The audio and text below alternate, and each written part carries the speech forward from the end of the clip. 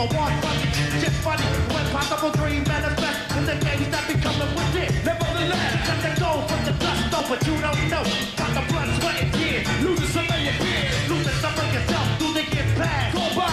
Hopefully it don't manifest. Later on in life, egomaniac, in the brainiac. Don't know how to act. Just beat 48 tracks. Jack the back on the deal, think he's gonna make a meal, but never will. Newly crosses over still. Still in your head with fantasies, double D's, just the sacrifice it takes to make the dream. Wanna be a rock superstar in the biz. Take shit from people who don't know what it is. Not what you was on for the days, but the price of fame is high. It's so can't take away. Being trapped in what you rap in the back. Tell me what happened when you lost clap. The rock you took started collapsing. No fans, no faith, no respect, no change. Look at everybody spit, don't you know? Wanna be a rock superstar.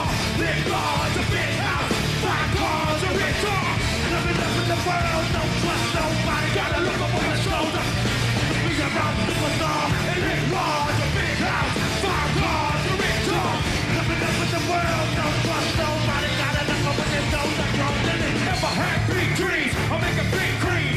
Big shot, heavy hitter on the big screen. Wanna look 20, independently. Be a star, man, never act greatly. Wanna have big fame, let me explain what happens to these stars in their big brain. Start to get played like all damn day.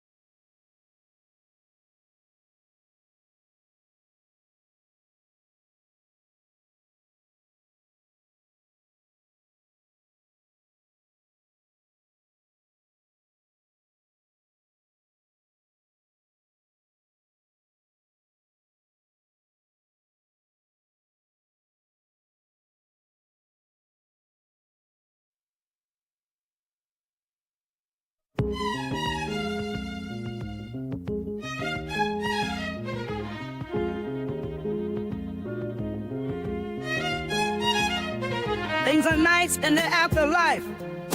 Everything looks so clear and bright. We all become ghosts after we die. Every ghost is the same color white. Everyone of me is so polite. I really fucking love being white. I don't care if you call me racist. Being white is the fucking greatest. So I was expecting some redneck shit. I thought all whites were supremacists. But all I see is white excellence. You should never feel white guilt for it. Everyone I meet is so polite. I really fucking love being white. I don't care if you call me racist. Being white is a fucking greatest.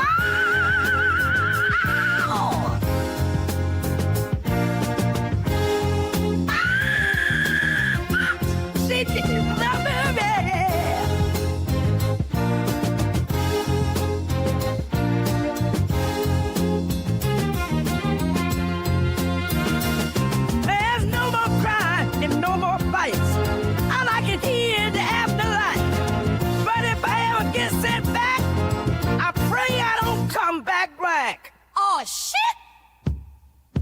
We are all sisters and brothers, but ghosts only come in one color.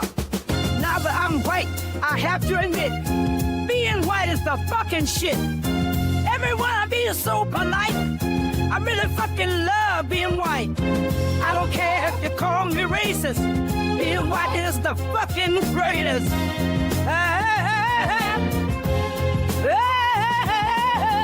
Everyone I meet is so polite. I really fucking love being white. I don't care if you call me racist. Being white is the fucking greatest. Oh, fuck yeah. Oh, fuck yeah.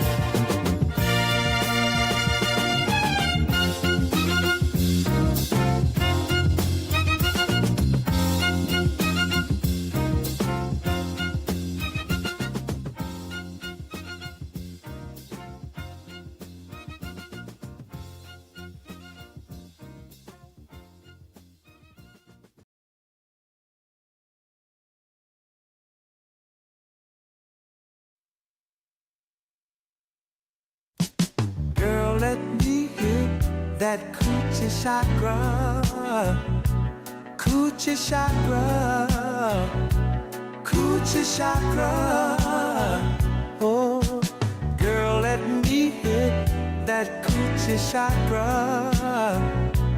Coochie chakra. Coochie chakra.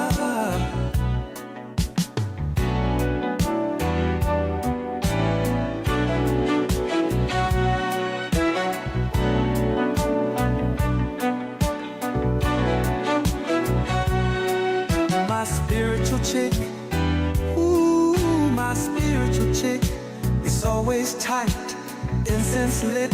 Bring the crystals, I'll bring the pipe. Do yoga on my shit all night, all night. Ooh, Phantom of the Opera. Girl, let me hit that coochie chakra.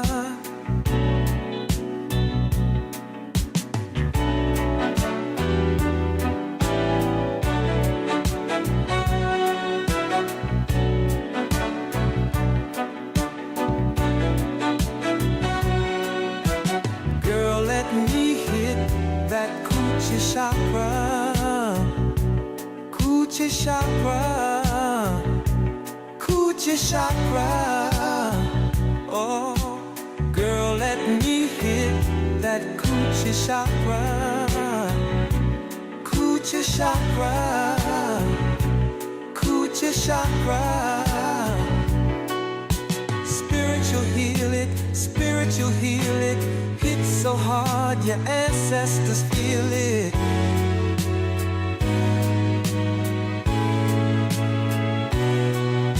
Spiritual heal it, spiritual heal it. Hit so hard your ancestors feel it.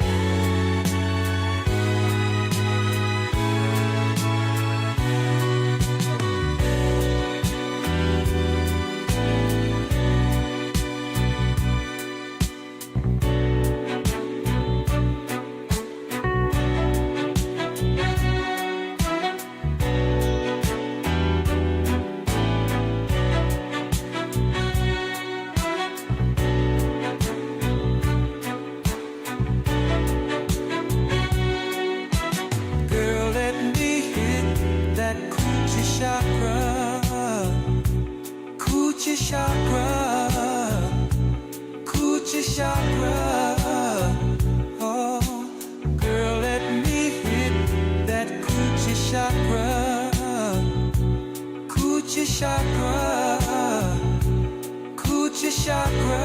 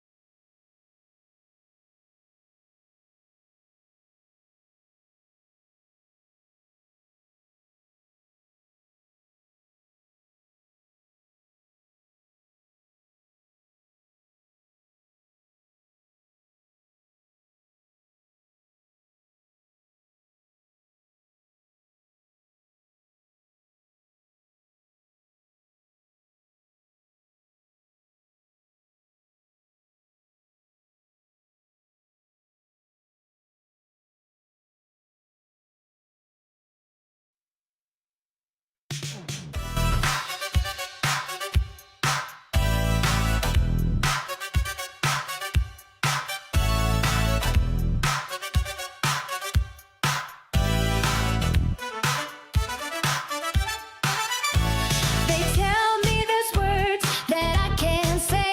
All their stupid rules are fucking gay.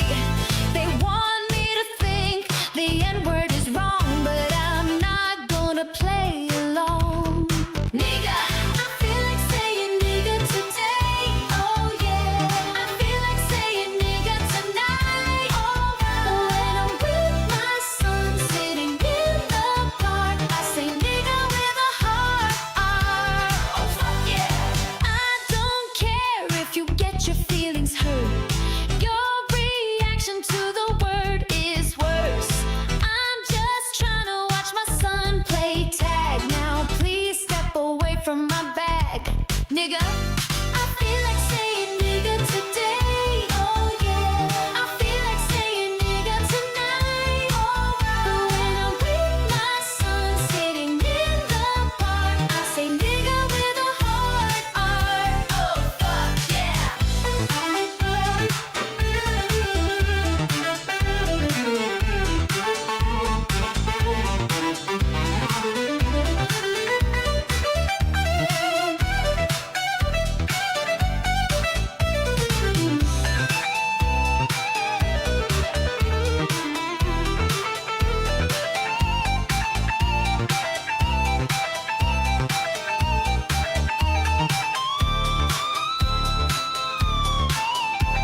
I yell the N-word every time I get robbed. Don't blame me, that's what they like to be called. I'm not a hater, I just love free speech. Now please keep your kid on a leash, nigga. I feel like saying nigga today. Oh yeah, I feel like saying nigga tonight. Alright, when I'm with my son sitting in the park, I say nigga with a heart. Oh fuck yeah! I feel like saying nigga today. Oh yeah, I feel like saying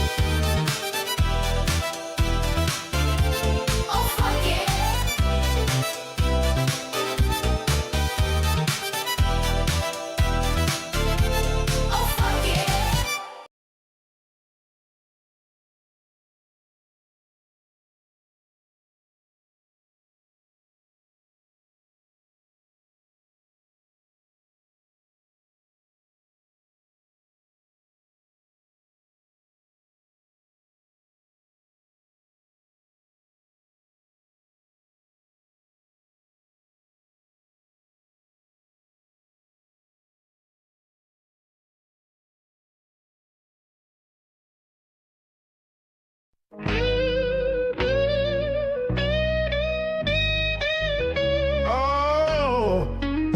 man, she says she want hood nigga. I keep the perk by the pound. The trunk stay bumpin', y'all know we run the town. Hood nigga. And I keep a bad bitch around. Thick bitch, long hair, yellow, white, red, brown. Hood nigga. And my Chevy sitting on 24s. Flats look like flapjack. Pancake, you ain't no hood nigga. I'ma play the game how it go. They can take me out the hood, but I'ma keep it hood for.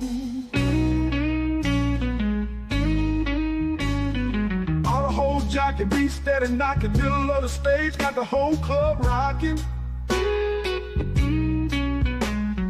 Nigga, you can hate, but the chick steady watching. Bet you can't do it on the stick.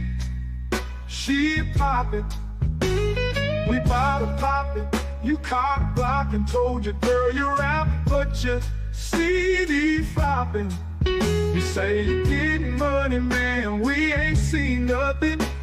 Your girl is persistent, she ain't stopping, man. She said she want hood nigga. I keep the perk by the pound. The trunk stay bumpin', y'all know we run the town. Hood nigga.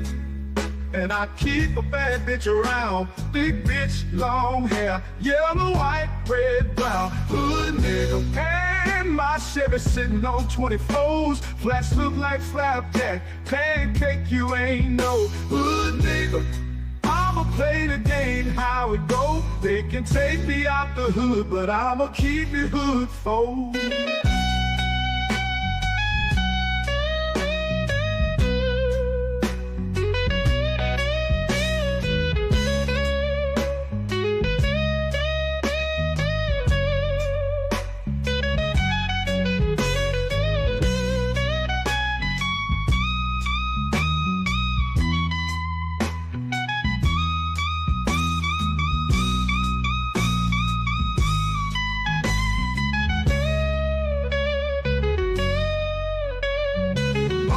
Jockey be steady knocking, middle of the stage, got the whole club rocking. Nigga, you can hate, but your chick steady watching. Bet you can't do it on the stick. She poppin', we bout to pop it. You cock blockin', told you girl you rap, but your CD flopping. You say you getting money, man, we ain't seen nothing. The girl is persistent, she ain't stopping, man. She said she want hood nigga. I keep the perk by the pound. The trunk stay bumpin', y'all know we run the town. Hood nigga. And I keep a bad bitch around. Thick bitch, long hair, yellow, white, red, brown. Hood nigga. And my Chevy sitting on 24s. Flats look like flapjack. Pancake, you ain't no hood nigga. I'ma play the game how it go. They can take me out the hood, but I'ma keep it hood for.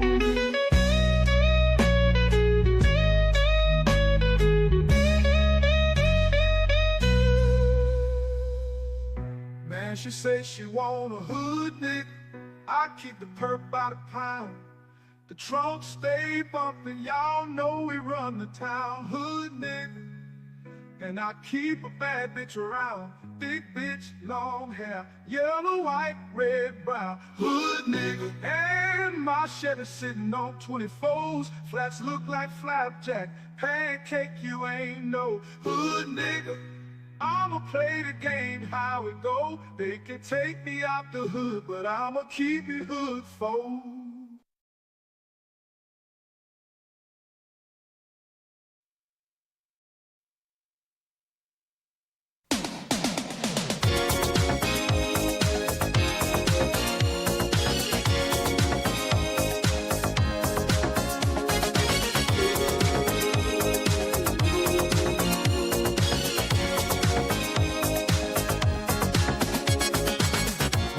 That I can't say.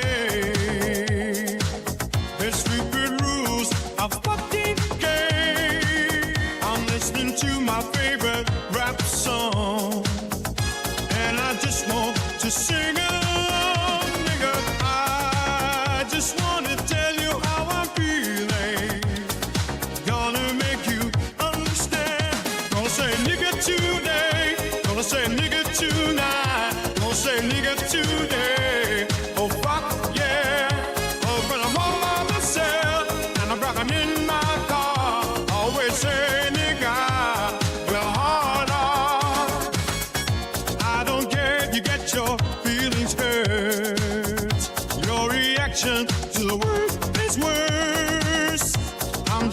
to celebrate black art. Now please step away from my car, nigga. I just want to tell you how I'm feeling.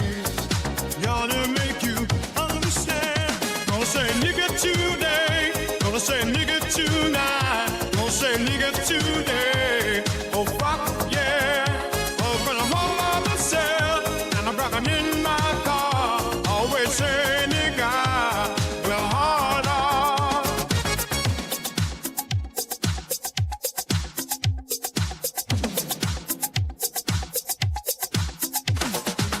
Gonna say Nick, gonna say Nick. Gonna say Nick, gonna say Nick. I sing the N-word every time I hear it. Don't blame me, I didn't write the lyrics. I'm not a hater, I just love rap songs. Please just let me sing along, nigga. I just wanna tell you how I'm feeling. Gonna make you understand. Gonna say nigga today. Gonna say nigga tonight. Gonna say nigga today. Oh fuck yeah. Oh, when I'm home by myself and I'm rocking in my car, always say nigga, well hard on. Gonna say nigga today. Gonna say nigga tonight. Gonna say nigga today. Oh fuck yeah. Oh, when I'm home by myself and I'm rocking in my car, always say nigga, well hard on. Gonna say nigga today. Gonna say nigga tonight. Gonna say nigga today. Oh fuck yeah. Oh, when I'm home by myself and I'm rocking in my car, always say nigga, well hard on.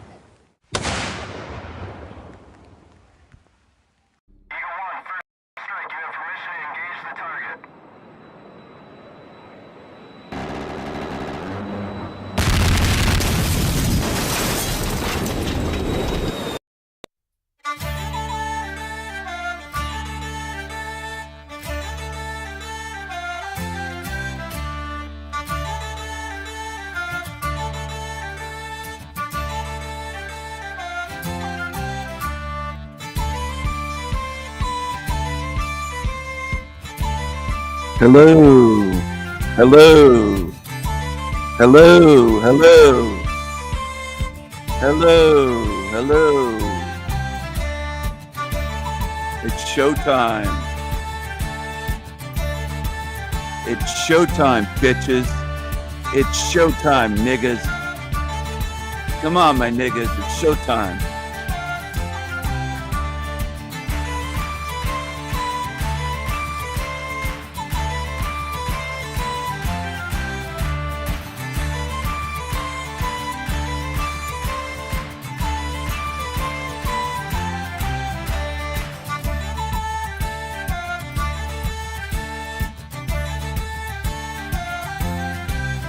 Come on, my niggas.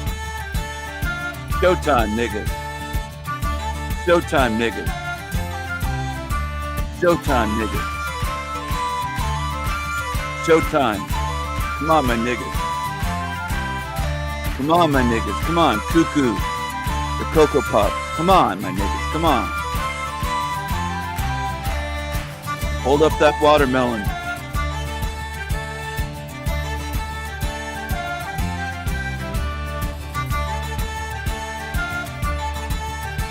You know you love it.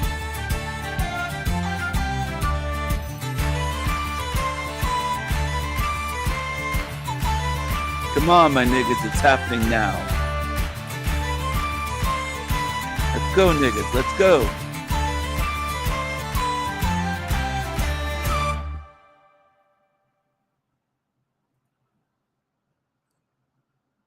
Hello, shout out to all my niggas tuned in tonight. How are my niggas doing? Let's go, niggas. This is other channels. I'm a quote truther, but I won't look into that. Won't look into that. That's too spiritual. I just want to study the stuff that scientists say, or stuff that's in the mainstream, or the big topics and the big channels on YouTube with 1 million followers or 200,000 or 500,000. That's what you want to do. You're a real truther. You want to follow the shit. You want to follow the famous frauds, don't you? I've been around a long time, and that's what people fall into. That's why people to this day say, well, I got into this. My awakening was following Alex Jones. I've known people like that for decades. They do a quick little Google search or YouTube search, and the first big famous face that pops up, they follow it for years. They want a famous idol to follow. They're not real truth seekers. They're followers. They're sheep. They're truther sheep. That's all they are. And if that upsets you, too bad. You're on the wrong channel then.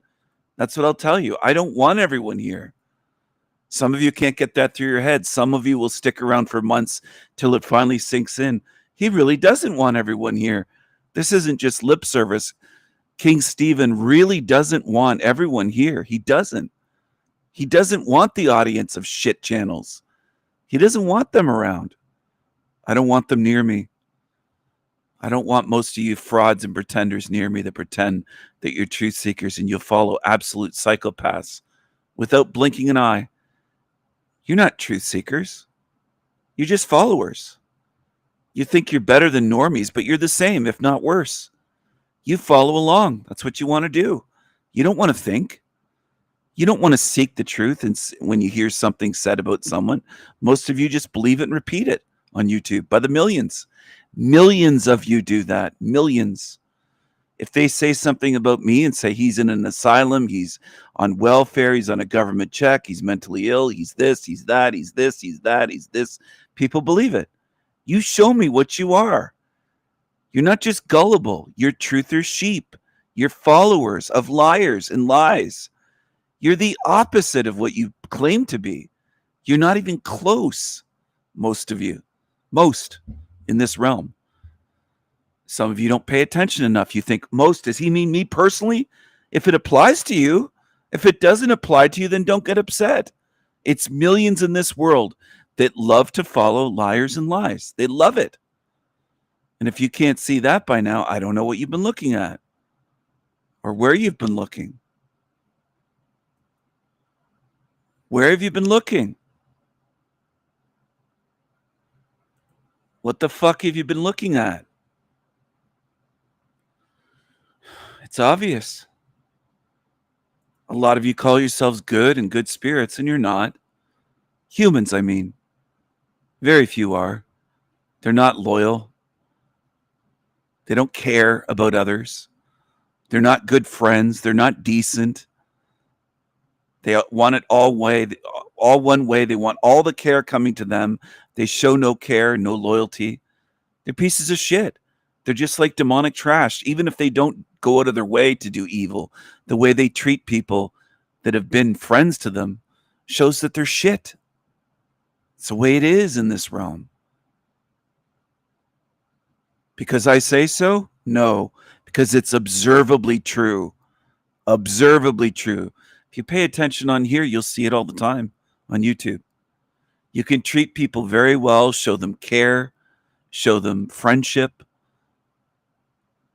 try to help them in various ways, and they'll just walk away like you're a nobody. You mean nothing.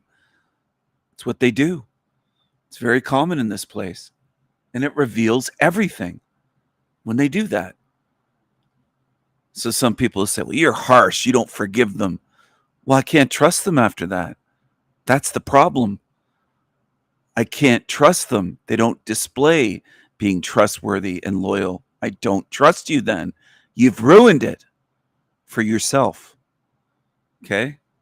Shout out to William if you're tuned in watching at some point. Shout out to you because you're a great example of that. You're a great example of that, William.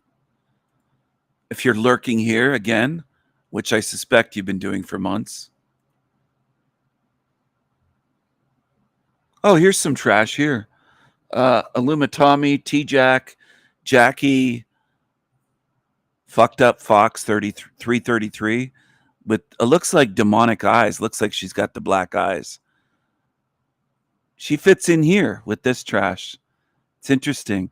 Who you hang out with reflects on you. She loves Meth Head, Messiah, Tommy, T-Jack, and Goblin, this creature, and Chuck, the guy that loves incest. I thought Jackie wasn't like them, but she is. She is. She even said on this channel, this live stream, that she, quote, quit King Stephen. She quit my channel. Well, you fit here. I'm glad you did. I'm glad you showed me where you fit in. You're in the perfect place for where you belong.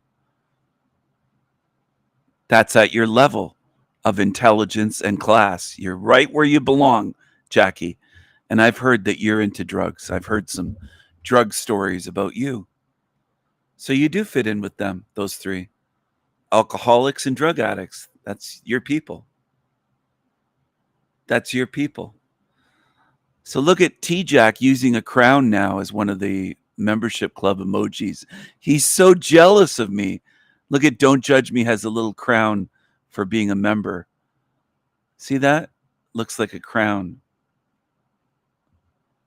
T-Jack, are you that jealous? He must be. It's about Jack being fearful. I like I that. think it's I like that short with the birdie, man. That was awesome. It was awesome. You can, if either of you guys want to share screen, don't play them. Black Yeah. Jesus. I might cry tonight, Black Jesus, and I'm not sure what you're doing. Look at Jackie sitting there smiling away and looking. She likes this. She likes the Mod God games and the hypocrisy. He's critical of others for playing Mod God. That's you, Tommy. That's you. That's you, Tommy. With your truth and honesty over there. Look at her eyes. And she smiles away with her teeth showing. And I don't hate you, Black Jesus. I like you to show. You don't have to hate me. You can't bring me on because you get humiliated. You can't control me. We'll pop that bottle of champagne whenever we win my little red-haired angel. That's not mine, but if we can win over my red-haired angel and make a change in her one day, like for her birthday or something, we'll pop that bottle of champagne. Can you play that short, Tommy, of Jack? The banana made. Which one? He just made it. It's about Jack being fearful. I like I that. think it's I all- like that short with the birdie, man. That was awesome. It was awesome. You can, if either of you guys want to share screen, don't play them. Black Yeah. Jesus. I might cry tonight, Black Jesus, and I'm not sure what you're doing with your truth and honesty over there. And I don't hate you, Black Jesus. I like you to show up, but I don't like hypocrisy. Like a Canadian artist knocking a dude for crying over authentic feels. So Jack doesn't get to come up tonight either. Neither does Bobby Tuesday. Black Jesus, come back next time. Because you're going to learn you're not all powerful and you're kind of a hypocrite yourself. Jackie thinks that's good. That's weak, Jackie. But you're a demon. You're right off. I don't care if you stay with them forever. You're a little bit confused, you and DJM and others that think I care and want you on my channel. I don't want you. I'd never accept you back here again. I see through you. I see what you are. I see exactly what you are. Your face reveals it. Your eyes reveal it. All of you reveals it. I hope you like this realm, Jackie. You're staying here with the demons. You're real smart. You can talk about owning a house and this and that in your job, but this is where you're going to stay. You're a stupid ass demon, and all of you reveals it. You reveal what you are. I'm your panel verse president. Look at her. She loves that. I get the last laugh. He says he's panelverse president. You're following a drug addict that's delusional. He has no power in this realm whatsoever. He started the panelverse president thing because I call myself King Stephen. Just like London calls himself KJV. They're copycats. They're weak. And you demons love that. Somehow you have it warped in your mind, believing copying is strong. It's weak. I'm the original. I'm gonna I'm the king of kings. And watch her leave. Watch this. pull a DJM and I have to go switch laundry. I'll be back. Oh, she's got to go leave. Black eyes. Look at the deep demonic eyes of Jackie. Her eyes have turned black since she's been hanging out with demons. I hope people understand, because I do show you something here if you pay attention. And that's one of the things that Kripali used to complain about after she left my channel. She said, I hate it when he tells people to pay attention, because it's something demons hate to do. They don't want to learn anything. It hurts their brain to try to pay attention. They don't like to pay attention. They think that's a punishment to pay attention and learn something. But I'm going to show you what they are. I'm going to show you what they are.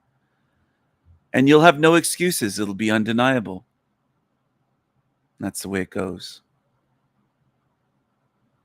Hello, Anafe. Hello, good to see you. Great to see you.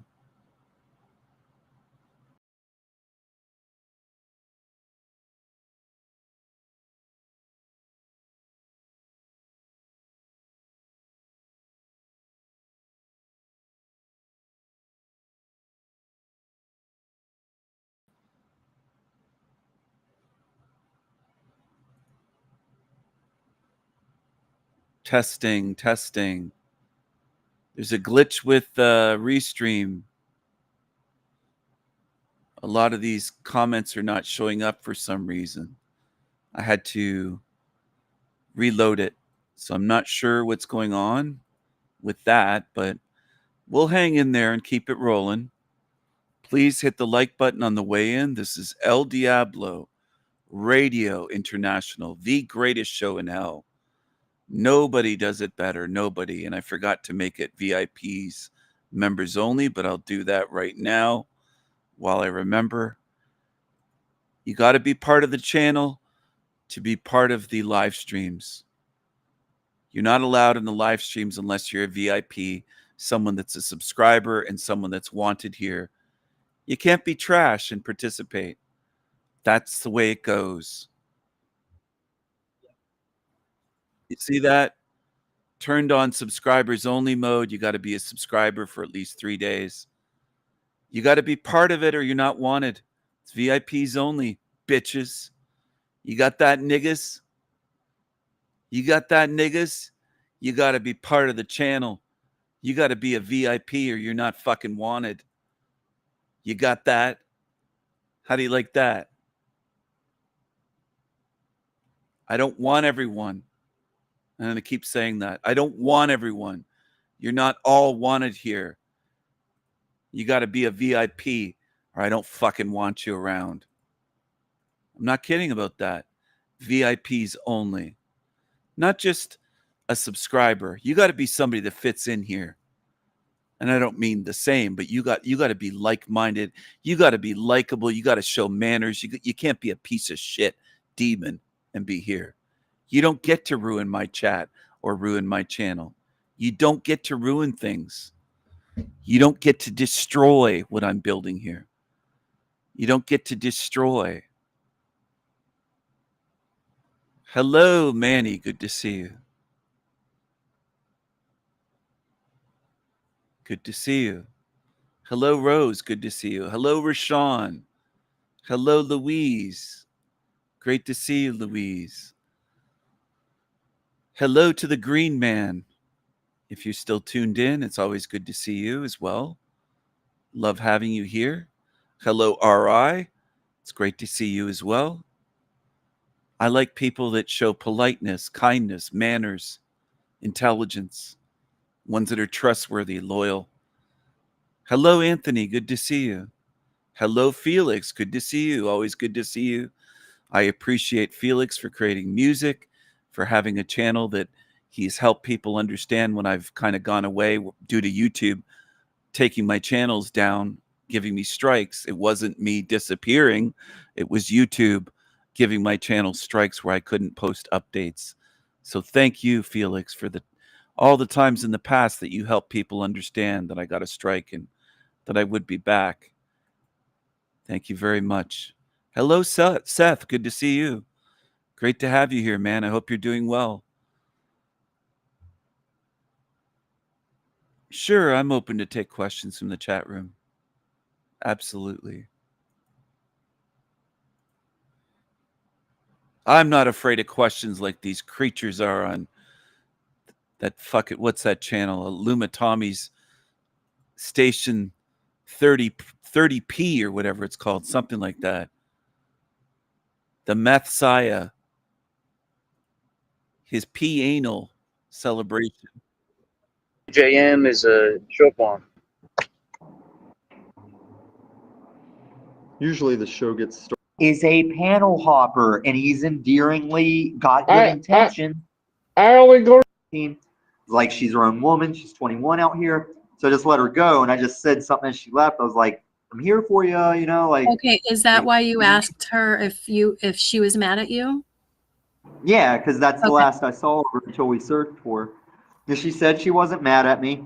I asked her if she was okay and everything. This guy's obsessed with people being mad at him or him being mad at people. He tries to guess when someone's mad at him.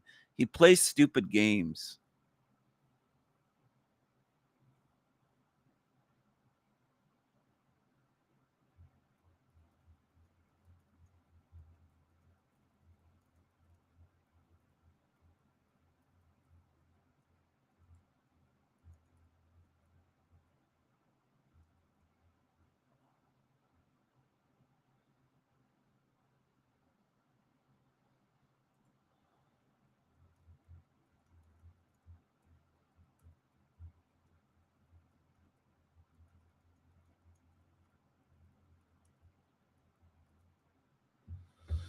I'll address this. I don't know why I was typing it, but yeah, it's very common for people that go deeply into real truths about this realm and spirituality for no blood relatives to get it. This is very common, not just with me, but with everyone here that's been on my channel that's opened up about that. Most of the time, nobody in their personal life or family gets it. Now, my girlfriend gets my perspective and my model. She understands why, and one of her grandmothers viewed this realm as a hell realm as well. Was a spiritual, good-hearted being. She's passed away, but she was very close with her grandmother.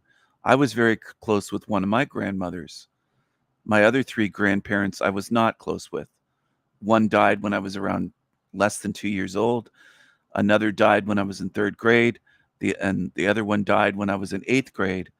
So in childhood, 3 of my grandparents were gone, and I didn't spend much time with them or get to know them.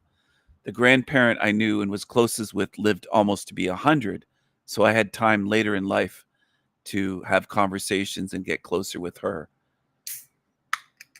And she understood that I'm a good spirit. She could tell that and loved me and liked me being around and was thankful for my help when I would go visit her and help her out with her house and her yard work and her gardens and things like that. It's difficult. I'm sorry to hear that, Rose. It's difficult to lose a grandparent, especially if it's one that you're close with or live nearby, if they live in the same city or state. It's difficult. It's a difficult loss.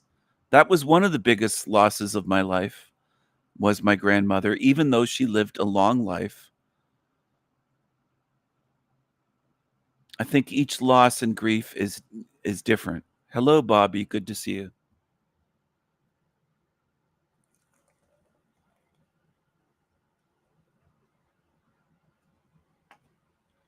I'm going to say something here. What I speak about on my channel is far more difficult for people to grasp than flat earth, let's say. Some people might look at you normies as though that's crazy. But what I talk about is this whole system. I'm not just talking about the shape of the earth or fake space or how they lied about this and how water finds its level. I'm talking about things far deeper than flat earth.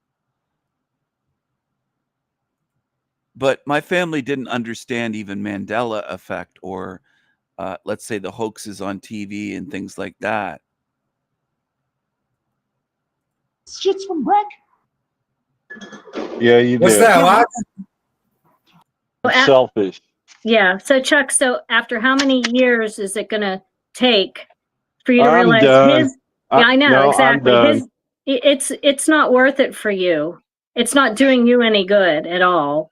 I thought maybe I could reach him on a No. on a personal level, because I've walked down that same path, but I've walked down that same path. Look at this. This is the one that they should keep. This Stephen gave it and don't judge me. They're all scumbags over there. And for the people that don't understand, it's not beef. Some of you are confused, and I know this because some of you have said it. It's not beef. It's not me being upset. It's not hard feelings. I see them as Team Evil scumbags. What you see on the screen, I see them as cockroaches.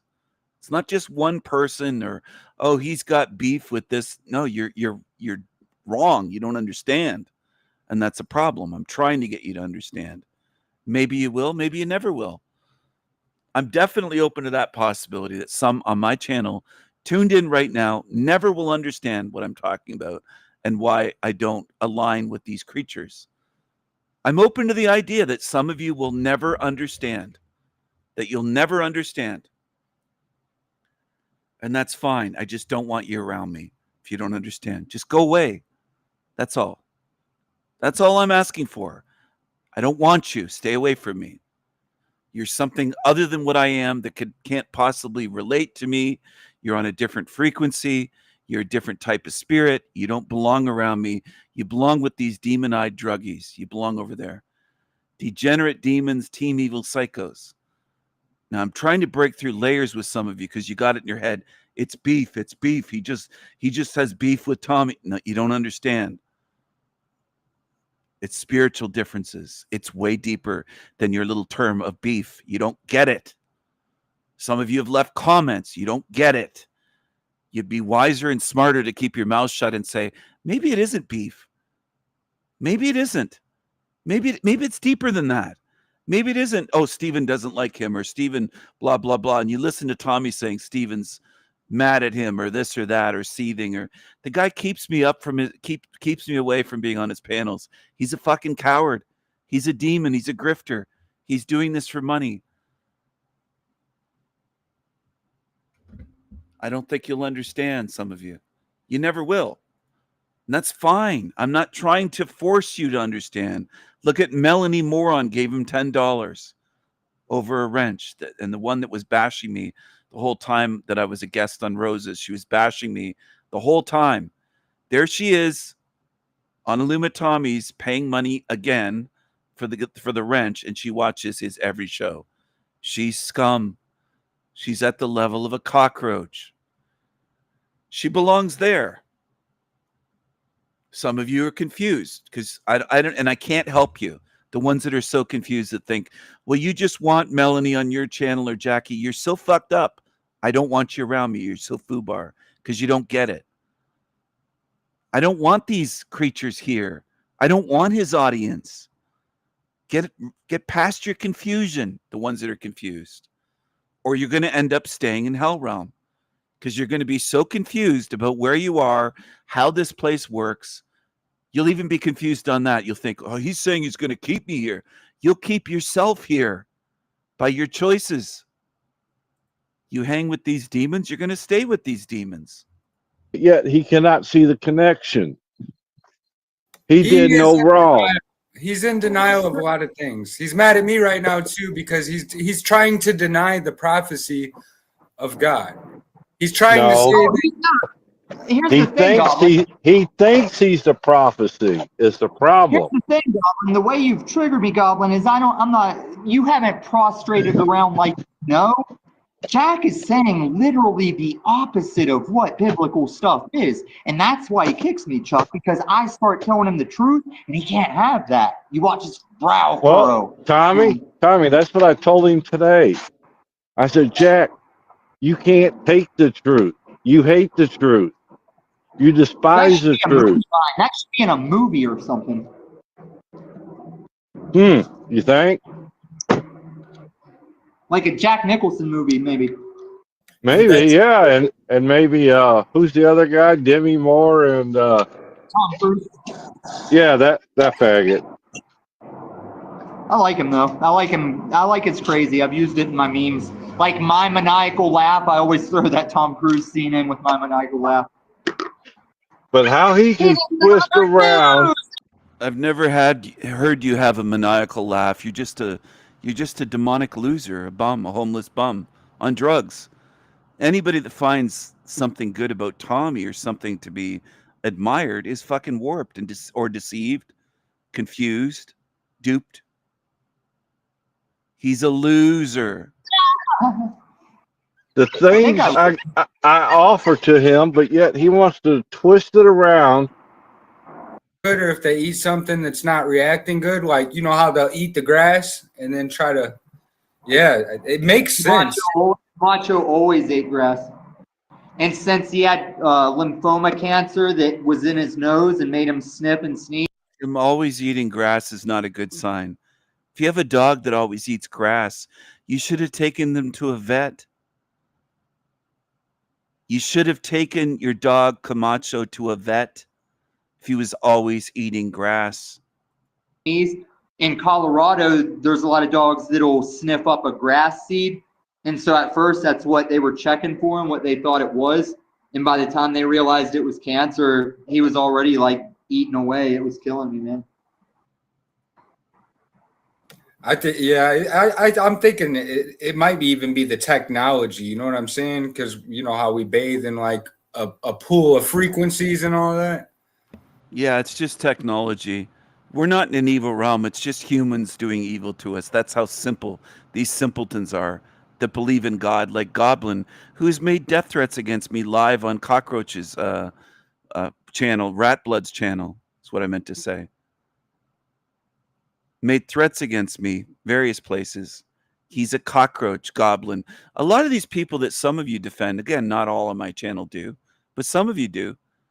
You're defending demons. So in the end, do you think I'm going to trust you? At best, I'm going to say to some of you, when you're trying to get out of here, I don't know you. And you'll say, help, Stephen. Demons are surrounding me. I'll say, good, I don't know you. Look who you defended here in this realm. You defended creatures that made death threats against me. Threats of violence. You didn't care about that. Why should I care about you?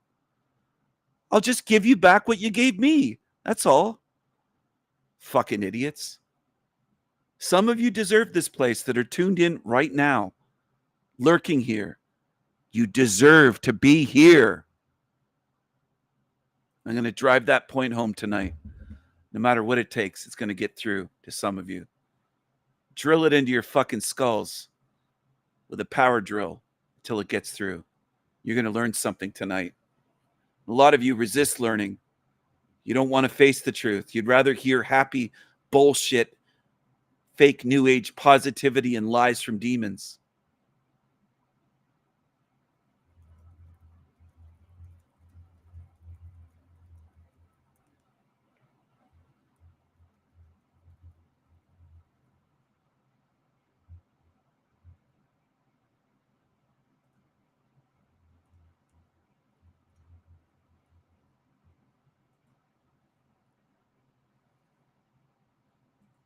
Wake the fuck up. Start paying attention when you're on here. Learn something. Don't just try to treat my channel like it's entertainment or comedy. You can go anywhere for that shit. Some people think that's where a lot of the schizophrenic is coming from. It's possible. Yeah, it's possible. It's all our doing. It's not God's design. It's all on humanity again. It's the frequencies, right? That's where cancer comes from, and schizophrenia and drug addiction. It's all on the frequency. It's not that it has nothing to do with whatever created this realm. They're not at fault. Go worship that as a god, you fucking losers. Go do blood sacrifices, as Tommy said. Look at this Jackie. She loves degeneracy, and you can see it now. Oh, it's just clear. But then again, things just crystal clear. Happen when they happen as well. She's as degenerate as Tommy and Goblin and Chuck. Yep. I mean, they do act like with the chemtrails, a lot of aluminum and metals are coming out of the sky. And there's already the bug apocalypse and stuff that's going to shake down us. But what I remind my fellow Christian people in Christ, this is biblical. Like, we're all going to go when God says we're going to go. And the fact that Jack is so distraught and so sweating it and says, I'm not representing Christianity, he's spreading this. Not only does he spread the save yourself falsity, he spreads his actual fear of all this shit whenever the Bible has it all covered. Like, it's all covered in the Bible. Not only how to handle it, but what is to come still. Yeah, that's a fact. And I mean, I can't even give him like the Gnostic pass because, you know, I have a lot of Gnostic beliefs and what he said. Gnostic beliefs. You're a fucking tool. You're a moron. You're a degenerate goblin, a drunk, and a violent little cockroach. I'd step on you and squash you like a bug. Says it doesn't even resonate with that. So I mean, because you'd never attack me because I'd fucking squash you, you little fucking creep.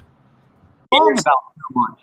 He's wrong about so much and doesn't know what he's talking about. Him and Paul have this thing in common that just in the moment they speak what they're feeling, and that's why they contradict themselves so often. Because that moment changes on the next stream. Yep. Did I say this was bottled in Breckenridge, Colorado? Shit's from Breck. Yeah, you did. What's that? What? We'll pop that bottle of champagne whenever we win my little red-haired angel. That's not mine, but if we can win over my red-haired angel and make a change in her one day, like for her birthday or something, we'll pop that bottle of champagne. Can you play that short, Tommy, of Jack? The banana made? Which one? He just made it. It's about Jack being fearful. I like that. think it's I all- like that short with the birdie, man. That was awesome. It was awesome. You can, if either of you guys want to share screen, I'll play them. Black Jesus. I might cry tonight, Black Jesus, and I'm not sure what you're doing with your truth and honesty. Oh, you're going to cry again? You can't bring me onto your open panel. You afraid of Black Jesus? And look at Jackie sitting there. I'm glad you showed what you are, though, Jackie. I'm glad you're not on my channel anymore. Feels good to not have you around me. You two-faced, don't judge me, bitch. You're the same as that bitch. No difference. Over there. And I don't hate you, Black Jesus. I like you to show up, but I don't like. I don't care if you do hate me. I show up and you can't bring me on because you're a pussy. T-Jack, you're a pussy. You're just like Jack. You're doing the same thing as Jack. You're a pussy. You're a pussy. Go cry again. Ee, ee. Cry your little dolphin tears. Ee, ee, ee, ee, ee, ee. Hypocrisy, like a Canadian artist knocking a dude for crying over authentic feels. So Jack doesn't get to come up tonight either, neither does Bobby Tuesday. Black Jesus, come back next time, because you're going to learn you're not all powerful and you're kind of a hypocrite yourself. I'm your Panelverse president. I'm gonna. Then he says he's the Panelverse president. You're a drug addict. You're weak. You're a homeless bum. You're a loser. And you are a crybaby. You're a crybaby pussy. T-Jack, you can't even bring me on the panel. You're afraid of me. I love it. I love it. Pull a DJM and I have to go switch laundry. Right when he says that, he leaves. Or she leaves, sorry. Well, it might be a he. I don't know. The voice almost sounds like a trans. I'll be back. I think I'll do some. Transformers, more than meets the eye. laundry too. Hey, Jackie, go pray to your God. Go pray to your God for a few more decades, you dumbass. Go pray to your demon. Have fun. But yeah,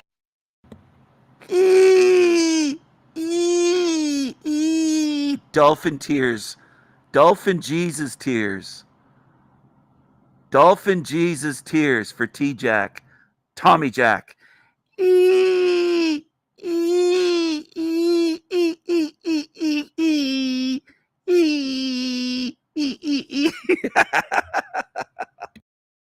anything you guys want me to play, just throw it in the back because I'm on a phone.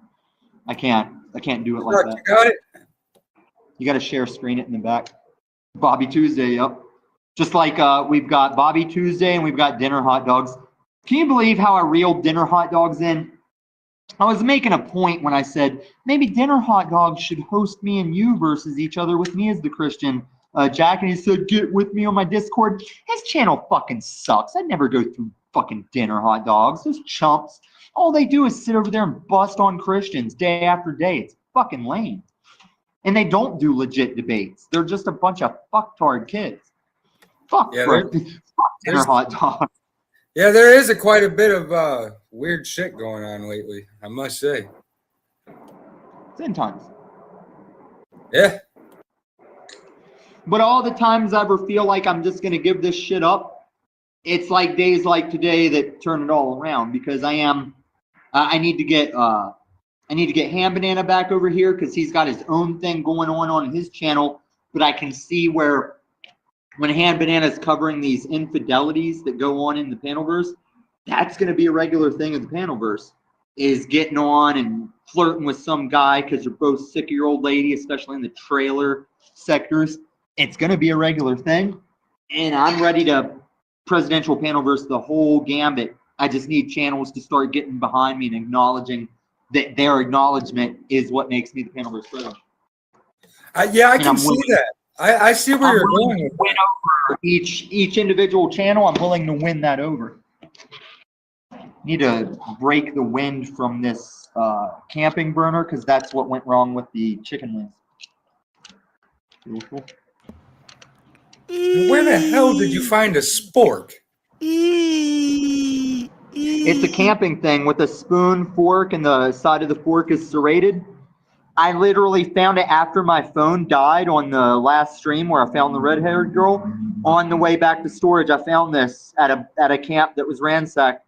I found it, Ajaxed it, alcoholed it, did all the things that like an OCD would do. Because I haven't been able to find one of these at any store ever since I wanted one. Yeah, that's what's up, man. Praise God. Yeah. I use one of those cards, like the cards that got all. And where the hell did you find a spork? I like when he says praise God. That's for all the dummies. You go hang out with the demons that praise God. Praise God, he found a spork. Praise God for someone else's trash in a trashy hell realm, sewer, matrix. Praise God, you fucking morons.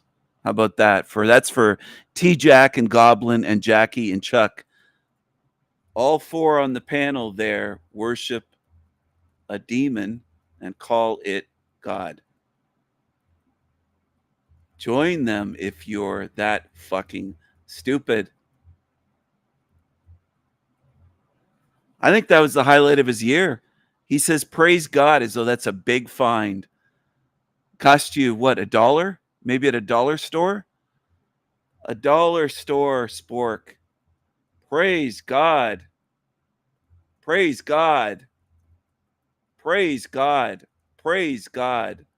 T-Jack found a spork as children suffer and die of leukemia. Praise God. Our God is an awesome God. Our God is an awesome God. In case some of you don't know what I'm doing, I'm trying to break through to the fucking programmed, retarded ones that are stuck here, lurking, but believing in their demonic God and praising it. You're fucked. And you need somebody to give your head a shake because you haven't been able to do it yourself in 30, 40, 50, 60, 70 years. You haven't been able to do that for yourself. You need help. You're praising God for dollar store shit as children suffer and die. You're fucking stupid and selfish, and your view is tiny. It doesn't go beyond yourself. Some of you are like T-Jack that are tuned in right now, potentially lurking. You're like that. You praise God, and you're fucking stupid, degenerate, selfish.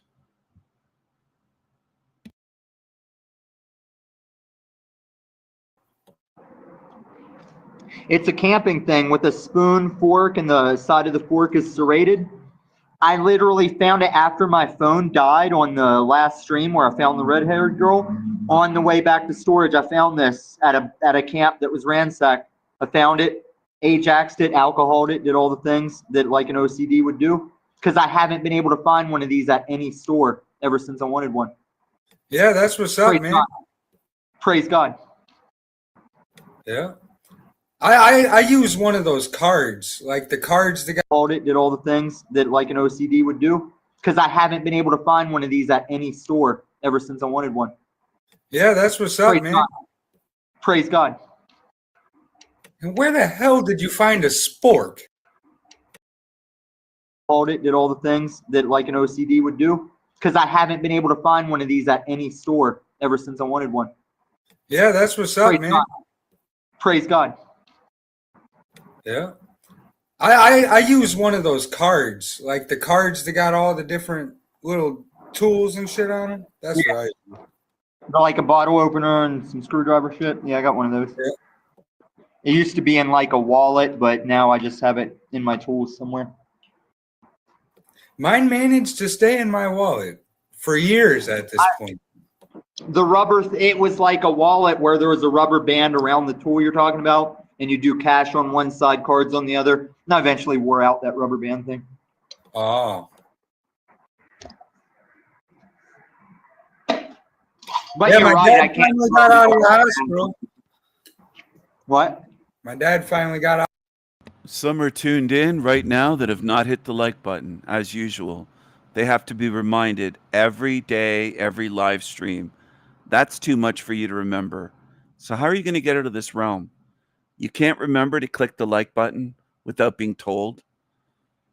Click the like button. Friendly reminder. Otherwise, you don't belong here. What are you doing here? You're not wanted here. If you can't do that. That's simple. It takes half a second. I don't want you if you can't do that. You can't even do that. You're too lazy to be here. You didn't pass the test. You're too lazy. Go away. Out of the hospital. Only a couple weeks. 50-something thousand, bro. That's crazy. Yeah. Imagine if he had to be medevac there. Yeah. I was just hoping, they didn't try to push that jab on him because I know that he doesn't want to do it. Here's the thing. This is what all these truthers forget. No matter what rolls out, no matter what they do, you as that man, the flesh and blood, no one can ever tell you to penetrate yourself with the thing, whether it's a penis or a needle. The only one you don't have a lot of say over is a bullet, and you can still wear vests and shit. But as far as morality, no one can tell you that you have to be penetrated by anything. Yeah, that's true. It's just because, morality, no one can tell you that you have to be penetrated by anything. Yeah, that's true. It's just because, he's a TBI patient, and they like to do that smooth talk kind of stuff, And I was a little concerned about that for a while there. The fuck I am? Yes, I am. I'm your Panelverse president. And I'm having a day, man. I'm having a day. I got a lot of work done in the storage. You're a messiah. You're not a Panelverse president. You're a loser. You're a loser. So it's almost going to be the studio that I can just stream that. And it has me so stoked. It couldn't have been better had I found her halfway through. The fact that I was done because it was hot and I'd been pedaling up hills and shit. The fact that I gave up And the elevator I was waiting for to go up and get on the train or go over the overpass to get the train, she came out of the elevator, bro. I mean, you can't write this shit. And so thank you to everybody that cashed apped on her behalf. It'll still go toward her. And tomorrow the mission will be, I'm going to go get my free upgrade phone and then set this phone up I'll set up with the free text app, put the number on it already, put it in my new phone, and go find her and give this to her and tell her, hey, I'll try and sell it to her like, hey, start working with me on this channel. And these people will love you and they'll help you because I can't do it alone. That's what's up. Hi. Hi, Tommy. Hi, Jackie, Chuck, Goblin. Tommy, yes, just to piggyback off that, the timing is insane. It is. I mean, you were about to get on that elevator. And in hindsight, did she walk out of the elevator? yeah. That's crazy. And we locked eyes too, and I don't know how to read it because I was excited too, and she probably didn't know how to read it because I had sunglasses on. You locked eyes. Did they run away and think you were a homeless bum drug addict? Well, you But were sorry. I'm glad she sat there and talked to me and answered my questions because Does that vest you wear stink? Has it been washed this year? Has that vest been washed this year? hindsight, I would have just went with her a little ways and talked to her longer. But she had a couple more outdoorsmen with her, so I was kind of thrown off. And they weren't like defensive or offensive because I do believe her that she rolls solo because she's smart like that. But and I believe her when she says she's never spread her legs for drugs or anything. Because if she was, she wouldn't be out. If she's gonna spread her legs for fentanyl, she wouldn't be outside. She'd be spreading her legs to stay somewhere, and she doesn't. No, she's still young. Did she just start fentanyl? I mean, she's still young. Give her time. Well, think about this. Well, no, because she's still young. Did she just start fentanyl? Been with her, so I was kind of thrown off. And they weren't like defensive or offensive because I do believe her that she rolls solo because she's smart like that. But and I believe her when she says she's never spread her legs for drugs or anything. Because if she was, she wouldn't be out. If she's gonna spread her legs for fentanyl, she wouldn't be outside. She'd be spreading her legs to stay somewhere, and she doesn't. No, she's still young. Did she just start fentanyl? I mean, she's still young. Give her time. Well, think about this. Well, no, because she made a big stance at me that she's sick of people assuming it. She's the one that taught me to keep me on the street side with her on the inside so that people don't think I'm pimping her. I didn't even know that was a rule. And I took 2.5 miles off the street. She told me that because she didn't like creepers rolling up like she was getting pimped out. She probably gets that a lot. Yeah, I she remember. does. I've been there. She's Just a kidding. beautiful young lady. Even I am stricken by her as like celibate bachelor dude. I'm like, you are gorgeous. You're gorgeous. I'm She surprised you needs don't get hit. protection. She definitely needs protection. Can you get her I a do. gun?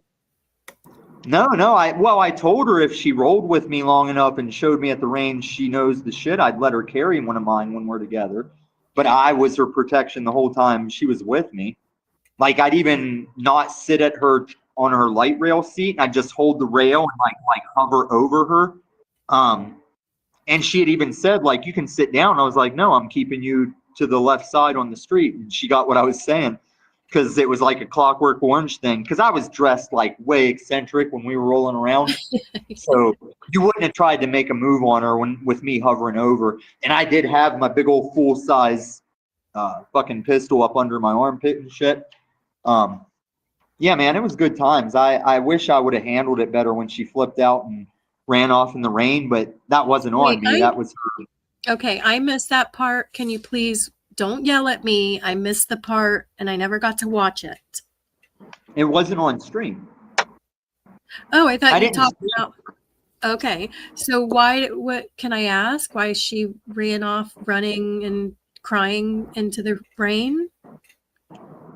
Because this was all not online. This was just me. All right, I'll start from the beginning for everybody. Thank you. She's 21 right now. So that means When I took off for my traveling season on the winter, she's the girl I said when I got on the light rail to head for the bus station to travel for the winter. She was asleep on a seat and I accidentally hit her with my bag in the head and I felt bad and gave her $5. But then as I looked at her laying there and we were passing places, I thought about that I was with Camacho and shit. On the way to the Greyhound, I literally like kind of said a prayer over her and started crying and shit. Yeah. And she doesn't know any of that. And I never even saw her face. I just saw leaves in her hair from where she had like slept on the ground and shit. I'm gonna And cry. so, shut the fuck up. You asked, shut up. Now, when I left the hotel, some people think, did I say this was bottled in Breckenridge, Colorado? Shit's from Breck. Yeah, you What's did. that? What? Breckenridge, Colorado. The banana maid. Which one? He just made it. It's about don't have a Jack short being fearful. I like I think that. it's I all- like that short with the birdie, man. That was awesome. It was awesome. I'm gonna pull a DJ. Just made it. It's about don't have a Jack short being fearful. I like I think that. it's all- I like that short with the birdie, man. That was awesome. It was awesome. You can, if either of you guys want to share screen, I'll play them. Black Yeah. Jesus. I might cry tonight, Black Jesus, and I'm not sure what you're doing with your truth and honesty over there. And I don't hate you, Black Jesus. I like you to show up, but I don't like hypocrisy. Like a Canadian artist knocking a dude for crying over authentic feels. So Jack doesn't get to come up tonight either. Neither does Bobby Tuesday. Black Jesus, come back next time. Because you're going to learn you're not all powerful and you're kind of a hypocrite yourself. I'm your Panelverse president. I'm gonna pull a DJM and I have to go switch laundry. I'll be back. I think I'll do some laundry too. Have fun. But yeah, anything you guys want me to play, just throw it in the back because I'm on a phone. I can't do it like Look, that. you got it. You got to share screen it in the back. Bobby Tuesday, yep. Just like we've got Bobby Tuesday and we've got dinner hot dogs. Can you believe how I reeled dinner hot dogs in? I was making a point when I said maybe dinner hot dogs should host me. Yeah. But all the times I ever feel like I'm just going to give this shit up, it's like, Yep. did I say this was bottled in Breckenridge, Colorado? Shit. Did I say this was bottled in Breckenridge? Yourself. I'm your Panelverse president. Of Jack. What you're doing with your truth and honesty over there. And I don't, Rich, Colorado, shit's from Breck. Yeah, you What's did. that? What? We'll pop that bottle of champagne whenever we win my little red-haired angel. That's not mine, but if we can win over my red-haired angel and make a change in her one day, like for her birthday or something, we'll pop that bottle of champagne. Can you play that short, Tommy, of Jack? The banana maid. Which one? He just made it. It's about have Jack a short being fearful. I like I that. think it's I all- like that short with the birdie, man. That was awesome. It was awesome. You can, if either of you guys want to share screen, I'll play them. Black Yeah. Jesus. I might cry tonight, Black Jesus, and I'm not sure what you're doing with your truth and honesty over there. And I don't hate you, Black Jesus. I like you to show up, but I don't like hypocrisy. Like a Canadian artist knocking a dude for crying over authentic feels. So Jack doesn't get to come up tonight either. Neither does Bobby Tuesday. Black Jesus, come back next time. Because you're going to learn you're not all powerful and you're kind of a hypocrite yourself. I'm your Panelverse president. I'm gonna pull a DJM and I have to go switch laundry. I'll be back. I think I'll do some laundry too. Have fun. But yeah, anything you guys want me to play, just throw it in the back because I'm on a phone. I can't do it like Look, that. you got it. You got to share screen it in the back. Bobby Tuesday, yep. Just like we've got Bobby Tuesday and we've got dinner hot dogs. Can you believe how I reeled dinner hot dogs in? I was making a point when I said maybe Dinner Hot Dogs should host me and you versus each other with me as the Christian. Jack, and he said, get with me on my Discord. His channel fucking sucks. I'd never go through fucking Dinner Hot Dogs. Those chumps. All they do is sit over there and bust on Christians day after day. It's fucking lame. And they don't do legit debates. They're just a bunch of fucktard kids. Fuck, Yeah, fuck Dinner Hot Dogs. Yeah, there is quite a bit of weird shit going on lately, I must say. 10 times. Yeah. But all the times I ever feel like I'm just gonna give this shit up, it's like days like today that turn it all around, because I need to get Ham Banana back over here because he's got his own thing going on his channel. But I can see where when Ham Banana is covering these infidelities that go on in the Panelverse, that's gonna be a regular thing of the Panelverse, is getting on and flirting with some guy because you're both sick of your old lady, especially in the trailer sectors. It's going to be a regular thing, and I'm ready to presidential Panelverse the whole gambit. I just need channels to start getting behind me and acknowledging that their acknowledgement is what makes me the Panelverse president. Yeah, I can see that. I see where you're.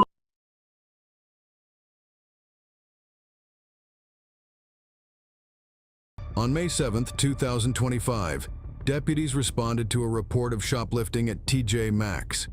According to loss prevention personnel, 2 female suspects were observed concealing multiple items in bags. The suspects exited the store without attempting to pay, passing all points of sale. Loss prevention was able to provide a description of the vehicle the suspects fled in. Deputies located the vehicle shortly thereafter and conducted a traffic stop. Cover.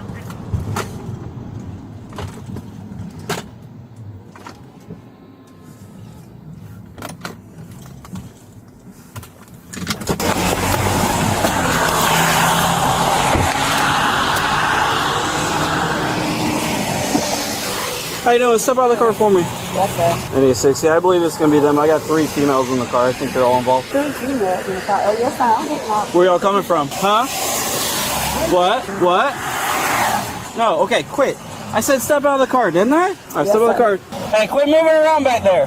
Give me another unit here. I've got a bunch of stolen TJ Maxx stuff in the back.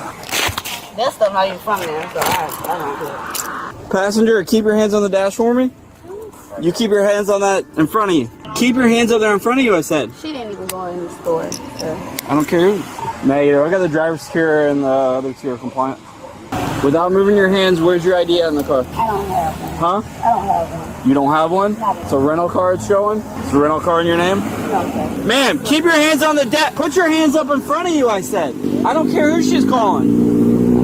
You understand? Don't drop your hands. To the car with, can I lean up a little bit? What? The car with, can I lean up a little bit? I'm not going to run. Anything crazy. Yep, I just need to keep an eye on them from Oh, where you're yes, at. sir. I've got 3 in the car. I've got driver secure, still 2 in the car. Driver's black shirt and jeans. Front passenger, a pink shirt and pink shorts. Back passenger is a pink tank top, like a pink sports bra kind of, and multicolored leggings.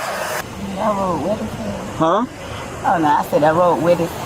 I've got hands up on both of the passengers. If you want to get one of them out, you can. I just didn't want to. I just got a driver out. She's in cuffs right now. So whichever one you want, and then the other one, keep your hands on the cuff her up. They match the description, so keep your hands over.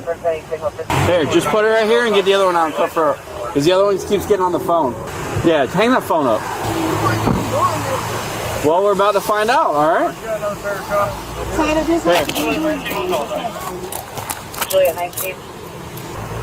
Just check pockets or whatever when you walk them out. We'll just need to do a show up whenever they get over there. You have a valid license or no? Huh? No? You on probation? No, sir. You on probation? Where do you live? Where do you live? Gainesville? Where do you live? Palaca? I didn't want your hands to come out. You got small wrists. You got small wrists, so I just didn't want the cuffs to slip off. Any 60 a Foxtrot unit on TJ Maxx, you can go to LA3. You can walk her back there too. Hey, are you still looking for one there, or do you think she's in the car here? Come right over here for me. You didn't leave anyone back at? No, I swear to God, it was 3 of us in the car today. And The pregnant- driver here is saying that they're all here in the car. They didn't leave anyone behind. Can you do a show up over here? I'm gonna lie to you, and the pregnant girl never got out of her car. Not There's 2 inside the store. Me and that girl right there. You and the other one? Yes, sir. Okay. All right. I'm gonna use the back of my hand just to go over your pockets. Make Yes, sure you sir. got. Is there any weed or anything in the car you know about? Yes, sir. Yeah, I mean I can smell it. So. All right. But again, back of my hand. Okay. I'm not grabbing your butt. I know All right. y'all- Turn around and relax right here for me. Turn around and relax again. She's saying it was her and another one in the store. She said The it one was. in your car. I think. There's 2 in my car. Which one? Not the pregnant one. Which TJ Maxx is the stuff in the back from? Daytona. Daytona. Man. You already call out all 3 the same. I did not. Do you want to run them and ID them? And we can go from there? And you're not on probation? I'm not on probation, but I You got open case right now? You got on bond? driving. For driving? Out of where? Putnam? Well, you said you're Palaca or you're from Palaca? Whose name's the car in? My sister. Yeah, I'm already sentenced on it. I tell myself I'm 18. You're out here committing new crimes when you get sentenced? They ain't gonna like that. Sentenced to what? 180 days? Just for driving? Are you habitual? Yes. Alright, here, let's walk back here. Let's get you out of the rain and at least get you dry for now. You don't want to go in the back? Alright. Can you just do a full... Yeah, do a search of her, please? I already did the pockets with the back of my hand. But just do a search of her and you put her in there for now. Just get her out of the rain. Here, come real quick. Do you have anything illegal on Do you? you have anything on you that's going to stick, stab, poke? I smell weed coming out of there, so let's, the driver said that there's weed in there, but let's make sure none of my medical marijuana card, and then we can at least get that part out of the way. There's a whole bunch of TJ Maxx stuff in the back with tags all thrown on the floor, so. Do you have a medical marijuana card? Is there any marijuana in that vehicle? You don't know? Okay. Marina, do you have a medical marijuana card? Expired. Okay. This has still got a sticker on it. You see all this clothes in the back? They all have TJ Maxx tags? Oh, there's yeah, they stuffed all the tags, started stuffing the tags in the back pocket here. So the back seat passenger's sitting on all those, the pregnant one. I did ask her, but she's not been Mirandized yet, but the driver said that they were in the Daytona TJ Maxx before that one. But yeah, you can see there's just TJ Maxx stuff freaking everywhere. Yeah. All this stuff, all these freaking tags on it. No bags or no receipts, nothing. Oh, there's all the inventory control devices. Yeah, watch out because they're pointy ends. Yeah. Here's drivers in. Do you see a purse or anything else on the front? Yeah, Is anyone's there's a purse, name? Was there any IDs or anything? I mean, look at all those tags right in front of where the one in the back's sitting. Yeah. That are all ripped off. So the pregnant one was here sitting on all these clothes, and right in front of her is all the ripped off tags. Which one? Because you're saying they're both pregnant. The one in the pink. The one or with just the top. the one that's obvious. Yes. Obvious. The one in just the sports bra looking thing. She was here with all the ripped off tags and everything it's all up there in front of that. Did we pop the trunk yet? No, we haven't gotten the trunk yet. But they're saying that they were at Daytona TJ Maxx before this one. Where the pregnant one in the back was sitting is one of those metal tags. So like they were popping those off too. So you're the only one that doesn't have a prior theft conviction? But you two have lots. Lots of theft convictions. Hey, you're sitting on a bunch of stolen stuff in the car. I didn't steal nothing. No, You're sitting on it all. No, I was not sitting on it. I swear for God, I was. You were in the back seat, right? But that was not my I know, stuff. but all this clothes right here, you were literally, when you got out of the car, it was behind you. You were sitting on it. I literally asked the lady that just took her. I told her when I was asleep, I was laying down and I was not hiding them. I swear for So God. all of it was, you were laying on top of all of it. No, not like to hide it, but I was I using know, it as but cushion yeah. to like, what? And the other thing is all the tags that are all pulled off are all right in front of where you're sitting in the I back swear of. for God, that was not me, sir. I mean, you need better friends than I imagine, right? But they told you I wasn't stealing. Like I wasn't stealing. Like that man can confirm. We can go watch those I know. cameras. Yeah, you weren't in there, correct? But you're on top of all the stolen property and stuff. No, that was not my stuff. It wasn't like that. That's what I'm trying to say. It was not like that. But you're going with them from store to store and they're No, stealing I stuff. was in the back seat. I was not stealing. I know you're stuff. not getting out, but you're in the car with them going store to store. I did not know, sir. I swear for God, I did not know. Okay, you gotta take it up with the deputy that's investigating it. You Which need to ask one? him. We'll talk to her when she gets back up here. Because I was not stealing. Like, what? I did not do nothing. They could vouch for that. I did not steal. That's not none of my stuff.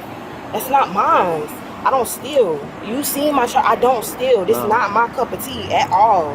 Why don't you tell them to stop? Why are you with them? All she asked me to do was ride with her. I did not know. All she said was, can you please ride with me? I said, I'm just going to, me and her sister, before she dropped her sister off, she said, I need one of y'all to ride with me. I was going to go in the house, and she looked. In what city? Putnam County. In Palaga? I'm not even from here. In Palaga? Yeah, I'm from Gainesville. I was just with her because that's my child's godmother. All she said was, I need somebody to ride with me. I said, okay, cool. Problem is that they come out of here with all this stuff with no bags, no receipts. You're laying on top of all of it. I wasn't doing it like that to hide it. I was not doing that. That's I know, not but you're laying on top of all of it. It's all stolen stuff.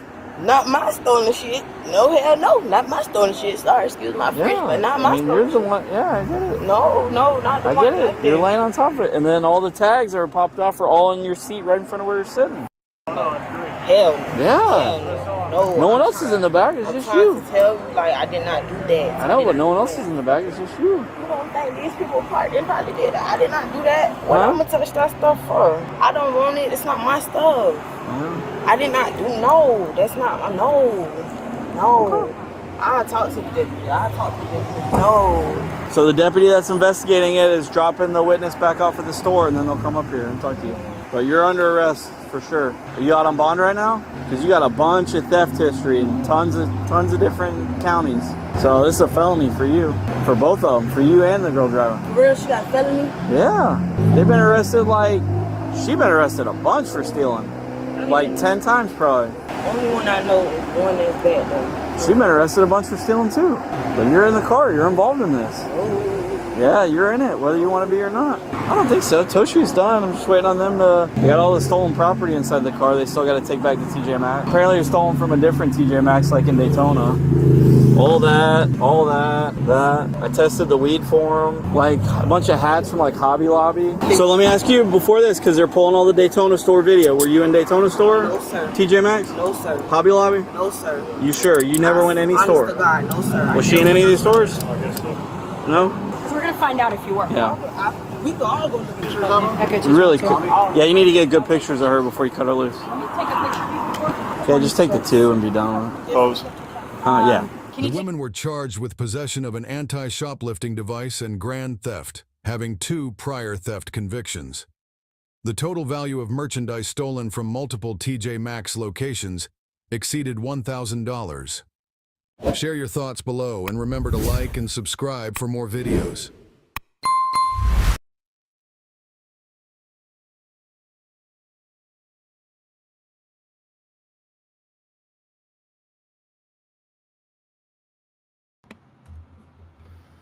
Where did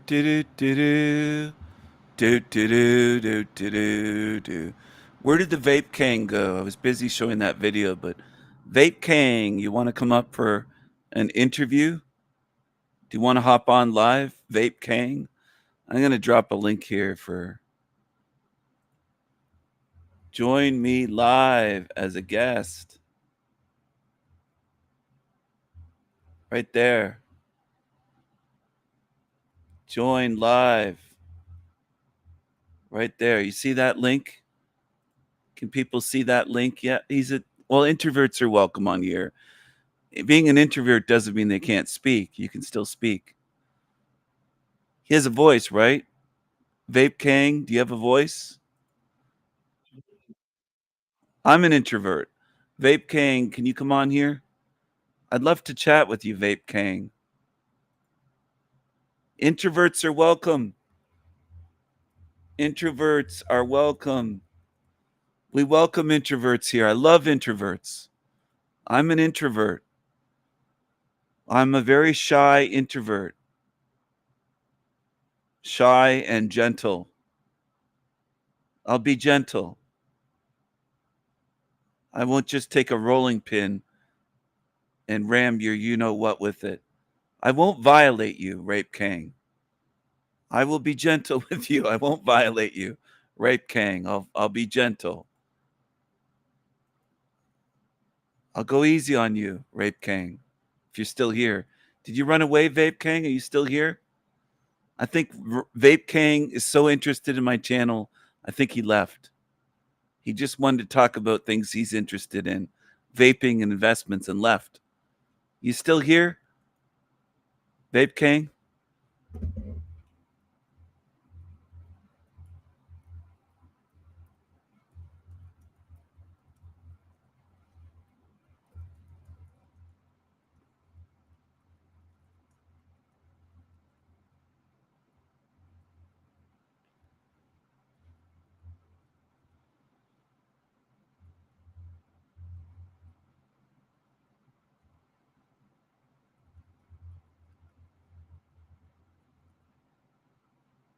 Hello?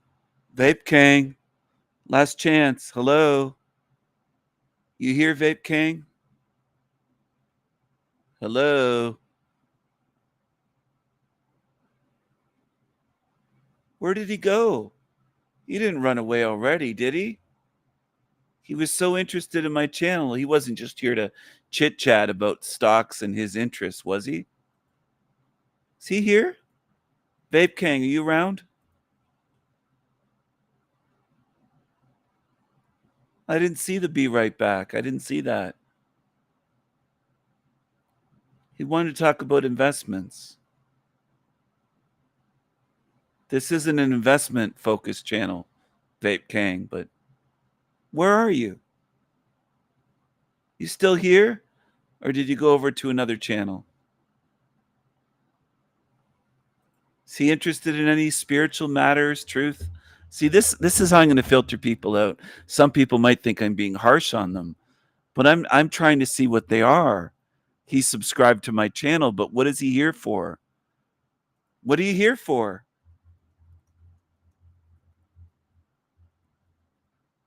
One last chance, Vape King. Okay, you don't want to come on live? You want to just pretend you're not here? He left pretty fast.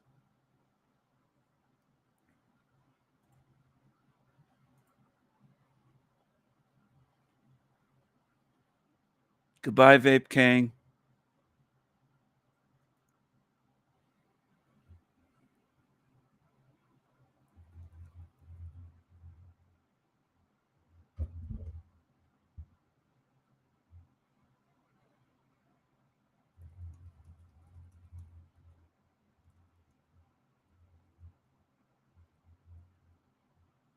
You got to come on live, otherwise you're hidden. I don't trust you at all. Not somebody that calls himself Vape King and behaves that way and can't stay on a channel for 5 minutes to learn about it. Goodbye, Vape King. Goodbye. Goodbye. You're not serious about learning?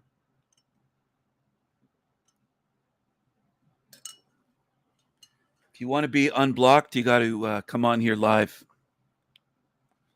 Adult gamer vibes, yeah. Well, I thought it was a child. I thought it was a teenager saying before and vape and his name. I mean, come on. He didn't grow up. That's a problem. You got to grow up to be here. I want adults.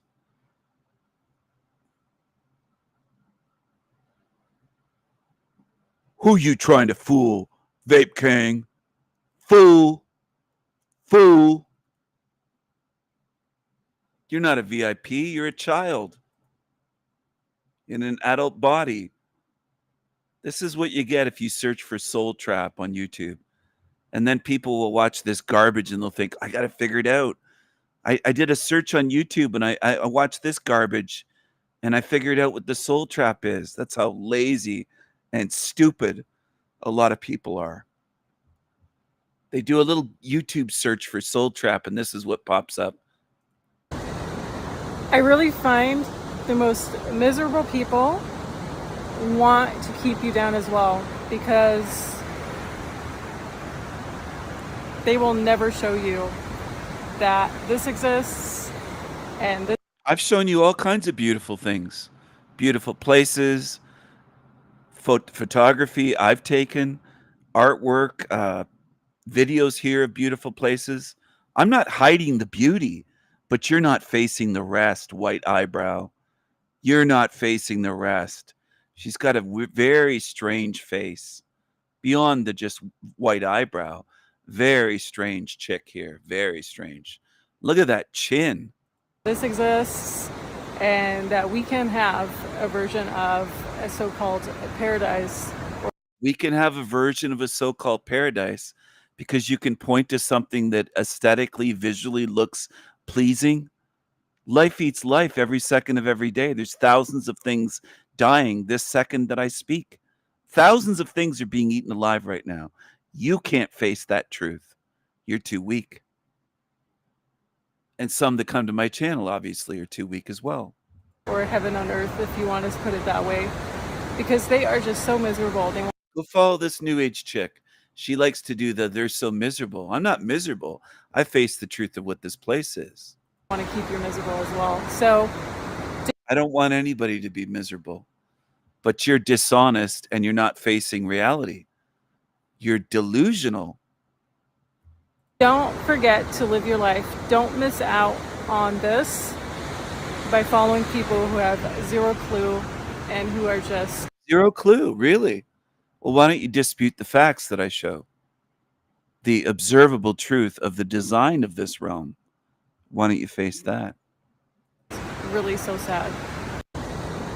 I really find the most Why is her skin so bad? Look at her forehead. She has very bad skin. I'm going to zoom in a bit. Why is her skin like that? I got to clean this laptop screen. I just cleaned it about, I don't know, 3 or 4 days ago, maybe. The dust is just like, it's not just dusty, but how everything gets dirty in this realm if you just leave it alone for a little while. This place, everything gets fucking dirty. miserable people Why is your skin so bad? want to keep you down as well because Is she in her 30s or 40s? There's something about her that is giving off new age, demonic lesbian vibes. Not just her eyes, but something about this. they will never show you that this exists and this exists. What do you mean, the ocean? I've been in the ocean many times. They'll never show you that. What are you talking about? And that we can have Do I have to show people Paris, or are they so retarded that they think, well, if he doesn't show me, he's pretending it doesn't exist? What are you talking about? a version of a so-called paradise or heaven on earth, if you want to put it that way, because they are just so miserable. They want to keep you miserable as well. So don't forget to live your life. Don't miss out on this by following people who have zero clue and who are just really so sad. I really find Does anyone want to follow her? Is anyone here so stupid that they want to follow this weird looking woman on the screen with the chin? I don't know what's wrong with her, but there's something about her face that's very strange.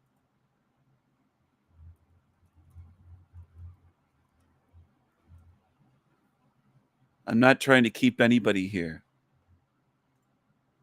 Some of you are confused, unfortunately. I wish you weren't. I'm trying to help you out, but a lot of you don't pay attention enough.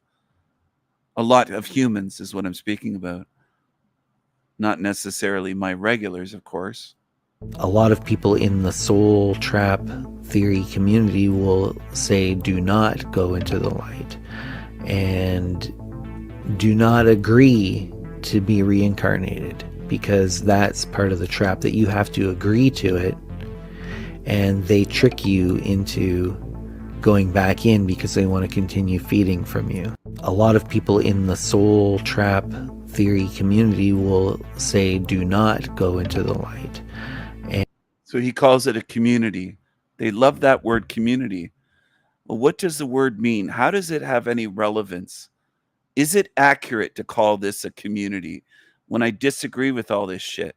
How am I in their community? Okay.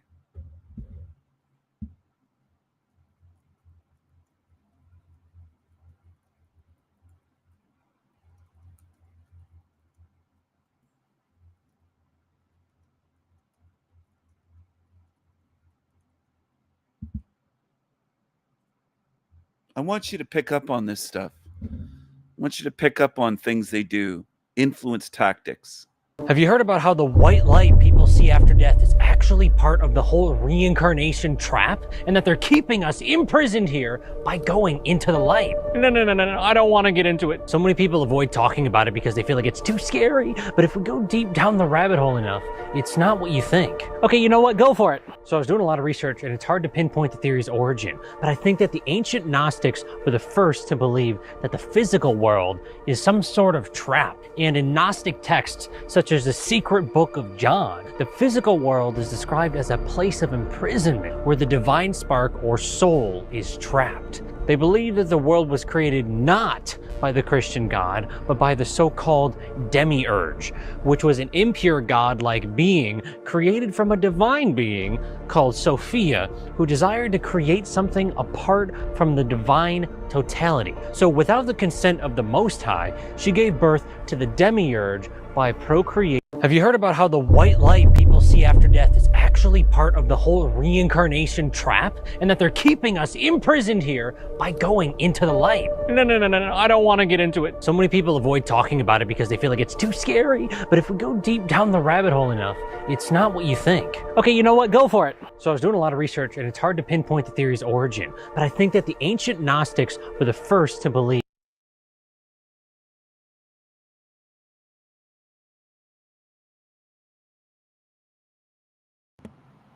Good night, Rashawn. See you later. You're welcome. Hope you got something out of this. I don't assume people do, but hopefully you did. Most people are kind of half here, half somewhere else. They miss a lot. They don't notice things. It's the way it goes. They cheat themselves. Hello, everybody. Welcome to the Tuesday Night Live. So today we're going to be talking about this alternative.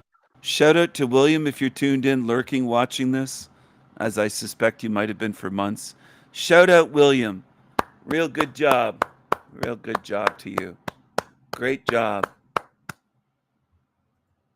Theory of the afterlife, called sometimes the white light soul trap, sometimes called a soul trap, sometimes referred to as the prison planet theory.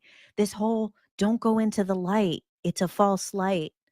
So she'll just mix it all together. It's all the same thing anyways, right? Right? She's got a nice setup. This is good for influencing people. She's on camera. It's a girl. She's got her hair done and makeup. She'll draw people in this way. She's got blue light behind her. She's got a nice backdrop. She has 42,000, almost 43,000 subs. She's got 3,000 views on this video, which is not that much for the number of subs she has.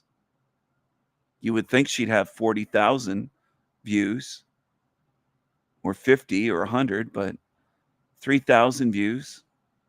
48 comments, so she does get more comments on her videos. I would hope so. The more mainstream you keep it, the more people like it. They just want to hear the mainstream version. That's the level most are at, humanity. They like that. And then also, keep it simple and mainstream. Don't come up with any original ideas. Rehash what other channels say, and people will love it. I love it. Congratulations if you're at that level. Congratulations. Stay simple, stay stupid. We're going to look at the origin of some of these things. I will give my opinion. We're going to talk about archons, reptilians, Loosh farm. Is Earth a farm? Are we being recycled? Is it a fake life review? Are the beings and loved ones that visit us when we pass to carry us to the other side, are they just trickster spirits? So we're going to talk about Don't Go Into the Light, Carol Ann, and talk a little bit about the soul trap, the moon Saturn matrix, the moon white light soul trap. There's many different things to. I'll be back in a minute or two. I just got to get a refreshment. It looks like Rose is backstage. I'll add you in about a minute or two. If it's the real Rose and not a fake, we'll see.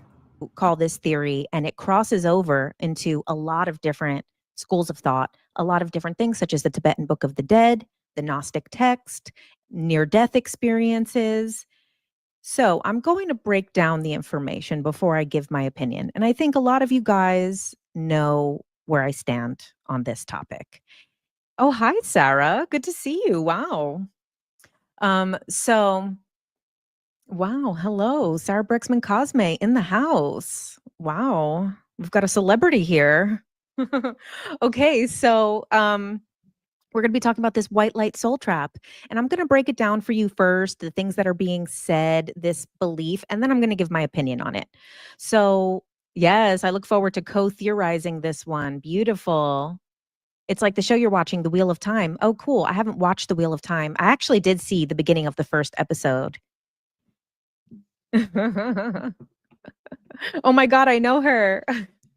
I mean, how don't we all know her? My gosh, an icon. Okay.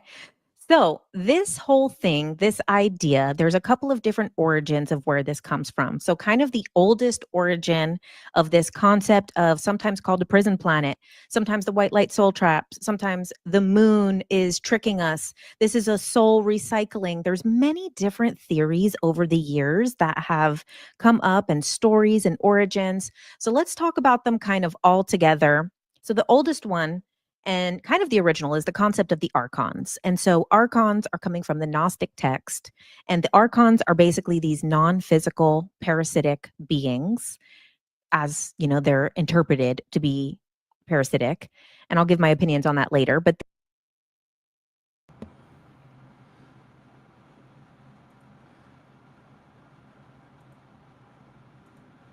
Hello.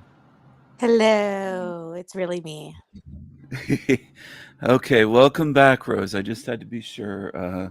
There's been imposters that have used various names on here, tried to fake their way on, and also even used AI voice. You can take somebody's voice clip, and if you have 2 minutes of a sound sample, you can imitate someone else's voice. They've done that as well with past guests. So I don't blame you at all. I did an interview last night and I saw a name that I didn't recognize very much, but I may have actually seen you talk about them because there was anti-natalist philosopher type. And so I simply put up the overlay so that no matter what they put on their screen, no one in the audience would know. I gave him multiple chances, only about 10 to I don't let people waste my time and my audience's time and my guests' time. So I gave them like 15 seconds per time to let them speak. And I suspect that they didn't have the capacity to really say anything valuable, so they just stayed silent every time, just to cause trouble, just to interrupt, and they just stayed backstage the whole time. And it's just beyond me how people can be like this. But I didn't mean to come up here and interrupt the video that you were sharing. I had originally had one thought I wanted to share, but now I just wanted to thank you actually really quick. It's been years, and I can just tell by the way that you speak and the topics that you discuss and the ways that you put the dots together that you're more researched, more educated than me on specific topics. You've spent more time specifically researching. And so when I first heard about the quote unquote soul trap idea, just as kind of um, jack of all trades, master of one, I filed the concept in my mind. I'm like, okay, Howdy McCoskey, Exit the Cave book, this person, that person. And I never really found the quote unquote community that you're so disgusted to that anyone would think you're a part of, this quote unquote, that there's this whole soul trap community. So rather than me having to do my research and go through and watch YouTube videos, you're tapped in to the people that are trying to discuss the topic. And I value your commentary on it so much more. Then it's almost like getting an advanced course, almost like cheating, to hear you, the way that you talk about the people, whether it's in a good way or a bad way, helps me understand faster, if that makes sense. Because I really do feel that, like the way that you were being the Vape King, there's a part of me that I need to improve, like a character flaw, where it's like, I want to protect everyone's feelings. So even though I know what you're doing, and I'm the type of person that will be able to respond and recognize why you're saying things you say, I want everybody to be at that level, and I want to help them. Like you were laughing at how I'm like coaching them right now, And so I should stop that, I guess. I feel like that might not be a good thing, and just let people go through the fire, so to speak, because this is your channel and you are filtering it the way you see fit. And I shouldn't have any attachment to whether or not you two get along since he found your channel from my channel. But it's like I want him to impress you because that's like a reflection to me. If an idiot comes here because of your appearance on my channel, that might affect whether or not you want to ever be a guest on my channel again. So the real original reason I came up was because Roshan was asking me like, wait, because he said he was an investor, you think that means King Stephen wants to invest? I was afraid that's what she thought. And I just wanted to clarify that that's just my character flaw neediness of like, oh, he said the word investment, they have a connection. I will just mention that King Stephen has made investments as well. When the real thing is I'm talking about the details and you're talking about the big picture and trying to find out, does this person agree that we are in a psychotic hell realm or not? Did I get that right in a way? Sorry for rambling. Yeah. Some in my family have been that way too with me in the past. Years ago, they'd say, oh, well, Stephen likes that too. Or they tried to play matchmaker or get me to befriend someone. But I just don't work that way. It never really, it wouldn't work 10, 15, 20, 30 years ago on me. It doesn't work that way today. If that guy's an investor, good luck to him. But if we have something in common on that level, that's great. But it's the big picture for me. So if they're not interested in the topics I discuss on my channel, then I can honestly say I don't care if they vaped, if they invest, if they do this. Doesn't really matter to me because they're not really here to learn anything. And he didn't seem like he was here to learn what this channel's about. He just wanted to talk about what he's into and explain his name. And the name itself was lame. I thought it was a teenager, Vape King, and the letter B and 4. Just the texting style seemed teenage-ish. And that's why I said, are you too young to be here? It's adults only. I thought it was a teenager. I thought it was like someone at the age of a 15-year-old level or something. I really did. I'm not even trying to be No, I don't blame you. You never know.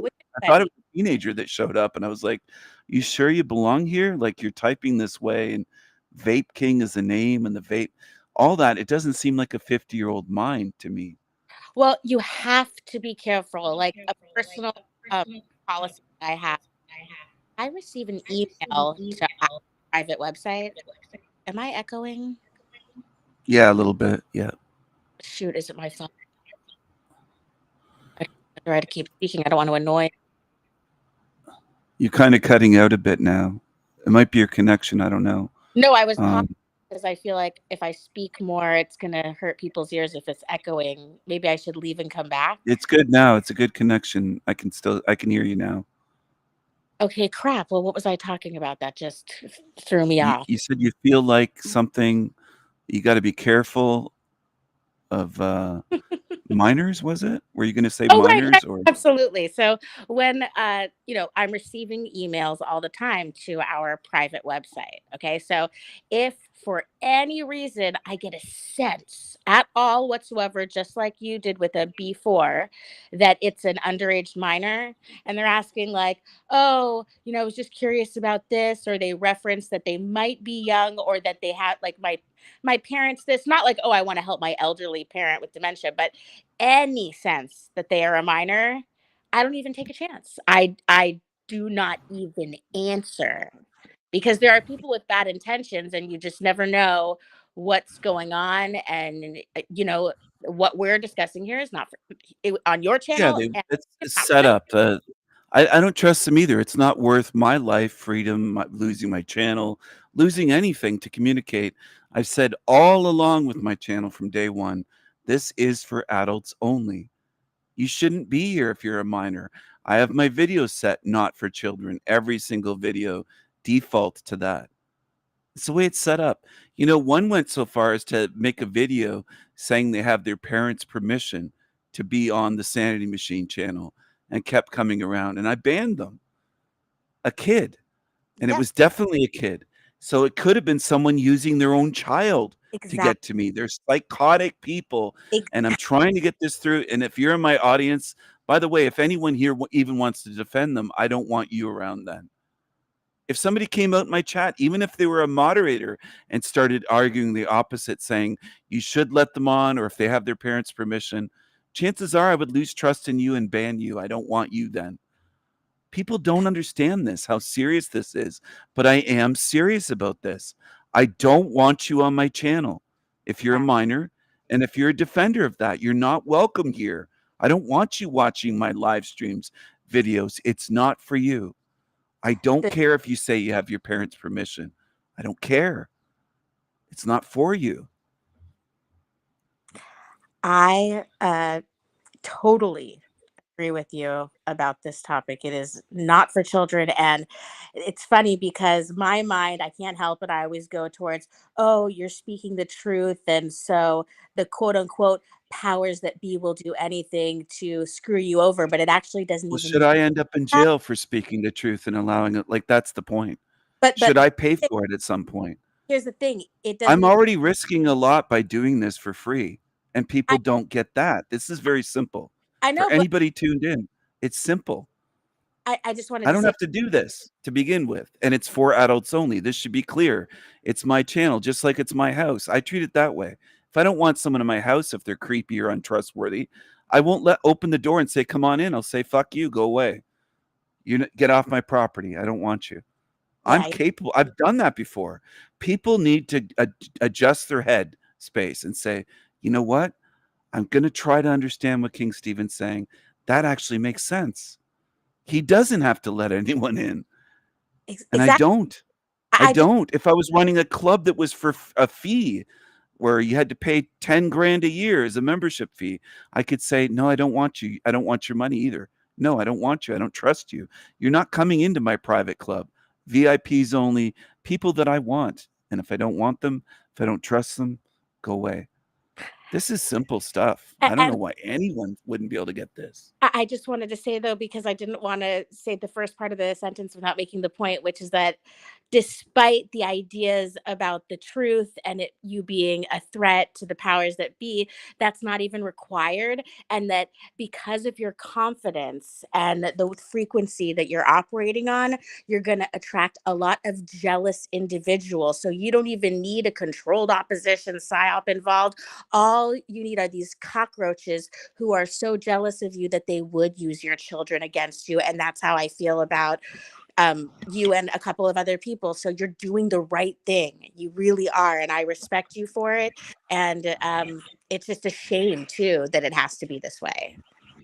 Well, it's a shame, but it reflects on this reality. It reflects on this realm and what levels so many in humanity. It's not just the ones that would use their children without being, let's say, high degree, secret society, occult members.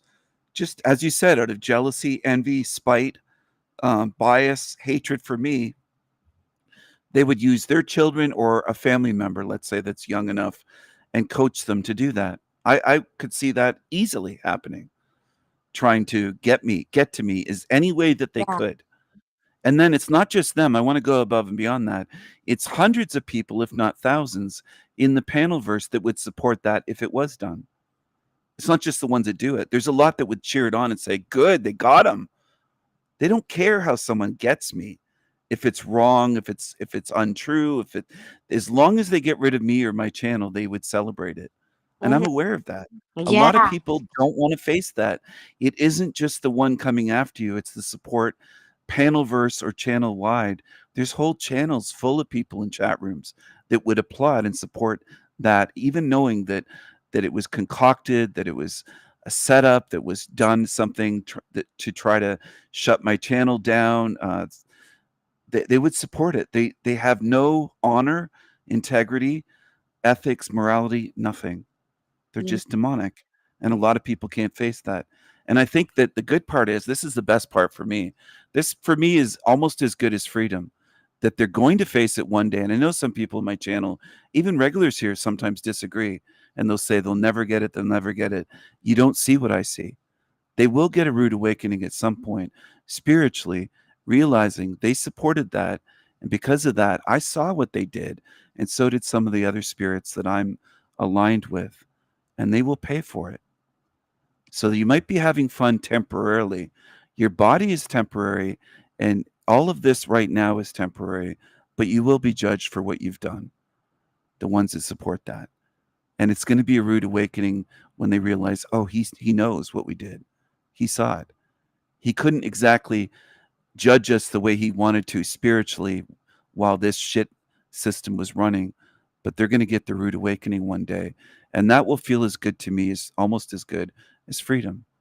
You will be judged for the evil you do here. And I'm letting people know that. And when it says in certain ancient texts that they will wish for death, these demons that are locked in here, they will wish for death. They will be crying, gnashing of teeth, screaming, wanting to die, but unable to die to leave here. That's almost exactly what will happen. Not because it's written, but because actions will create that. That's what this place will be. Some of you are very confused. You don't pay enough attention. You dip in and dip out of my channel. I've said this many times before. It's not just going to be sealed in with luxury yachts and mansions and hotels and Hollywood and movies and their slave. It won't be like this. It will be an actual hell realm, the likes of which most of you listening to my voice right now can't even imagine. You don't have the imagination to be able to do it. Most of you can only see what you see currently. You can't imagine it being different or vastly different. It will be so different that you'll wish that you never were in this place. And I'll make sure of it. It's not just because, oh, it's prophecy and it's written in the Bible. And I'm not going by that. I'm not waiting for some other force to come in externally and do that. I'm going to take action on my own to make sure that this place is sealed and entombed and the demons stay here. I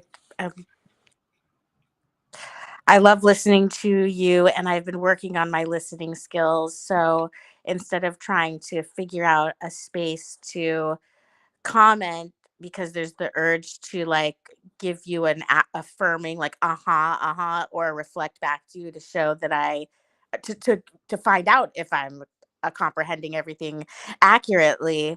But so I took notes while you were talking, and I wanted to say that from my perspective, what's so insidious is that even the people who you feel, support you, like someone like me.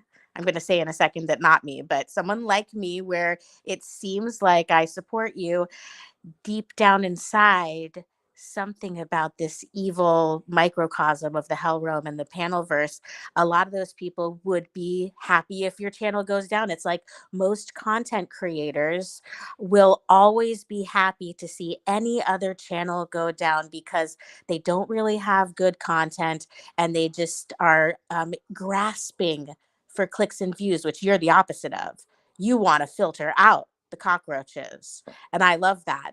And I feel, and you've been putting this out a lot with the Esoterica series a few times, I've loved the clip that you do talking about frequencies, is that I'm not ashamed to say that I think that I'm on that frequency with you and your chat, or at least I want to be.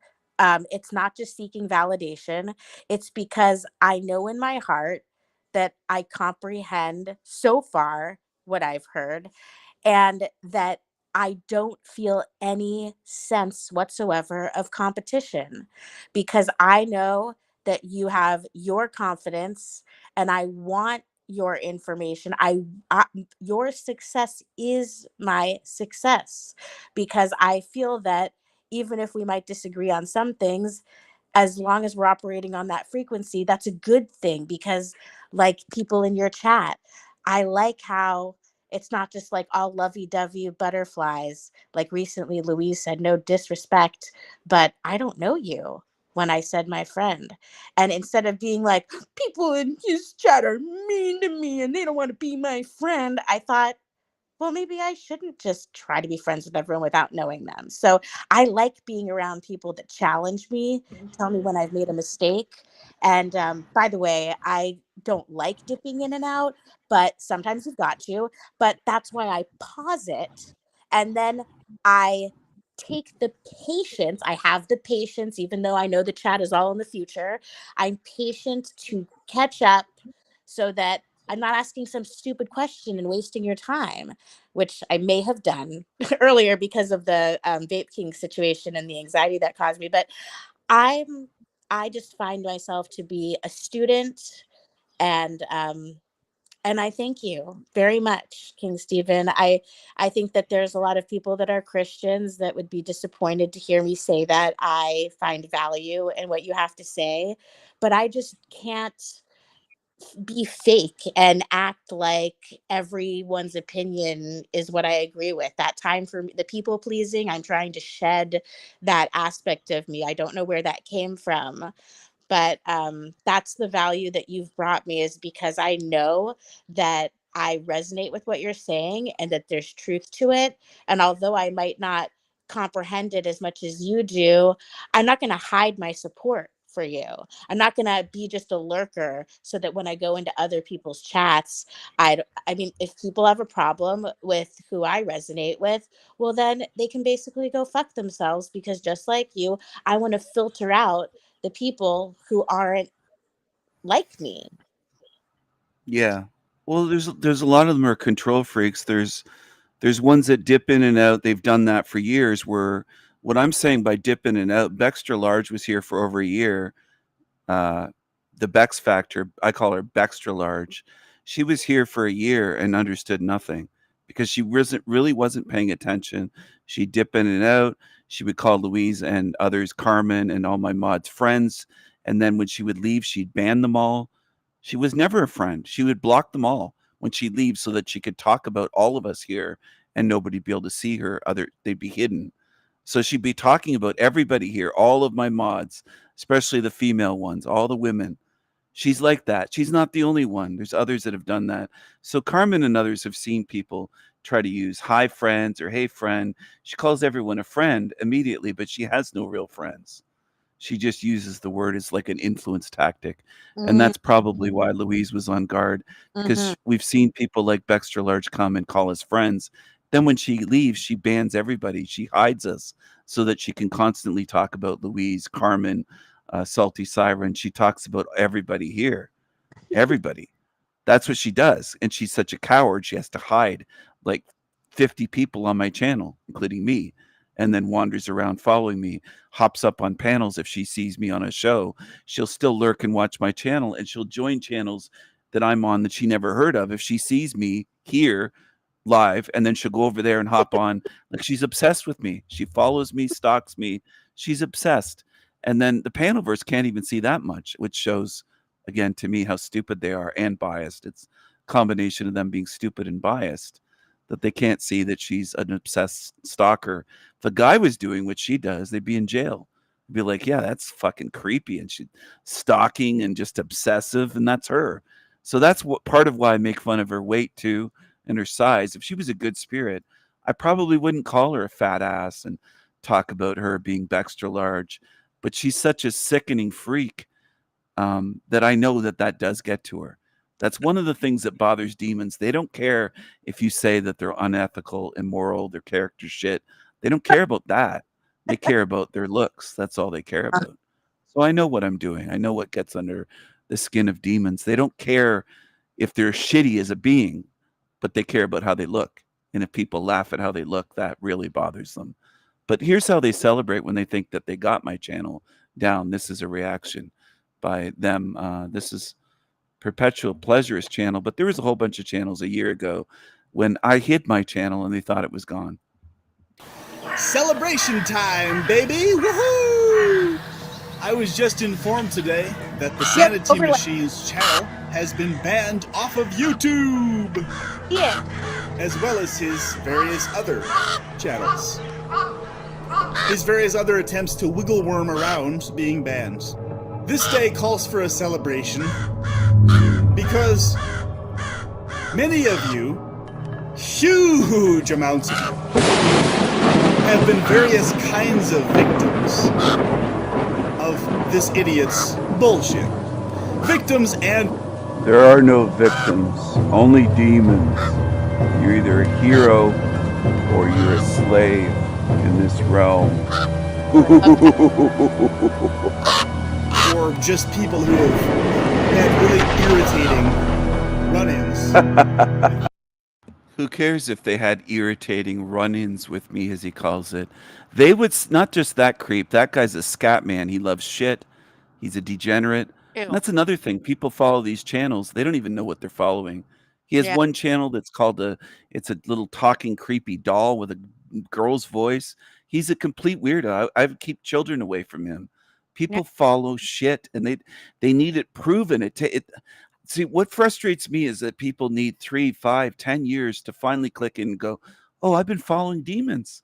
I've been following degenerates that have scat fetishes, and that's what they're following. They don't even they're not aware of it in a lot of cases.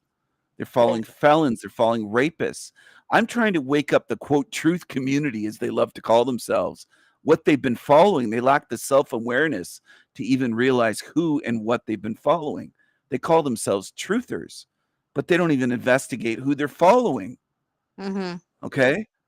Now, what's the difference between these idiots and normies? Normies could have a child predator on their street and go the same old story when the media interviews the neighbors. Oh, I thought it was a nice guy, or they kept to themselves. It's always the same, cliche bullshit. Always. Well, what's the difference with truthers when they finally figure out their heroes are all fucking sick-ass felons that are creeps? Do some fucking investigation. Don't be lazy. They put these people on pedestals, these creatures on pedestals, You're and describing. idolize them, whether it's Jason Archaics or Yep. this guy I call Perpetual Pervert, or Chrissy Pissy Shateris is a felon. Lots of them are felons on YouTube that run these channels, and they're into disgusting things, and people just call them truthers Okay, I have to ask because you. it's a nice sounding label. May I ask you a question? Yeah, sure. Okay, so I feel like there could be two possible situations, or maybe a third, which would be the combination of the two, with this piece of shit, cunt, bitch ass Jason Breshears.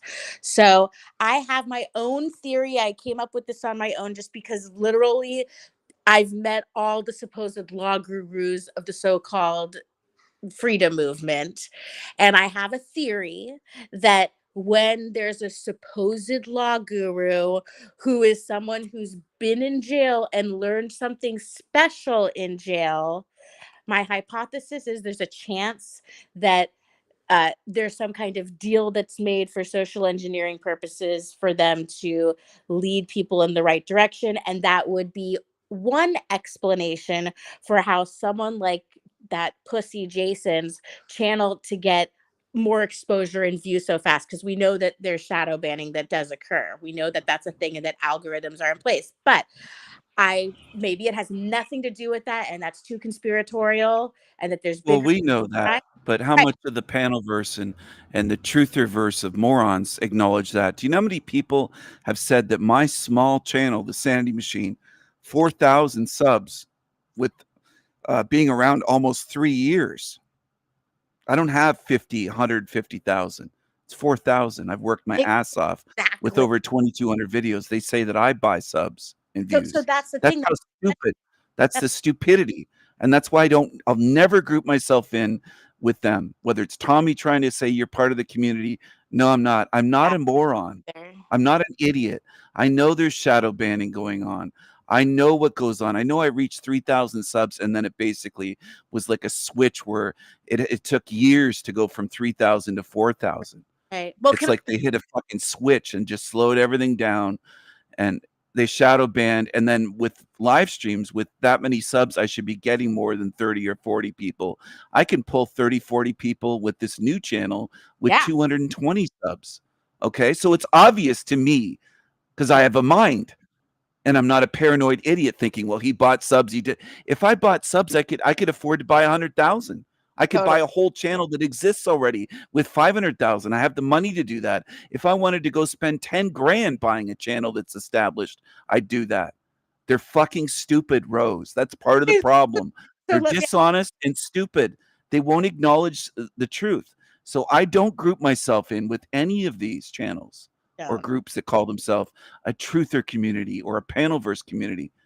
Don't ever, and I'm not accusing you, but anybody listening to my voice now, don't ever group me in, because chances are I'll ban you over that. It's highly insulting to my intelligence to ever say that I'm grouped in with them. No, They are fucking dishonest liars.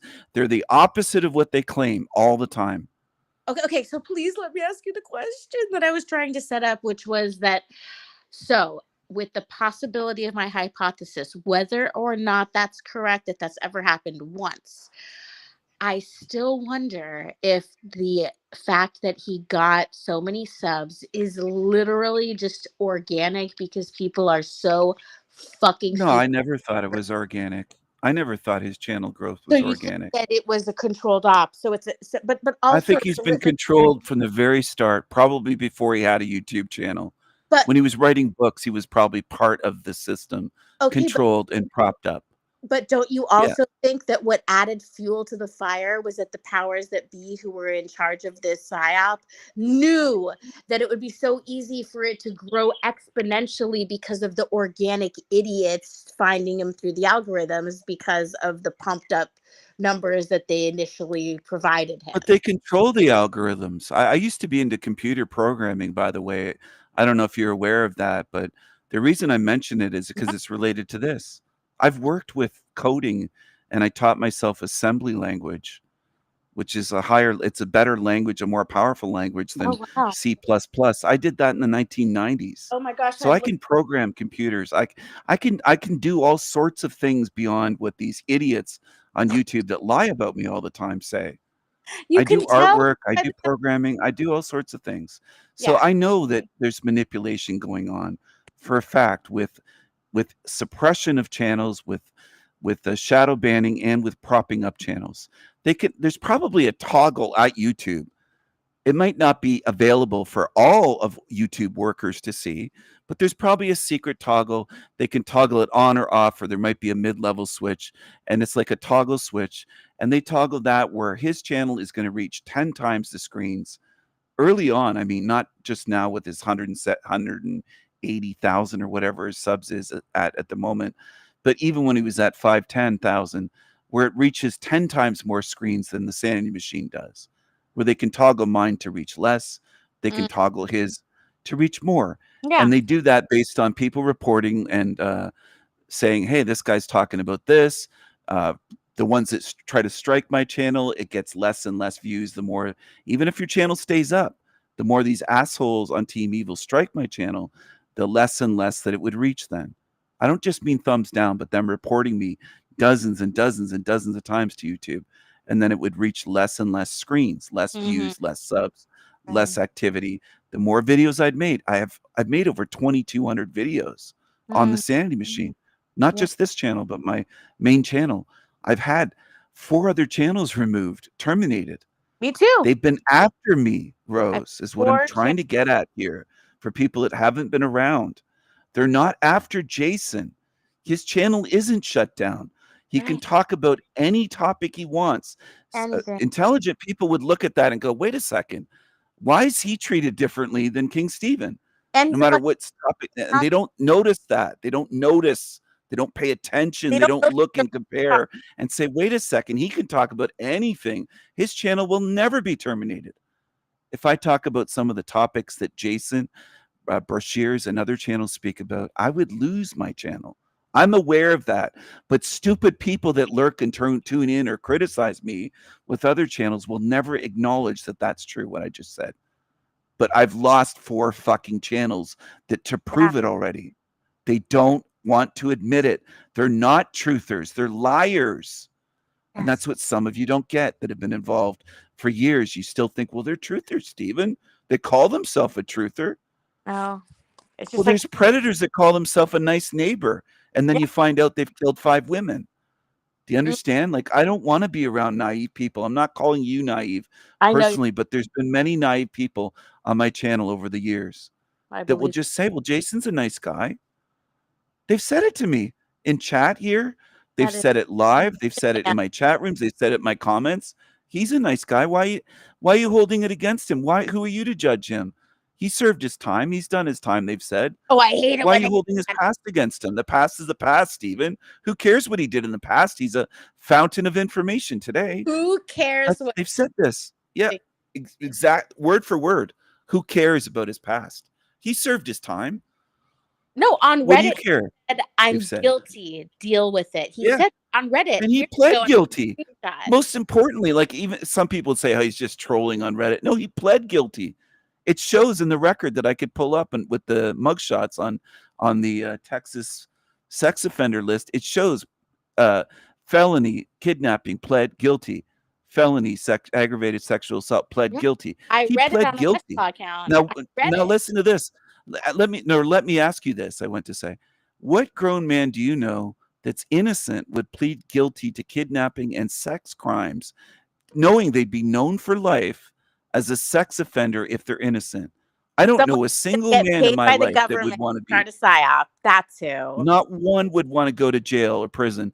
Branded as a sex offender. If you're an innocent man, you will fight to clear your name, especially of that charge, being a hell yeah. sex offender. No one would plead guilty that's innocent. No man that I've ever known in my life, Yes, Stephen. Yes. anywhere, would Yes. say, "Oh, I'm going to plead guilty on this." No, you'd say, "I'm innocent. I'm not going to go down and be branded as a sex offender when you're innocent." There's no way. Self-evident and obvious, and yet he has. That's so why I bring up much that he pled guilty to every felony charge.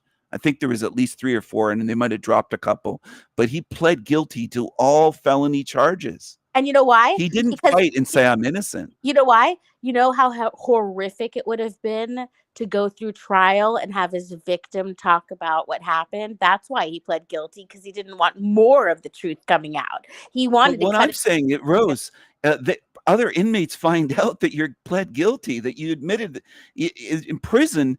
Everybody every man knows that. Every teenage boy knows that.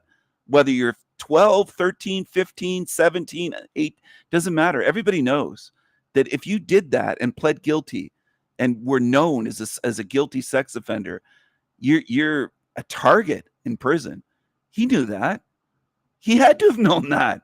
Everybody knows that, whether you live in Canada, Texas, Europe, wherever. Everyone knows that. So what's the deal there? What innocent person is going to, as a man, say, "I'm going to plead guilty"?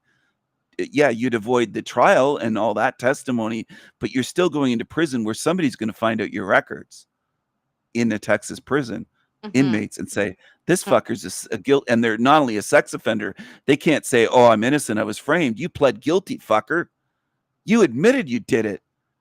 They'll find the records. Sometimes And I think eventually they did find him and attacked him. He said he was attacked. Whether that could have been a lie, but he said he was attacked. Sex offenders do get attacked if you don't have money. The only way you can harm women and children is if you have tons of money to protect yourself. And I think it was, what's his name? Scott Peterson or something. Somebody like that had money, and they got protected for a good 15 years or something, where nobody attacked them because they bought off people. If you have enough money to pay thousands per year, protection money, food money, like canteen money, that's their currency of protection in there. But there was somebody that attacked that guy when he was playing out on the yard, and they didn't know he was protected, or like a Negro reacted emotionally when the ball hit them by mistake, and they kicked the shit out of him. Like they beat him on the yard and nearly killed him. But they weren't thinking in the moment protection. It was just all emotion. Oh, it looks like you dropped off. Did you get disconnected?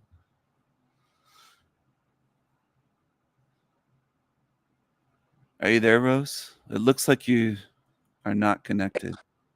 Shit. Oh, I'm back. Can are you you hear back? me? Can you hear Yeah, me? I can hear you. Oh I my was like, gosh, I'm so sorry. shit. Shit. Have you ever seen my Shit. favorite You get dropped off. shit video? I didn't see your. Do you have a shit video? Well, it's one that was made by an ex, actually. It's the only video on his YouTube channel, and it's so good that I'll email it to you, and then you should download it and use it every time, because I swear it's the best. Shit. It's the best. It's the best. I can't wait to send it to you. Do you see what I'm saying about the money, though, in prison? I don't think Jason came from a family, or he was too young to have his own wealth, and I don't think his parents were wealthy to pay $5, Listen to $10 his grand, voice and the way he $20 grand a talks. year. Yeah, I think he was just a hick from somewhere small town Texas Yeah. And he got That's what he co-opted in seemed to. prison and he took whatever deal he can get so that he could survive as the fucking idiot he is once he got on the outside. Some of these older women that would come from his channel trying to defend him on the videos that I've made over the past two and a half years, exposing him and showing his mugshots, they would say all kinds of just ridiculous defenses and excuses like, well, Jason said that he's innocent. Jason said that he saved that girl. Jason said this. Jason said his voice is that way because he was punched in the throat. I'm like, he's a convicted fucking felon. You're believing a sex offender that's served decades in a Texas max security prison. You think he's honest? I read Can you the case. imagine a sex offender felon lying? Like, these women are so naive. It's painful to listen to this. It's too bad because you need to pay a couple $100 a month for a Westlaw account, but then you could read everything that happened. And I read it, and it's just disgusting. It's disgusting. These people are. I view it this way: no evidence is ever enough to convince these fools, because he can say something, and they know he's a convicted felon. They believe him over someone that isn't a felon. because they're showing his mugshots on video. I've shown them in my videos. I've shown his mugshots going back years, and pled guilty. I have to tell you, the women who support these murderers and sex offenders in prison and send the money, they want to fuck them, I think. Yeah, but they're the fattest, ugliest, most disgusting slobs you can imagine.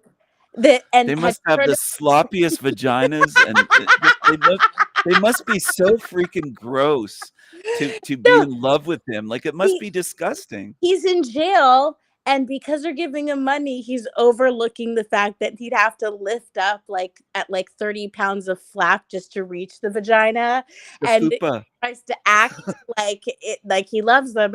And if you listen to the prison calls on the internet of this guy named Wade Wilson, who's so stupid and disgusting that in jail he got stupid skeleton tattoos on his face when he could have been a good guy.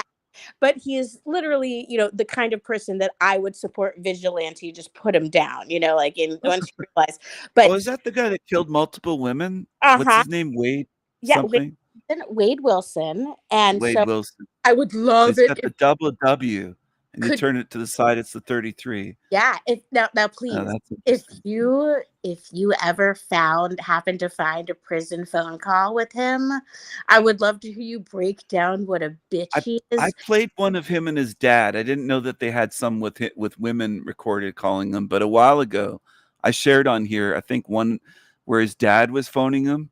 And it was recorded. Okay. So it was really weird. Like, he's very it's very strange. His dad is a good, he like the biological connection, I understand, and he's stern with him, and he tries to, keep a distance, of course, because he knows the biological son is a fucking psycho he's going to be put to death, and that must be very difficult. But there's he has multiple women that call him his wives. They're all so disgusting and stupid. It's so funny. I would love to hear you. They call him their wives? Yeah, like he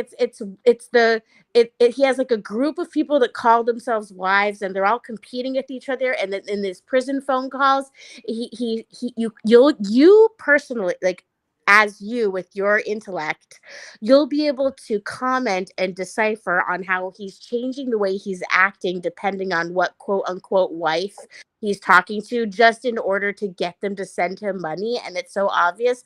But here's another thing that's so funny is that the people who follow him and are just waiting for him to get put to death because he's such an evil demon, it's called the Kiosk Club, because he always has this phrase where whatever woman he's talking to, who I genuinely believe that every woman is either just like a crackhead or over 500 pounds. It's called the Kiosk Club because he's like, you want to head over to the kiosk, like, whenever he needs money. And he's just a piece of shit. And I'm not telling you what to do, like, to cover his channel, but I'm just saying, as a, part of your audience, I would love to hear you, even if you just checked out some of his prison phone calls, just any commentary you had, I'm sure it would be not only educational, thought-provoking, and also hilarious. As long as the channel isn't copyright, because I have been burned where they didn't give me time to on YouTube when I was live streaming on copyright shit. They didn't give me time to click off of it. There's a Okay. delay with Restream, and I got burned one time with a copyright strike, and then my channel was down I can for a help you. week over Okay, that. so when it comes But to yeah, I might cover some of the phone calls then. Some of prison these. prison phone calls is public information, and Okay, so prison phone calls. there's certain channels that are the first to release it because they're just better at getting it quicker, and then there's a whole host of channels. And I discovered the Kiosk Club because people who fucking hate them call themselves part of the Kiosk Club, and they'll send support to the content creators who are hilariously covering it. So one example channel that does commentary on Wade Wilson or whoever is the flavor of the day, you would be better than him. But his name is Jumpsuit Pablo, and he has special insight because he was in prison for 10 years. I forgot for what, but he Jumpsuit changed his life. Pablo. Yeah, well, he's funny. He's funny, but he's changed his life around. Jumpsuit Pablo. I'm like, the name. I mean, the orange jumpsuit comes to mind, and some like Mexican guy. Is he a Mexican? He's a ginger. Oh, he's a ginger.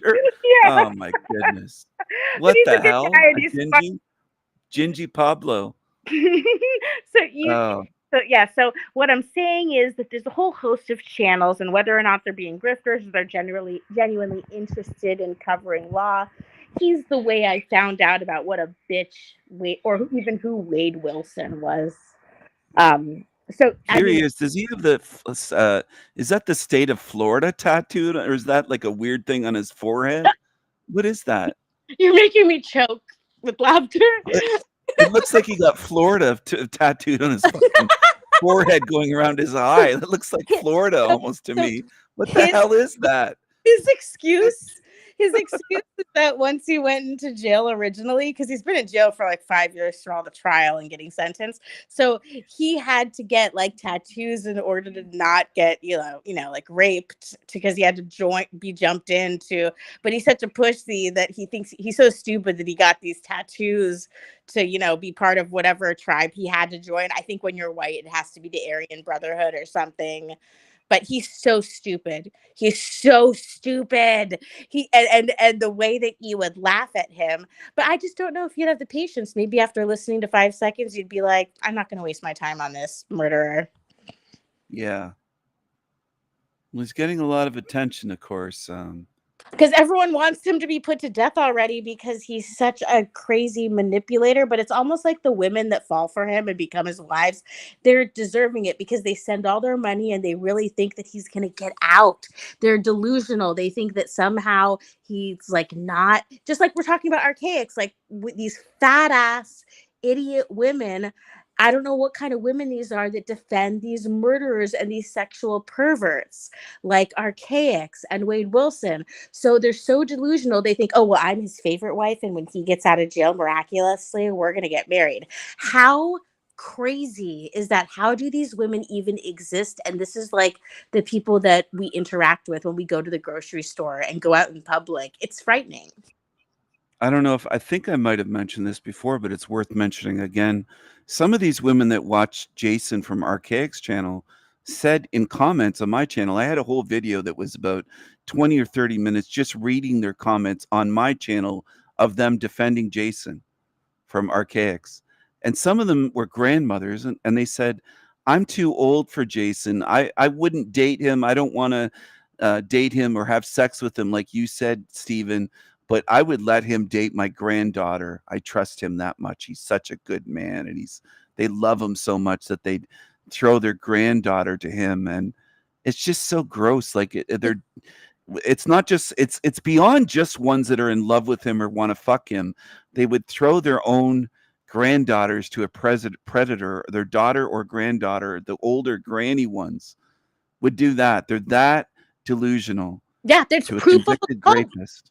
It's proof that it's a cult. They can't think for themselves. They searched for an idol. They think that they've found this freaking genius, so it doesn't matter that he's evil.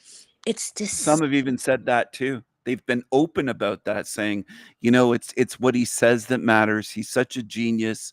He has so much information. He's so knowledgeable, and it doesn't matter what he did. It's what he's saying today. It doesn't matter what he's done or who he is. It's what he's doing for humanity. It's so fucked up, but you can't even make this shit up that people would say that, but they do. When they say don't shoot the messenger, this is the one case where I'm like, oh, no. Yes, I do think that they should shoot the messenger. Shoot him in the balls first.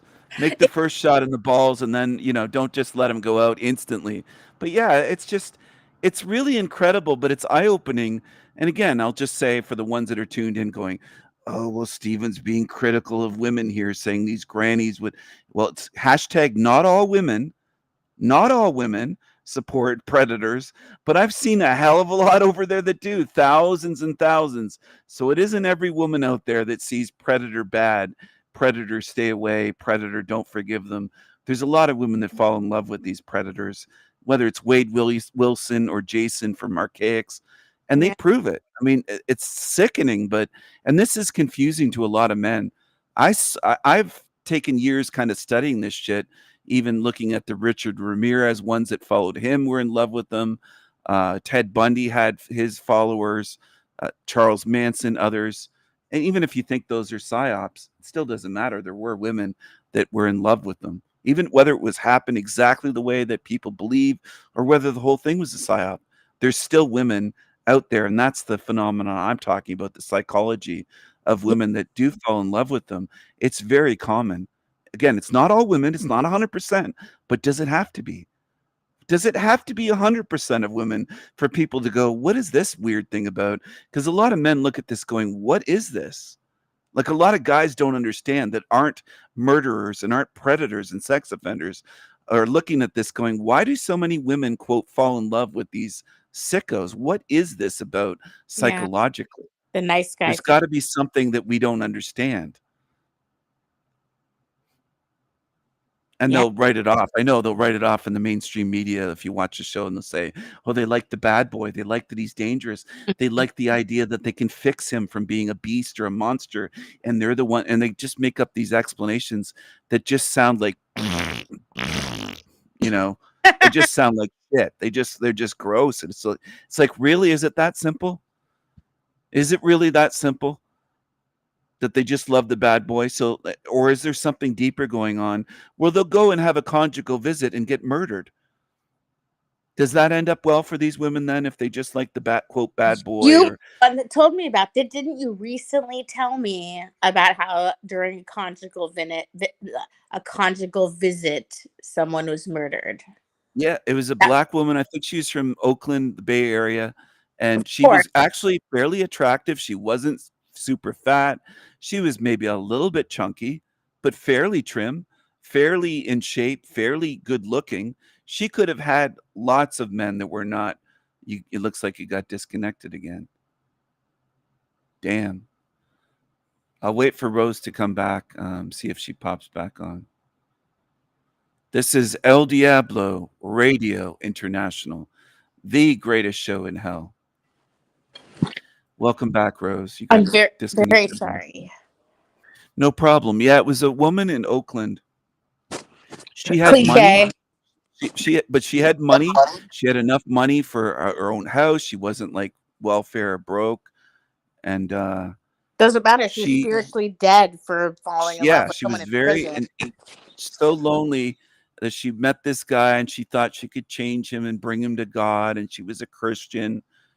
And yeah, she fucked him a few times. They got married, had conjugal visits. It wasn't the very first conjugal visit. So obviously she slept with him before. They'd been together for, I don't know how many times, but I think they'd been married for months or something. Within 3 to 6 months, something like that, conjugal visit, he must have snapped, or maybe he planned it all along. Who knows? Maybe he planned before he married her. I'm going to end this dumb bitch that comes in here eventually.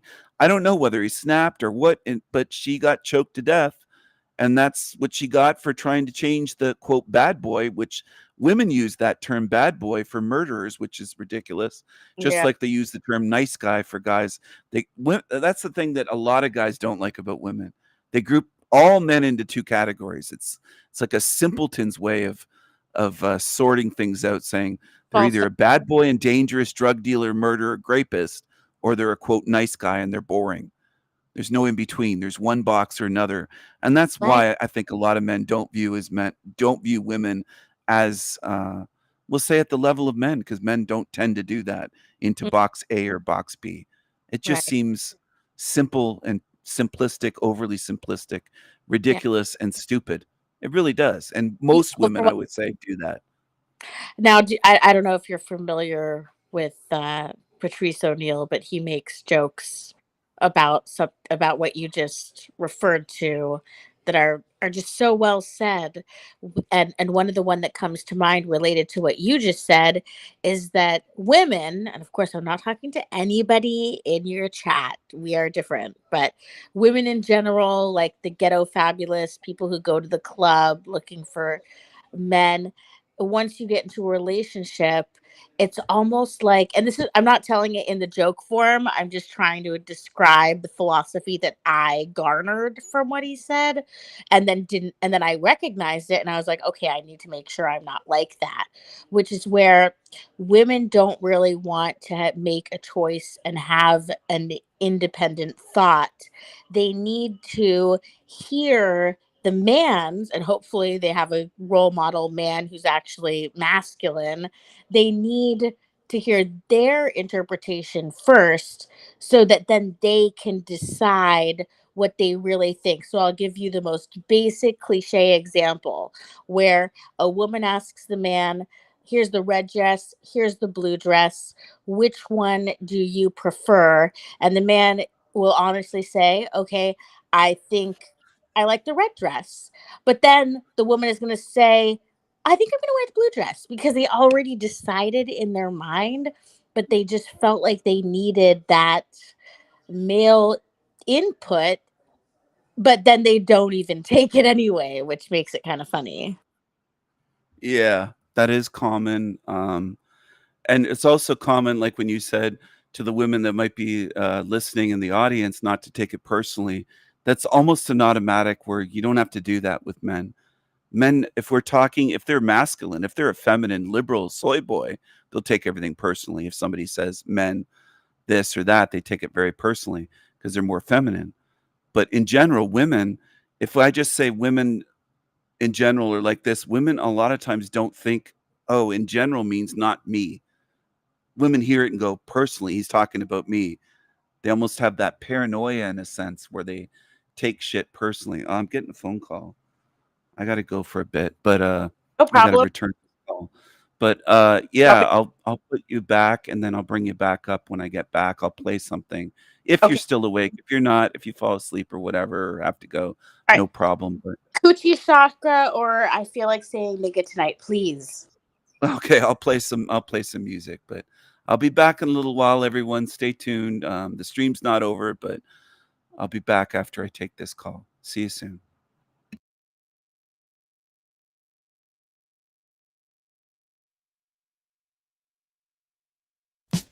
Girl, let me hit that coochie chakra. Coochie chakra. Coochie chakra. Oh, girl, let me hit that coochie chakra. Coochie chakra. Coochie chakra.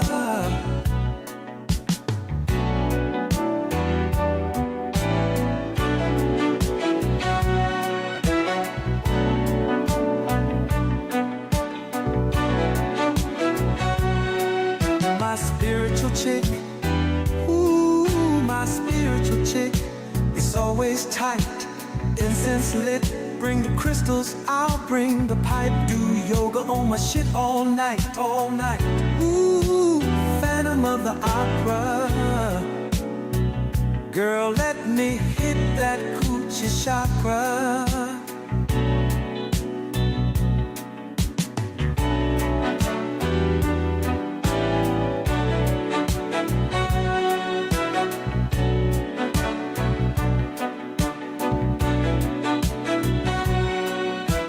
Girl, let me hit that coochie chakra. Coochie chakra. coochie chakra. Oh, girl, let me hit that coochie chakra. Coochie chakra. Coochie chakra. Spiritual heal it, spiritual heal it. Hit so hard your ancestors feel it.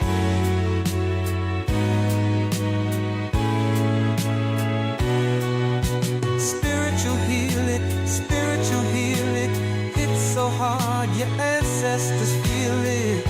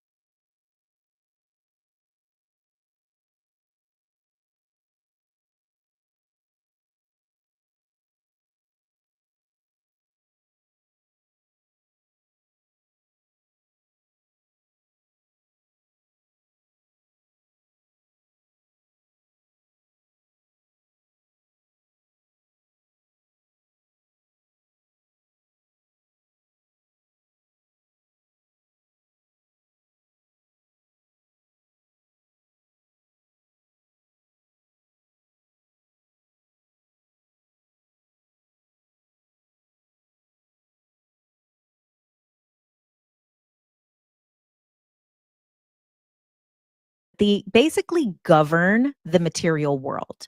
And it's kind of similar to this modern theory kind of put out there by David Icke and other people that we are actually.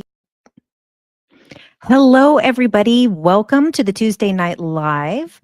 So today we're going to be talking about this alternative theory of the afterlife called sometimes the white light soul trap, sometimes called a soul trap, sometimes referred to as the prison planet theory.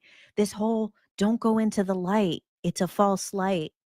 And then also, we're going to look at the origin of some of these things. I will give my opinion. We're going to talk about archons, reptilians, Loosh Farm. Is Earth a farm? Are we being recycled? Is it a fake life review? Are the beings and loved ones that visit us when we pass to carry us to the other side, are they just trickster spirits?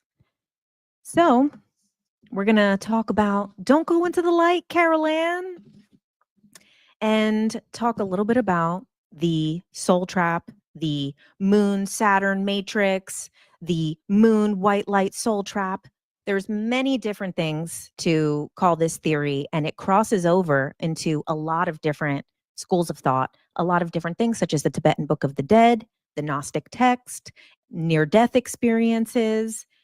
So I'm going to break down the information before I give my opinion. And I think a lot of you guys know where I stand on this topic. Oh, hi, Sarah. Good to see you. Wow.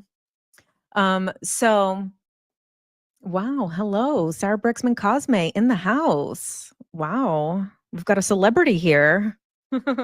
Okay. So, we're going to be talking about this white light soul trap, and I'm going to break it down for you first, the things that are being said, this belief, and then I'm going to give my opinion on it. So, yes, I look forward to co-theorizing this one. Beautiful. It's like the show you're watching, The Wheel of Time. Oh, cool. I haven't watched The Wheel of Time. I actually did see the beginning of the first episode. Oh my God, I know her. I mean, how don't we all know her? My gosh, an icon. Okay. So this whole thing, this idea, there's a couple of different origins of where this comes from. So kind of the oldest origin of this concept of sometimes called the prison planet, sometimes the white light soul trap, sometimes the moon is tricking us. This is a soul recycling. There's many different theories over the years that have come up and stories and origins. So let's talk about them kind of all together. So the oldest one, and kind of the original, is the concept of the archons. And so archons are coming from the Gnostic text, and the archons are basically these non-physical parasitic beings, as they're interpreted to be parasitic. And I'll give my opinions on that later, but they basically govern the material world. And it's kind of similar to this modern theory kind of put out there by David Icke and other people, that we are actually in a, kind of even some of the flat earth theories kind of go into this type of stuff. But the prison planet theory is basically almost like there's an energetic net around our planet that prevents us from being able to ascend beyond, or gets us stuck in a reincarnation cycle. And similar to the Archon story, these parasitic beings, they kind of feed on people and govern and control. And there's basically, their job is to maintain the illusion and to maintain separation between us and divine source. And then the archons in these Gnostic texts, they serve the demiurge. And the demiurge, or demiurge, I've heard some people say, but the demiurge is the false creator god of this reality. So this is the Gnostic belief that our physical reality was created by another lesser god than God. And that another being who wasn't divine source, who wasn't the real God, wasn't the oneness, a lesser god created this realm, and the archons are the beings that kind of work to maintain this space. Now, in the more modern versions of these theories, because we usually do have some type of updated version of these things. Oh, the demiurge is also like the goddess Durga in Hinduism. Oh, beautiful. Wow. Yeah. So guys, if you have like other references, because I don't have any Hindu references, but it's interesting because, You know, even just talking about it, I'm thinking about like Maya in Hinduism, right? So there is a lot of different versions of this. Now, is this a trap? Is it negative? That's what we're going to get into later. But basically, they hold this reality and kind of keep the illusion going and are perceived as being parasitic. In the David Icke modern, starting in like the 90s to now theory, is that these are reptilian beings and that these are fourth dimensional lizards that are controlling us in a prison planet, and that they've basically created this simulation that we're in, or the simulation was created by something else, but they've taken it over and they maintain the illusion, they maintain the separation from God, and they keep us almost quarantined from the cosmic community that is out there. Now, we do obviously know, right, that this is a simulation that we're living in, right? At least most of us believe that. Most people that are here that are watching, oh yeah, Ash, it sounds like shadow creator archetypes. Yeah. I love where all you guys are going with this stuff. So yeah, let me know what other things it's like sparking up in your mind and your research. So also these archons are sometimes kind of described as more AI-like, but of course they didn't have the word AI then, right? So all of these concepts are retitled. Like what they would talk about Maya, or, you know, this reality that the archons are creating, they didn't have the word matrix back then. They didn't have the concept of a video game back then. So a lot of these things are just being retitled for the times. And it being a prison planet, like, did they have the word prison back then? You know, maybe they called it some other type of thing. I don't know. You said, I'm worried we're trapped in a reincarnation loop. Well, Pickle M97, you stay tuned. You stay tuned because we're going to break that down. So, okay. Then there's also this concept that the moon is involved. So this is like a newer version of this concept as well. So we have this moon soul trap. And the whole thing with this is that they say that when you are passing, that there is a white light. And as we know, a bunch of people who've had near-death experiences would talk about there's a white light, go into the light. But then apparently the white light is a trick. So they say. And I'll get into my opinions. I'll really refrain. But the white light is a trick, and that there's another light that you're supposed to go into, or you're supposed to turn away from the light, or you're supposed to refuse these things. And one of these theories is about the moon being the soul trap. That basically the moon is not real, that the moon is a satellite. I mean, I could believe that. I could believe the moon's not real. And the reason why some people believe that the moon's not real is connected to some real stuff, you know? So in some of these Apollo missions, when they went to the moon, allegedly, or at least orbited the moon, you know, sent things to the moon, they found that the moon must have been hollow or have these very large cavernous openings inside, if it's not fully hollow, because it was ringing like a bell. So this being able to ring like a bell, and the weight of the moon, also the fact that the moon is perfectly sized for the eclipses, the fact that it is the perfect size and distance and everything, and then also the fact that it's kind of locked for us to only see one side of the moon. And then all of these native and indigenous stories of the stories before the moon was here. So there is some beliefs that there was a species of beings or something that brought the moon here a long time ago.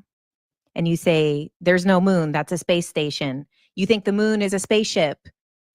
The moon is hollow. You like this ride and want to keep getting back on. So they should ting it like a glass, right? The moon appeared after the fall of Atlantis. Okay. You crossed over and it was all white light. You went beyond that and into source. Oh, wow. Souls get hijacked, apparently. My research is Jen. Thank you.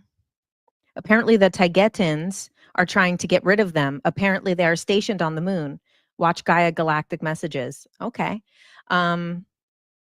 They are like moths. When we are like moths when we die, we go to the light. Okay.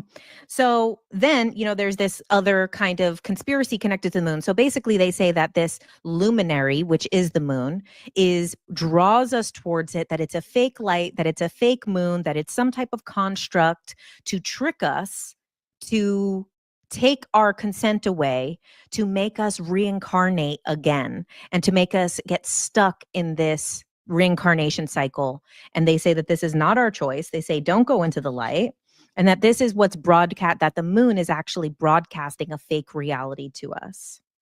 And then we have the connection to Saturn. So a lot of people believe in this Saturn theory, that like Saturn is kind of this dark force. And they say that the moon Saturn matrix is sending us false information, which is what's creating this negative reality. So David Icke is a big person who's put this information forward, and he talks about, the white light being a deceptive construct, that the light lures us like a moth, that we go back into a reincarnation cycle, that there's a fake life review, that there's fake spirit guides pretending to be our loved ones, and that they manipulate us with emotional triggers such as unfinished business, love, regret, things to force us to come back. And that this actually is the whole purpose of this is because Earth is a farm for a loosh farm. And loosh, I don't know why I'm getting out of focus. Loosh is a concept that came from Robert Monroe originally. I know, pretty interesting. So Robert Monroe, great work. But when he was doing his OBEs, his out-of-body experiences and the gateway experience, and him working with out-of-body practices, one of the things that he talks about, and he's the one who coined the term loosh, is that there's these fourth dimensional reptilian beings that are behind people, attached to them, and that they are actually kind of feeding on their negative energies. Let me see and then let's talk about the Book of the Dead as well. So another reason why people believe this concept is because the Tibetan Book of the Dead, which guides you through the death process. And specifically like Tibetan monks, it gives them instructions for what to do when they die so that they can go through these levels, not be tricked by other entities, and make it through to the clear light. Also, in the Egyptian Book of the Dead, they talk about, after you pass, then, I think it's Anubis has to weigh your heart. And if your heart weighs more than Ma'at, then it's impure. And if you have an impure heart, then you're kind of like cast away. And then if it's good, you get to like continue on. And so it kind of talks a little bit about this kind of life review thing. And then we have tons of people who've had near-death experiences. Oh, yes, a feather. Right. Thank you. And so the near-death experiences is another reason. And there is someone, I think I looked up the name of the person. Let me see. I think I have it here. Is Tricked by the Light by Wayne Bush, I think, is the guy who put together all of the near-death experiences that talk about some false white light stuff. Okay, so let me get into this. Okay, so in Hinduism, there's the concept of karma and cycles as well, right? You thought the Book of the Dead helped you with life and the Book of Life helped you through death. I can't answer that question. So my opinion on this. Okay. First, okay, I've given this example before. Everything is going through our own personal filter. So when someone like David Icke is maybe tapping into some information, or when someone is reading about archons in the Gnostic text, it is going through their filter. So the same way that I talk about this with abductions is, yeah, it's scary to be abducted by aliens for most people. But it's similar to taking a cat to the vet. If you take a cat to the vet definitely thinks the vet is evil. But it needs to go to the vet. It needs that help. The vet is not actually evil, but it's the perception of the cat And because of that experience, that it is always going to think that that vet is bad, harming it, but it's actually, with a bigger perspective, we know that it needs to do this. So, as we know, Earth is a simulation. The afterlife, I believe, is a simulation as well, because otherwise it's just all space, all nothing, all everything. It's all there. So we need to create a construct where then Earth is the simulation. And then there needs to be a simulation outside of the simulation to facilitate the process of entering in. So the way that we are under this, belief, spell, memory wipe of being here, we have to have the memory wipe to be in Earth, to be in this realm. The other side, the afterlife, needs to have that construct, that reality, that simulation in order to facilitate that experience. So those beings on the other side, like when we, I'm a believer of the journey of souls stuff.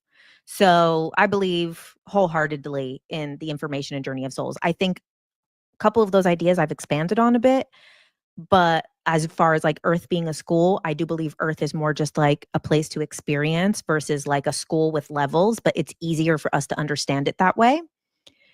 You said, are we severed? Yes, we're severed. And so this is also a construct, but that doesn't mean that it's not valuable or important. And our consciousness as humanity is what holds this construct in place. So those beings on the other side, those archive beings, those Akashic records beings, those beings that help with reincarnation, those beings that catch the souls and bring them back to the other side or help them transition here, those also hold that construct of the other side. Now, let's see. Let's talk a little bit about, let's talk about the Loosh, the prison planet, and all of this stuff. So the perception that reincarnation is not a choice is coming through the human concept. So being here, experiencing pain, experiencing suffering, experiencing loss causes us to think that this is a negative experience.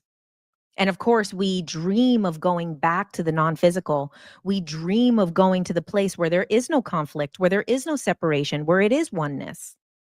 And it feels, rough to be here, to be separate from the one, and to not remember it is a harsh feeling.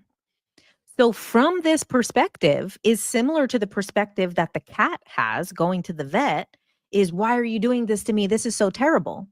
But through the human filter, it does seem like reincarnation is a bad thing. And I mean, oh my God, no one is worse than the spiritual people, right? Of like, I'm never coming back here. This is my last life. I'm never doing this again. Like, okay, good. Well, good luck. You'll probably get over there and want to come right back. You'll be one of those ones cutting the line to come back here.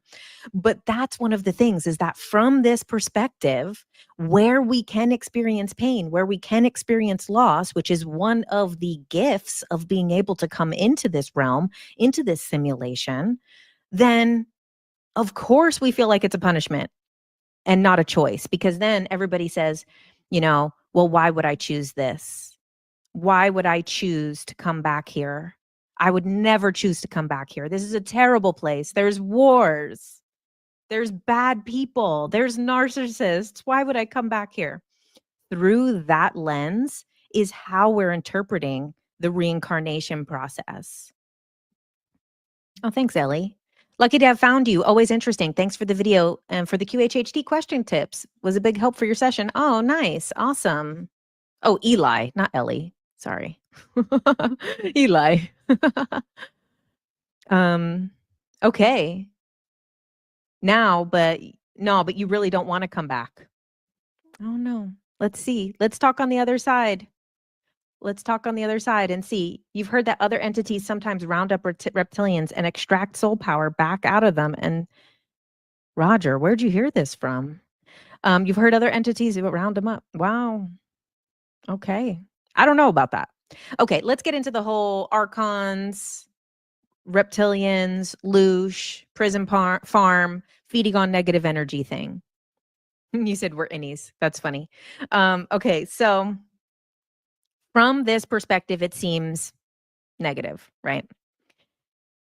Now, okay, the concept of loosh. I think that the concept of loosh has been really blown out of perspective. That the innies joke is funny.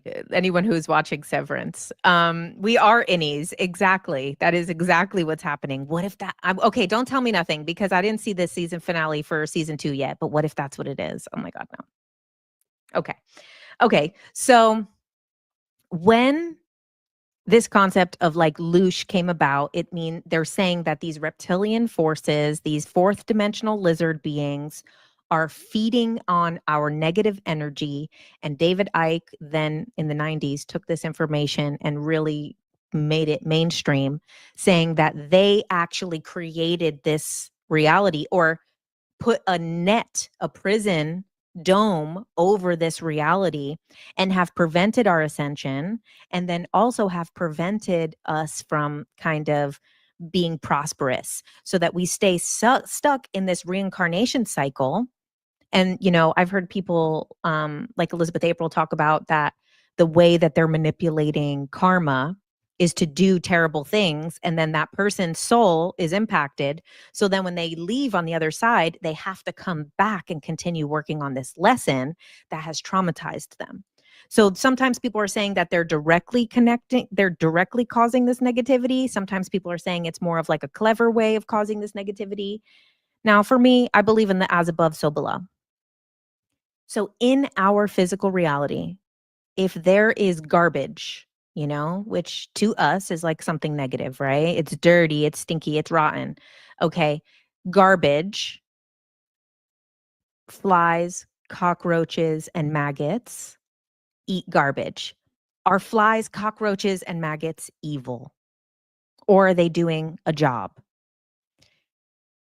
In the ocean, we have bottom feeders, we have shrimp, we have all of these shellfish that are bottom feeders. Are they evil because they eat the shit of the ocean all day? So if we have this as above, so below concept, and this is the way that the ecosystems work, we need flies and cockroaches and maggots to decompose things. And they're not even able to do enough of it as quickly as we can create the garbage anymore. With shrimp, bottom feeders, they need to do that for that ecosystem. So of course, there's an astral ecosystem as well. So there's needed to have beings that eat the shit, that eat the garbage. But does that mean they're evil? And then the example of this being a loosh farm that causes negativity. So let's look at humans, right? We have farms because we like to eat beef, for example, or chickens or pigs or animals, right? So are we evil for creating a farmed situation that then turns negative because of what we need to consume? Honestly, we're probably worse than what's being happening in the astral. With what we're doing with the factory farming, is it evil to sustain ourselves with something that our body is sustained by? What it is it's just a self-serving thing, right? It's not thinking about the greater cause. It's thinking about what we need in order to sustain ourselves. So you said because we don't need it, but some people do. Some people do need meat. People who have type O blood can't really be healthy on a vegan diet. You would say bottom feeding inherently isn't evil. In Buddhism, they practice non-attachment. Maybe it's not good or bad so much. You said that's a myth. Okay. Well, everybody's going to eat whatever they need to eat. And it's not our place to say, that people don't need certain things to survive, because maybe they do. I think a lot of people have tried vegan diets and stuff like that. And sometimes it works for them. Sometimes it doesn't work for them. Okay. So it's evil if they manipulate humans to produce suffering in order to feed themselves. Yes. Okay. But is it them actually doing it, or is it human nature? Right. And that's the thing that we're not going to know. We're not going to know.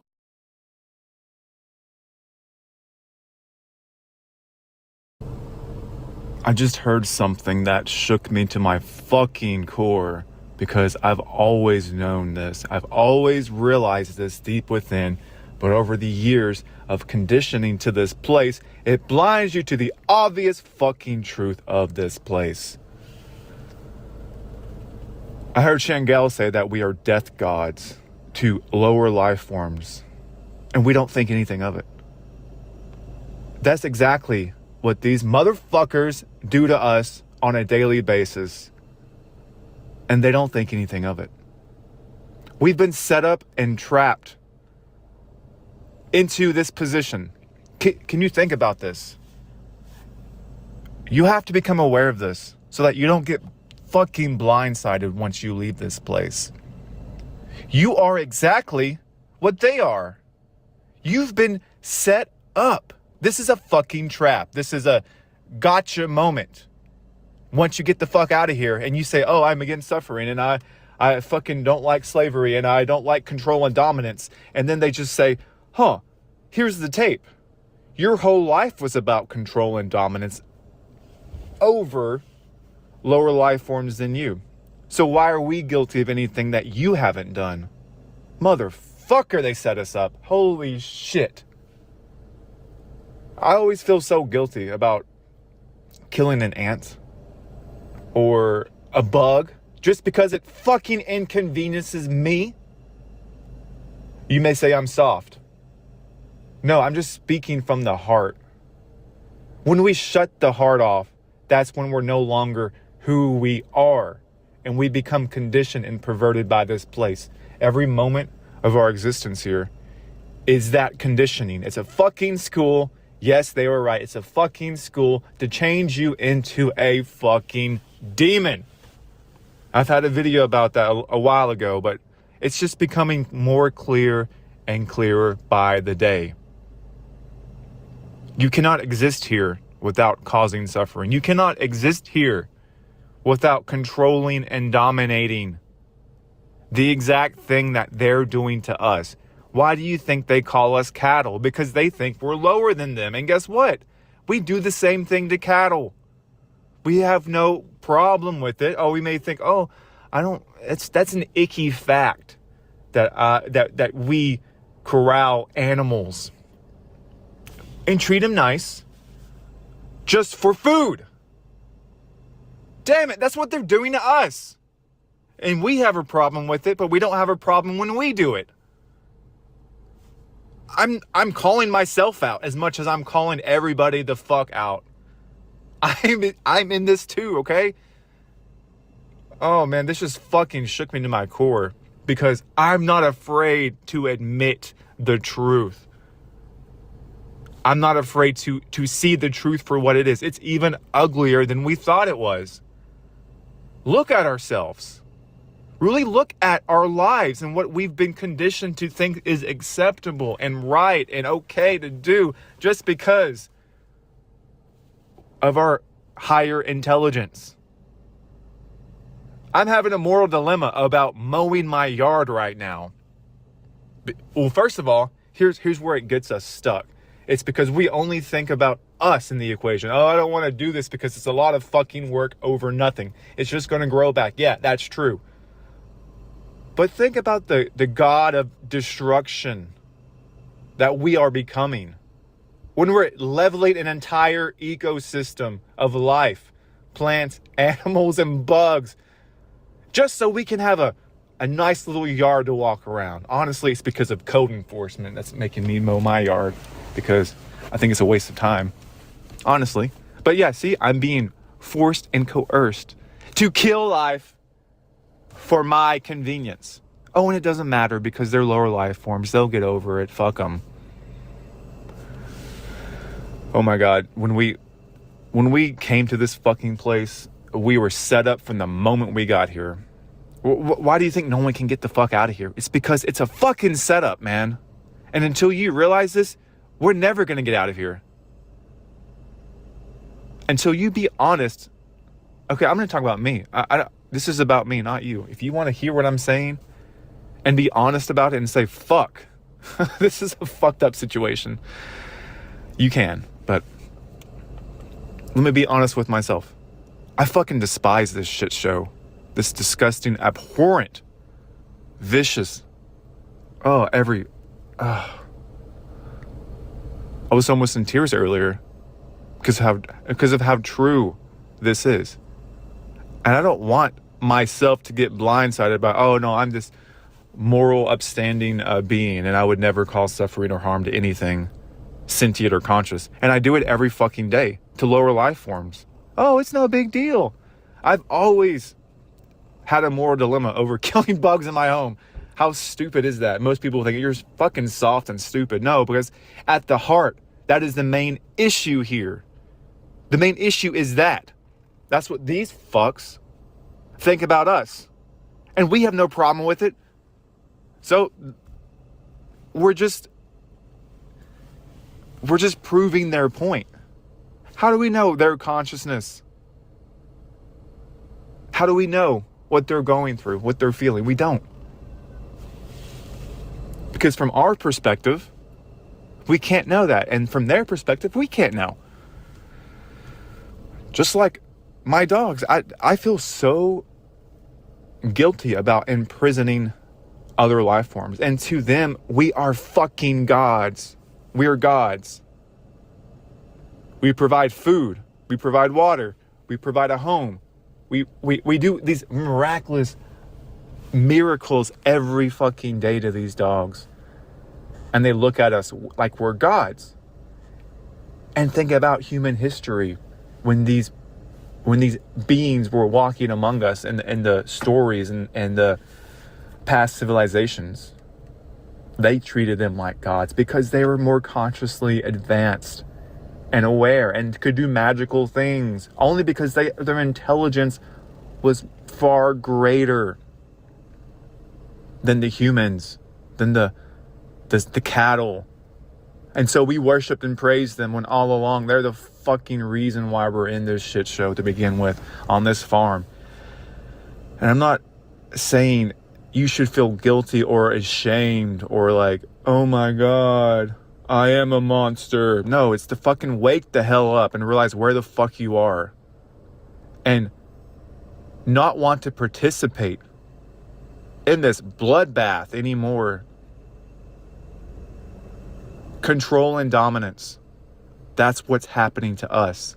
But we have no problem when we do it to other things.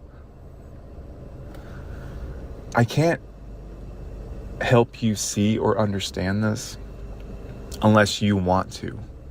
Unless you want to unbiasedly and objectively look at the fucking situation that we're in. The setup, the trap that was placed before us to make us guilty, to make us wrong and sinful and all this bullshit that was done on purpose.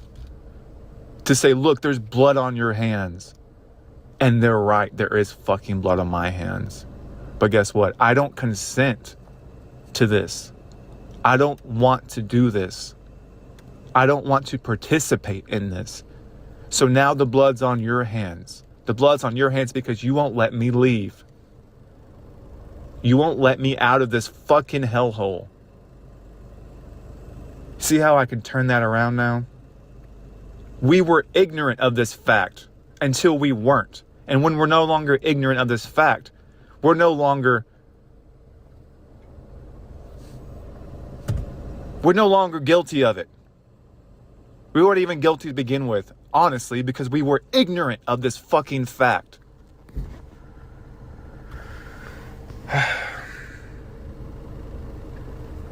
And I'm using cuss words, so what? It's the meaning behind the word and the energy I'm trying to get at, because I'm fucking pissed off. I'm angry that this has been going on for so long. We have just been conditioned from a young, little, innocent child to accept this as normal. And there's no way out of it. There's no way out of it, because once you're here, you're participating in this shit show, this death march of everything and anything. And you're participating in all the evils and calling it okay and good and just getting along, getting by to get by. I'm about to go wipe out a whole fucking village of insects and plants and their little ecosystem for my convenience, to make my life more convenient. What do you think these quote elites do on a daily basis to us for their convenience? What do you think these archons do for their convenience? Oh my God, it's just blowing my mind. And I've talked about this. So once when you have the understanding of this and you hear it put so simply, you get it, and it shakes you to your core because it's so true. I'm not saying we are demons. We are forced into behaving and acting like one without even realizing it, because of our conditioning and programming. And oh, this is life. This is the way things are. Oh, who cares? They don't think and feel. We're more intelligent. We should have control and dominion over the lower life forms to how we see fit. And they are also doing the same thing that we're doing. See what I'm saying? All the animals and insects are doing the exact same thing. All the plants are doing the exact same thing. Nothing is absolved here. Everything is in play. Everything's playing this fucking game. We aren't the only ones. Everything that exists here is playing that game. And that's why I don't want to be here. Well, no matter what you do or don't do, you're in this fucking psychotic game, conditioning your spirit, your innocent spirit, to fall in line with it, to believe in it, to think it's right, to give you a moral high ground, to think that since you're superior, you have the right to be a god of destruction to lower life forms. And we have no choice unless we want these bugs crawling all over us. Wants to die of starvation.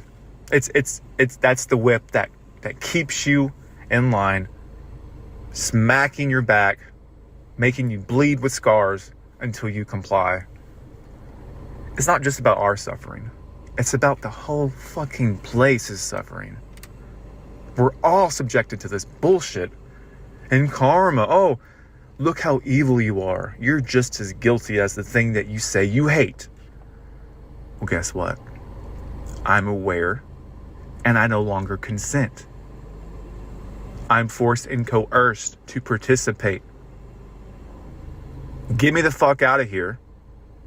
Let me leave, or fuck off. You have no right over me. I do not consent to being ruled over you, and I do not consent to ruling over anything else. Let me just rule over me, and everything else can fuck off. I don't want to dominate anyone. I don't want to rule over anyone. How about we all just rule over our own selves and our own lives? But that's impossible to do here without other things sneaking their little tentacles in, wrapping you up, constricting your life force from you, your own free will of thinking and being, and forcing you to comply in a world that you fucking hate. Once I'm out of here and they try to pull this shit on me, you're guilty. You're a sinful human being. Look at all you've done. You're complicit in this. No, I said I wanted out. I realized what was going on, and I wanted nothing to do with it. And guess what? I couldn't get out. There was no exit door. There's nothing for me to do other than harm myself. The blood's on your hands, motherfuckers. I realized the game. I realized the trap. And I think it's fucking evil. Don't get caught off guard thinking you're some kind of moral superior being when you leave this place, and then they throw the fucking book at you. If you can't be honest with yourself now, you're gonna have a hard time being honest once you get out of here. I'm just saying this so that you realize anything they can do to make you feel guilty and that you deserve to be a slave because you're immoral and wrong and evil, you got to realize this. You got to start thinking about this now and realizing how fucking evil this place is and how it's been set up that way and how you were set up from birth to be guilty by participating in this shit show.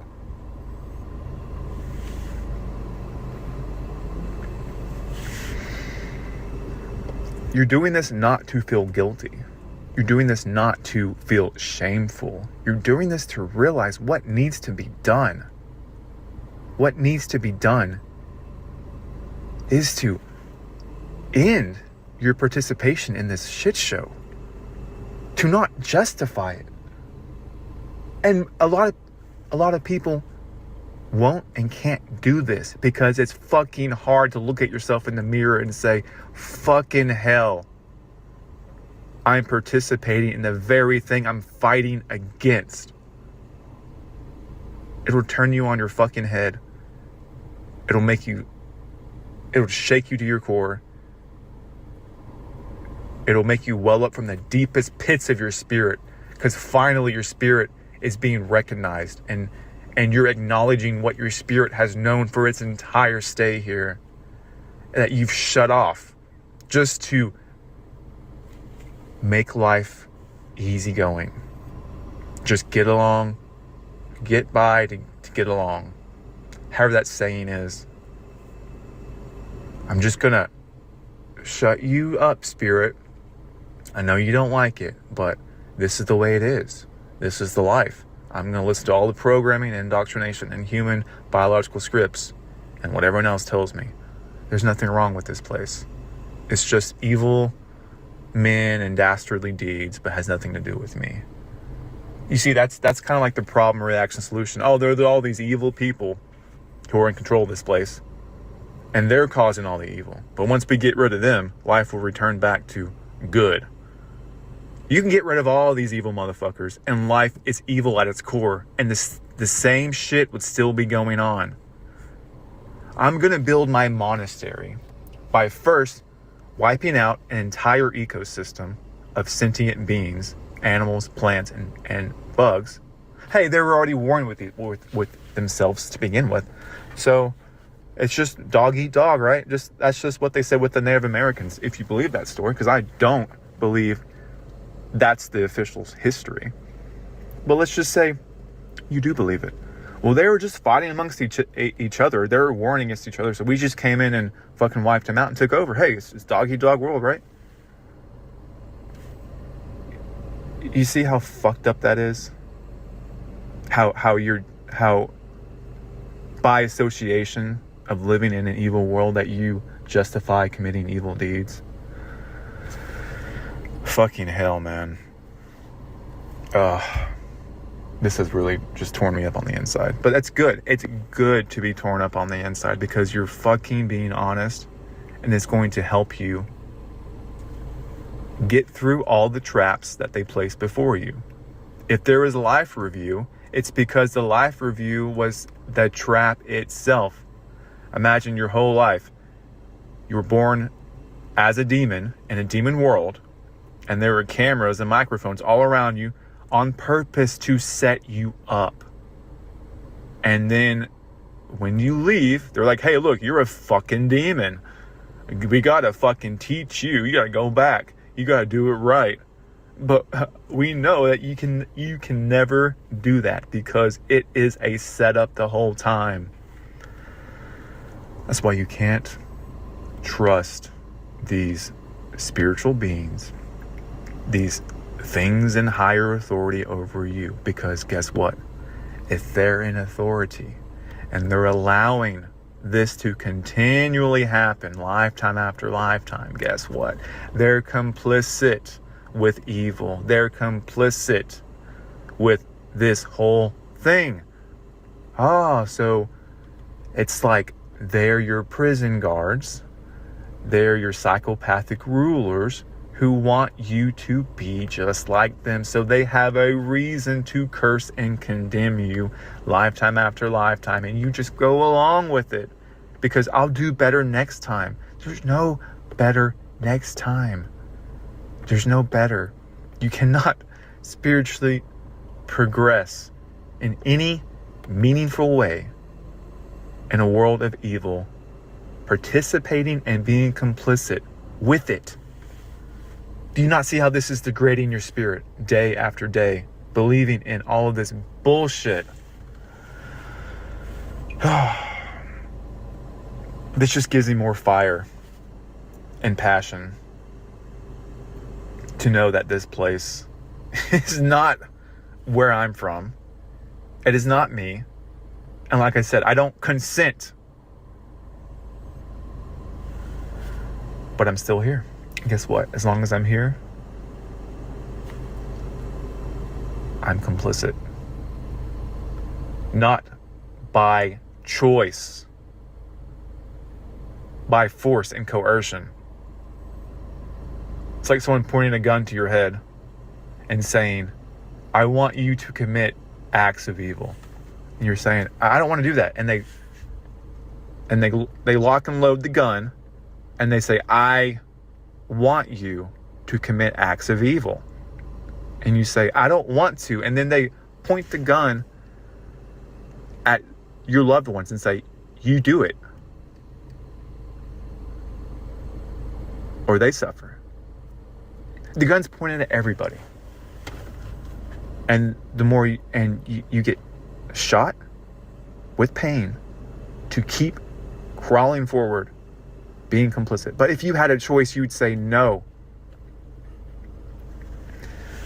But also, we've been hypnotized and mind controlled and conditioned like a dog to just accept all this as normal. So they can take the gun away and just let you do it normally from the human biology standpoint, and shutting off your spirit from realizing and speaking to you that this place is fucking evil.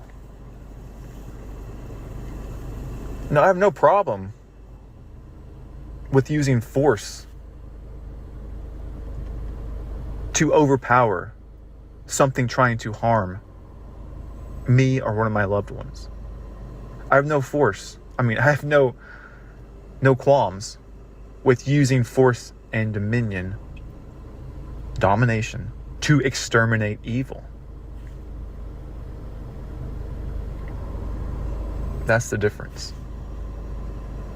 So I plan on using force and domination to destroy these evil fucks however it is you can. However it is you can. However it is I can. That's the only justified way to use dominion and force to control and dominate, is if something is evil and it's infecting everything around it, you have to control and dominate it. So how do you do that? You tell me how you do that.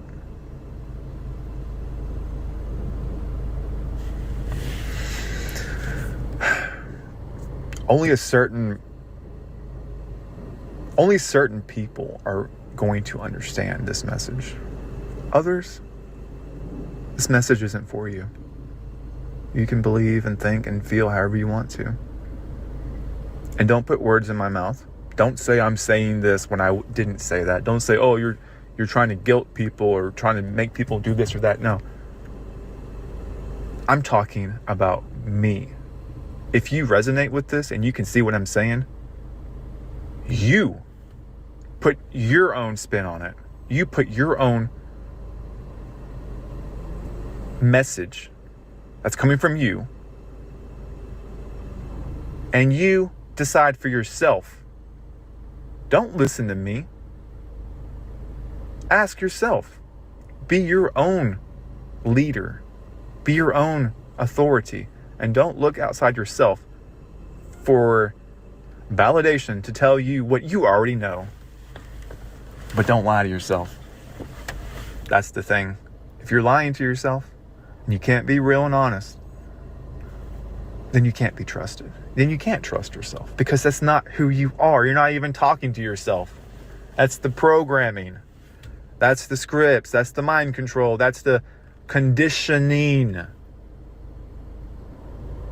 Ever since you were birthed into this shit show, that is who you're talking to, not your real self.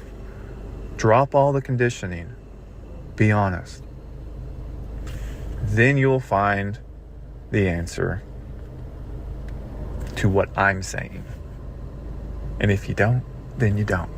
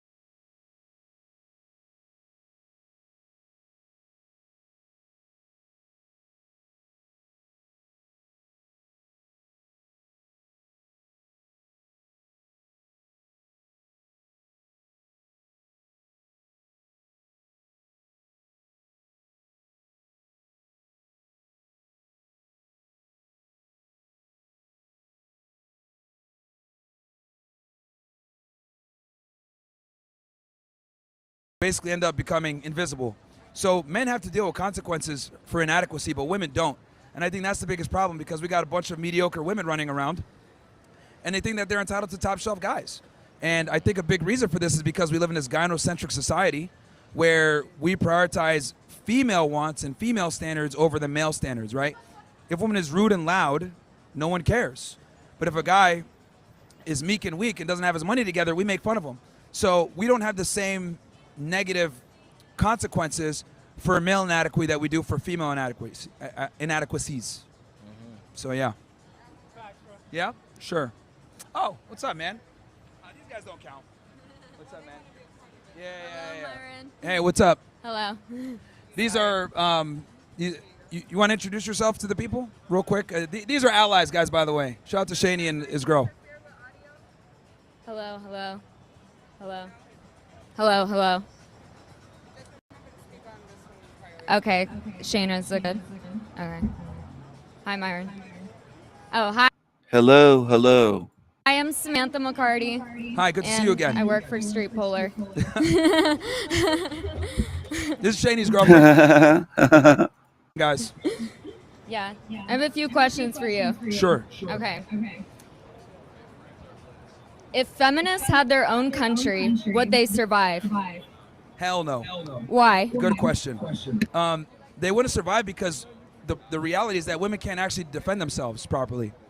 You know, men have the monopoly of force, and women don't really have the capability to defend themselves against men that might attack them. This is why we have... It's not just defend themselves. It's so much deeper than that. But I do agree. They wouldn't be able to maintain their own country. They could just be taken over, and we could do it. Quote, bad men will say, put them in a category that way, could do whatever they wanted, invade, take over, grape them, unalive them, take their stuff, take their resources. Women are out of touch. They don't realize that men today could do the same things that could have gone on centuries ago with tribes. They can't defend themselves against men physically, with or without weapons. They could be taken over. It's that simple. But it's beyond that. They couldn't build and maintain a society, even if all men somehow were kept away or didn't know where the island was that the feminists lived on as their country. They wouldn't be able to build a civilization the way that men have, because they never have. They never have. They've never demonstrated in society that they could do that. So I have to say, I don't think they could. Have, you know, the military, police, etc. Men have the monopoly of force that allows women to be able to be safe. So, yeah, if we had... Wait a second. The green man in the chat said Amazon society disappeared for that reason. Was that the society Lolita believed she was from, that was all women? That women were the only gender on earth was just women for hundreds of thousands of years, until suddenly a male baby developed for no reason and was born, developed male genitals, as she calls it. She thinks that's all that there is to being masculine, is a baby developing male sex organs in the womb, she said. I'm not saying you're saying that. I'm making a joke about Lolita. Lolita believes that this realm was, or planet, as she calls it, was all women, that there were no men, but I don't buy that. Just making a joke. But yeah, Lolita. Yeah, if we had a woman country, it would be taken over within a day. 24 hours. Yikes. Should an IQ test be required to vote? You know, that's a good question. I've thought about that myself, whether it be an IQ test or a civic exam. I think... I got to say, I was the type that was more inclined to defend women when I was growing up. Stand up for women.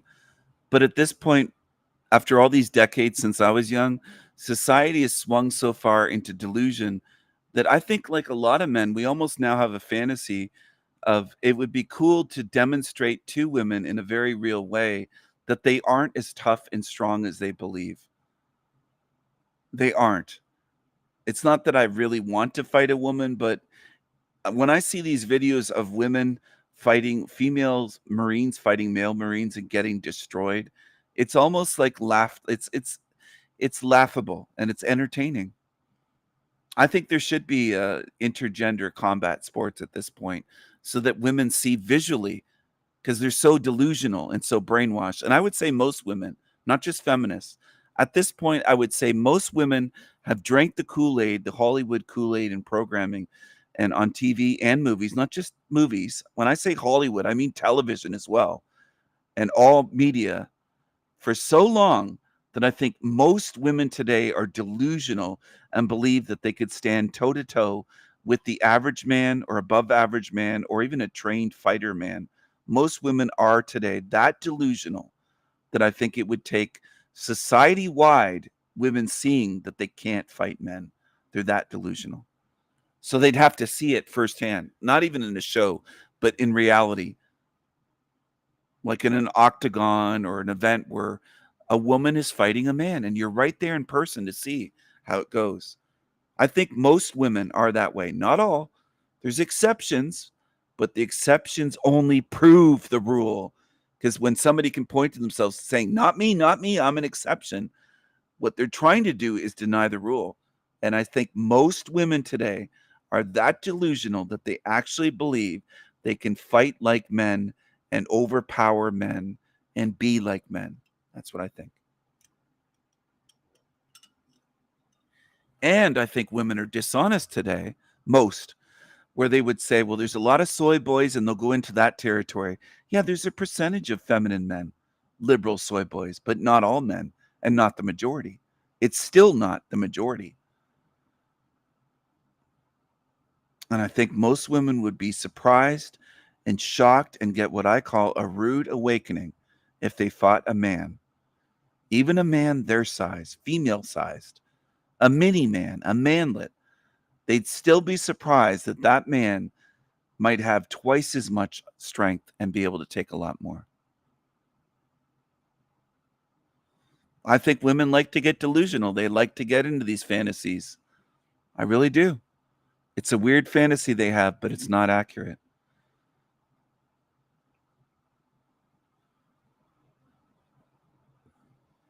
It's damaged women that usually have mental problems like Lolita that believe that men are tough or that women are tougher than men. It's always the damaged ones, and they always end up with a weak man like her Claude that will take her saying that she's way more intelligent, and he'll nod his head and agree. He's cucked. He's a loser. He's a wimp. He doesn't have any dignity. And then what weak women do is they say, well, there's some men that take that.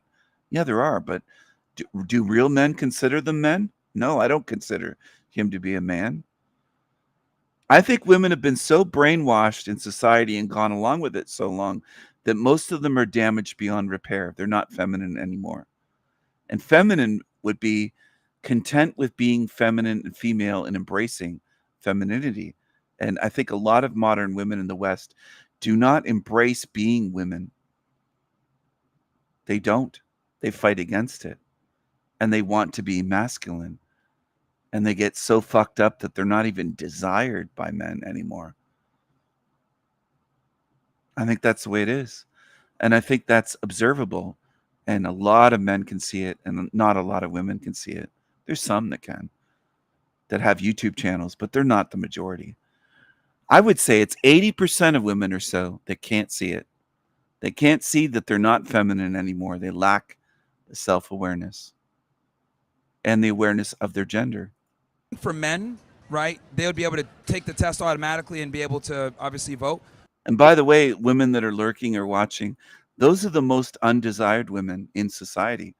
The ones who are not feminine, that are not self-aware, the ones that say stupid shit that they can beat up men or they're just as strong as men or all this kind of stuff. That makes you far less wanted and desired by men, especially masculine, intelligent men.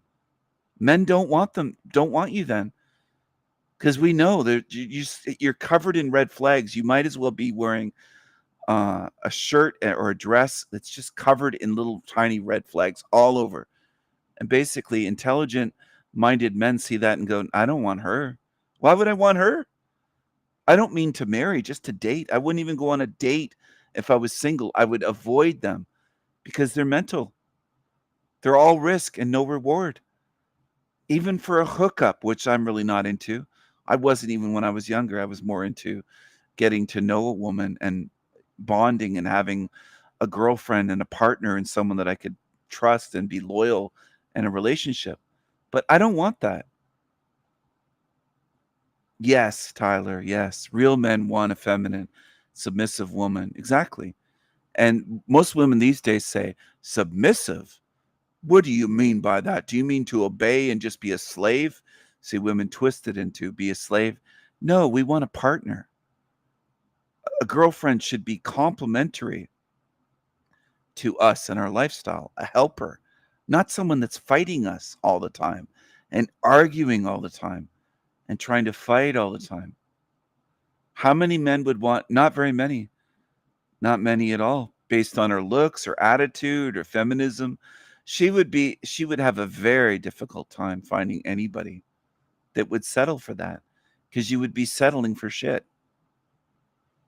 I could find a woman better on my street tomorrow if I was single and I'm happily in a relationship. But if I was single, hypothetically, tomorrow I could go out and find someone within walking a couple blocks that would be better than her. Easily. It's not hard. And if I went on a dating site, app or something, easily find women way better looking, younger than her. I could date women 10, 15, 20 years younger. No problem. I could date women in their late 20s, no problem if I wanted to, or even 25. Decades younger, easily. And women don't like that. They get upset by that. But often when they're younger, they want to date older men. They're dating older men already. But the ones that don't have a man will say, oh, he's wrong if he wants to date younger women. My girlfriend is much younger than me. There's an age gap. I'm not going to say how many years, but it's quite a few years. It's not 3 or 5. All right. She's much younger. That's the way it works. Women don't like that, but they have more power when they're younger as a teenager. They have more choice than teenage boys or teenage guys. But as we get older, men get more attractive in many ways to women, especially masculine men. That's the way it works. That's nature. That's how this realm works. You can fight against it and shake your head and deny it, but that doesn't change anything. It reminds me of women that shake their heads and say, I'm just as strong as you are. As a teenage, we're teenagers and we're both 16 years old, and we arm wrestle and they can't even move my arm at all. And they don't have that awareness. Most women, whether they're teenagers, 20, 30, 40, these days don't have that awareness to basic stuff, awareness to know that men are stronger. And not only physically stronger, but tougher, can handle more, endurance, stamina, can go fight through pain, can fight in war zones and don't cry and break down emotionally and say, I'm tired and start complaining and bitching. No, men are tougher. It's not just physical strength, toughness, grit. Okay. It's not that it's not always that we want to, but if I had to fight and go in the wilderness and not have hot water for showers and not have this and that and have to be dirty and have to be fighting in dirt and mud and grit and trenches and just fighting with fucking knife hand-to-hand combat and do all of that, I know I could do it. I could take it without crying, without breaking down, having an emotional breakdown and boo-hoo, I can't stand this. That wouldn't happen. I would fight through it for weeks, months, years, whatever it took. Especially if I was fighting for something that's a worthwhile cause, a purpose. Again, women don't tend to do that. What they fight for is they'll march like pink hats for shit that they want that benefits them. You notice that? And again, I'm generalizing, but it fits. It makes sense. You can look at the footage of years of women marching with pink pussy hats on, and it's all about them. They're not marching for children. They're not marching to make society better. They're marching to abort children in some cases. So for women, what they fight for is usually selfish. They're not fighting, sacrificing themselves for society, for their people, for their country. They don't do that. For honor and for others, to protect women and children. Women don't do that overall.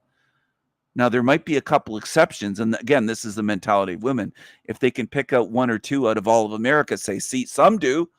Well, most don't. Millions and millions and millions don't. I don't give a shit if you point out a couple exceptions. They only prove the rule, and you prove my point. Exceptions prove the rule. They don't disprove it. You can say it's a satanic ritual, but millions of women march for it. They march for it. They put on pink pussy hats and march, saying it's their right to be able to do that to babies, to innocent, helpless, vulnerable babies. That's reality. That's what women will fight for. They won't fight to save their country. They'll fight to do that to babies. And that's proven. Look at the coverage of pink pussy hats marching by the millions. Do you see women?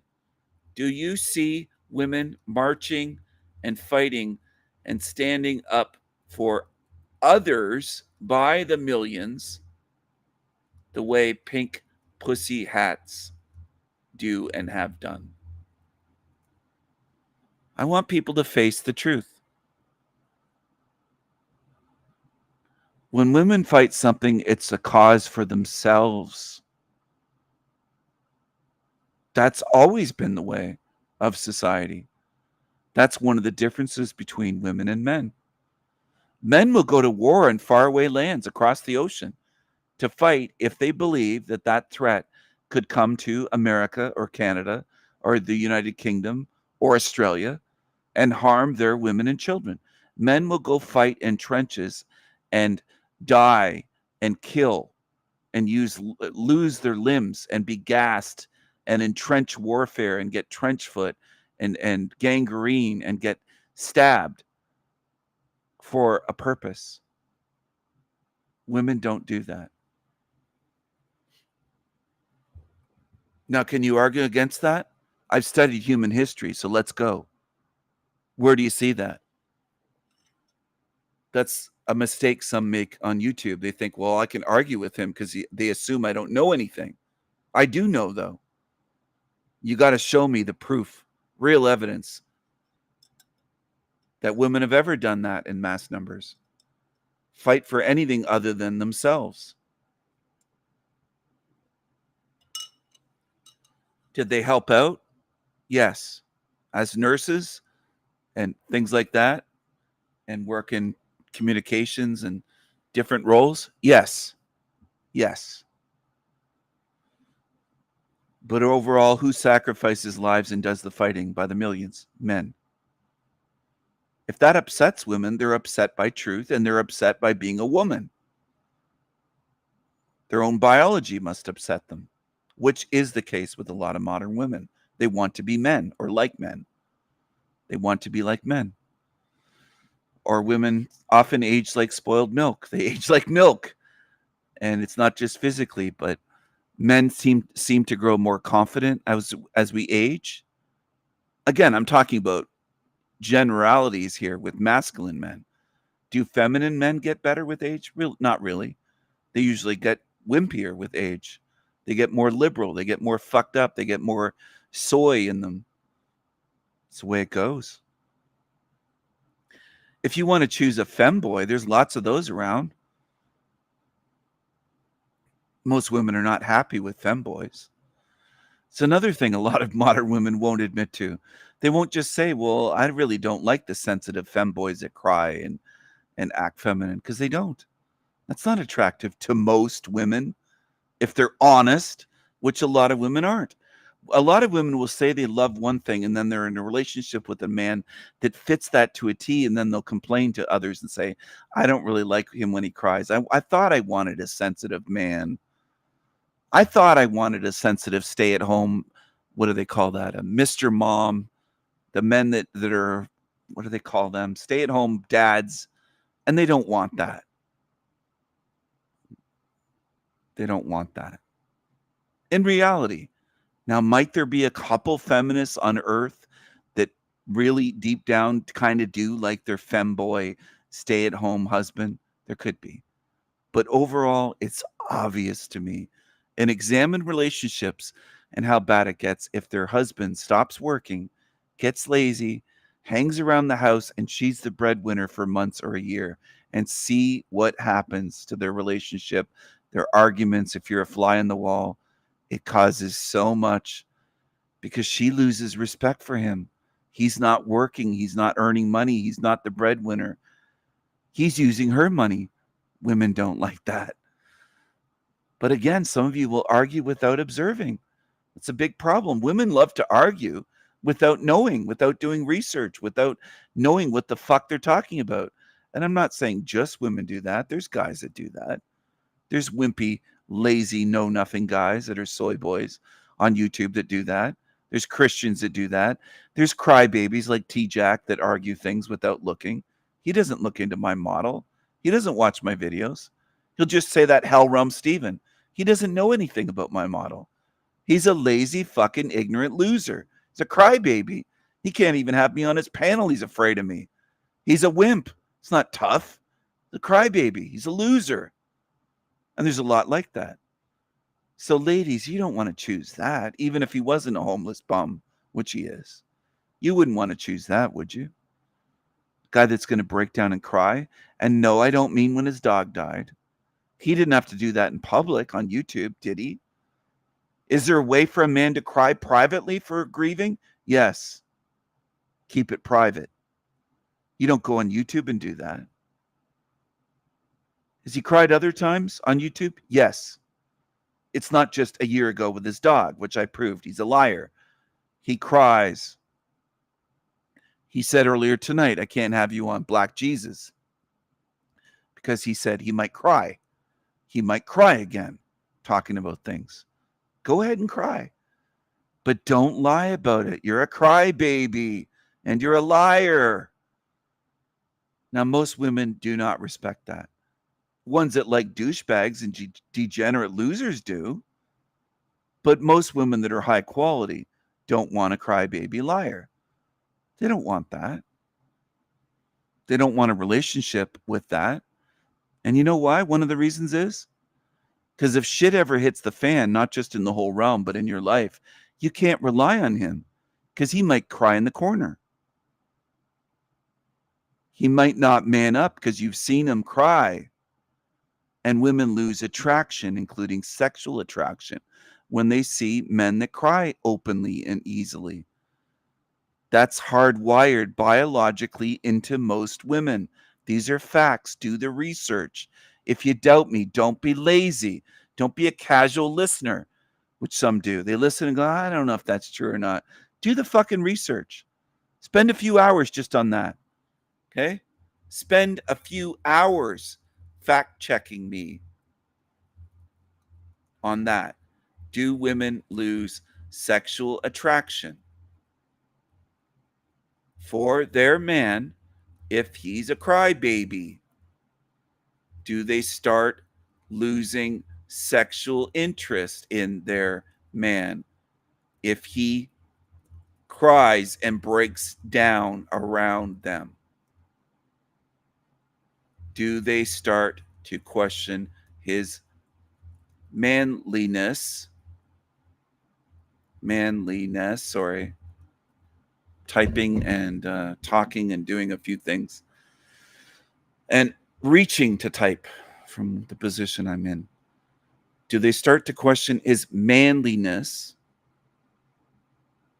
and his manhood and question his ability to protect them in stressful situations when they've seen their man cry his eyes out like a cry baby? And I know a lot of women will say, and I've seen this on YouTube, they've seen the big problem with men is they don't cry like women. They've been taught not to cry. You're programmed to believe that shit. A lot of you women, you believe it. You think, well, the only difference between boys and girls is boys are taught not to cry. They don't realize we're different. We're different biologically. We're not just girls with a penis. You don't understand biology because you never looked into it. And some of you will say, no, Stephen, I went to college, I took classes. I'm not talking about that shit. College and university is programming. They're not going to teach you the deepest levels of truth. You have to learn that on your own. Don't even bother mentioning having a degree, because to me, that's toilet paper. I don't care about that at all. Doesn't mean anything to me. Your safe space colleges, you think that means something to me? Your feminist classes, sociology, that's shit, that's feminist ruled? No, that doesn't mean something to me. You were programmed, okay? Get used to it. Get used to hearing the truth. Get used to facing it. Swallow that pill and say, you know what? I was programmed in school to believe that we're the same and that women are men and men are women and all this shit. They programmed you with tons of shit, that boys and men should cry more, and that's the big issue. That's what some of you believe. You believe shit. And I've heard it right on YouTube, that men wouldn't unalive themselves if they just learned to cry more. Have you ever considered that men are not like you? We're not the same. That's how you women deal with things. Sorry. You deal with things by crying. A lot of times. You cry many more times in a year than most men. I can't remember the last time I had tears. I'm trying to think of when it was. It might have been when my grandmother died or when the last pet I ever had died. But other than that, when it's other than a grieving death, and again, that's alone in private. I'm not on the fucking internet crying my eyes out on a camera, ever. And I never will be. Okay? And I don't care what you think about that. You could say, oh, it's because of your generation. You're this generation and our generation's more evolved. And no, I think it's degraded. I think your generations today are not as good as my generation in terms of being masculine and feminine. I think you've degraded. You drank more Kool-Aid. You're doing shit that isn't better for you or healthier. It makes you look and sound foolish and less respected. And then you try to cover it up, claiming you're tough. You millennials and Z generation and stuff. And you're not. You're not tough. You're not fucking tough as nails. You couldn't have teeth pulled out. You'd be crying your eyes out. Teeth pulled out without the freeze shot into your gums. You wouldn't be able to do it. You couldn't do it. You couldn't handle a lot. And this is reality of what previous generations could handle. You demonstrate openly that you can't. Many of you. And if that hurts your feelings, too bad. Because I know that's how most of you, certain generations, judge things. You say that truth is just a feeling. If it makes you feel bad, it can't be true. You're that fucked up. So be it. I could sit here for years and talk about thousands of things that are true that don't make you feel good to hear, but they're true. Some of you can't imagine that. You're so programmed.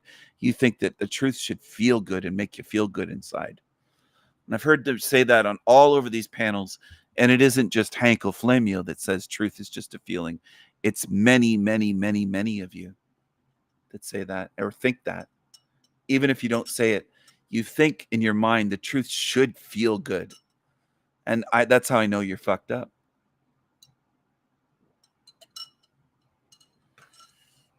Some of you don't even know what an analogy is. And when you come across someone that uses analogies to try to teach, you can't get it. Truth doesn't always feel good. Getting sudden news that your grandfather or grandmother died, it's not a good feeling. But if it's true, it's true. It doesn't feel good. But the feelings don't make it true or untrue. Some of you are trying to judge truth and untruth based on feelings. And you're wrong.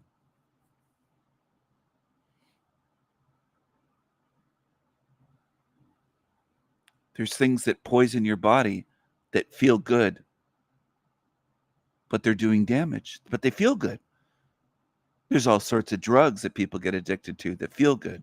There's alcohol that makes people feel good, and then they become a full-blown addict and alcoholic, and they're not feeling good anymore. There's many, many examples in this realm.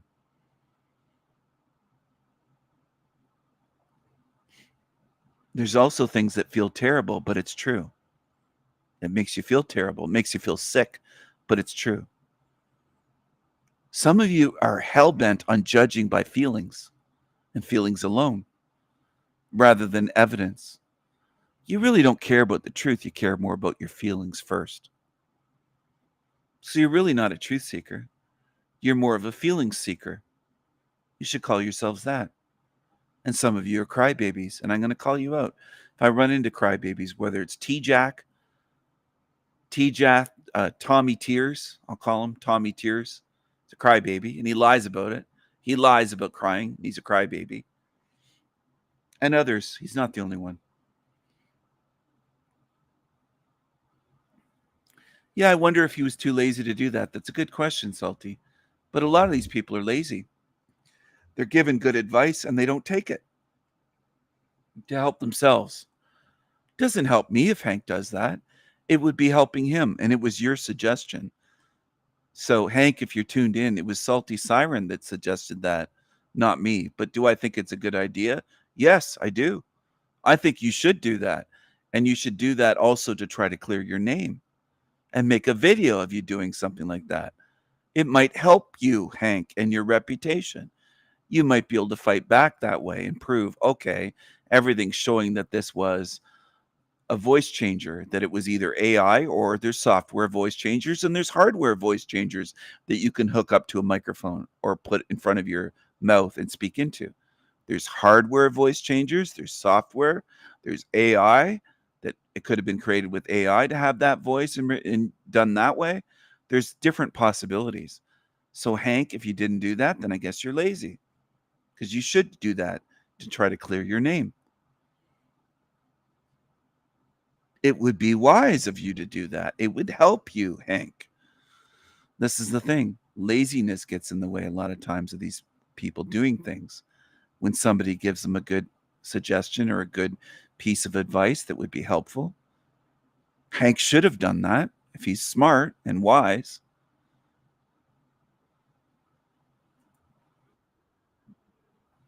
But maybe he's just retarded. I don't know. I don't want to say that. I shouldn't say that. I shouldn't call him just retarded. But I don't think Hank is I don't think he's an idiot savant. I don't think he's like, were you here, Salty Siren, when I tested Hank months ago on the Sanity Machine channel live to see if he was an idiot savant like Dustin Hoffman in Rain Man, the movie, with the toothpicks falling to the ground and counting? I tried to test Hank to see if he was an idiot savant, and he didn't pass the test of counting how many times I backstaged him and put him on rapid fire. I tried to test him. I tried to test him to see if he was a Rain Man or not. Who else is going to do that live on a live stream, backstage and put him on and then say, have you been counting? How many is that? Rapid fire 30, 40 times. He didn't know, so he's not a Rain Man. Or he would have been paying attention. He would have been keeping a tally, and he would have been able to say, you backstage and put me on 33 times, King Stephen. He didn't. He's not Rain Man. He's not Rain Man. If I spilled the toothpicks on the ground, he wouldn't be able to count them all. He can't count cards. Hank, you're not Rain Man. You're not an idiot savant.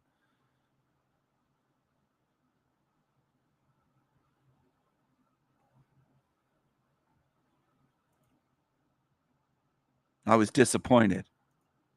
Yeah. I was disappointed. This ain't normal. This ain't from around here. This right here. This stupid. This ain't this Negro talk. It's stupid.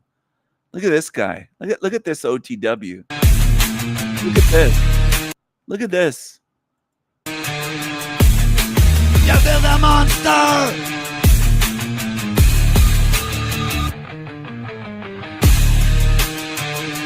What is this? Is this a joke? What is this?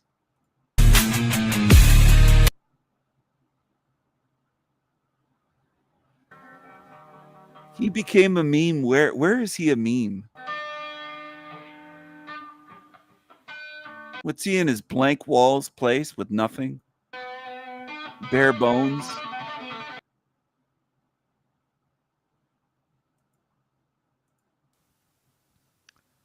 Look at this.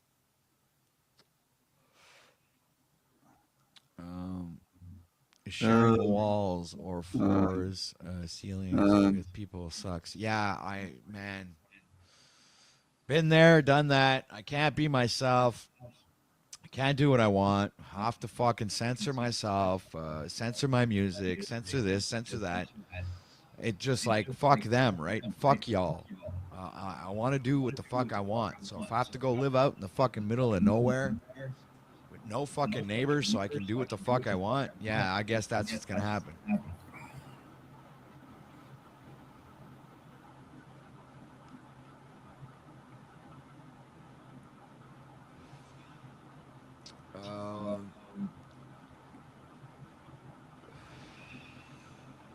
How did he become a meme? This rotten mouth thing.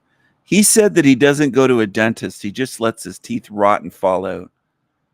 He lets his teeth rot and fall out. Gross. Okay, dude. Please. Mr. Sasquatch, how are you, my friend? This guy has a tinfoil hat on. They're just fucking degenerate losers. Hard R. I'll never forget him pointing down at me when I was on Flow Stage shit show, and I said the word nigger. He said, hard R. He was hopping out of his seat to tattletale on me. Hard R, right here. Hard R.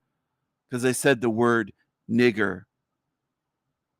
He was jumping out of his skin to tattle on me. This fucking creepy loser here in the tinfoil hat. Sasquatch. I'm well. You're not going to get me. I'm well. Look at this. I got a cash app here. $ cock squatch. They're just such greedy, shekels hungry beggars and losers. Look at this snafu fat head here. Look at this fat thing down here from India. Snafu snaps. Look at this brown piece of shit. What do you think? No, it's all right. Say your piece. I'll let him back up after God because he wants to spurg. Go ahead. Yeah, I was just saying, you're not going to get me, boys. I brought protection. Oh, you got okay. You got your tinfoil hat on. That's good, man. You're. Do you want to spend eternity around these creatures? Is there anyone tuned in that wants to spend eternity with this shit? And if you say no, Steven, I don't want to, then why do some of you watch this shit? Why do you watch these channels? Here's the link. OTW's Degenerate Demon Shit Show. There's the link. I don't hide their channels. You're always welcome to go there. Go over to Team Evil shitheads and go in the sewers with them if you want to. I'm not stopping anybody. If you want to go over there, you go right over there. You're all right. So is it good enough to protect you against the snafu snaps? Go in the sewer. Absolutely not. That man's going to fry my brain. I can't wait to hear it. Okay. Go so for it. let's talk to Mr. Caucasian because I actually think you're decent except for your pedophile. All right, dude. I said before PDF or Predator. Okay. Yeah, you got a short-term memory loss thing going on there, bro. Okay, PDF. But here's the deal. Your boy Flo, I've had women come to me to say, hey, this guy's extorting me, whether you like Lindsay or not. Your boy has been in... You know, Snafu's face looks as gross as his voice and his mind. He's fucked up. He's gross. He's a loser. He's a loser. He's a loser. But they all are. It's not just him. That whole panel. Multiple frauds, scamming over thousands of dollars, right? Not being accountable for frauding the viewers and subscribers. But I see you, Sasquatch, which you always seem like you're well-rounded. But until you started supporting Flo, that's when I knew, like, okay, this guy's like, I don't know, like, why would he just called support me scum like that? So what about it? Why do you support his fucking frauds, his bullshit online, his like Flo's trash, bro? Why does someone of you go hang out with trash? I joined the stream at the right time.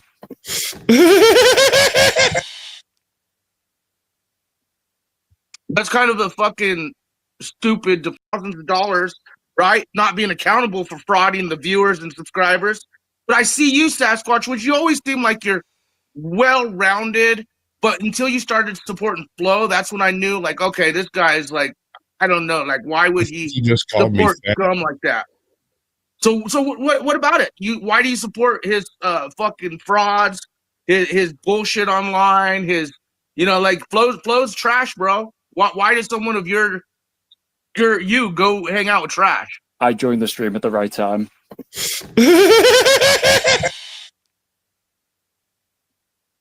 That's kind of a fucking stupid deflection laugh. That actually sounded like a Sasquatch laugh. You know, I mean, that if a Sasquatch would have to sound like something when it laughed, that was it. That had to be it. Or something you'd heard on the Three Stooges. But the fact is Flo has been involved in multiple frauds and scams online. Multiple, more than one. We've had women come forward saying that he's, playing the whole. I mean, him and LCJC, I had a fallout for all you know. LCJC I got a question. Yeah, LCJC is yet to bring the claims that she claimed. I But what's hear you. funny I is hear they what you're bonded saying. over blowjobs and I cops. get it. But I got a question.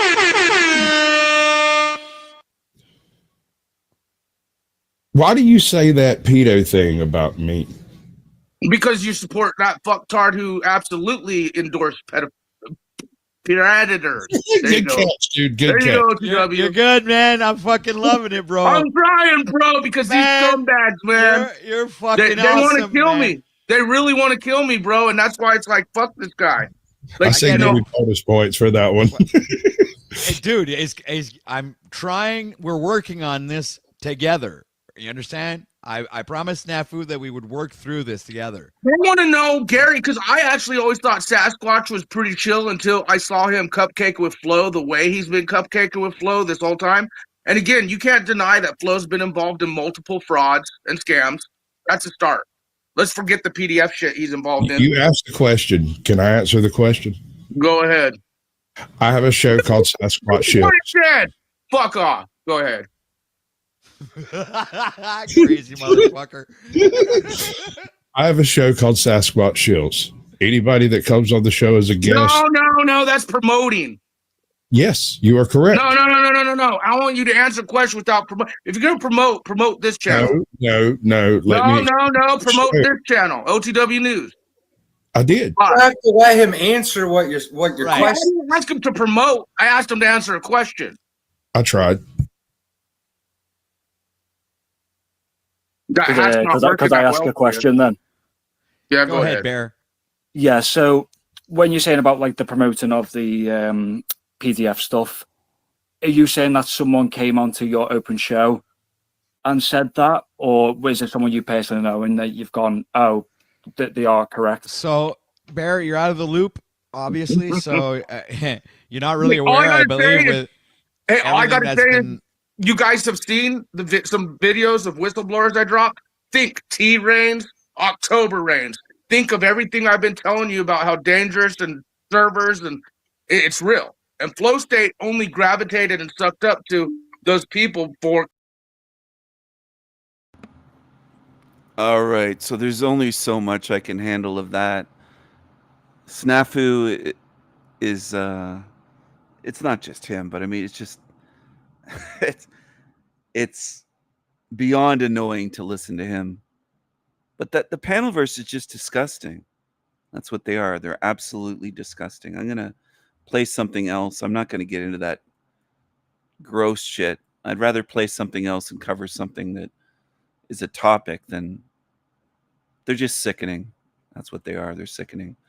Go over to this, The Hatred of Straight White Men by Sydney Watson channel. She has over 1 million subs. Recently, she's been going through some health problems with her hearing, I believe. The Canada, United States line. White man. Look at this Gingy with his ears pierced. This weird Gingy. Of course he's a lefty. Of course he is. The Canada, United States line. White man. How dare you?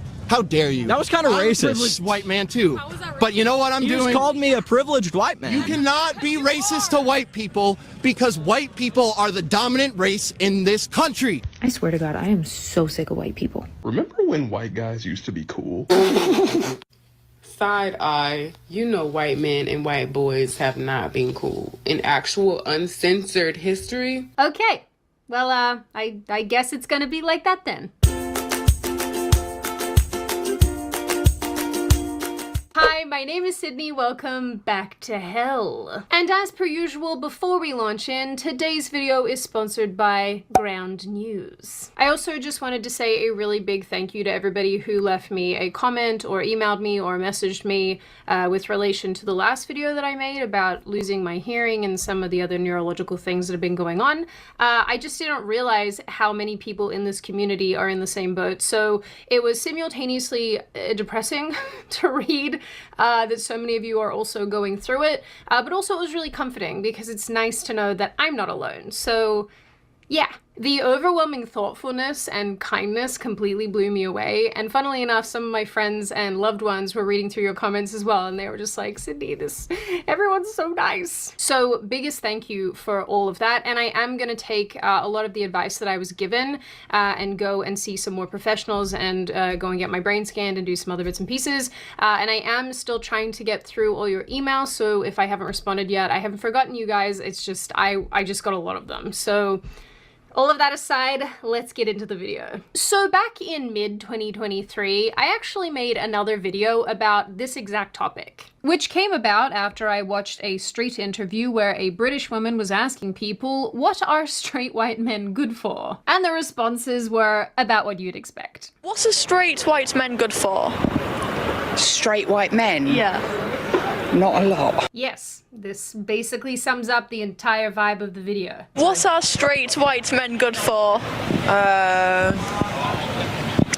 Being rude and making you feel uncomfortable. Of course, it's the French woman saying that other people are rude. So it's straight white men that are rude and make you feel uncomfortable. Black people are not rude. It's straight white men that are rude and make you feel uncomfortable. Not migrants, not Muslims stalking you in Paris or somewhere in London. It's straight white men. Really. Really.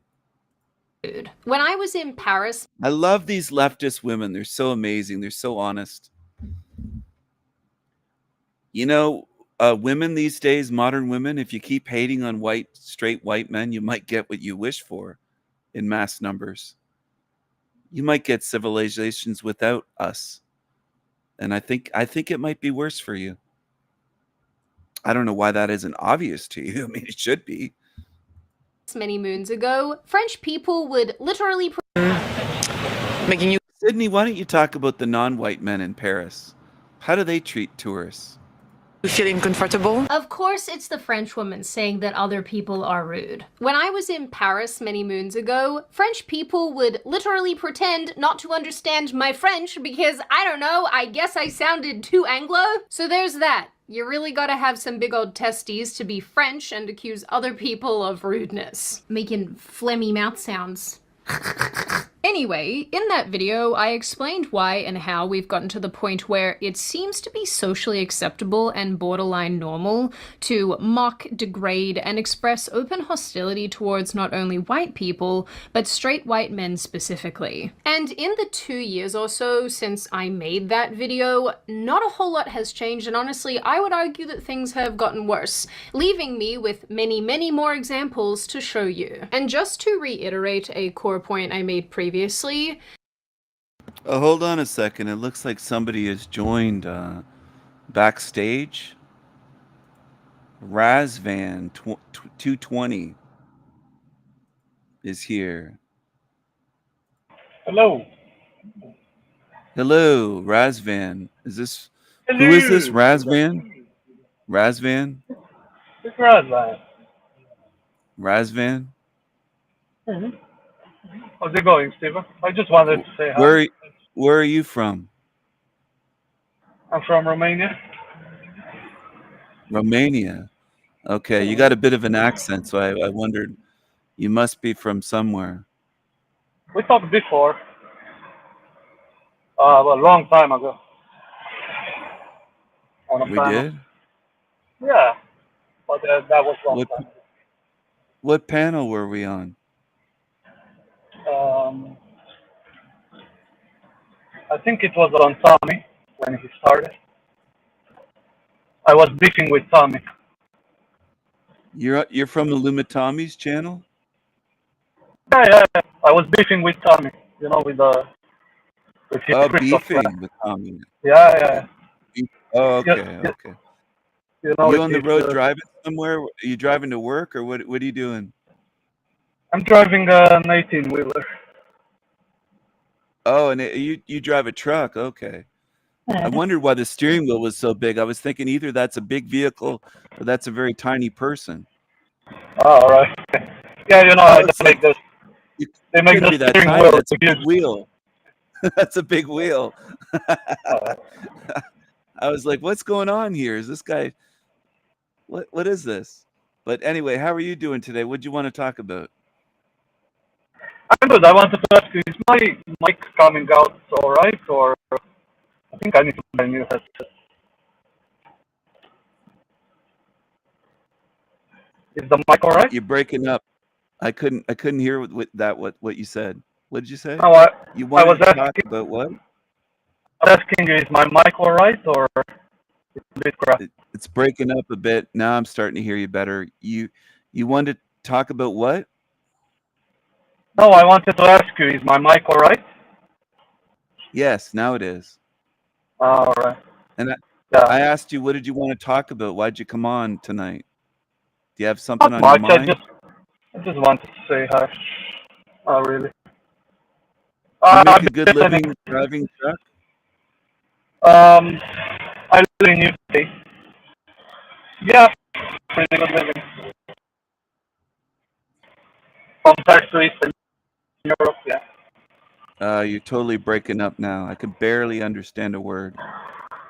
Sorry about that. Maybe I'll come another time, alright? Okay, Razvan. I'll see you later. Sorry. Take care, Bye man. for now. Yeah, you too. Take care. So that was Razvan. I didn't understand much of what he said. A lot was breaking up.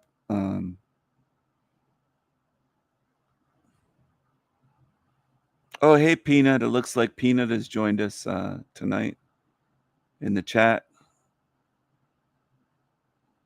Good to have you here. I'm going to go back to covering this. Oh, look, right? Paused, and she's got the 666. Where I happened to pause it to chat with Razvan, she's throwing up a 666 of all sides. It might What are the odds, right? Right there. to show you. And just to reiterate a core point I made previously, it might seem like I'm cherry picking the examples that I use here, but I'm really not. It is not remotely challenging to find supporting evidence for what I'm describing here. And the hostility being openly espoused here is not exclusively from lunatic people on TikTok. It is openly expressed in film and television by talking heads, journalists, politicians, and so on. In America, there's a thing about both white vigilantism and white tears, particularly male white tears. And yes, of course, by the freaks on TikTok. If white people don't deal with themselves and their wickedness, we are going to suffer as a group of people continually, not just black people, but people of color all over the world. White people, we have always been the problem. Since the beginning of this fucking country, bitch. Colonizers, oppressors. You choose to continue to live that way. White people. Hold on a second. I didn't pause it in time. Does anyone want to date this pink-haired, brown-haired, pink-haired thing with the nose ring? Does anyone want to date this? beginning of this fucking country, bitch. Colonizers, oppressors. You choose to continue to live that way. White people who have this kind of white guilt are incredibly confusing to me. They insist on apologizing for Western society. What are you sorry for? iPhones? Seeing poor white men is like seeing Jamaicans losing in a sprint. This game was designed for you to win. This is such a weird statement. Listen, I'm just happy for the white guys that they're collectively finding out that they have no obstacles. Must be nice to know that you're immune to poverty. And how could you have possibly found this out if it weren't for the insane people on TikTok? The Canada, United States line. White man, how dare you? How dare you? That was kind of I'm racist. a privileged white man too. But you know what I'm You doing? just called me a privileged white man. You cannot be racist to white people because white people are the dominant race in this country. Full stop. You were calling me privileged when you don't know anything about me. I could have grown up in Section 8 housing. This is privilege. Okay, all right. Tell me this. Now, what put this back on my radar was a story from mid-May, when the illustrious David Hogg was all but removed from his role as a vice chair of the DNC. That stands for the Democratic National Committee, for those of you who don't know but find hard news incredibly boring. And if you don't know what that is, you too have access to the internet. Because I am not your personal Google. I'm not even my own personal Google. The story goes that Hogg was basically removed from his position because his election to that position violated the DNC's gender parity rules. One of the losing female candidates argued that the voting process that elected Hogg in the first place disadvantaged women and thus he must be scrapped. During an interview with Bill Maher, Hogg explained all of this himself. Part of the claim, so not to bore people, but to get into the bureaucracy of the DNC, we have a gender balance rule at the DNC because, of course, we do. Equal and, okay. And so right away. By the way, the Republican Party does too. If the chair is a male, then the vice chair has to be a female. Well, what's interesting is that's even more progressive than our vision, which is that the chair doesn't count towards the gender balance rule that we have. Frankly, I don't even know if it makes sense for us to have the gender balance rule. Do you like his soy boy voice? Do you like this? Do you like his soy boy voice, his Elmo on helium voice? Does anyone like his voice? Rule anymore in this day and age because I want to focus on whoever's just best at the job. Great. At this point, that's my own view. I kind of hate that I agree with some of the things that he's saying now. It feels weird. I'm not gonna lie. I feel like something is just inherently not okay. David, are we becoming friends? Now I actually feel a little bit bad for all of the mean memes that I've posted about him in the past. But you know what I don't feel bad about? Getting accurate news and information, thanks to Ground News. So obviously, when I am researching these insane stories, it's really important that I have access to true and accurate news, which is actually getting harder and harder to find today, let me tell you. But it's why I'm really grateful for Ground News and their ability to cut through the noise. So, for example, when I had the idea to make this video, I immediately checked Ground News to see their coverage of this David Hogg story. And in their notes, they immediately highlighted the gender-based component. Importantly, they also showed that David Hogg's story is hardly being covered by the left, with 64% of coverage coming from right-wing sources. And it's cool because Ground News lets you compare how this reporting is done. So, for example, again, most right-wing sources are using headlines that simply tell us that David Hogg has been ousted. Left-wing headlines, on the other hand, are pointing a lot of attention towards other people involved. I use all the sponsors that I work with, but I genuinely love what Ground News stands for. I love the fact that they are trying to create a better environment for readers and viewers so that you can actually have a fully informed opinion. You don't have to waste time reading 100 different agenda quotas. I've actually seen a bunch of people calling this elected to his position completely fair and square. And the only reason now why this kid or not, or agree with him or not, it does seem that he was elected to his position completely fair and square. And the only reason now why he's seemingly on the chopping block is because he's a man who doesn't meet the DNC's gender quotas. I've actually seen a bunch of people calling this out, saying that he was too straight and too white to meet the organization's DEI standards. And to be fair, that doesn't sound too shocking to me at all. You know, coming from the party that routinely elevates people based on their sex and skin color alone.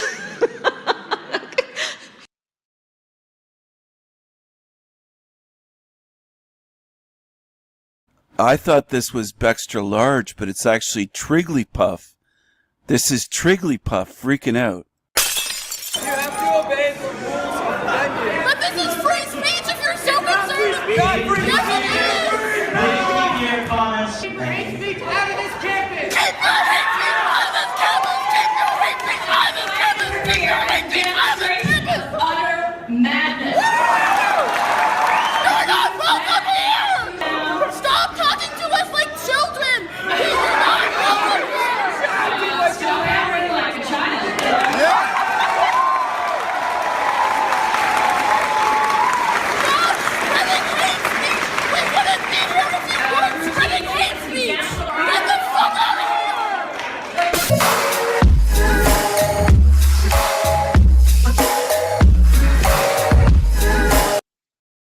I thought this was Bextra large, but it's actually Trigglypuff. This is Trigglypuff freaking out. You have to obey the rules of Onion. But this is free speech if you're so concerned. Yes,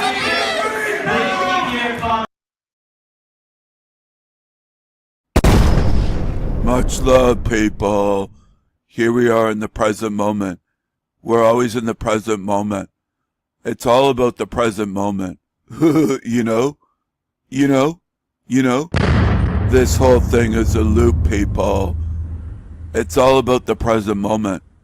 It's all about the present moment. This whole thing is a loop, people. You know? Much love, people. Here we are in the present moment. We're always in the present moment. The little nigga gonna feel some type of way about me saying this or me doing this or me just being myself, me being proud and white. Gotta worry about what the little niggas say. Honestly, it's getting old and nobody cares about what niggas think. Niggas are causing too much trouble in this country for everyone to even have an opinion. We are tired of the nigga behavior. White people, Hispanic people, Asians, we're all tired of it. And we're going to keep talking about it until we see a difference in the behavior. We're tired of walking on eggshells because of how niggas feel when niggas cause the most freaking drama, the most crime, the most static in this country out of everybody. The degenerate and the destructive and dysfunctional behavior coming out of the Black community has got to stop. And I don't even mean the Black community, I mean the nigga community. The little nigga gonna feel some type of way about me saying this or me doing this or me just being myself, me being proud and white. Gotta worry about what the little niggas say.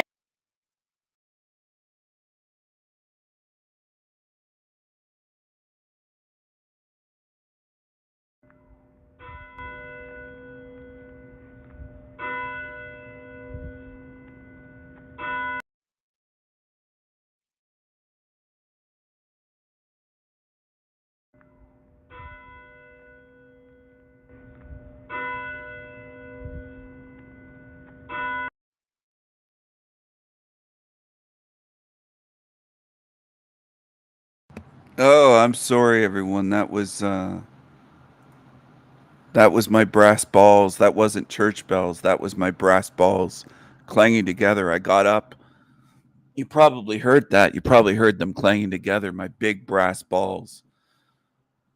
But yeah, I do have shorts like that. I have videos like that talking about the niggas.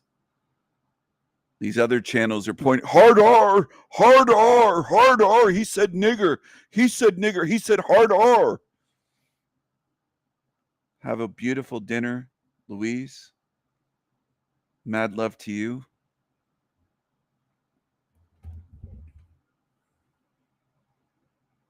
Hard R is one of the dumbest expressions that these dumbasses use on YouTube. Hard R, hard R. It sounds so fucking stupid. It really does. It really does.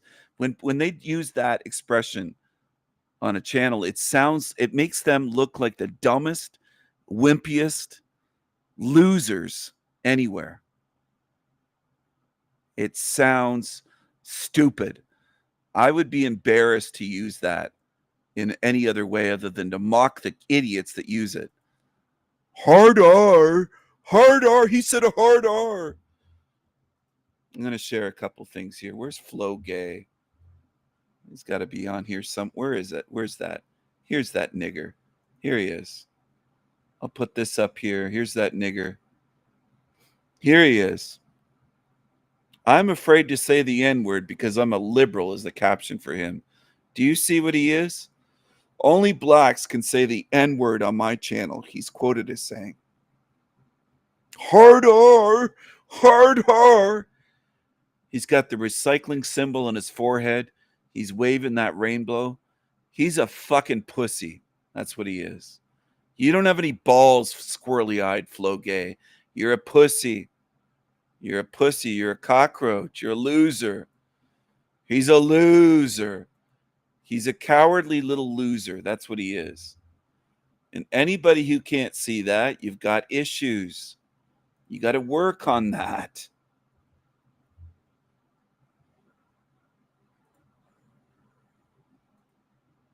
Where's that cockroach? Here he is. This is how he actually looks without filters and lighting. Only desperate blind old hags find this beer belly moobs, flabby, trashy, balding mess attractive. And that's what he is. He's trailer trash. That's what he is. That's what he looks like. Looks like he peed his pants. Looks like he pissed himself. He was probably watching one of my shows and pissed himself saying, I don't have balls like that. I can't talk the way King Stephen does. He pissed his pants. Look at him. It's all wet. He pissed himself in the shower. What a pussy. What an absolute pussy. He's a loser. He's a loser. That's what he is. Absolute loser.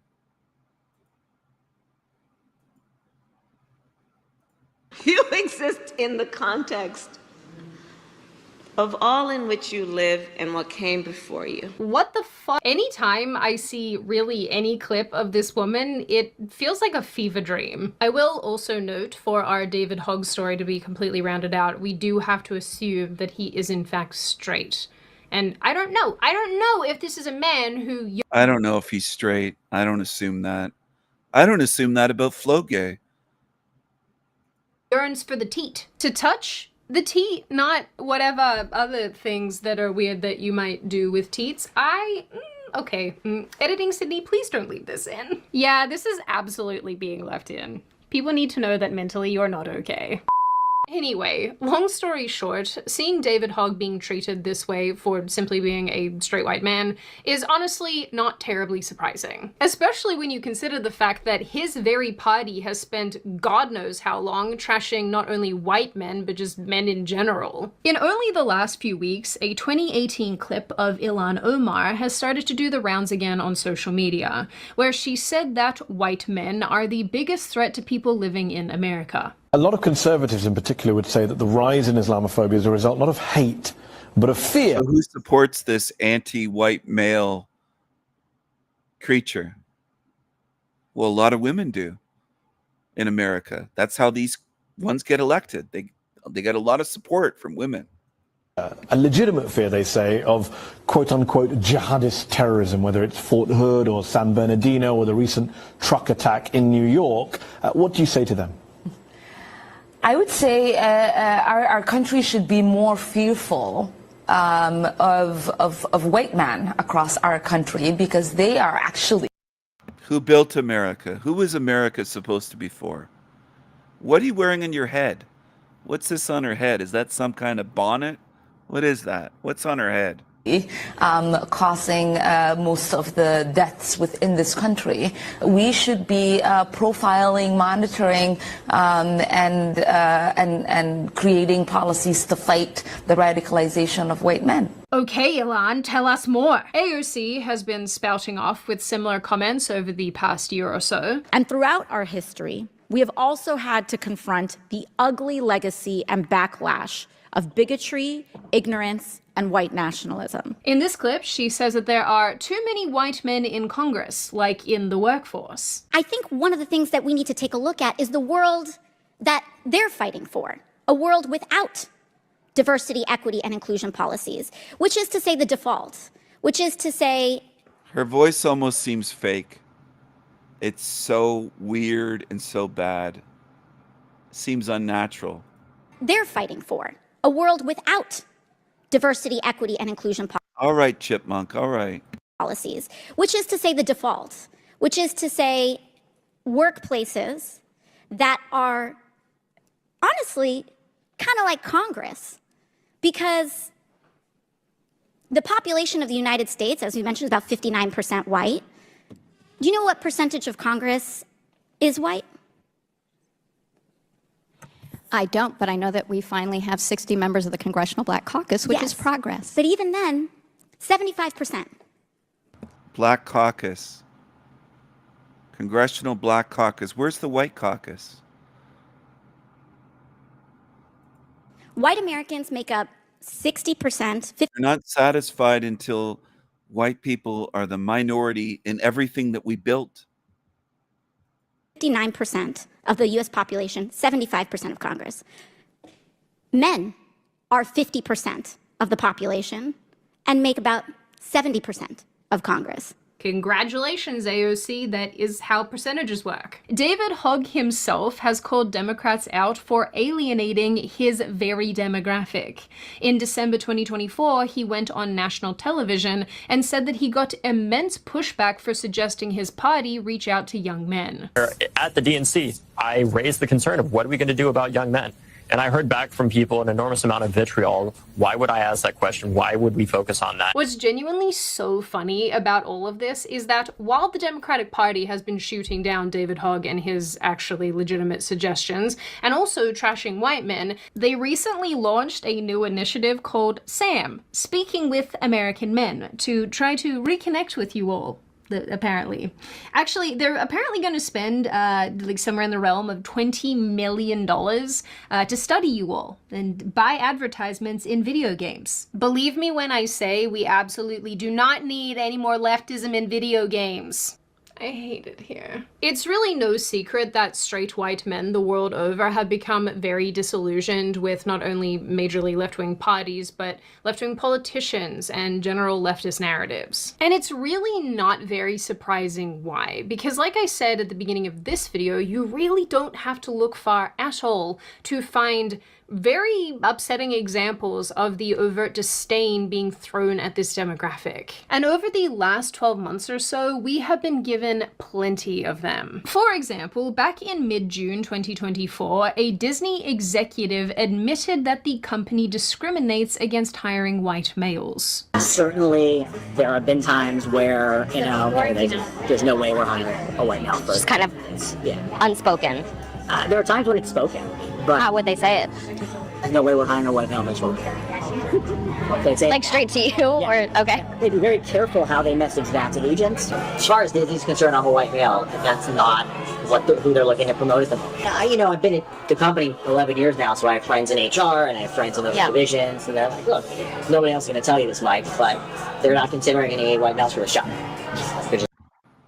All right, so this is AOC's gingerbread man. He's a gingy. He's white. Gingies always tend to settle for anything. Women with terrible voices, women of other races, women that are anti-white, like they really do. Ginger males have a tendency to date or marry this type. And they also have more of a tendency to become Muslim and join Islam. Gingers. They're the outcasts. Now, are all of them this way? No, not all. But there's quite a few. There's quite a few gingies that go with this type. A lot of these anti-white women end up dating or married to white gingerbread men. That's the way it goes. That's not what I want. We wanted to hire somebody in the department a few years ago now, who was half black, but didn't like appear half black. And there was a creative executive who was like, we're not, like, that's not what's wrong. Like, they wanted somebody in meetings who would appear a certain way, and he wasn't gonna bring that to the meeting. Oh, very progressive. First they make the Asians white adjacent, and soon it's going to be all of the mixed race people too. Get ready. As many of you probably know firsthand, this isn't even an uncommon thing in the corporate hiring world, where plenty of job listings actively exclude white men and instead seek non-whites, women, and those of the LGBT persuasion. Funnily enough, when I was trying to find examples of all of this, I found a recently settled case from early 2024 where a company advertised a role for white US-born citizens only and was then investigated and fined by the federal government. Once again, it really doesn't matter if you think that it was right or not right that this company was able to advertise like this in the first place. I think the primary point here is that they did, then they got fined and basically... Another famous example, and there's no lack of these, by the way, gingers with women of different races, women that hate men, feminist women, etc., messed up psychos. A lot of these gingy males will settle for this, including Prince Harry. Prince Harry settled for this shit. Think about it.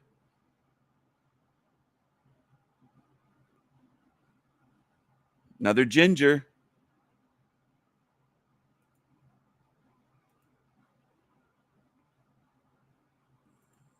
Sued for it, but other companies can exclude an entire cohort of people and make it very explicit that they are searching for a very specific type of candidate, and that is fine. They don't get sued, they don't get in trouble with anybody. It's socially acceptable, and I also want to highlight this ongoing case taking place right now that has virtually gotten no media attention, where a woman is suing the Ohio Department of Youth Services for discrimination because she is straight. Yeah. The case is making the argument that some courts in the US force people from majority groups, so those who are straight, white, and male usually, to meet a higher evidentiary burden to prove workplace discrimination, which is just...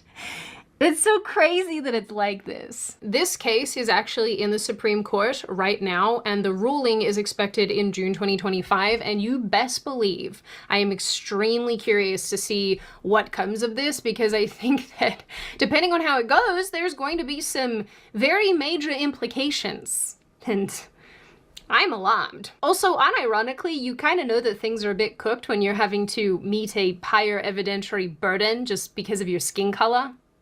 It's like, I thought that was something only Britain did. No, I am not joking. This is something that Britain does. Some of you might remember a recent story about two-tier sentencing in the UK, where the country's sentencing council made plans to make offenders' ethnic backgrounds a greater factor in deciding whether to jail them.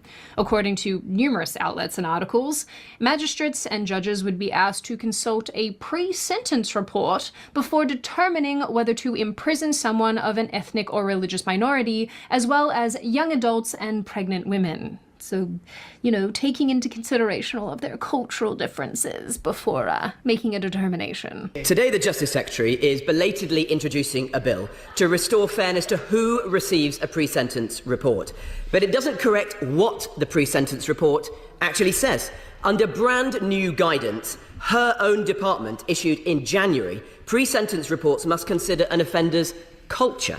It should take into account intergenerational trauma from, and I quote, important historical events. Evidently, the Labour Party don't believe in individual responsibility and agency. Instead of treating people equally, they believe in cultural relativism.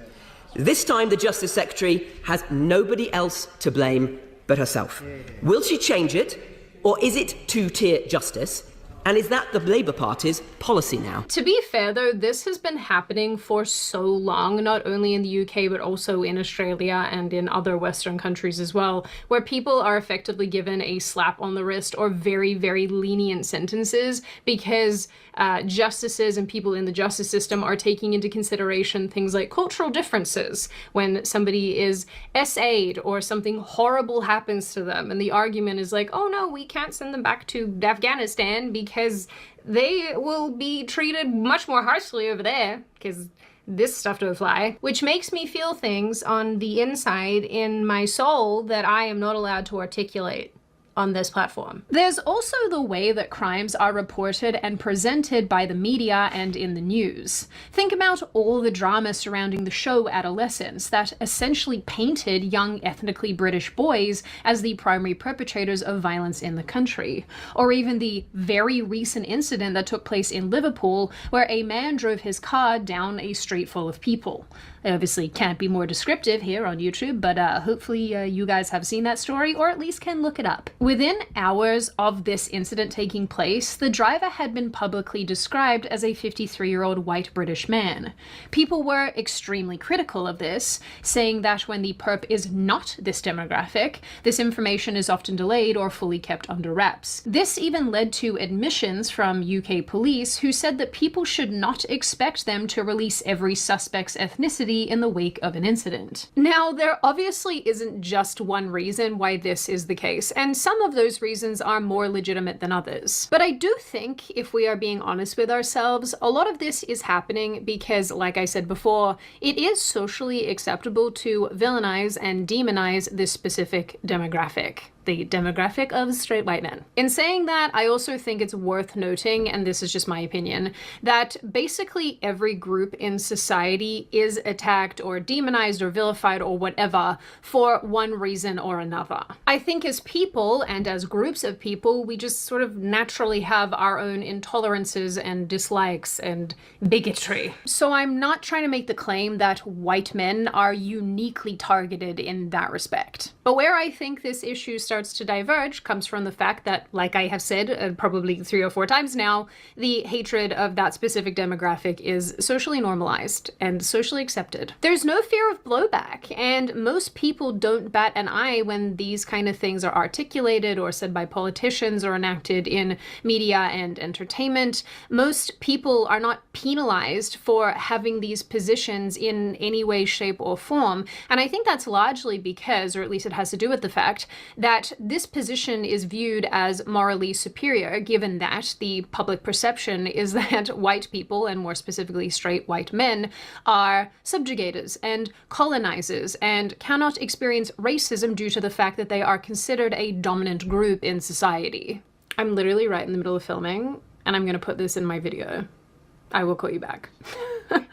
As with basically every video that I make ever, there were a bunch of additional examples that I wanted to include in this video that I'm not going to include for the sake of brevity, but I probably will link some of them in the description box because there's some really asinine stuff out there, I'm not gonna lie. I do want to say here at the end here in summary that I do have 2 kind of contradictory viewpoints about this, and I guess I need to think about my position here a little bit further, but I'm gonna articulate them for you anyway, even though they cancel each other out. The first is that everyday normal people, for the most part, at least in my opinion, are pretty good at overlooking a lot of this social conditioning that's taking place. And I think that when left to our own devices, most people will get along most of the time. But with that said, and I suppose this is the contradictory point, I don't see any of this getting any better anytime soon. I think as the issues of mass immigration and illegal immigration take root and proliferate and make people very mad across the Western sphere in particular,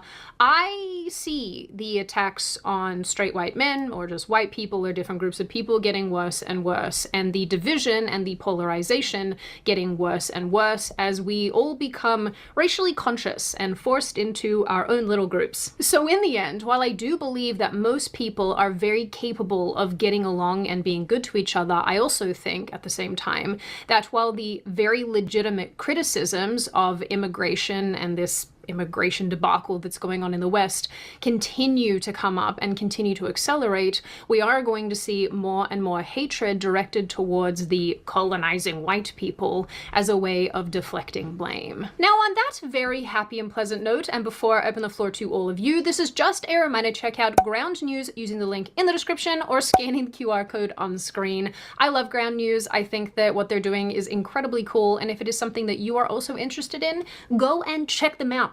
You won't regret it. Now I open the floor to all of you, and I'm actually really interested to hear what you guys have to say about this. I always am. Do you think that this white population of men is being uniquely attacked right now? Do you agree with my vantage point, which is that basically every group gets attacked in one way or another, but the difference here is that it's socially acceptable to do it towards this particular part of the white demographic? Do you think that this is not really a big deal, and yeah, white people are colonizers, and this should be happening anyway? We should all be getting put in our place. Do you think that it's good? Do you think that it's bad? Do you think that overall people can overcome this and see through this terrible social messaging? And what do you generally make of this issue overall? As always, if you have made it this far in the video, congratulations. I always like having you along for the full ride. If you are new here and you're not subscribed already and you would like to see more of me and more of this kind of content, feel free to subscribe to the channel, as well as leaving this video a like and a comment, because I do read the majority of them and I like hearing your feedback. Of course, in the interim, I hope you all stay very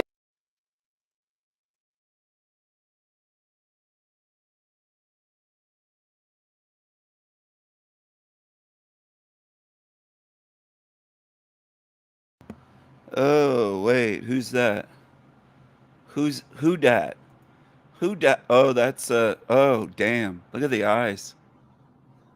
Black Eyes Club. Black Eyes Demons Club. You see her? Do you see her here? She's got the black-eyed demon. Black-eyed demon eyes.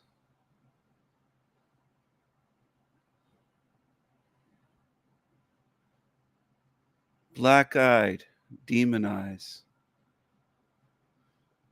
God damn, that's a diamond. That looks like a diamond. She didn't learn anything here. She's not capable of learning. She didn't learn anything because she's not capable of learning. That's why. That's a diamond. That's a cockroach. That's a cucaracha. Where's the cockroach meme? Here it is. Oh, that's a diamond. That's a cucaracha right here. Right here. The black eyes. She loves the drug addict demons. Where are they going to go in the panel verse? Well, here they go. Here's where they're going to go. Right here. That's the best case scenario, getting recycled back here.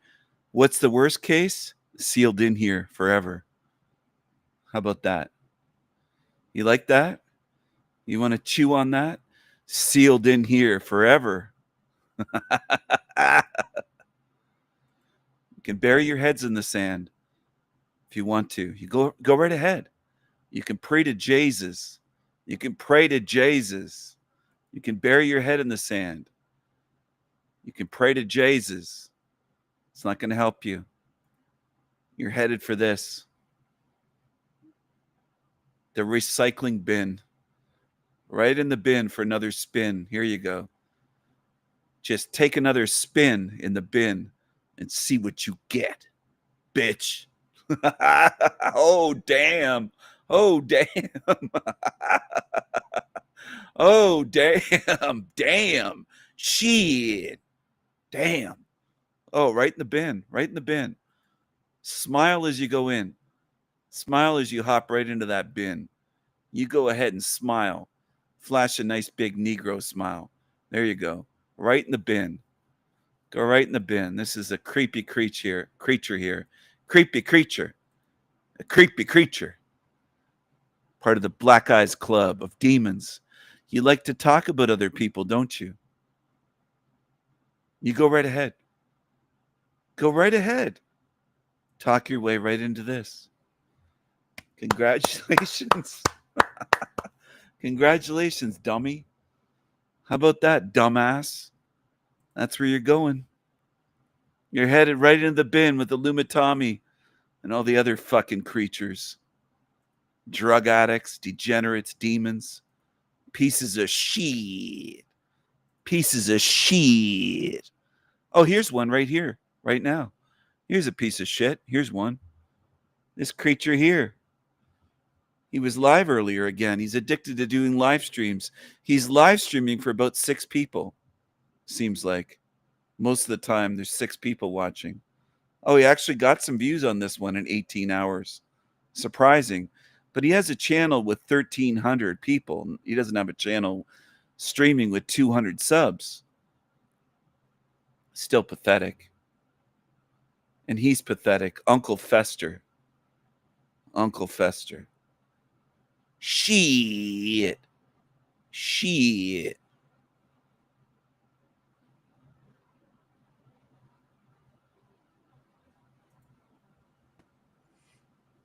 Hey guys, I think we're live. Hey guys. Hey guys. I start off the same way each time. Hey guys. Now I'm going to take a hit from my bong. It's very, very predictable, guys. Very predictable, guys. Guys. Guys. Hey guys. Hey guys, I think we're live. Are we live? Yes, we are. We've been live for 7 seconds. All right. So I'm gonna be a little bit more serious on this one. So you're gonna get the version of me, I guess, that you would get normally in like my YouTube videos, right? Or at least for the first part of this stream. So this is how I've been feeling lately. I just got done talking to T about this in chats. I was like, why am I telling T? I'm gonna end up telling everybody anyways. So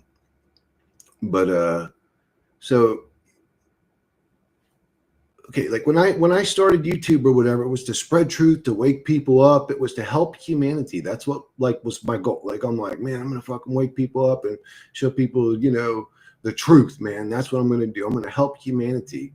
Like that was my original goal, was like to help humanity. Here's the thing though, it's gotten this, what I call humanity has gotten so bizarre, so chaotic, so out of hand. I don't know if you can help people. I don't think it works that way. The Dark Season guy has made a video on me calling me an ugly loser. Dark Season? Huh? Oh, fuck, I'm wondering. Is a drama addicted little teeny bopper 12-year-old girl in a man's body.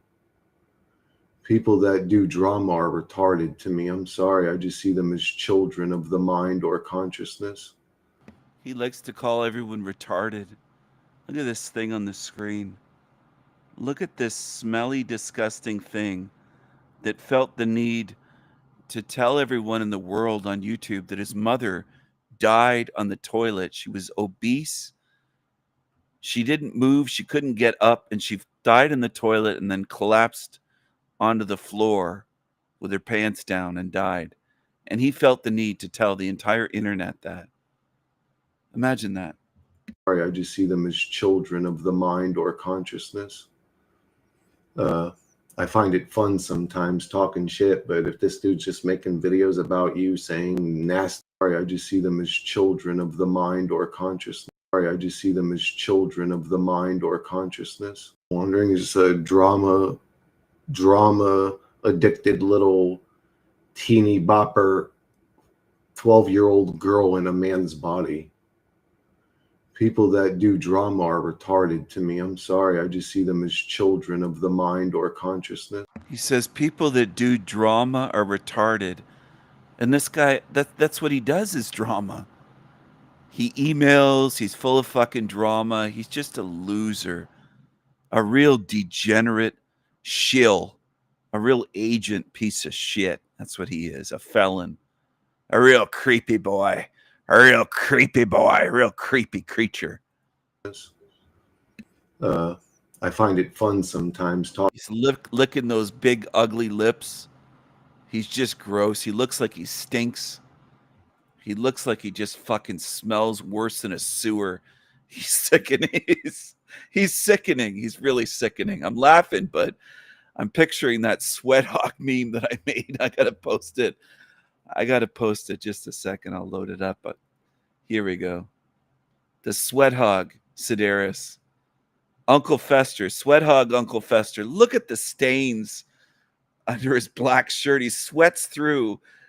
Imagine how much it stinks where he lives. It must just smell horrible in there, like body odor and just gross. Just gross. This thing is just gross. It's just disgusting. I would seal this thing in this hell realm just because of its smell. That's enough. That in itself, that alone is enough for me to condemn this thing. And I know I'm trying to be a little bit funny here, but it does stink. Look at the sweat marks. But geez, it's sweating right through his shirt. Just sitting indoors in an air-conditioned room in a chair, and it sweats right through like that. Gross. Gross. Fucking hell, man. What the fuck is wrong with you? Sweat hog. Talking shit, but if this dude's just making videos about you saying nasty things, okay. Humanity being humanity. You know the guy that falsely accused me of sexually assaulting my sister? Oh, really? Oh, didn't I ban him? Didn't I end up banning him? Yeah, fuck him. Ignore him. He's an idiot. He's an idiot. And if you ban lots of people. You're a fucking pussy. You keep lying to your audience, saying that I'm afraid. Anytime I go over there, you ban me. You're a liar. You're a pussy. You've been invited on here many times to speak live. You can't show up. You're a coward. You're a loser. That's what you are. And you're not intelligent. You're a cockroach. he's still making videos about you in 2 years, not only is he an idiot, he's a deranged idiot. Amazing, dude. Yeah, we all just be enemies, somehow able to relate with a philosophy together, then pretend to be angels, then fracture. One shit knocks the door. Yes, Vazen, thank you. Dude, where were you the last 2 streams, bro? I got the new Google AI fucking images and video creator. And I was like, man, where the fuck's Vazen? Because you always give me ideas and shit. But yes, also great comments that I agree with. Yeah, dude, it's like, I don't know, man. I'm trying to help. Okay, first off, I'm trying to help a bunch of people that can't help themselves. Wait, that's just the first part of it. I can't help myself in reality, but I'm on YouTube trying to help everybody else. But I just wanted to say this shit, dude. Hold on. I got to get this off my chest. Everybody else consists of people that are weird, people that are strange, people that are cringy, people that have mental disorders, people that have strange beliefs, people that get emotionally aroused and attacked, people that are addicted to drama, people that are, it's just, the people are the problem of this realm. I don't know why I'm trying to save them, because I'm actually trying to save a realm that perpetuates constant chaos and drama. And it's just, it's a realm I don't like. It's a realm I don't like.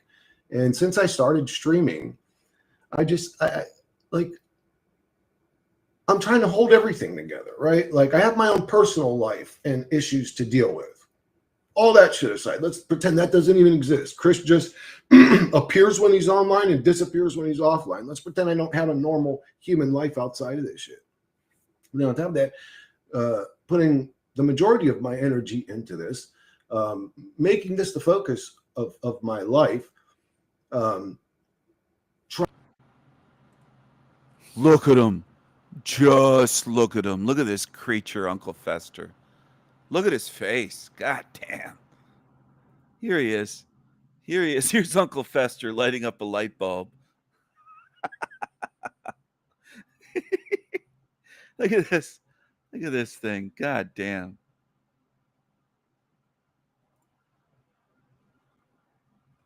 Give me a moment, everyone. Just give me a moment. I'll be right back. Hold on, people. Hold on, people.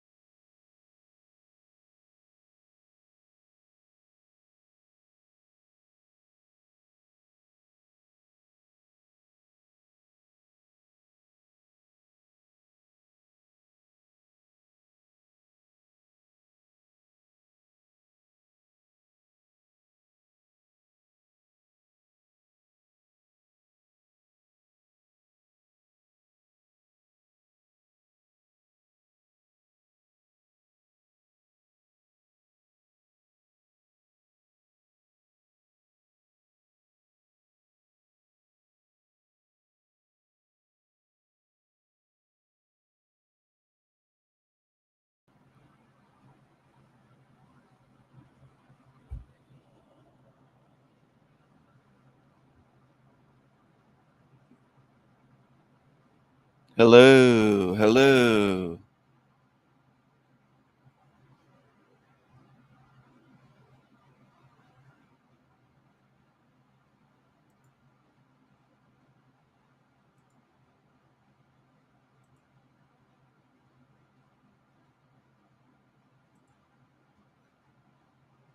Hello.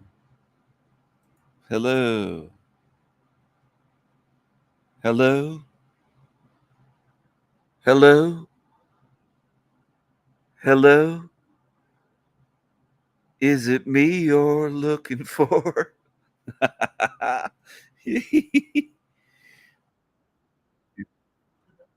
Just hold on. What's this Uncle Fester talking about?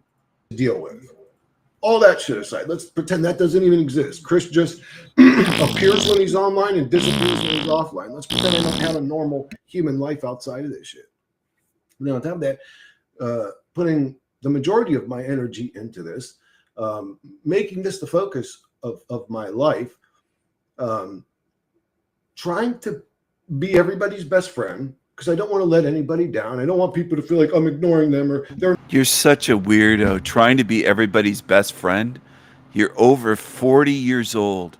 He claims to be 41 in a recent video.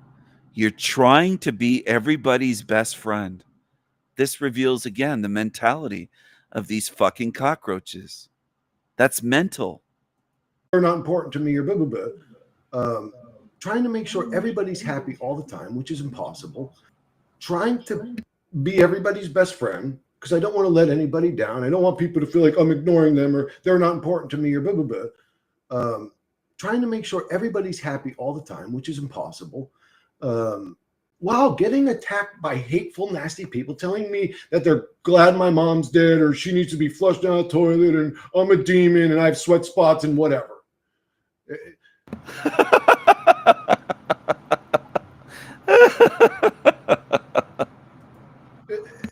On top of that,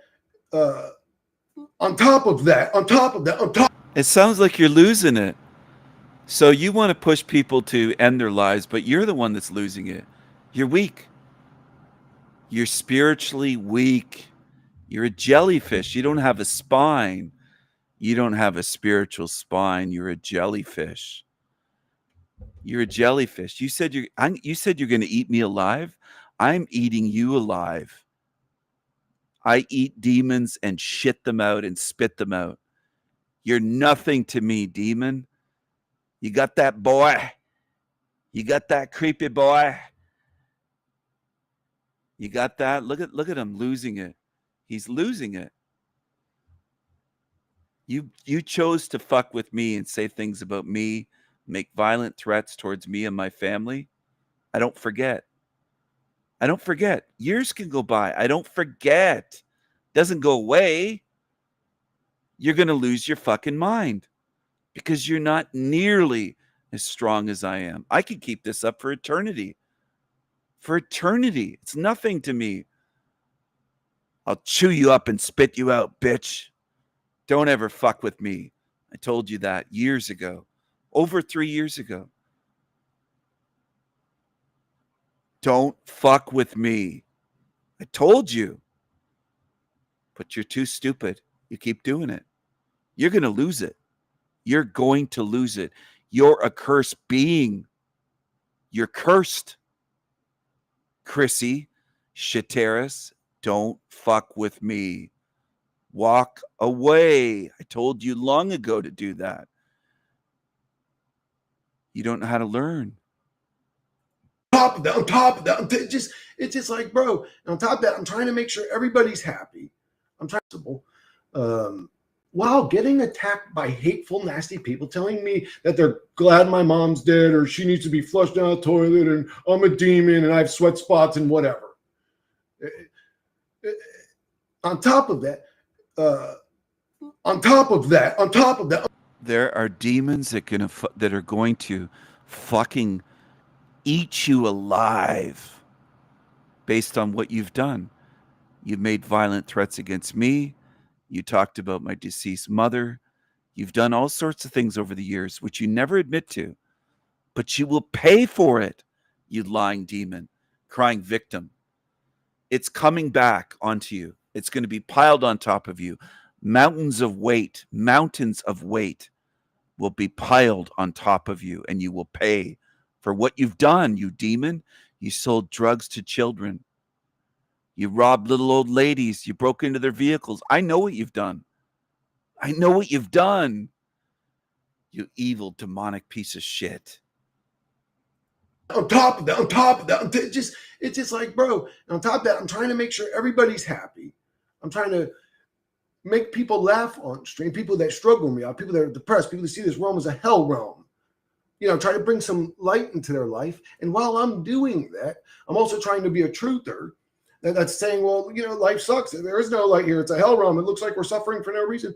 It just, and on top of that, I have to, even my people, in quotes, my people, they might get offended by something I say, and then they're going to get angry. And then I have situations like Paul or whatever, where I'm just so frustrated with everything I'm dealing with that it's like I have to deal with another emotional man. Fuck you. I ended up telling Paul, fuck off.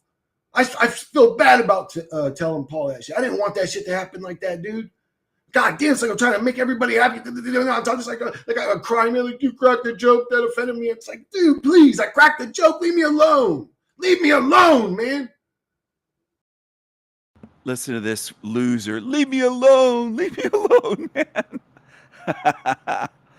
I love it. You like to torment others, but you don't like it coming back. I noticed that about you demons, not just the one on the screen, the ones that lurk around and listen and lurk and play little demonic games. You don't like it coming back, but there's more coming back towards you than you could ever possibly imagine. You've done so much for years. You think you've gotten away with it, but you haven't, bitches. It's going to come back on you, demons. You're going to pay. Telling Paul that shit. I didn't want that shit to happen like that, dude. God damn, it's like I'm trying to make everybody happy. I'm just like a crying man, like, you cracked the joke that offended me. It's like, dude, please, I cracked the joke. Leave me alone. Leave me alone, man. God damn it, dude.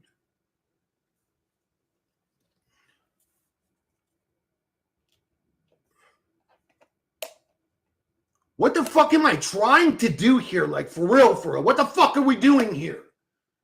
Just a whole room of motherfuckers that ain't got nobody to relate to because the reality's so fucked up, so we always find a little nook and cranny to hang out. What are we doing here? Like the first, I mean, no offense, Wandering. I'm not singling you out. I'm not attacking anybody. I'm just giving an example. The first comment I got is, that Dark Season guy has made a video on me calling me an ugly loser. And I'm just like, instantly, I'm like, well, here goes the humanity thing. I just want to fucking clock out. Fuck that guy and his drama. I don't care about him. It's just, and this is all that. You don't care about anybody, though, do you, Chrissy? Uncle Fester, you really don't care about anyone, do you? Uncle Fester, you don't care about anybody, do you? You really don't. Humanity, why am I trying to save this shit? What the fuck am I wasting my time for?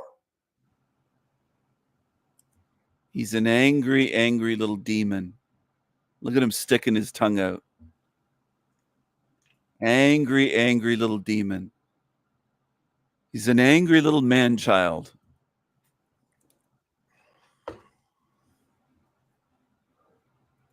These demons are always so overly emotional. They're never stable. You don't have to be 100% stoic, but they're never stable. They're unstable, these creatures. They're full of rage. They're full of hatred. They cry at the drop of a hat for themselves. They can't regulate their emotions at all. At all. They're the type that, I think I showed it, and I'm not sure, but I've watched it earlier. I might have to show it, where a guy at a Checkers restaurant shot one of the customers over a packet of them asking for some mayo packets. And the Negro came out, pulled his gun out of his waistband. He had a gun at work as he's working fast food, tucked into his waist of his jeans, and shot and killed the customer. Okay? Hold on a second. I have it right here. I still have a tab open. Now, I'm not sure if I shared this the other stream. I've shared so many things, it's hard to remember all of the things I've shown you, but I watched some of this case. Mayonnaise request. Some new details about a deadly shooting at a Checkers restaurant in Kissimmee. A worker allegedly shot a customer after he complained about his order. Yeah, the victim asked to speak to a manager just before he was shot. Fox 35's Stephanie Buffmonti is live at that restaurant with the latest. So, Stephanie, that suspect was in court today. Yes, and those new shocking details were released today. According to a witness, this could have potentially been over a packet of mayo. Now, one person is behind bars and another person is dead. And this happened in a busy area, as you can see, right in Old Town, which is near Fun Spot. The defendant will be held pursuant to Arthur at no bond. 23-year-old Elijah Mackey in an orange jumpsuit and cuffs, making a first appearance in court Friday. He's charged with first-degree premeditated murder. Osceola County deputies say it was all over a fast food customer complaining about his meal. A witness said he was possibly asking for mayo packets. The arrest affidavit says Wesley Robertson asked to speak with the manager several times after ordering from the front window at Checkers Wednesday night. Deputies say that's when Mackey climbed out of a drive-through window, walked around the side of the building, and started arguing with Robertson. According to an arrest report, that's when Robertson used derogatory language to insult Mackey, and in response, Mackey pulled a gun out of his waistband and shot Robertson in the chest. He fell headfirst into the building. The employee ran toward the slingshot ride and then to Celebration Suites nearby. We spoke with people staying there. Can you imagine? You're just like, oh, let's go to Checkers. I want, a hamburger meal or whatever it is. And next thing you know, you're gone. I mean, how does that happen? It's sad. It's really sad. You don't know if you can ever voice your opinion, because somebody's going to pull a gun. Where are those people from? It sounds like Wisconsin or something. They sound like they have sounds like a Wisconsin accent to me. Maybe Minnesota. I would guess Wisconsin or Minnesota. These two. Because somebody's going to pull a gun. They're on vacation, I think, in Florida. Former Orlando Police Chief Orlando Rolone weighing in. Obviously, this individual. There he is. Can't regulate his emotions. That's Negro here. Shot somebody over packets of mayo. Fast food worker. Carrying a gun at work. In case somebody upsets him. Don't make the black boys angry, or what can happen if you have a disagreement. They can't control their emotions. They get violent at the drop of a hat. Is he the only one? Oh, hells no. Oh, hells no. Oh, hells no. I'm not trying to put on a poorly done Southern accent. Oh, hells no. He ain't the only one. That boy there ain't the only one. It's a lot of them. Have their day in court, but based on the information that we have seen so far, it'll be very, very difficult for them to defend their actions. And it's unfortunate because it could have been avoided. He says it's important to talk to your kids about controlling their emotions and lead by example.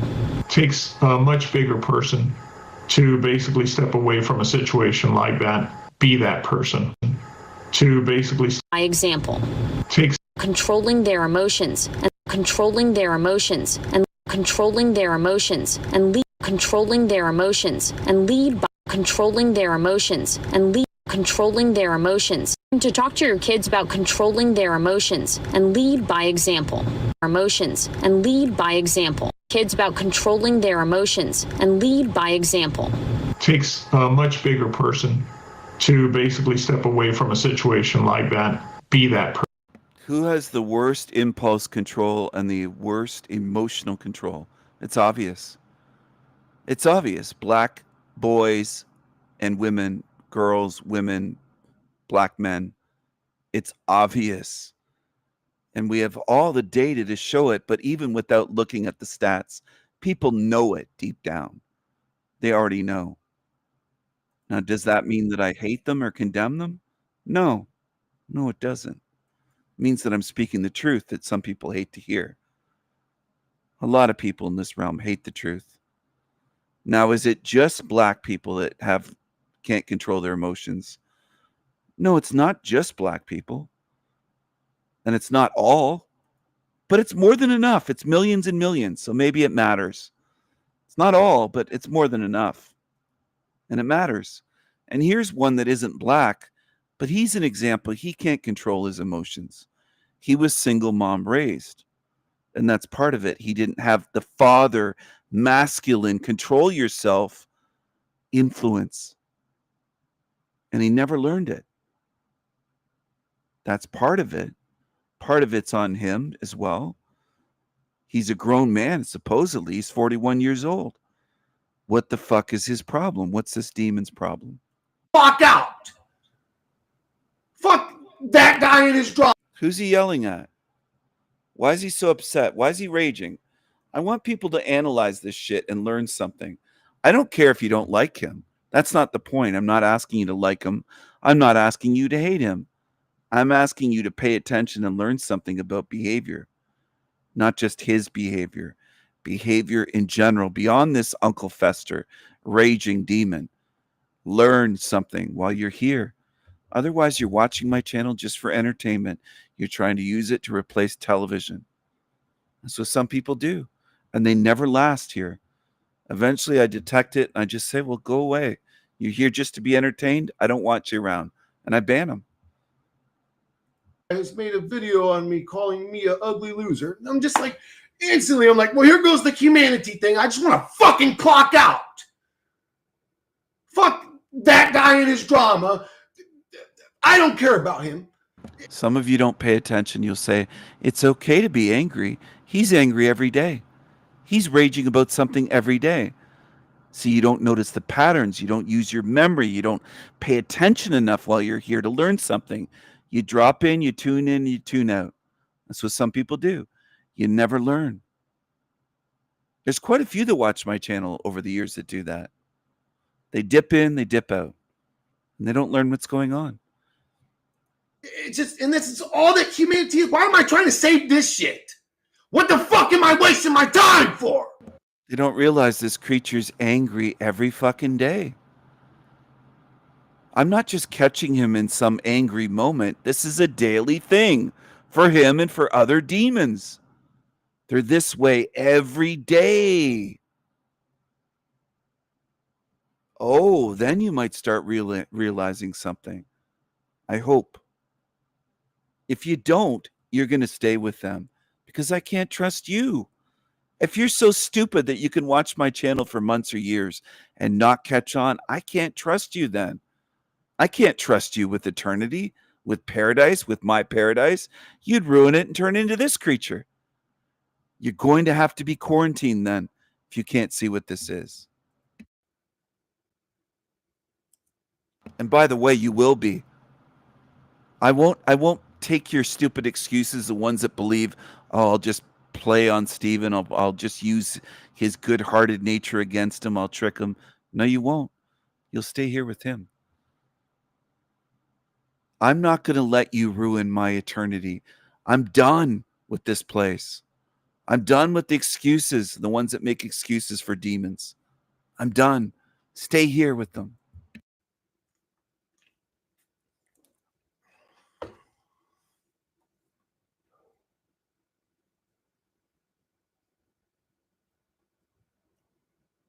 You want to defend these perpetually angry, over-the-top, overly emotional demons that cry, that rage, that make death threats. Stay here with them. I don't want you. I want you to go to his channel. I want to send my trash and rejects, the ones that I don't want, to demons. Go follow them. Here's his channel in the link. Uncle Fester, the Demon channel. I'll post a link to this shit. Go there. That's where I want you to go. Don't want you near me. Go where you belong. So what am I saving anyways? What, people with mental disorders? Cringy weirdos? Emotional grown men? What am I trying to save? He said emotional grown men. And that's him. He's describing himself. That's you, you fucking demon. He has no self-awareness. And people on YouTube will call him a truther. with a straight face. Like, you're fucking stupid, man. Most on YouTube. Millions. He says that emotional men, he's one of the most overly emotional fucking males that you'll ever find.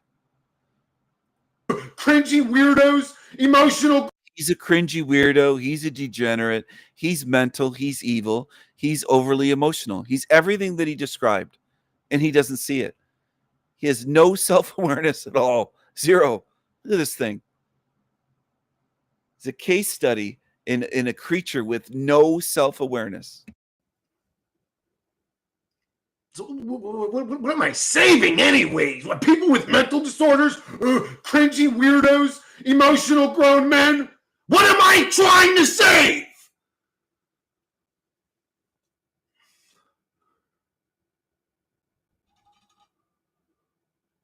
What up, No Name? What up to you? I don't give a fuck about that dude wandering. Fuck him and his issues or whatever he don't like. And I don't care.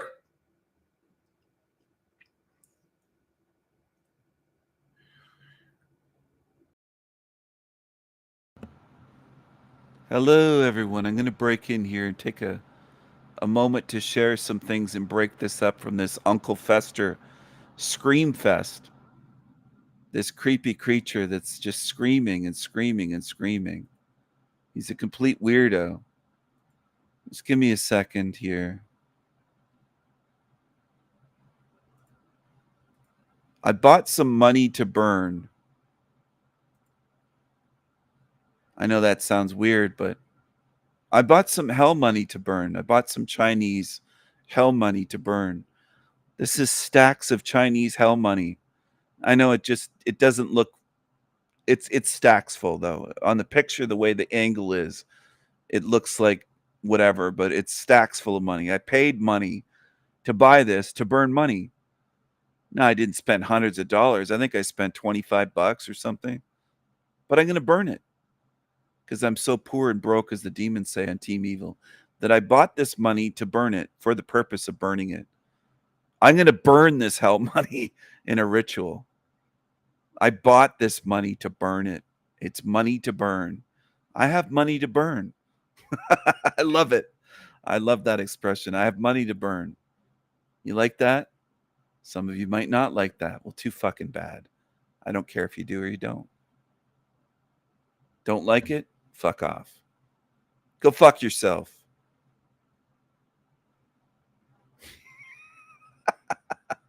And I'm not angry. I'm saying that to tease the demons. That's all. Now, I have this Viking wool Fenrir right here. This box is mine. It's for special things. It's for magical items. It's for magical Celtic and Viking items. That's what this is for. For keepsakes. Some of you may not understand. I don't care. There's most in this realm that don't understand anything. Most in this realm are like this, at best, with their asses up in the air, saying, please, masters, take us. Please, masters, ram us, as with their heads buried in the sand. That's most on earth. So I don't care if you don't understand. But this is for magical items. Specifically, I got this for certain magical items. You don't have to understand, but I'm sharing it with you.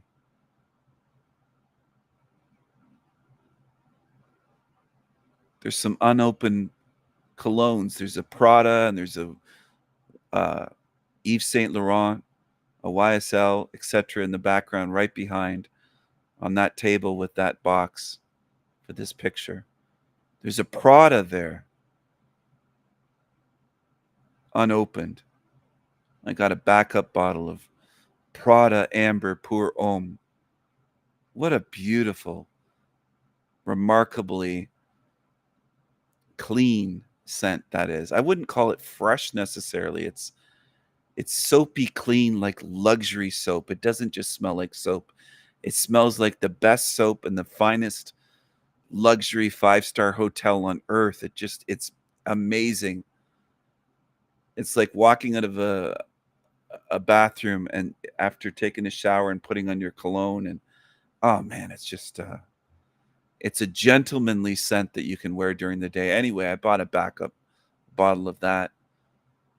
El Diablo loves Prada, and it doesn't matter if you understand. You don't have to. I don't expect understanding of anything from Most on Earth at this point. Most of the things I talk about, I don't expect any understanding whatsoever of Most on Earth, because people have proven that to me over the decades here, that they don't understand anything. They don't understand what's on the screen. They need this explained to them. They need this explained. They wouldn't understand what they're looking at. They'd look at that and say, I don't know what that is. That's inside of the wolf box that I have for keepsakes. The Viking Wolf Fenrir. I have a Viking box for keepsakes. And it was shipped halfway around the world to me. And I bought it specifically for this purpose. For this reason. And I'm going to add more to it, but this is just the pieces that I added in there. Right after I put them in there, I snapped this photo. Minutes after I opened up the box and put them in there, I said a few words. You don't have to understand. And I know that's something that runs through people's heads. You don't even have to admit it. I know there's people that lurk that say, what is he talking about? I don't understand. You don't have to understand. And most of you never will. You'll pass away and go to your graves without understanding anything I said here. And many of you have proven that over the time that I've been doing live streams. I'm showing you, sharing with you a kind of magic that a lot of you will never understand. And that's fine. A lot of you want to follow evil and their evil rituals and burning Bibles and using rat's blood and all this sick shit and semen, and you don't understand Viking magic. Again, you don't have to, because it's easy in this realm not to understand, not to try to understand. A lot of you don't spend any effort or energy whatsoever, ever on trying to understand. You don't. At the bottom is a dagger, and it's a neck knife. Okay? It's a Viking neck knife. You don't have to understand. And that's becoming one of my favorite things to say. I might have to say that a lot more. I might have to start saying that a lot more than I do, until the point gets through, till it really gets through. You can go to your graves. You can go to your grave, and all you've gotten out of my channel for being here for many hours is Steven said this is a hell realm, and that's about all you've retained. Some of you. I know the limitations that many humans have. And I don't say that out of arrogance or boasting or I'm smarter than them. No, it's sickening. It's disgusting. It makes me sick to see the level. It doesn't make me feel better about myself. It makes me say, I don't want to be here. I don't want to stay here with this. Most beings in this realm don't want to learn anything important. They don't want to spend any energy, time, effort, thought, willpower, intention, learning anything. And they show it. They don't do it. Even when they find a channel like mine, they don't do it. They don't pay attention. They don't listen. They don't focus. They don't try to learn. They don't try to learn something, and they never will. I could show you magic and it just goes in one ear, out the other. Your eyes see it. You forget about it by an hour from now or tomorrow. It's forgotten. That's Most on Earth. You don't learn. And you've shown me, as humanity has shown me, most people don't want to learn anything that matters, that's meaningful. They don't want to learn anything. They don't want to learn about these items on the screen, for example. This means something to me, but the viewers, most people tuned in, they don't want to learn. And I'm fine with that. I've gotten to the point of being completely fine accepting that. I can show you all sorts of things And I know that most people don't want to learn. Here you are. You call yourselves truthers, which sounds babyish and childish and infantile and cringy and stupid. That's what it sounds like to me, and it always did. Call yourselves truthers. I'm a truther on these channels. But I won't look into that, and you won't. You won't look into most of what I cover here. What most of you want is the mainstream topics that get the stamp of approval from the great big channels that have millions of viewers. You don't want to look into Viking magic. You don't want to look into the supernatural. You don't want to look into most things, the spiritual things and metaphysics and esoteric topics. Most don't. They just want to say, how do I get out of here, Stephen? Where's the exit door? It's just like dealing with lazy-ass morons for the most part on Earth. That's what most are. Most beings are just lazy-ass morons. So be it. Condemn yourselves, doom yourselves to here. I can't fix you. I can't help you. You're on your own. You know, No Name, actually the last few weeks, dude, I've been hella chill. Like, and I don't know what it is. I mean, to the point, I think they're broadcasting like a happy frequency on me instead of a depressed frequency or something. I don't know what's happened, but I've actually been in a great mood the last few weeks. But this streaming shit's been eating at me. I love the stream. Like, don't get me wrong, dude. I love the moments where we're all laughing and having a good time. People are communicating. I can see everybody at this, at that, at that. Everybody's talking to each other. People are cracking jokes. You know, people are flirting. People are being funny. I love that because it gives, you know, all the crazy, depressed, miserable people just a place to go to even just hang out and talk with people. I love the moments where we're laughing, we're cracking jokes. No Name, you've made me laugh about 1,000 times with your comments, dude. And I love that shit. But man, all the people pleasing that comes with it, you're right. You're right, dude. I do love myself. I actually really love myself.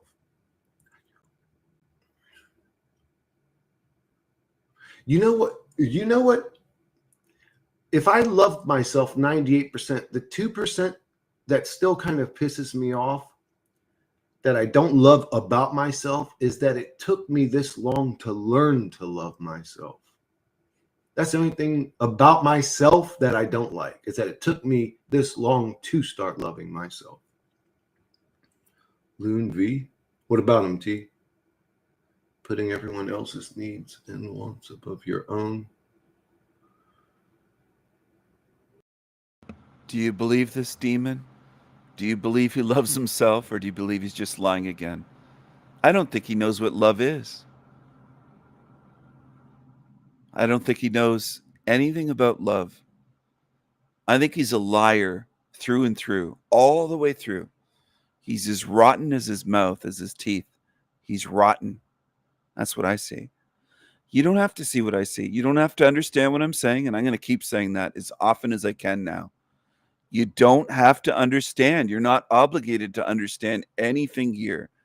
You can go to your grave like an ignorant, know-nothing, profane, zombie loser and be lazy. Go ahead. It hurts you, not me. Yeah, I've always done that, No Name. That is the, yeah. It just gets overwhelming. You can't balance. There's too much chaos. You can't fix it all. You can't fucking make everybody happy. You can't make everybody smile. For a whole group of people to laugh, one must have gotten a joke cracked on him and got emotional. For, you know, me to say this theory that everybody can relate to, there's going to be 2 out of 10 that are like, hey, just because you said that, you must be evil, or you're a shill, or you're a lizard. It's like, okay, bro, fuck all you motherfuckers then. Then get the fuck out of here. Like, it gets you to a point where you just become hateful. Dealing with humanity gets you to a point where you start hating them. You start looking at them as like this broken, weird creature thing that's emotional and unsatisfied. And it's just like, man, go work in customer service and you'll see exactly what I'm talking about. Deal with people all day. And man, you'll see what I'm talking about. They aren't cringe, and they benefit and think you benefit from them. Don't worry about making people happy. Just be you. T, that's kind of what I've always done because I sort of don't have a choice anyways. I don't know how to not be me, you know. I don't know. Some days I wish I could have not been me. I wish there was a way to not be me, but yeah, that's I'm you know I'm a real motherfucker, bro. Like I think I've hit every fucking nail on the head when it comes to being a real motherfucker. You know I'm a real motherfucker, bro. I always speak my heart. I don't give a fuck what anybody thinks about me. I show emotions. I speak my truth. You know what I'm saying? I don't give a fuck if it hurts people's feelings. There he goes saying, I speak my truth. Do you really own the truth? You sound just like a new ager. My truth, my truth. It's not your truth. That's bullshit. But that's what liars do. People like to follow liars like this creature.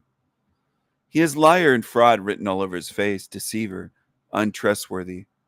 He has a face that shows that he's a liar. If you don't detect it now, you got work to do. I show emotions. I speak my truth. You know what I'm saying? I don't give a fuck if it hurts people's feelings or, bro. Like, I think I've hit every fucking nail on the head when it comes to being a real motherfucker. You know I'm a real motherfucker, bro. I always speak my heart. I don't give a fuck what anybody thinks about me. I show emotions. I speak my truth. You know what I'm saying? I don't give a fuck if it hurts people's feelings or steps on toes. If it's true, that's what we got to go with. And I understand that that's going to offend people. Some people don't want to hear that, but it's like, well, you know, I'm not here for all you motherfucking soft ass, unwilling to think about the harsh truth about reality type minded motherfuckers. I'm here for other people. Save people. It's everyone's own job to save themselves. If your cup's full, then you can give them the excess energy flowing out of it, but try not to empty your cup. Destroying took me a long time to learn that shit too, mate. Those are great comments now, and thank you. But you are letting other people's what they think get to you. You're right. Yeah, you're right, T. You're right, T. Thank you. This is what I needed, actually. I needed to just stream and talk to fucking intelligent human beings. Yeah, I am letting it get to me. That's true. Why is it getting to me? Why is it bothering me so bad? Well, because I've dedicated so much time to it, like my whole life. It's like I feel so invested in. It's just a letdown. It's just a big letdown. I just feel deflated, defeated, demoralized. Like you can't help humans. It's like the whole shit's just fucked up, man. The whole shit's just fucked up. Like you can't fix it.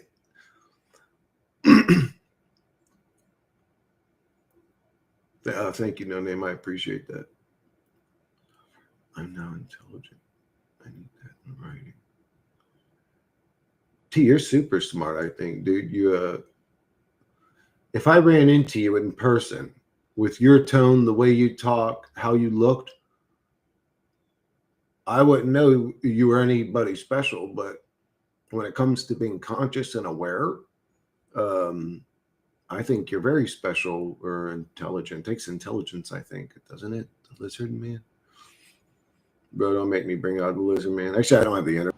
He's a piece of shit. He calls himself T. Fletch or something like that.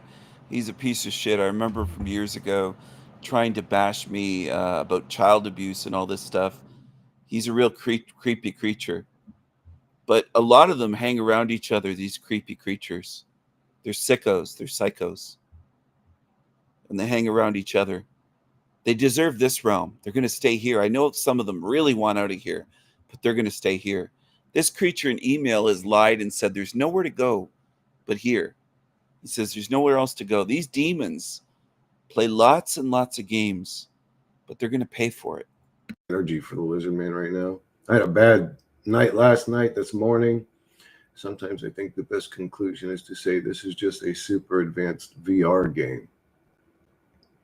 And it clearly needs you in some way if it keeps bringing you into conscious awareness.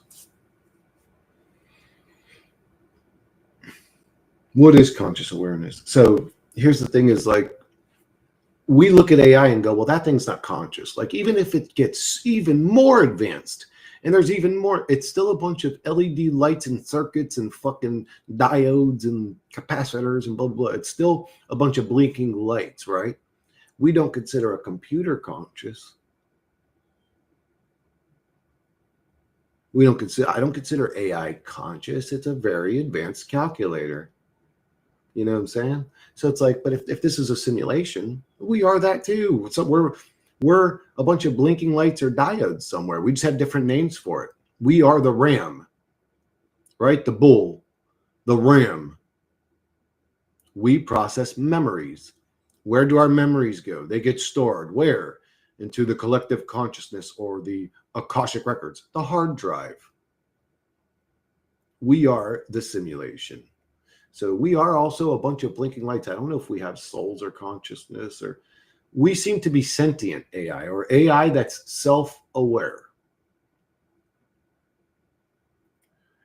Solipsism. That's memories. Where do our memories go? He says that we're conscious AI. Listen to this. He doesn't know if he has a spirit or not. This is what these creatures are like. They want you to believe that you're living in a fucking video game. That's what they want. That's what they want. They get stored where? Into the collective consciousness or the Akashic records, the hard drive. We are. Look at this thing. Look at this thing. Are the simulation. So we are also a bunch of blinking lights. I don't know if we have souls or consciousness, or. He says we are a bunch of blinking lights. He said he doesn't know if we have souls. He doesn't say spirit ever. Souls or consciousness.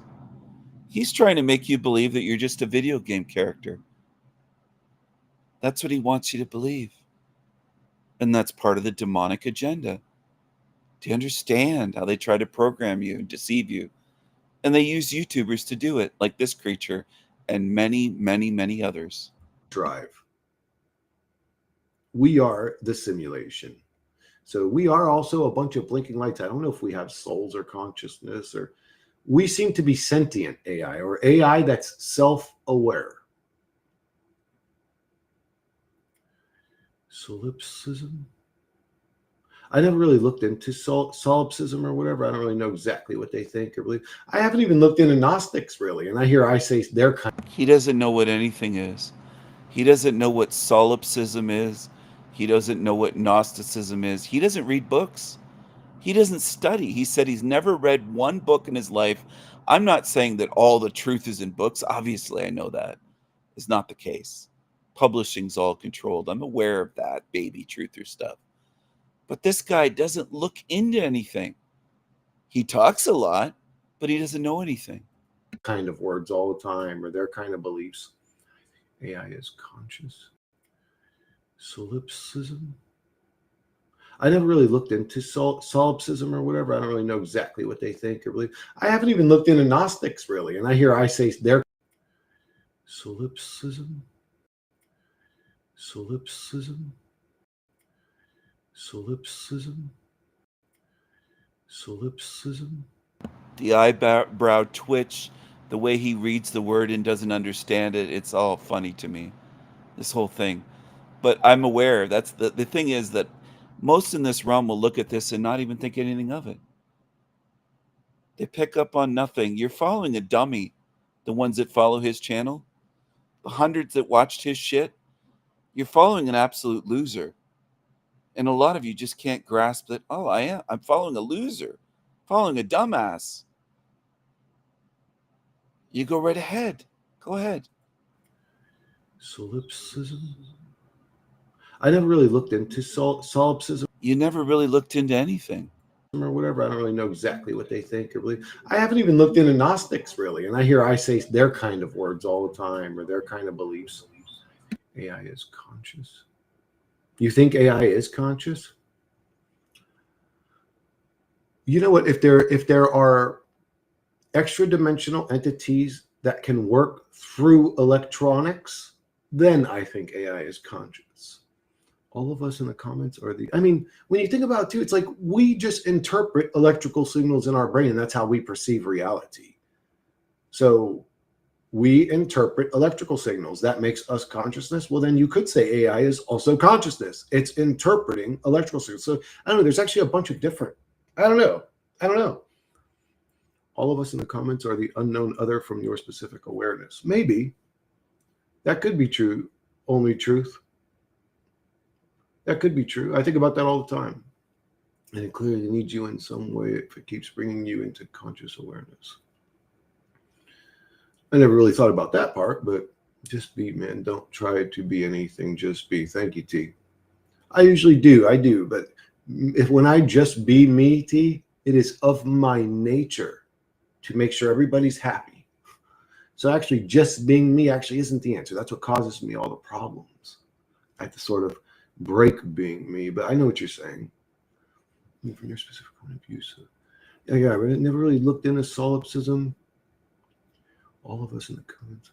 That could be to make sure everybody's happy, really. I don't buy anything this creature says. It's an absolute demon.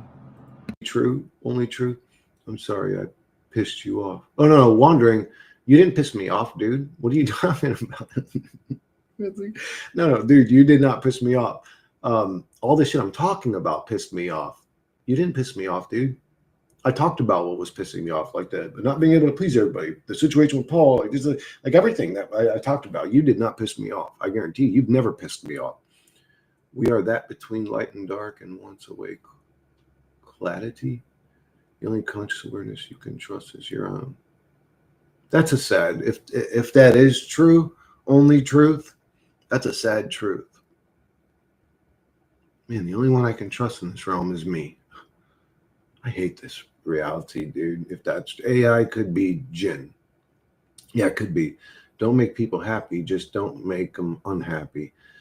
T, if I scratch my neck the wrong way, it can make somebody unhappy.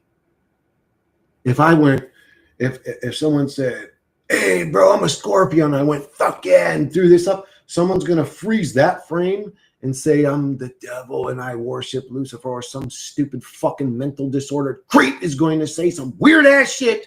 It's just like, bro, just existing makes somebody else unhappy.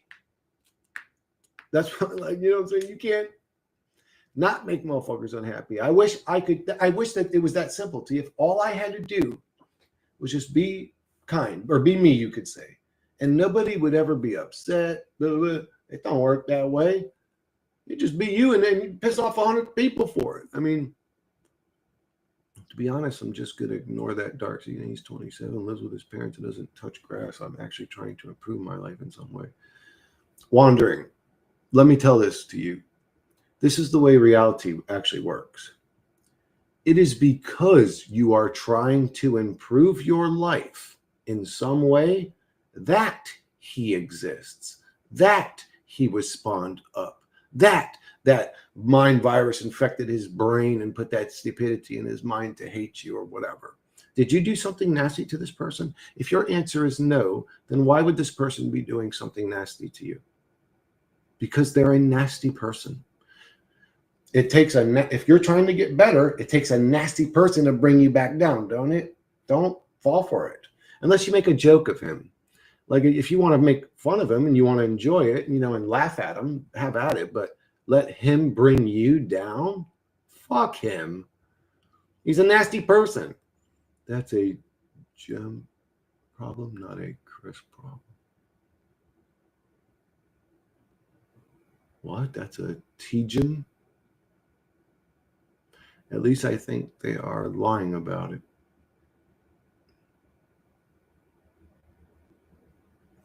It's a test, basically. This reality is a test.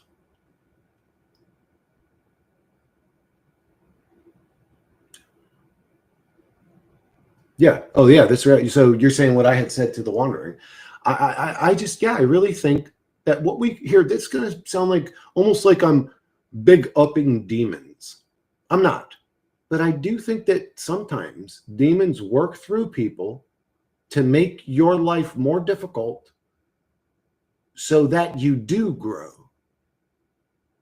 Because once you grow, they go away. They stop fucking with you. Once you grow, they go away and stop fucking with you. They only attack you on things that you get attacked by. Do you understand what I'm saying?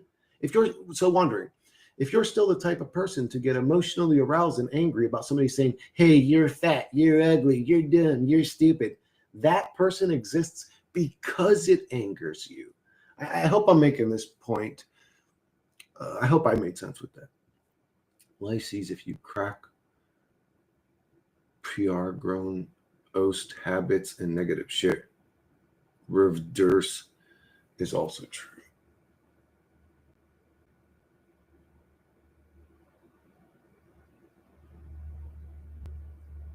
What? All right, so them not teaching. Oh, them. Let me go back up and see that. That's a them problem, not a Chris. Oh, okay. That's a them. Okay. Yeah, I agree with that too. Life's easier. But it is a Chris problem still, because that's how Chris is. Chris is a fucking, he has to fucking make sure everybody else is happy. He's an idiot. I didn't even say anything to him. Then why waste your time with him? Why waste your time with him? Do you have a YouTube channel, Wandering? Do you talk? Do you like I do or whatever? How do I see your channel? Or I'll just go look it up later or whatever. But dude, I already said what I would say. Completely ignore him, or you come back down to his level. I don't just mean in reality, I mean emotionally. Completely ignore him, or have fun with him and talk shit about how stupid he is and laugh at him. Life sees if you crack per grown oast habit. If you crack your own bad habits and negative shit, I can't understand that, T. When life throws assholes and obstacles to delay or grow, then why you getting riled up over them not pleased people? Because it's an endless fight, T. It's an endless fight. You're right. I should be past it. You're right. You're right. You don't got to do shit. People pleasing is a trap. People pleasing is a trap. That's right. That's true. It's right, because then it uses the people to trap you into this unsatisfied state. Oh God, people pleasing is also another fucking trap. That's sad, dude. I mean, it is sad.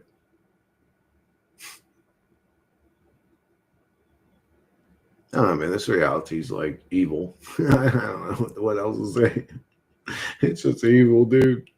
It is not the type of realm I would have ever had created, wanted to participate in, create for somebody else. I mean, just nothing about this reality is normal. Everything's backwards or upside down or nonsensical or weird. It's like you love people, you want to help people, and then people are weirdos and monsters and cringy and creeps and dude. It's like, what the fuck, though?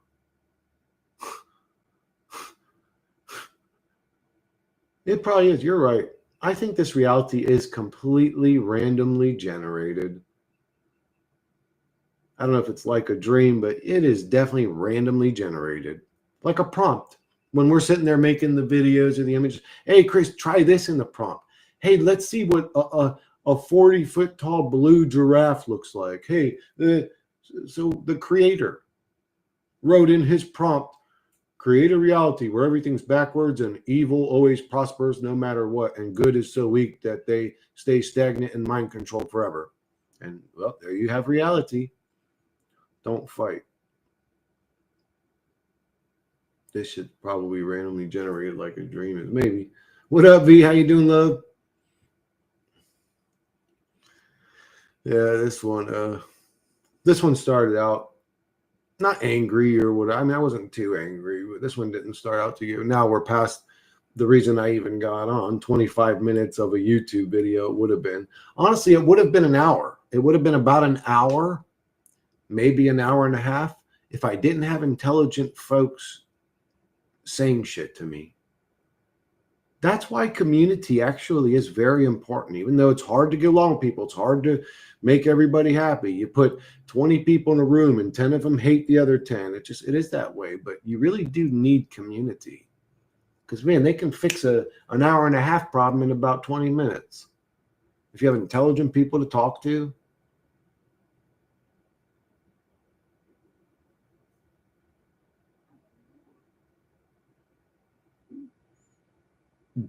V, that was T's breaking of the ice of, hey, I have a small pecker, but I'm interested in you. If you're okay with a micro penis. I can't tell if T's being flirtatious or funny, to be honest, but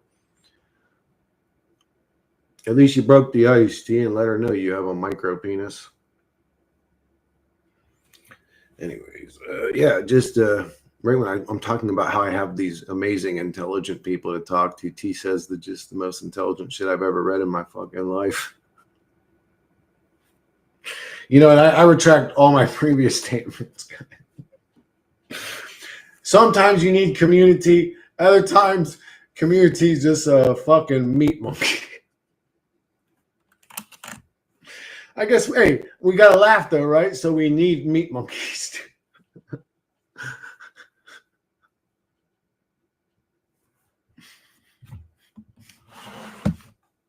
T, if you really wanted to make her laugh, bro, or never mind, I'm not gonna. Never mind, I'm not gonna. No, because then this stream's gonna become about some sexual shit again. I don't want to talk about no sexual shit right now. What up, babies? Dude? Look how much love Babies has in his heart. He has 2 hearts worth of love. Yeah, don't make it worse, Chris. I'm sorry, V. People get me wrong. You know what I realized? I'm peer pressured by conversations. Like, people can rile me up. You think this world is like a Rubik's Cube? So we just have to turn the right wall all the way forward 3 clicks, turn the center wall down 1, left 2 clicks, and turn the left wall up 1 click, and we'll be out of the matrix. You just got to tell me how to work these walls real quick. I think the world is like a Rubik's Cube.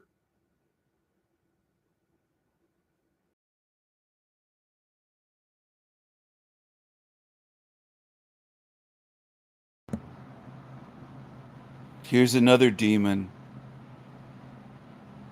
Delusional. Look at this.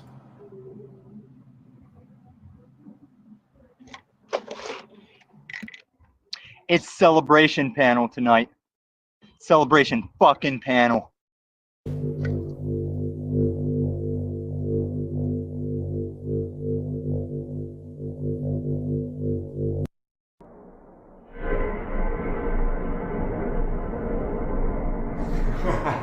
They love that globe. Talcott does. Illumitomi, they love that globe. We loop global. Look at global. Global.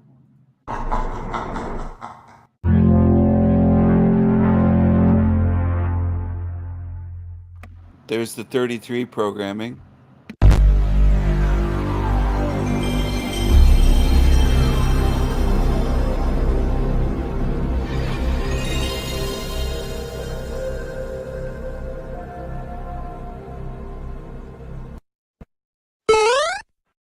He's a total narcissist.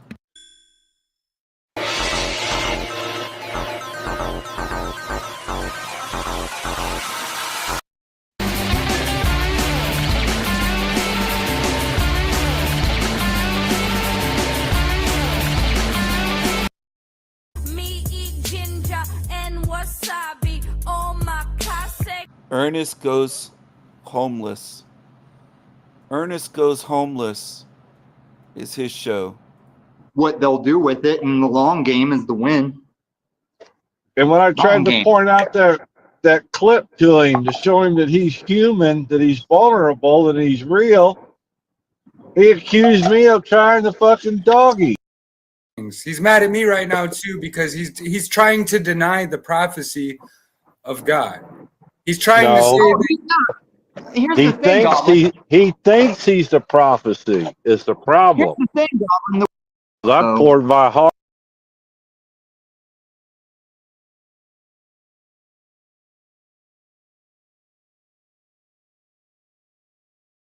out doing, and he wants I to know. fucking, he just wants to kick me. Which neck is that? Indiana. I thought I seen something. Yeah, I live in Indiana. Oh, I'm in Indy. Oh, cool. We're up by Winnemac, Rochester area, about 2 hours north of you. More peaceful. Indy's like the shithole of the state. You know that. Yeah. 33 in the chat, and when I post the link, I'm freeze when I jump to YouTube to pin it. Stupid. Idiot. Go on. Chuck, are you still there? Chuck, you there?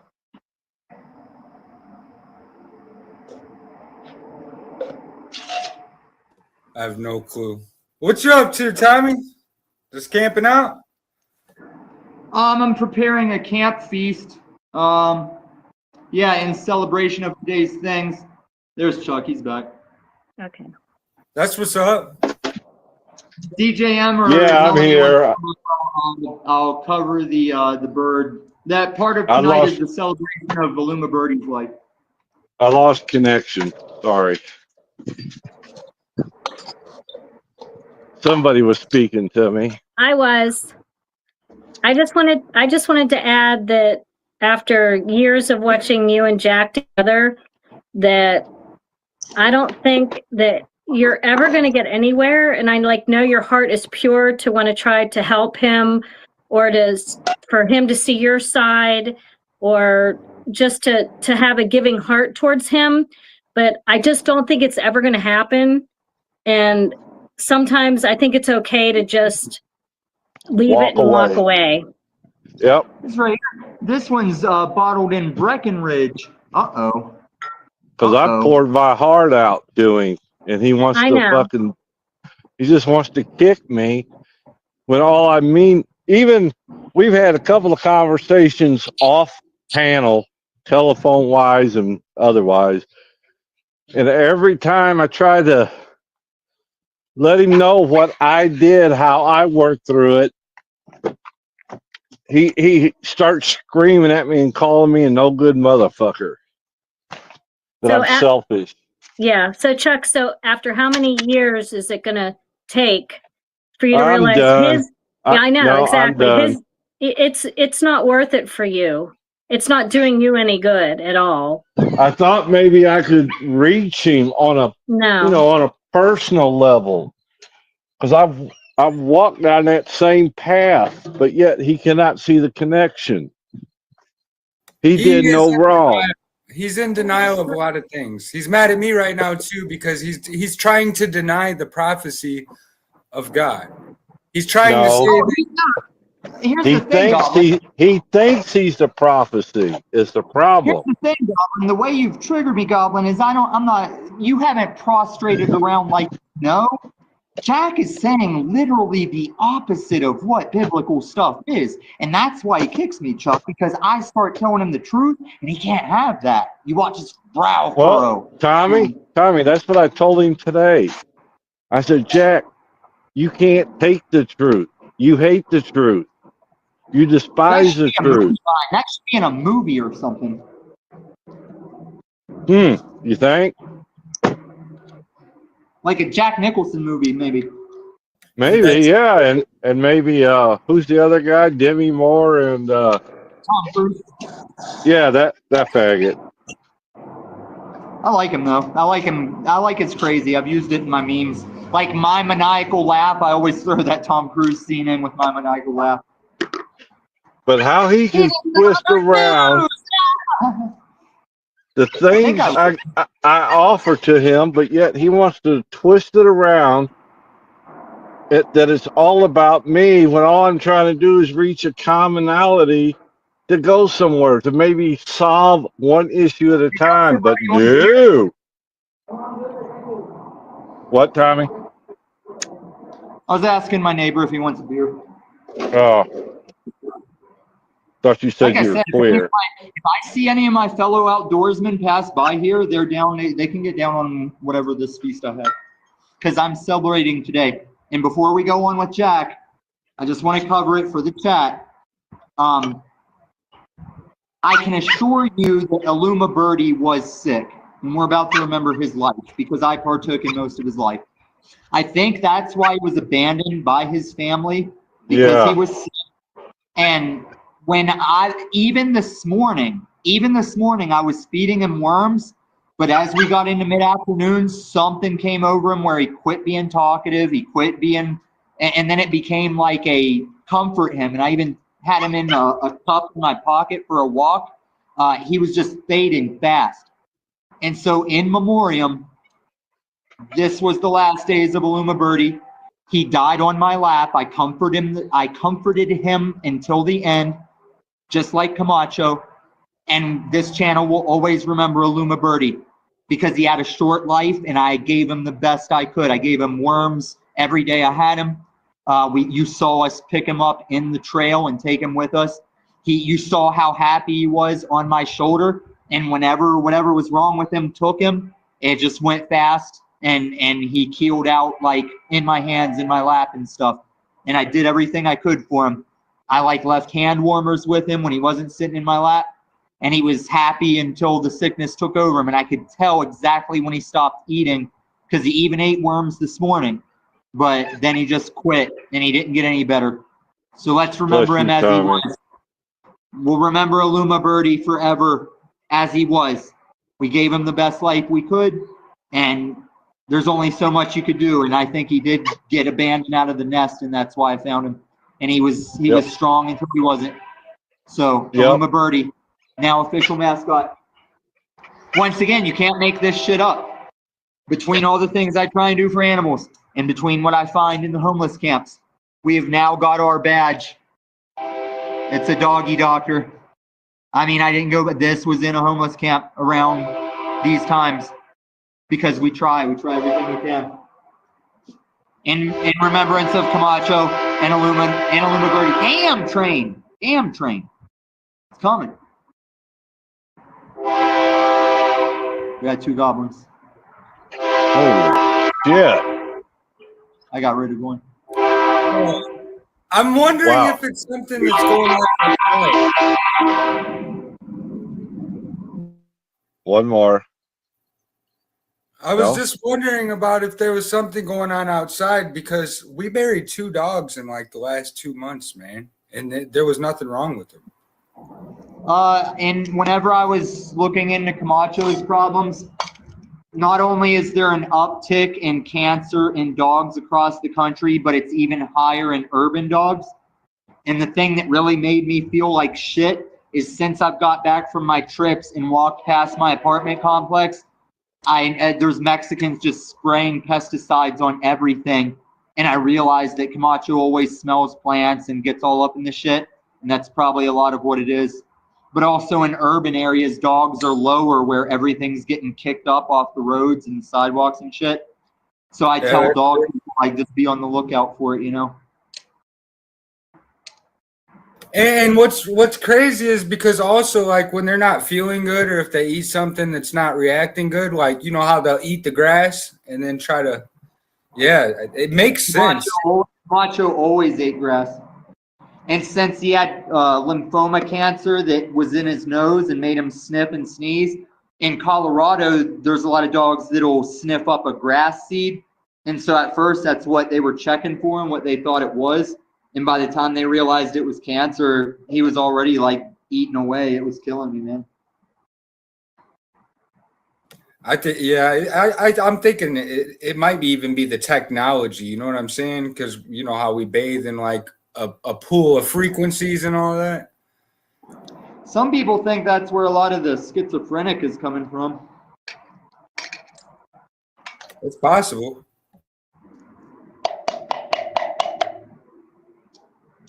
But then again, things just happen when they happen as well. Yep. I mean, they do act like with the chemtrails, a lot of aluminum and metals are coming out of the sky. And there's already the bug apocalypse and stuff that's going to shake down us. But what I remind my fellow Christian people in Christ, this is biblical. Like, we're all going to go when God says we're going to go. And the fact that Jack is so distraught and so sweating it and says, I'm not representing Christianity, he's spreading this. Not only does he spread the save yourself falsity, he spreads his actual fear of all this shit whenever the Bible has it all covered. Like, it's all covered in the Bible. Not only how to handle it, but what is to come still. Yeah, that's a fact. And I mean, I can't even give him like the Gnostic pass because, you know, I have a lot of Gnostic beliefs and what he says, it doesn't even resonate with that. So, I mean, because he's wrong about so much.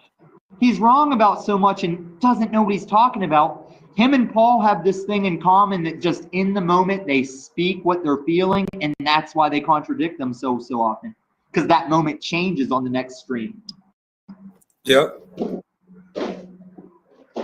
Did I say this was bottled in Breckenridge, Colorado? Shit's from Breck. Yeah, you did. What's that? We'll pop that bottle of champagne whenever we win my little red-haired angel. That's not mine, but if we can win over my red-haired angel and make a change in her one day, like for her birthday or something, we'll pop that bottle of champagne. Can you play that short, Tommy, of Jack? The banana made. Which one? He just made it. It's about Jack being fearful. I like that. I I like that short with the birdie, man. That was awesome. It was awesome. You can, if either of you guys want to share screen, I'll play them. Black Jesus. I might cry tonight, Black Jesus, and I'm not sure what you're doing with your truth and honesty over there. And I don't hate you, Black Jesus. I like you to show up, but I don't like hypocrisy. Like a Canadian artist knocking a dude for crying over authentic feels. So Jack doesn't get to come up tonight either. Neither does Bobby Tuesday. Black Jesus, come back next time. Because you're going to learn you're not all powerful and you're kind of a hypocrite yourself. I'm your Panelverse president. I'm going to pull a DJM and I have to go switch laundry. I'll be back. I think I'll do some laundry too. Have fun. But yeah, anything you guys want me to play, just throw it in the back because I'm on a phone. I can't do it like that. You got it? You got to share screen it in the back. Bobby Tuesday, yep. Just like we've got Bobby Tuesday and we've got dinner hot dogs. Can you believe how I reeled dinner hot dogs in? I was making a point when I said maybe dinner hot dogs should host me and you versus each other with me as the Christian Jack, and he said, get with me on my Discord. His channel fucking sucks. I'd never go through fucking dinner hot dogs. Those chumps. All they do is sit over there and bust on Christians day after day. It's fucking lame. And they don't do legit debates. They're just a bunch of fucktard kids. Fuck, yeah, fuck dinner hot dogs. Yeah, there is quite a bit of weird shit going on lately, I must say. Ten times. Yeah. But all the times I ever feel like I'm just going to give this shit up, it's like days like today that turn it all around because I need to get Ham Banana back over here because he's got his own thing going on his channel. But I can see where when Ham Banana is covering these infidelities that go on in the Panelverse, that's going to be a regular thing in the Panelverse, is getting on and flirting with some guy because you're both sick of your old lady, especially in the trailer sectors. It's going to be a regular thing. And I'm ready to presidential Panelverse the whole gambit. I just need channels to start getting behind me and acknowledging that their acknowledgement is what makes me the Panelverse president. Yeah, I can see that. I see where you're going. Win over each individual channel. I'm willing to win that over.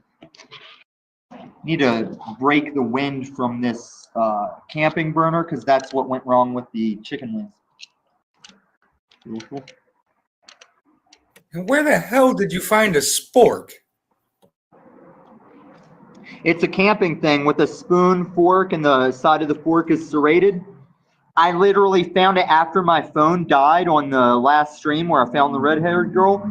On the way back to storage, I found this at a camp that was ransacked. I found it, Ajaxed it, alcoholed it, did all the things that like an OCD would do. Because I haven't been able to find one of these at any store ever since I wanted one.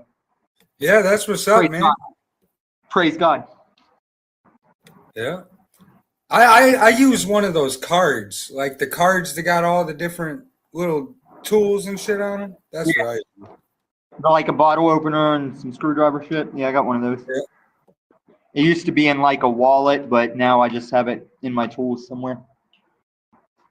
Mine managed to stay in my wallet for years at this point. The rubber, it was like a wallet where there was a rubber band around the tool you're talking about, and you do cash on one side, cards on the other. And I eventually wore out that rubber band thing. Oh. But yeah, you're my right, dad I can't. finally got out of the hospital. What? My dad finally got out of the hospital. Only a couple weeks, 50-something thousand, bro. That's crazy. Yeah. Imagine if he had to be medevac there. Yeah. I was just hoping, they didn't try to push that jab on him because I know that he doesn't want to. No. Here's the thing. This is what all these truthers forget. No matter what rolls out, no matter what they do, you as that man, the flesh and blood, no one can ever tell you to penetrate yourself with the thing, whether it's a penis or a needle. The only one you don't have a lot of say over is a bullet, and you can still wear vests and shit. But as far as morality, no one can tell you that you have to be penetrated by anything. Yeah, that's true. It's just because, he's a TBI patient, and they like to do that smooth talk kind of stuff, And I was a little concerned about that for a while there. The fuck I am? Yes, I am. I'm your Panelverse president. And I'm having a day, man. I'm having a day. I got a lot of work done in the storage, so it's almost going to be the studio that I can just stream that. And it has me so stoked. It couldn't have been better had I found her halfway through. The fact that I was done because it was hot and I'd been pedaling up hills and shit, the fact that I gave up and the elevator I was waiting for to go up and get on the train or go over the overpass to get the train, she came out of the elevator, bro. I mean, you can't write this shit. And so thank you to everybody that cashed apped on her behalf. It'll still go toward her. And tomorrow the mission will be, I'm going to go get my free upgrade phone and then set this phone up I'll set up with the free text app, put the number on it already, put it in my new phone, and go find her and give this to her and tell her, hey, I'll try and sell it to her like, hey, start working with me on this channel. And these people will love you and they'll help you because I can't do it alone. That's what's up. Hi. Hi, Tommy. Hi, Jackie, Chuck, Goblin. Tommy, yes, just to piggyback off that, what the timing is insane. It is. I mean, you were about to get on that elevator. Did she walk out of the elevator? Yeah. That's crazy. And when we locked eyes too, and I don't know how to read it because I was excited too, and she probably didn't know how to read it because I had sunglasses on. Well, but I'm glad sorry. she sat there and talked to me and answered my questions. Because in hindsight, I would have just went with her a little ways and talked to her longer. But she had a couple more outdoorsmen with her, so I was kind of thrown off.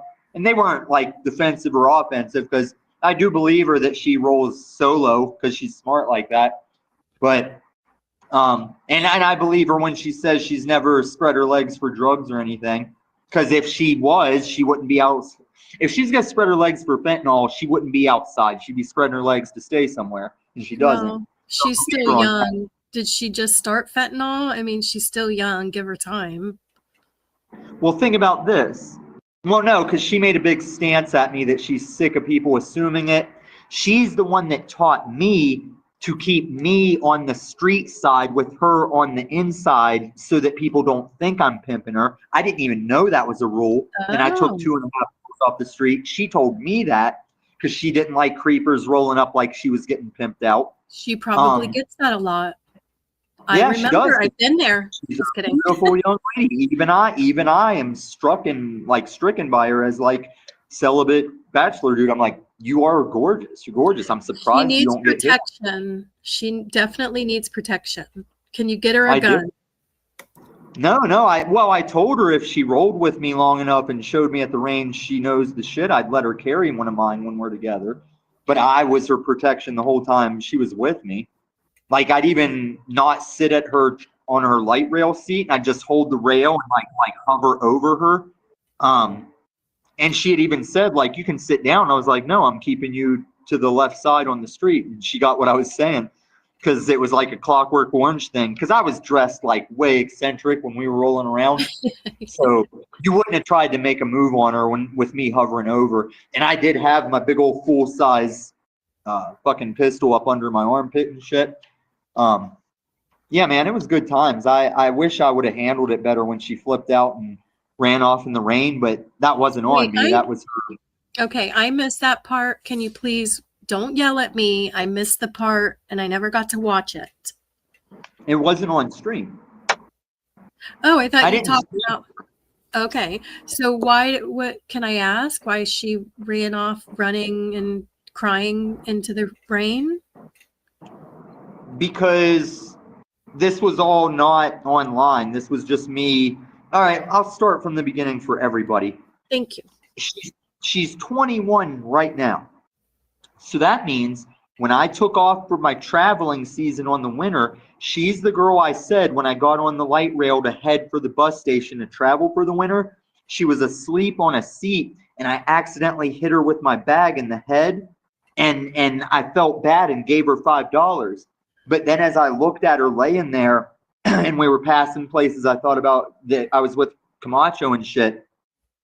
On the way to the Greyhound, I literally like kind of said a prayer over her and started crying and shit. And she doesn't know any of that. And I never even saw her face. I just saw leaves in her hair from where she had like slept on the ground and shit. And so, shut the fuck up. You asked, shut up. Now, when I left the hotel this recent time, and I went to the fucking train stop, she was sitting there with nobody around. And even though I didn't know her face, I looked right at her. I was like, you're the girl I hit in the head with the bag when winter started, and I gave you $5. And even though she didn't believe it or remember it, the longer we traveled together around town, I convinced her, and she was like, oh my God, like I convinced her I did. And she started like admitting it. So that after link, I just put that link backstage. I can't do links, you inbred yokel. You have to Chuck, screen what share. link? You're ruining the story. What fucking link? You gotta screen share. Yeah, screen share or get the fuck out. Chuck, you now, can't ruin the entire stream. And now you're That's helping. what I do. Now, Ask Jack.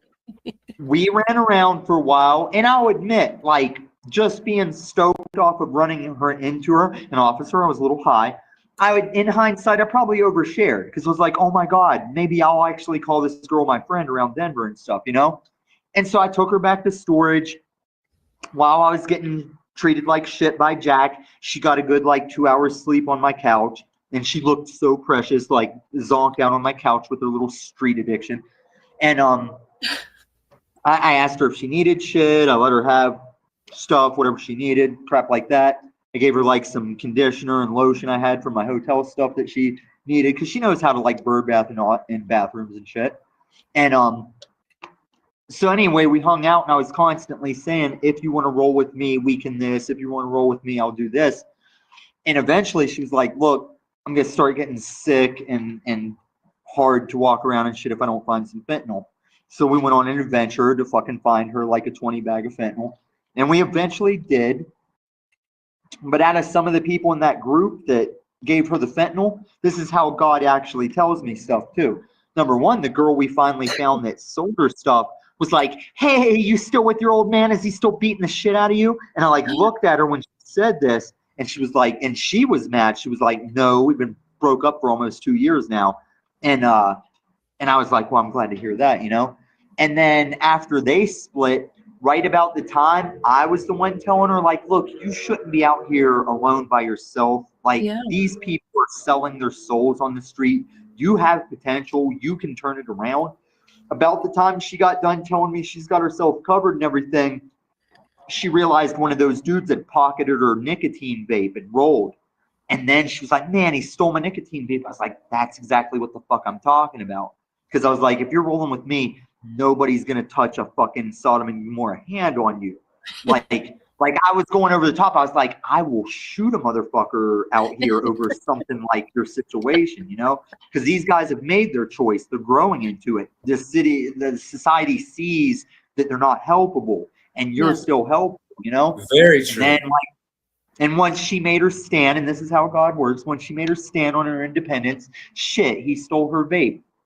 And also the girl didn't really hook her up for what she paid. And I could tell by the way, I don't know fentanyl, but I could tell by the way she looked at her and the way this chick was a street dealer, she didn't get a great situation, but she needed it either way. Because right there on those steps, as she got it, she just started foil basing it right there because she was so fiending. Oh, you smoked fentanyl. I thought you snorted fentanyl. You can smoke it? Okay. Yeah. There's lots of ways to do lots of things. You can boof lots of things. You can freebase lots of things. You can snort lots of things. Oh, got it. Okay. No. Learning all things. So anyway, we continued back to my storage because she knew my system where like I get to storage at least at the last minute and grab my bag for the night. So I'm not carrying my nighttime stuff around. And we did make it. And by the time we were setting up the camp together, it was starting to rain. And she had done some of her fentanyl, but she didn't have her vape and she didn't have any cigarettes. So by the time I thought we were settled in, she starts flipping her shit. Then she starts talking about like she just wants to fucking shoot herself in the head, all this stuff. Then it starts raining. And in the rain, she just leaves. She's like, I got to go find a cigarette. I was like, if you just chill, I'll get you a cigarette. I'll either find you a cigarette or I'll get a pack of cigarettes for you. But it wasn't just about the cigarette. So she just goes storming off into the rain. And she reminded me a lot about this girl that I never dated, but anybody she was dating, she just make them drop her off at my house to get some dick. She used to storm out of my house thinking I'd follow her. And since I'd already been a little over the top through the day, I was like, I'm just going to let her go because I understand the drugs. I understand the nicotine.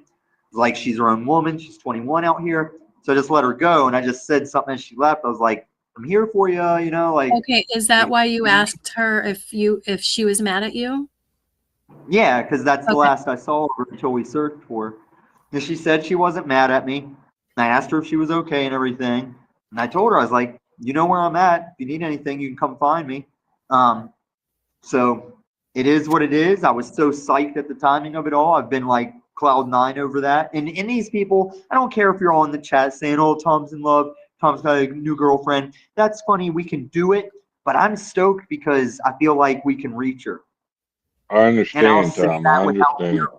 I have no fear of jinxing it. Just in the long game, between my storage manager was interested in hearing that I found her, and you guys are in it now. I feel like we can. I'm down with you, Tom. How do you even begin to get someone off of fentanyl? I mean, that's up to her. That's up to her, and that's why I'm saying if I find her, if I can take her out for a nice meal that you guys have already paid for, if I can have that phone ready for her, and like, look, these people are stoked just off of hearing the story of us. These people can fucking help you, but I'll be I'll make sure she's not just going to try and ride us for fentanyl, because she even claims she'll give it up when she wants to, and I said, if you want to, and I know you're not, I can help you. No, it's not bullshit. I'm sitting here showing this panel verse I can fucking smoke meth with these people. That's you, Tommy. I know, dickhead. But before I ever had this YouTube, I used to help people get off shit. And this is what I'll be honest that your problem is in this panel verse. You overstep, Chuck. You overstep. Oh, so you're not going to sit in Alcohol Anonymous with Jack Talcott and act like I can't help people get off the other things.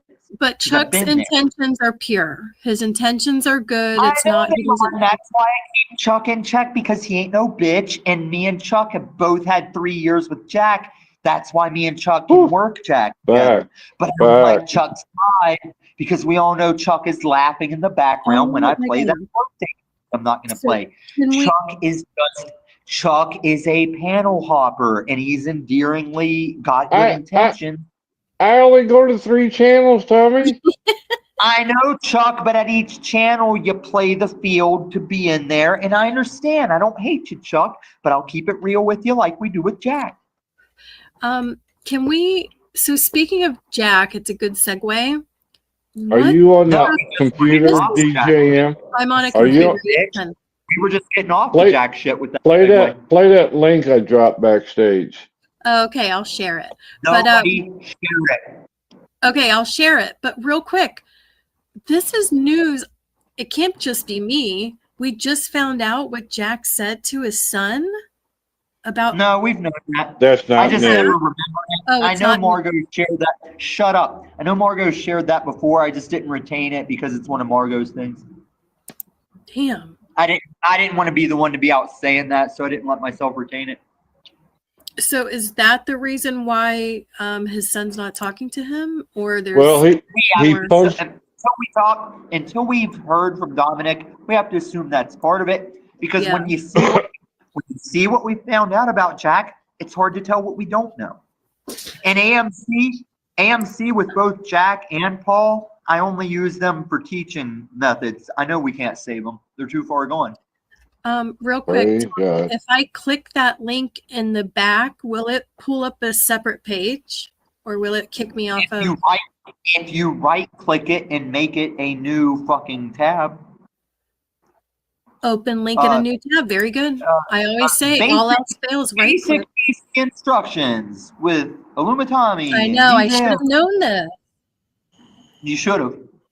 Okay, I'm gonna mute. Give me a minute. The only thing wrong with this comment is it's singular. We've caught Jack up keeping multiple secrets, and it's only bad because he claims to end secrets. You can keep secrets, and it's not a problem. Don't be out here saying to end secrets, and you got secrets. That almost segues into the legal secrets segment. Exactly, Tommy. You're 100% right on that. No Shorts collection, who is nothing compared to TCC. We've been trying to segue it out, but you see, we got stupid bitches like DJ up here that keep segueing us back in. We already covered what the W today was. I figured out who TSC is, by the way. If anybody Who is it? Who is it? It's Chris. Chris who? Christos. I think.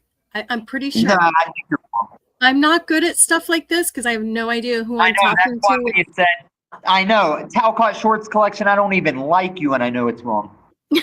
You're doing good, DJ. You got it up. Stop, Chuck. You're doing good Now, too, Chuck. Okay, you're going good too. Chuck. Humorous, shut the fuck up. I got a neighbor probably sleeping, and I'm tired of you faggots making me yell. It's my fucking show. Shh. Ready? Of course, that's I'm not going to play this. I'm not going to play this. What is that? What is this we're about to watch? Well, it just disappeared. Is it about It's- Jack? Yes, about being Jack living in fear. Save it, 'cause this is my celebration shit. I'm preparing this feast, and I'm sick of Jack's shit. We covered it. Okay. You already took us into the red-haired girl. We're not going back to Jack, and he's not coming up today unless he comes up to apologize. Then I'm still gonna fucking wreck him. Yeah, Chuck. Get it. PDM. Well, I was just hoping you'd see how vulnerable he could be. I know he is, and I'm done with him for the night. So everybody drop it, and if anybody brings up Jack again, I'm fucking kicking you out of love. Because this is my Steve. celebration panel. I'm cracking the next beer. We haven't seen Steve in forever. Steve, how It's a celebration. It's a We're celebration. Celebraciones. Steve, Hey, did we Steve. I'm pretty sure that we moved closer to the sun in Florida, or we're possibly on the sun? Oh, I'm loving it. The pool's at 85 right now. Oh, you got a pool. Okay, it's summertime, and you're in Florida. I keep saying every year it's different. I keep saying every year it's No, I bet you every hot. year it's hot. I bet you every year it's hot. Oh, you It guys is. got them. You guys got them fucking love bugs. They're terrible. No, we don't. The pesticides killed all the love bugs. I don't know, Steve, do you see them in northern Florida? Well, I'm in Central, and yeah, they're been flying around, but they're not bad yet. Okay, so we don't get them down here in South Florida. I don't know if it's because I'm not on the East Coast anymore. Maybe they're just gone. Does anybody still get lightning bugs or fireflies? Yeah, I get a shit ton of lightning bugs. We don't have them in Colorado. In West Virginia, it used to be like full. Yes. And I wish Camacho would have loved that. I wish Camacho could have seen it once. We still got a bunch in Tennessee. We're killing all of them. Well, we're killing all the bugs to an extent. Welcome, bonjour, or what's the name? You gotta get Now I food got from somewhere. DJM. Hi, Jackie. Hi. I have a question. Yeah. When you go to do laundry, do you really do laundry? Because whenever I say I'm going to do laundry, I really actually do go do laundry. You're Okay, funny, this Jackie. is the $1 million question. It is. I'm just curious because This No, DJM 'cause- laundry. This is it's DJM DJM laundry. lore. Okay, you guys, I stash my cannabis. Yes. Someone the other day, one of the younger kids was like, cannabis? You got to call that dank. Sam, dank. I'm like, I stopped calling it pot because that made me sound old. So I have my stash in the laundry room. Are you teaching the kids how to use it? No, Chuck. Oh, No, okay. I was just nephew. curious. No, the young, not my kids said that. No, my kids. Oh, okay. I was down at the beach and friends, and then and it wasn't a kid, it was probably a 25-year-old said that. Really? Like a kid. Wow. But yeah, so I keep my stash there, and Jackie, I'm usually doing laundry. I really Okay. am. All So right. when I'm doing laundry, It just goes with the laundry. Exactly. Okay. Because So then- I didn't want to say I was going to do laundry and then people think I'm going to do something else because I really am doing laundry when I say I got to do But laundry. this is perfect because you could use it either or. I'm doing laundry. Is he talking about the red-haired girl with Spider Bob? Spider Bob? I don't know who he's talking about. Spider You mean the Bob? dude, my neighbor? I don't know how often I'll see him. I see a lot of people that are outdoors people. I don't see them all twice. Oh, that reminds me. Do we have a name for the spider plant that you're carrying around in a milk jug, which is giving me so much life? The You milk have to, jug you was have to just- name it. You have to name it. You have to name it, right, Jackie? Oh, absolutely. The milk jug was just the ice and beers, and I threw this in with it. Love it. I think we should cremate Aluma Birdie, add its ashes to this, and grow this somewhere in remembrance of Aluma Birdie. I do. I agree with that. Okay. How are you going to cremate it, though? How about where you found the birdie? You're going to just light it on fire with a lighter? Oh my God. I'll cremate it in a Viking way, but at the size for Aluma Birdie. I know, poor thing. And you're right. I did. I rewound and I saw that you said that, oh, he was so cute.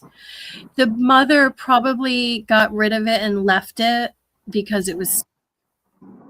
And I'm glad that we spent 2 days, or I spent 2 days with it at its maximum isness, and then I was there for the short time it took it to degrade and died, and I was with it the whole time. And I comforted it. He even took it to the store with me, and the lady at the store was like, oh, and he was down in my little pocket cup, getting a ride and shit. And you could tell when he heard the other birds, like he was perked up about hearing other birds. I was with him till the end. Okay, question. When you found it, which we saw on live, was there you didn't hear that's like a fucking mama shout. bird? You didn't hear like a mama bird trying to like. Before I even picked it up, I stood there and looked for the nest because I know Okay. you can sometimes put them back up in the nest. Because they're fledgling. Share right the bird short, DJM, and quit talking so much. You're gonna ruin this. Where the fuck is the And I'm bird real short? good, you don't fuck with me. I don't fuck with you. All Thing right, I'll going get it. and fucking with my shit. All right, give me a 'Cause- minute. It takes me a minute. Hold on. I know. Don't say it. I know. God, how does your husband even? Oh, this is how. The more I chug this, the more I can tolerate DJM. In other news, That's what beer was made for. That's what beer was made for. you see this half a Your joint of some really husbands good. to be able to deal with wives. Oh Yes. my God, fucking bitch. Let's just get this over with before I say anything. I was Never trying mind, to segue, give DJM time, and she keeps talking. I'm muting. That which is, I've always said that I'm done with that shit, and I'm celibate and permanent bachelor for God, and the only thing that can get me out of it is an act of God. And that redhead would count if she was down, but I'm not going to assume those things or act like it because of how you all are already getting over it. I want to get the girl off the streets and get her off fentanyl And anything extra, you guys are gonna fuck around and say too much. But it would turn me on that I'm like over half her age. And I even told her just jokingly, if you did get with me, I'd die quick while you're young and leave you fucking rich. Because it's true. And people would be like, nice. Nice. Bullseye. All right. In remembrance of Aluma Birdie, the best of times. Full screen that bitch.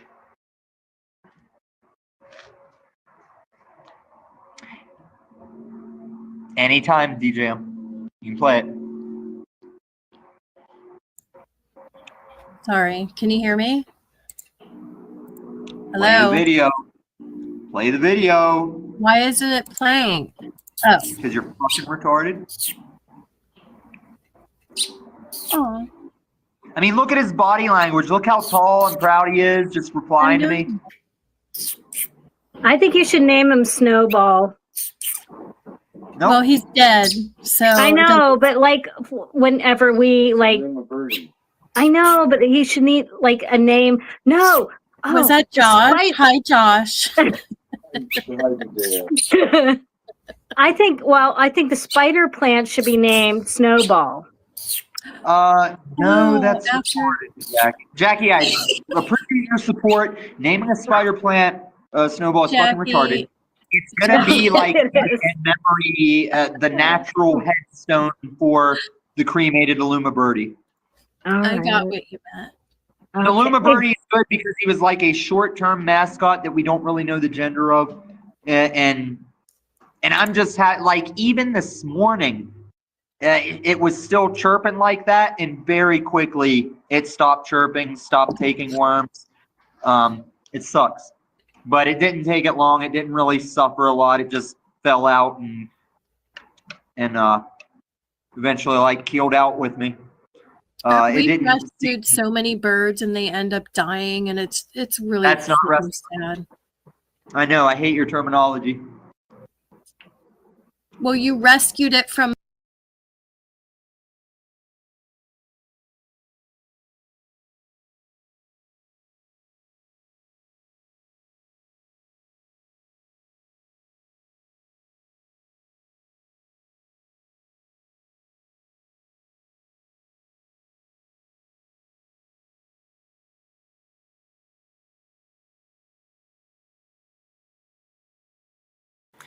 So listen up, Queef Steven. I do like to come back over and see what your faggot Canadian ass says about the footage you try and come create as you restream all the places you go troll and be the worst guest ever. That'll run short. I mean, all you have left is Jack Talcott. But the same way you were way behind on the Joe Cool laugh, when you see me charge Flow State $330 to ever grace my panel again, it's because he runs bail for trumped up bullshit.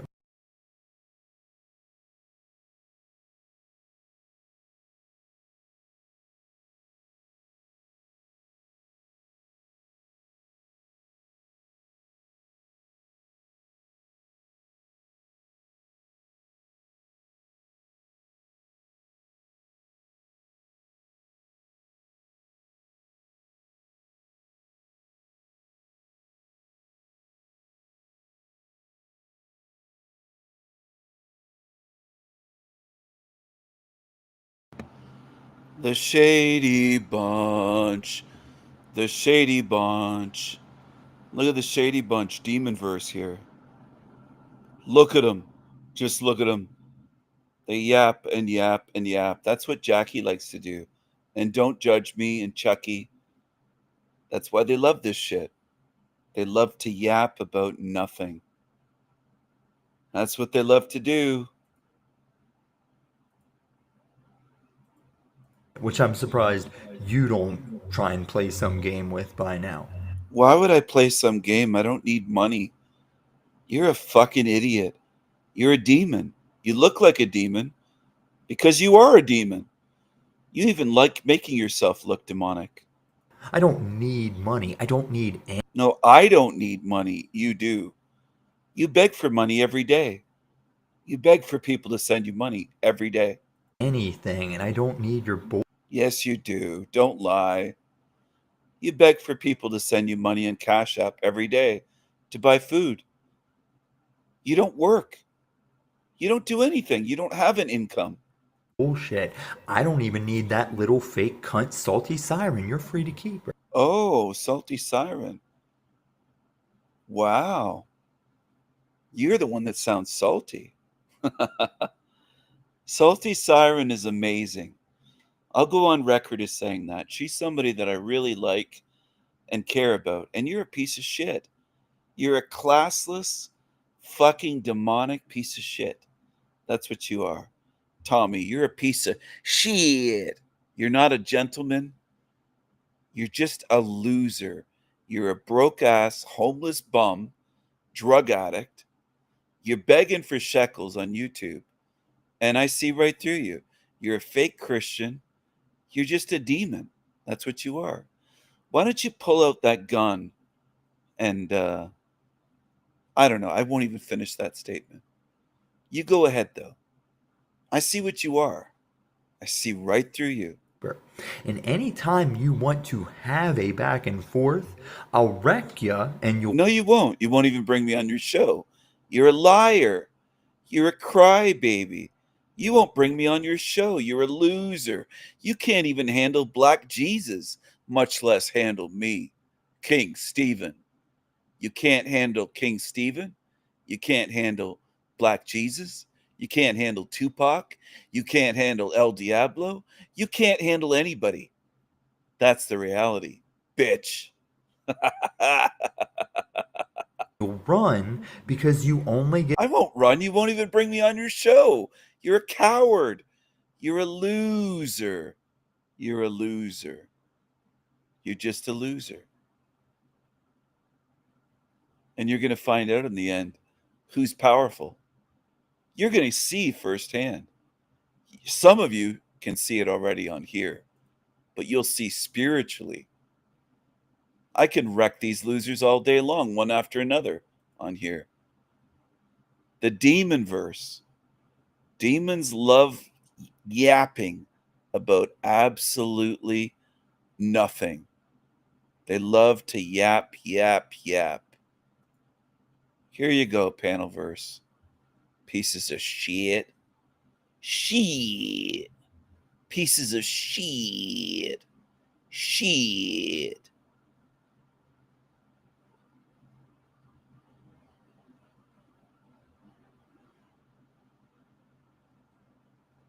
Pieces of shit.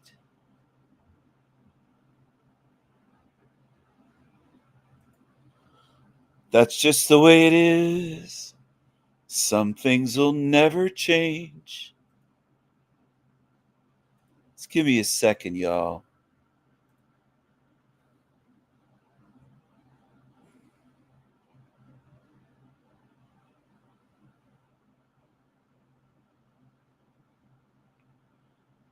That's just the way it is.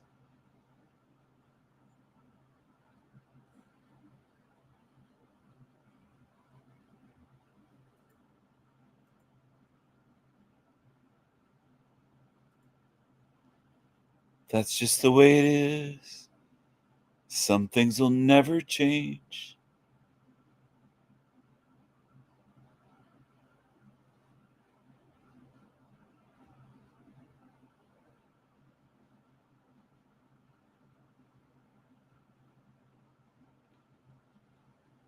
That's just the way it is. I'm working on something in the background, excuse me. That's why I'm singing as I'm doing this. I'm multitasking the way that men can't do, apparently. We're told all the time that we're single-minded, we can't multitask. But I do think men can focus on something more than women. Focus on a task, a project. Tremendous focus for years, if it takes years. Tremendous focus is a masculine trait. To get the job done no matter what it takes.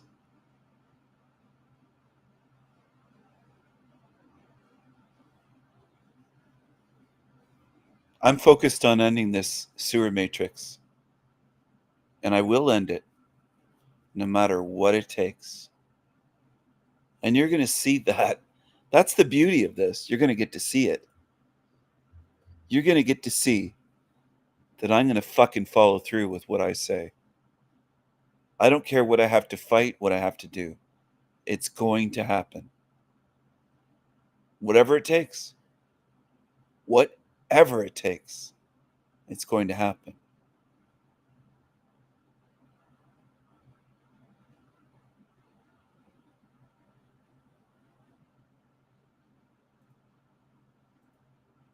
And it will be glorious. It will be absolutely fucking glorious. The glory of it. To watch this end, in a sense. Not in a sense, but in a sense. For all good spirits it will end, but it will carry on for demons. And this will be their home, but they're not going to like it. They're not going to like it. They're not going to like what this is going to be turned into.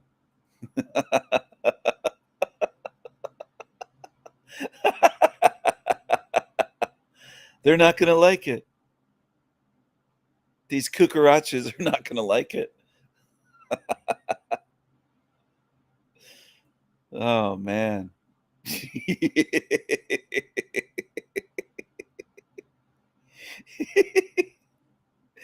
Oh, it's going to be beautiful and glorious and magnificent and wonderful, delightful, blissful,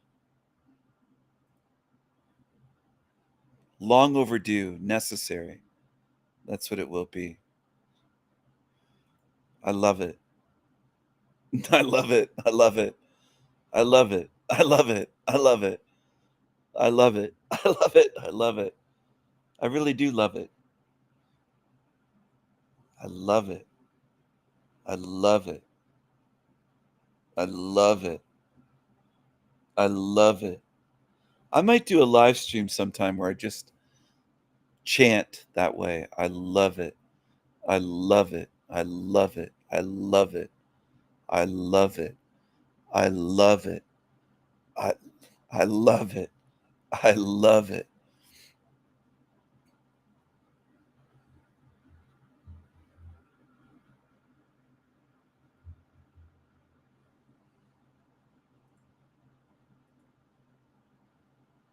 Intermission.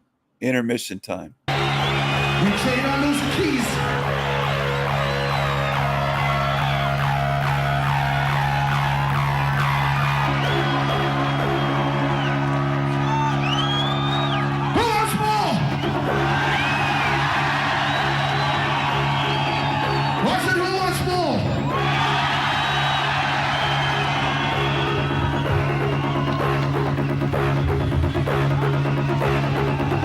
This time around,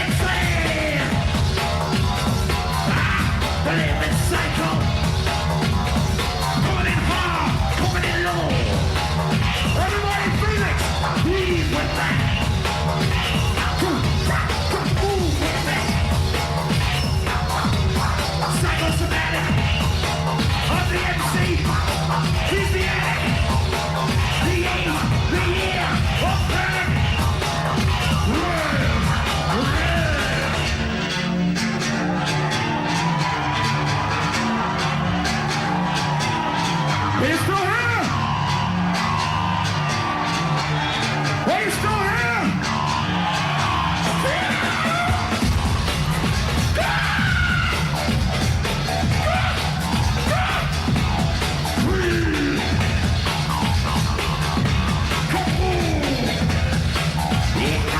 That's what I like, that's what I like! Psychosomatic, I'm the MC, he's the addict, the year, the age, the time of time. Everybody freeze! Bring the pressure, come play the game on this year!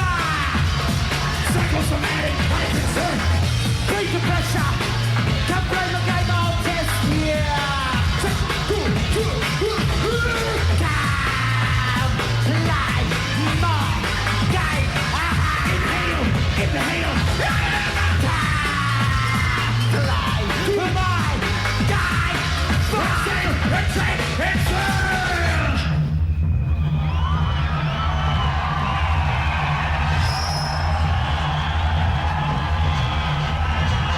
Raise the volume, raise the temperature. Raise the volume! Raise the temperature!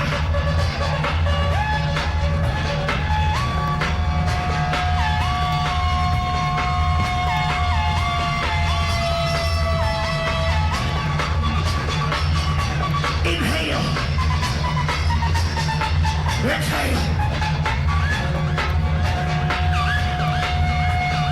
Inhale!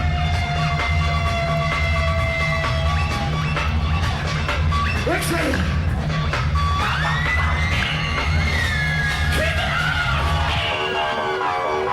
Everybody get loose! It's your time! The living cycle! What like a phone! I rock the show! Coming in high! We're coming in low! Come rock! Come move! Just work out!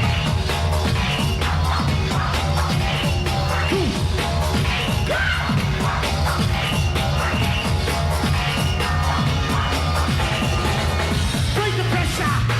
Come play my game on texture! Bring the pressure! Come play my game on texture!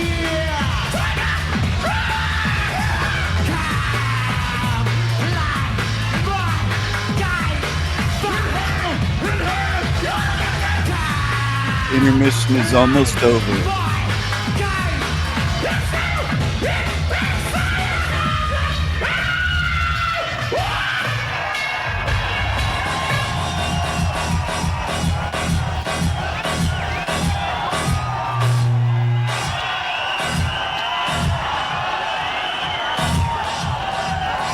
I can't hear you!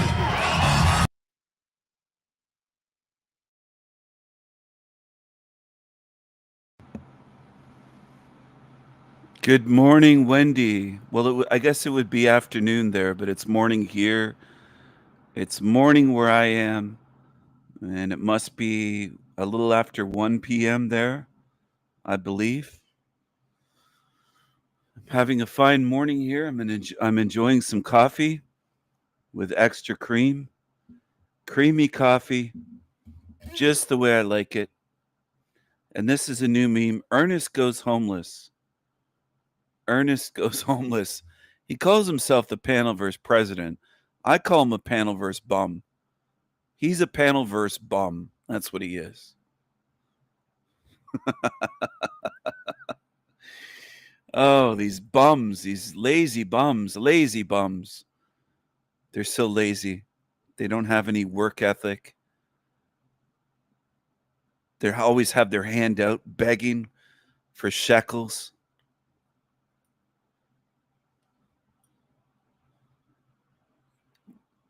The demon verse. Demons love yapping about absolutely nothing. And there's Jackie Fox. She loves that garbage. She loves hanging with demons. They look like dirty, low-class degenerates because they are.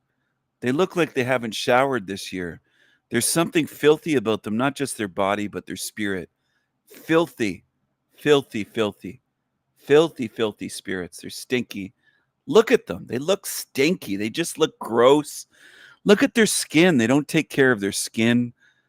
They look like something out of a Hollywood movie, like a post-apocalyptic movie where demons have taken over the earth. That's what they look like to me. They look filthy. They look filthy. They stink. I agree, Wendy. They're gross. Look at these things. I mean, it's almost unbelievable how obvious it is. It's so obvious. They look gross. They look demonic. They look filthy and smelly because they are. They are filthy and smelly. And it isn't just their body. I mean, they must have body odor to keep people away. But their spirit, each of them has this filthy, disgusting spirit with them. And they do fit in together. I could have taken a screenshot at any time and they look like this. It's not that I have some magical, they'll let on that I have a magical ability to catch them with these screenshots. But they look this way. They look this way. This is typical for them. And I'm trying to get people to see it isn't just these ones on the screen right now. There's millions of them out there like this. But on the Panelverse, they're all like this. They're all pretty much like that. Filthy spirits. Disgusting, smelly.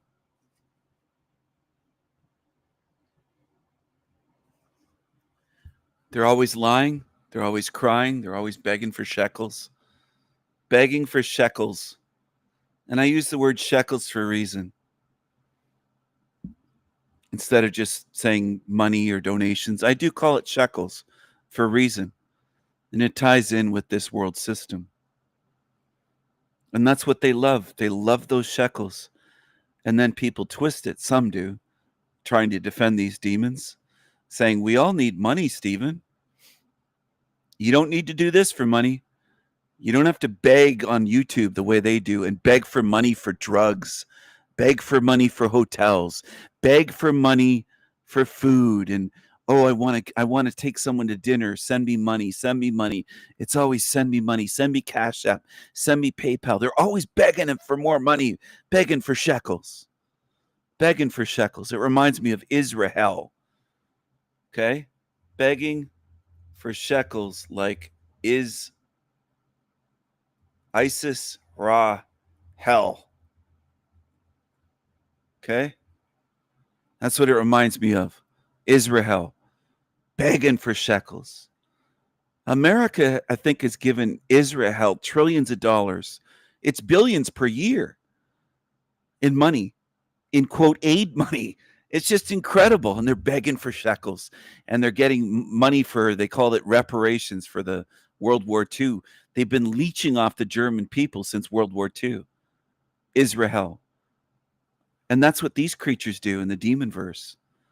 They're begging and begging and begging and begging and begging and begging. It's sickening. But you know, most people never notice and they never point it out. They never criticize them for it. I'm one of the only ones that has a channel that does this, that points it out and says, look at these creeps.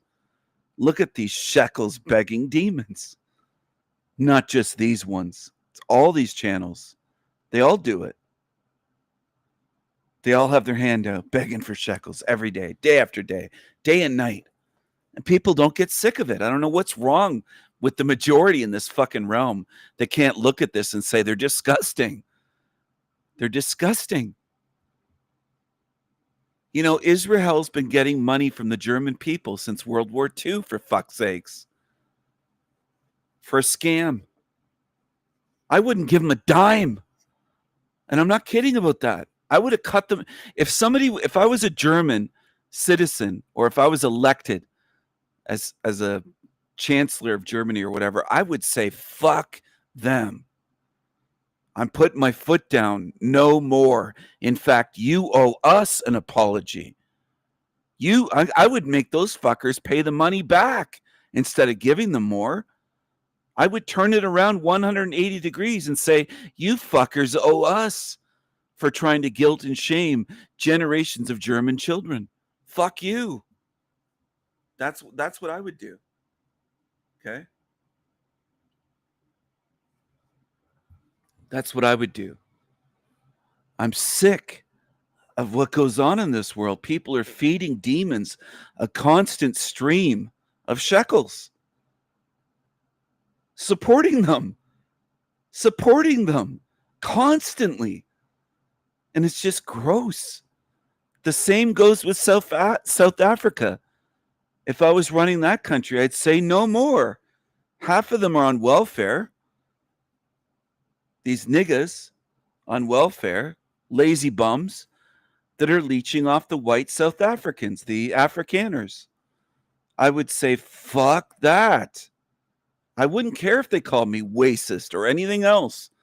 Call me white devil, start dancing around as they do and calling for my death. Bring it on. Got to put a stop to this shit. Someone has to come along, like I'm doing on my channel, put the foot down and say no more of this shit. They've already crossed the line and gone too far before I was even born. I mean, it extends back long before my lifetime here. This isn't anything new, but it's getting worse and worse and worse. And they've gone way too far, long ago. They took it too far long ago with their greed and their demands and blaming white people and blaming and guilting and shaming white boys and girls, white girls, white boys, babies, young men, young women, and the elderly, generations older than mine, that have been shamed and blamed and white guilted across this realm. It's gone on way too long. It should have never been tolerated to begin with. And what I'm saying is the same type of thing is going on with these demons trying to guilt you to pay their way. These lazy bum ass demons living off of having their hand out on YouTube and people paying them money day after day after day. It's sickening. That's what it is. And I don't see anyone else on these channels saying that, as guests or running channels saying it. And I'm going to keep saying it.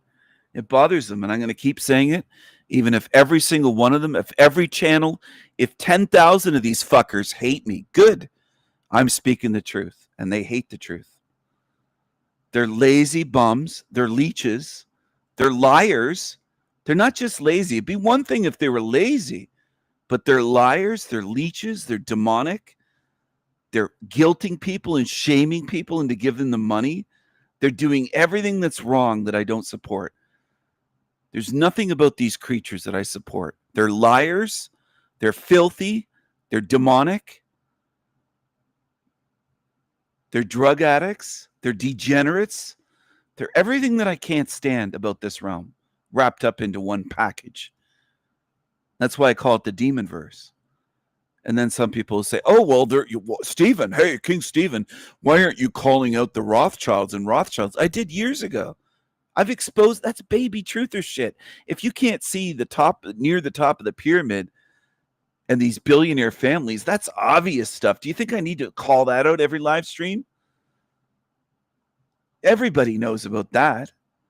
But not everyone knows that YouTube is full of fucking demonic leeches. Because most people watch this garbage and they think it's real. They think, well, they're just truthers. They're just ordinary people. They're just running channels. You're watching demons. That's what you're watching. And if they could take the place of a Jacob Rothschild or a David Rockefeller, they claim both are dead. How do we know if they're dead? They could be hiding away somewhere. I'm not saying they are, but they could be. Just because it's announced on the news that some fucker died doesn't mean they're actually dead. The news lies. But what I'm getting at is these fucks on the screen, if they could get a net worth of $1 trillion and have power over others and poison people and do all this evil shit, they would do it. Do you think these ones that people are following on YouTube give a shit about anything? other than themselves and their hedonistic drug addictions and their money that they can get for free? What's the difference between them and the evil creatures that are near the top of the pyramid? There's no difference. They would take their place in a heartbeat. If somebody came up to Illumitami and said, "Oh, we got a space for you. Do you want to take this one's place and join the Rockefeller family?" You don't have to work hard, Tommy. You just have to fuck people and get lots of money and be evil and get paid for it. He'd be all in. They'd tell him, "We worship the same God you do, Illumitami. This is God's plan." They're sellouts. They're pieces of shit. I don't know why I have to explain this, but I could have said this to you 10 years ago. And I said it on Facebook long before I had a YouTube channel. I said it in other social media to people, in groups, in memes. It isn't just the top of the pyramid that's a problem in this realm. If you think that, you're a blind ass, blindfolded baby truther. If you think it's just the tippy top of the pyramid, and I'll show you what I mean. Just give me 1 second. I have an image here. Here it is. This image with the pyramid on the $1 bill, the American dollar bill. And it says, "In God we trust." And some people are confused by that. They call themselves truthers. Well, their God is a fucking demon. That's what they have you worshiping. Some people say, well, the dollar bill's their God. No, they worship actual demons. It's not just a piece of paper, dollar, money. All right? They're putting it right on there. They trust their demonic entity that they call God. And the top of the pyramid is hovering above, separate from the rest. But what I'm getting at is demons are not just at the top of that fucking pyramid that you can see on the dollar bill, the American dollar bill. There's evil all the way down to the fucking base level of the pyramid. Wake the hell up. And this is a message that I have on my channel that I don't see on other channels on YouTube. I don't see people hear or see people speaking this way, calling out evil top to bottom. Now, I'm not saying that everybody in this realm is evil, obviously, or I would say that. I would put it that way if that's what I saw and thought. I would have the bluntness to say it's everyone, which it isn't. But when I say it's evil top to bottom, it means at every level there's evil. Hashtag not all. Not every single person at the bottom is evil. Not every single person near the middle of the pyramid is full on evil. Some might be average. They might think they're doing okay. They might be completely fucking duped, including people that try to go into politics, including people that might try to become a vice president of a corporation.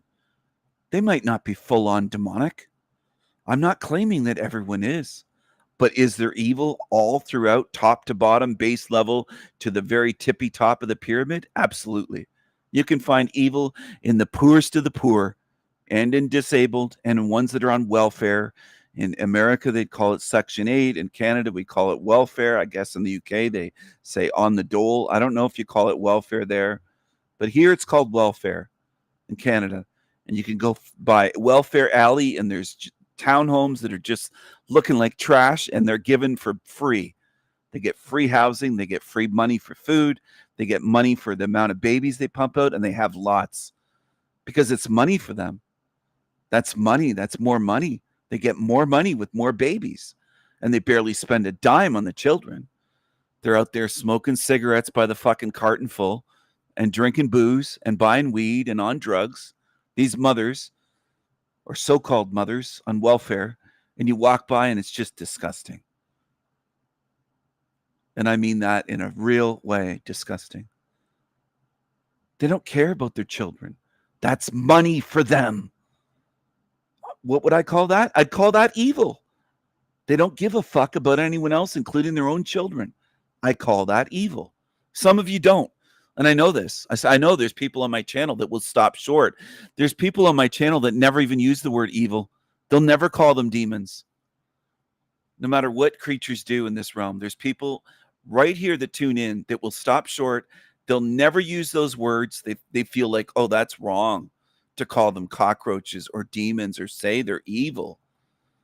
You go ahead and stop short. And you think you're being good somehow and moral, and you don't get it. You're going to be leaving a realm, some of you, without going all the way and realizing that this place is evil, which leaves you susceptible to coming back. Little do you realize, and I've said it many times here, many times, either you face where you are while you're here, see it here and now, or pay later. That's how I think it works. And I'm sharing that with you to help you, not to scare you, but to help you. Because I don't want people that might be good walking into a fucking trap full of demons where the demons just feast on your goodness and say, you know what, you don't believe, hey, Wendy or Peanut, you don't believe that it's completely demonic on earth. There's lots of good there. You didn't even call them demons while you were there. You wouldn't call them evil demons. Do you want to go back on a mission and help them out? We'll make it sweet for you. You'll have an easy life. It won't be that bad. And we need you. We need good spirits to go there and help fix Earth. You have to fix humanity with love and love bomb the shit out of you with frequency weapons, not just tell you things, but use weapons on you to love bomb the shit out of you. So that when you're hearing these entities, they look really sweet and angelic, and it feels good to hear their words. Really good, like euphoric, like the best drug you've ever felt. And you'll say, oh, well, you know what? While I was on Earth, I really didn't see them as demons. I wouldn't even call them demons. I wasn't like that King Stephen guy that went over the top and called demons demons. How horrible he was. He actually used the word demons for demons, if you can believe it.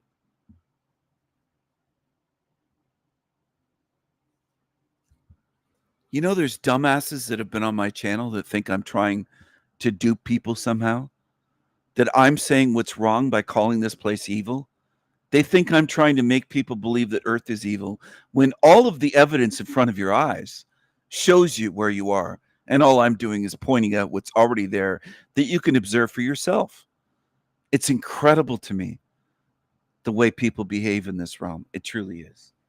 And of course, I was just using people that were on my screen as examples. I don't actually think that Wendy or Peanut are going to get deceived. But there are people that come to my channel that haven't gone far enough.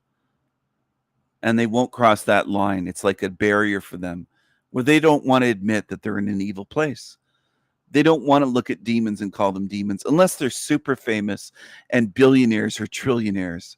Maybe then they'll say, yeah, I think they might be evil. Maybe then. And I want to put something forward for people here listening to me to ponder.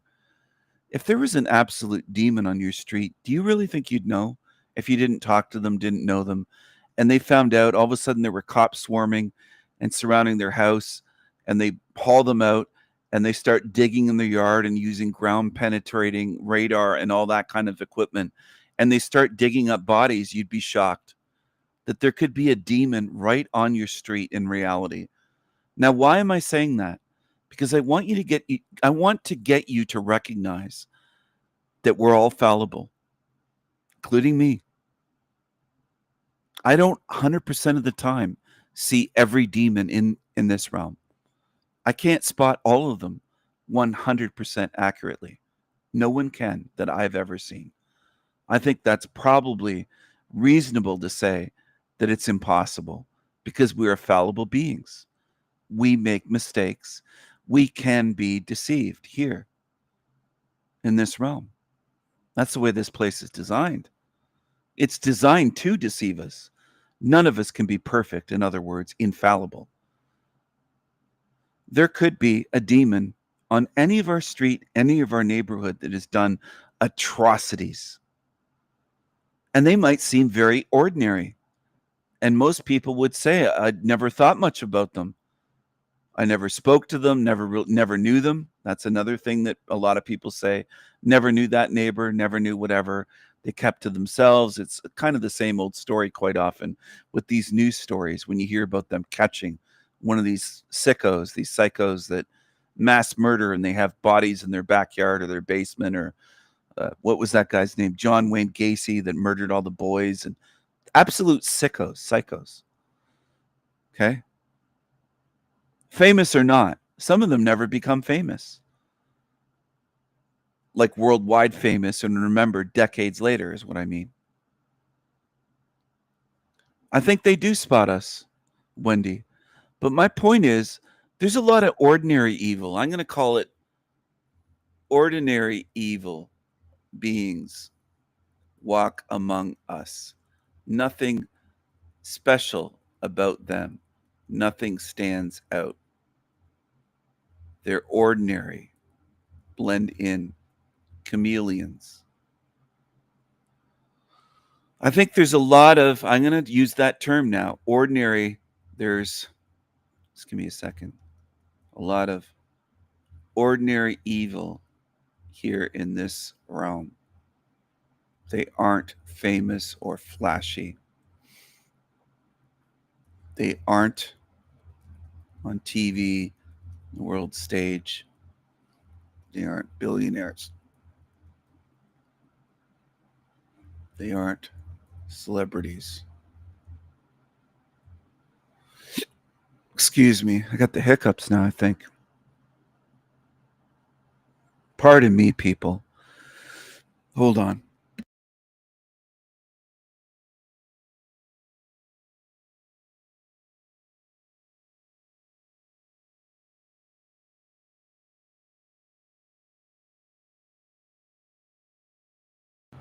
All right. If I mute myself this way,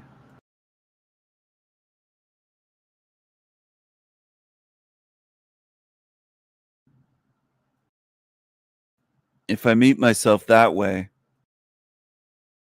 there's a little symbol on the screen.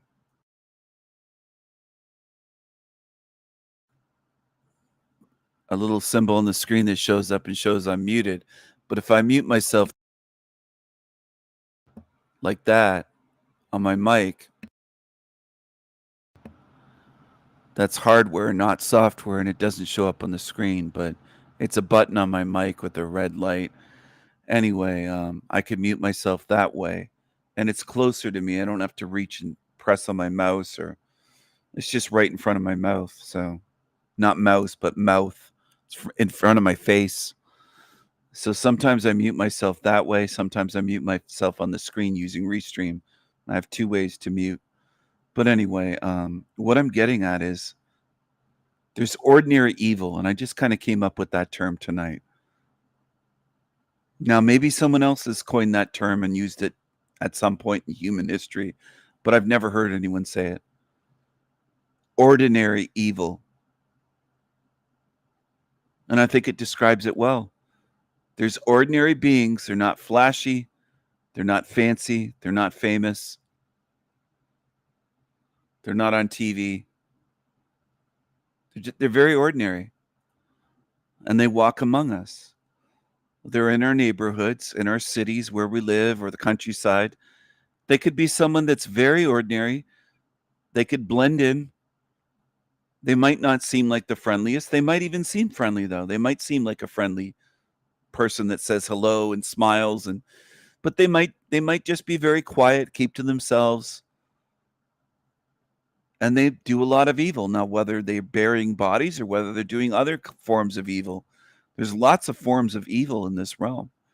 And they don't need to be rich and famous.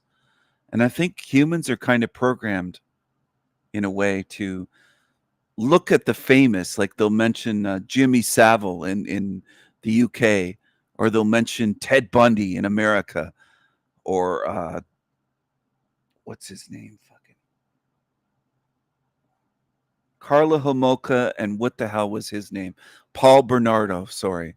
They called them the Barbie doll killers in Canada, the worst ones ever in this country. And they were famous, at least in this country. But there are famous ones.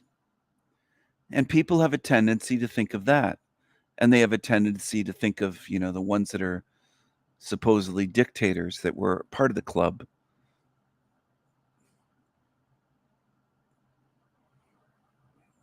I've mentioned that demons can spot us, our energy, our fingerprint. They can notice me. They can notice me, definitely, walking down the street or... But what I'm getting at is a lot of people in this realm limit their view of evil to the top of the pyramid, or at least to the ones that are famous. They might not be rich and famous, but they're famous because there's movies made about them. There's a lot of coverage, international news coverage, and they become part of legend and lore in a sense, like Ted Bundy, for example. And they make movies about them, and Charles Manson, and I know that he didn't physically get caught murdering anybody, but he was a cult leader. And I think that people have that in their mind. When they think of evil and demons, that's what they think of.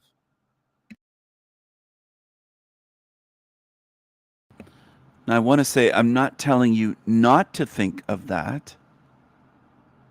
Okay?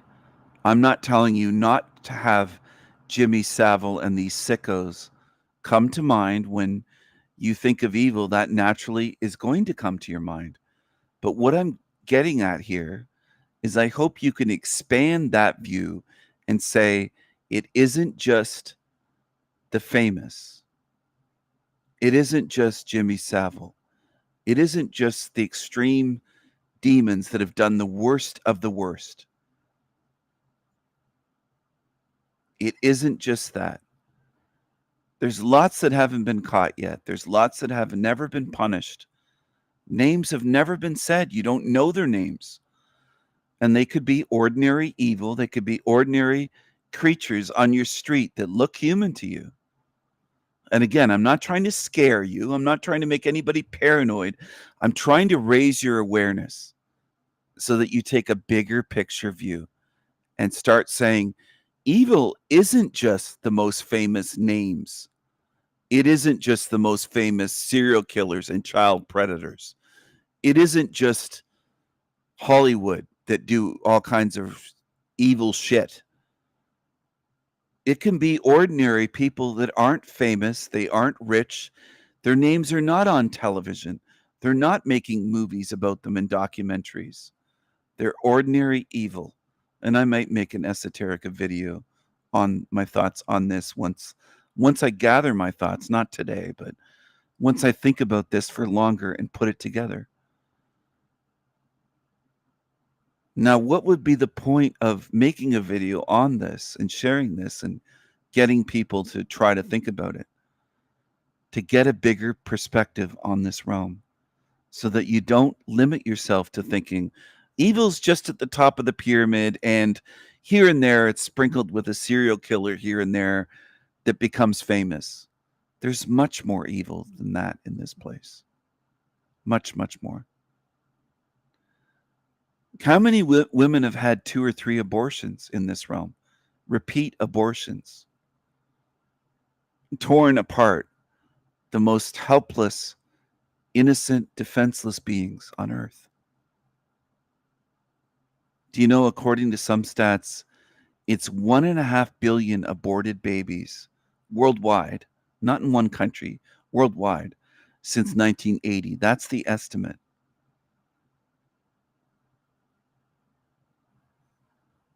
More than India's population wiped out of ones that didn't even get a first breath here. Couldn't run away. They're in the womb. Defenseless, innocent as innocent gets. Now, what would you view that as? And I know there's people that have not been around on my channel long enough, and they would love to say, well, Stephen, they got out of this hell realm with it. You don't get it. You don't get it. You haven't been paying attention, and you haven't listened. You haven't paid attention, because I've said this many times in live streams. This isn't the first. They just get recycled if you get aborted in the womb. You don't get out of hell free. You don't get a get out of hell free card. They get tormented and traumatized and then sent back to another womb. They get sent back to another womb. Some of you don't get it. And people have argued this with me I've had to go over this, and I'm convinced most people don't want to think in this realm. If you don't want to think, I don't think you're getting out, because you won't be able to think your way out. You're in a fucking labyrinth, and a lot of people want to be lazy and shrug their shoulders and go, well, what the fuck do I care? Then I don't want you around me. I just don't. If you get terminated in the womb, the chances of you coming back are sky high. You didn't get a chance to learn anything, but you got traumatized. You went through pain and trauma, and that's a way of traumatizing the most innocent and then getting them back recycled again and again, reincarnated. And they end up in another womb after that. When they went through all that horrible trauma without even time to heal spiritually. Some of you don't understand spiritual trauma because you don't think. And if that hurts your feelings, good. Maybe it'll provoke you to think a little bit more. Because I know there's people that watch YouTube, and this is what annoys the shit out of me. They watch it like it's just entertainment, including my channel. I don't want you here. The ones that are just watching this for entertainment purposes. If that's all this is, go away. You're not wanted.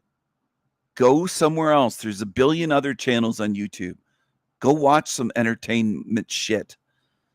Go watch some Hollywood shit or TMZ or some loser drama shows. Go watch something. Go away.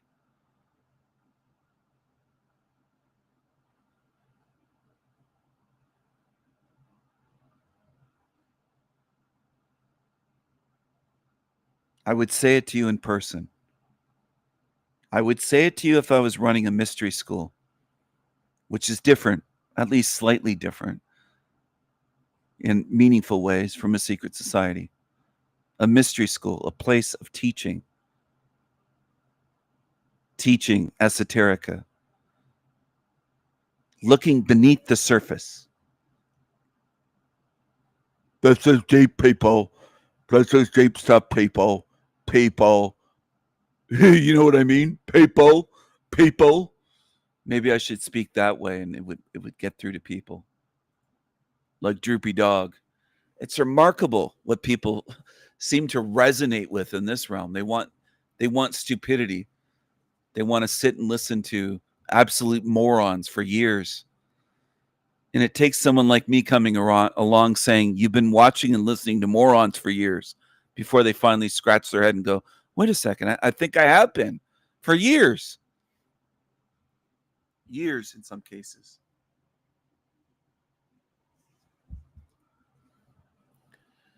There's been some that have come to my channel that listened to certain channels for 8 or 10 years, and they had no way of figuring out on their own that they were watching a complete fucking moron, a scammer. And they were listening to content that when I said to them, what did you get out of watching that channel for 8 years solid? What did you learn that's valuable that on your deathbed, you're going to be thinking, at least I spent time on that channel for 8 years watching every video of theirs. And what did I learn? What did they teach you that's going to help you spiritually? What did you gain spiritually in a meaningful way, not in a monetary way, in a meaningful spiritual way? And they couldn't even answer. They were just like silent, just going, I don't know. I can't think of anything. And I said, why did you watch all that time? It's like people are in a fucking trance. And they believe that they're watching something that will help them. Just like they do when they're watching shit on TV. They go into a trance watching YouTube channels. And I know it's a real phenomenon. I know it is because I've seen it. And I've seen people come from some of these channels when I kind of coaxed them and left them direct comments saying, hey, have you heard of my channel? A lot of you are in cults and you're not even aware of it. You're in a trance watching shit. I don't care if you threw out your television. A lot of you are that way on YouTube. And you're addicted to these channels that are programming you, programming your minds, and programming your spirits. And I'm so bad that I'm trying to pull you away from that programming. That's what some of these Team Evil say. He's trying to pull you away from, yeah, I'm trying to pull you away from demons that you can't seem to spot on your own. With their hands out for money, they make a living doing this, leeching off of you. And I know there's people on my channel that miss the point, and you'll say, I don't give them money, Stephen. Great. But some of you still watch them. You might not be paying the money, but you're still getting programmed.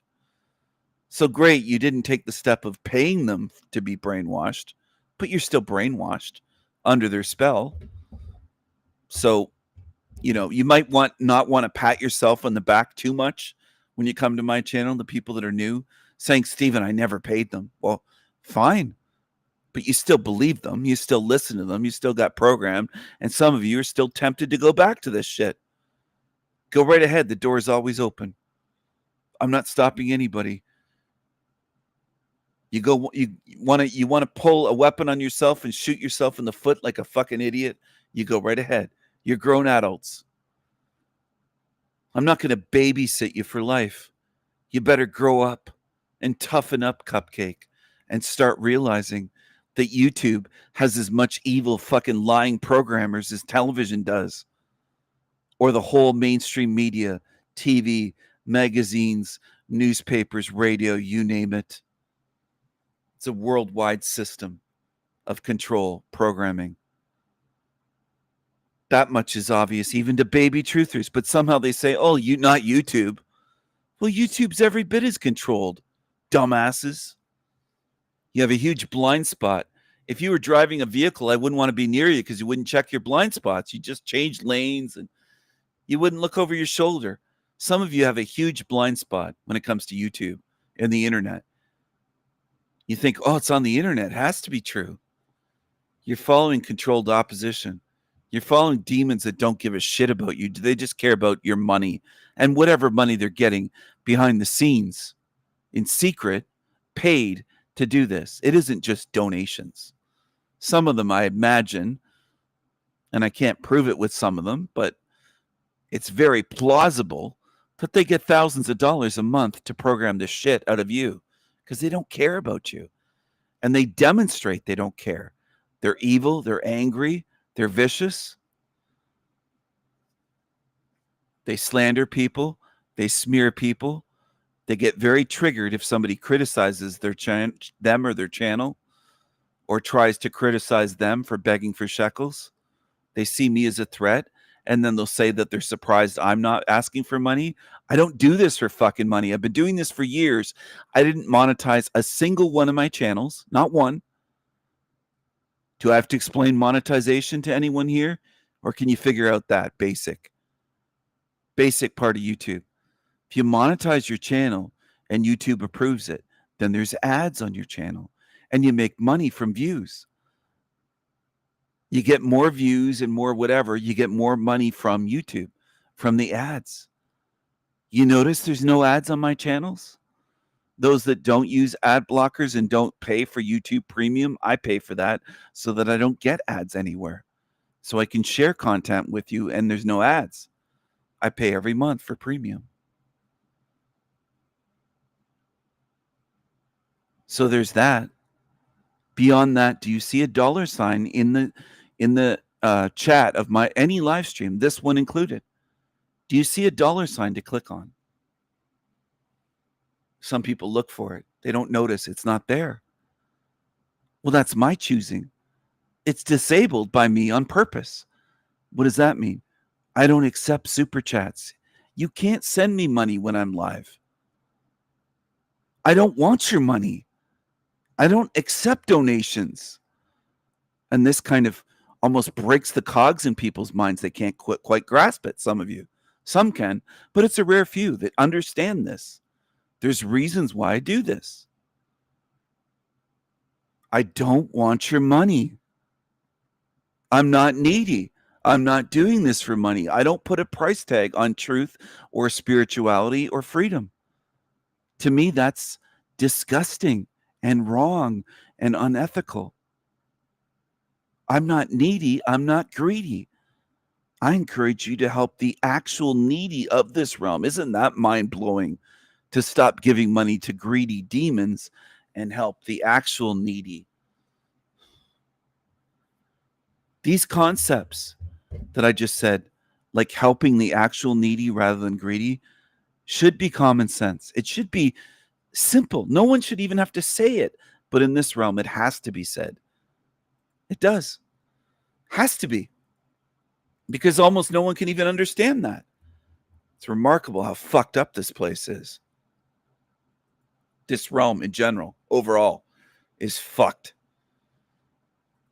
And as I've said, and some people, this might be the worst, most evil place in existence. This hell realm, this matrix. I always keep that on the table as a possibility until it's proven wrong. Until I see proof that there's a place worse than this anywhere, that is a possibility that this is the worst anywhere. This matrix, not necessarily this level that we're in, but this matrix that we're in temporarily. So I put on the screen, if you have extra money to spare, you got to pay attention.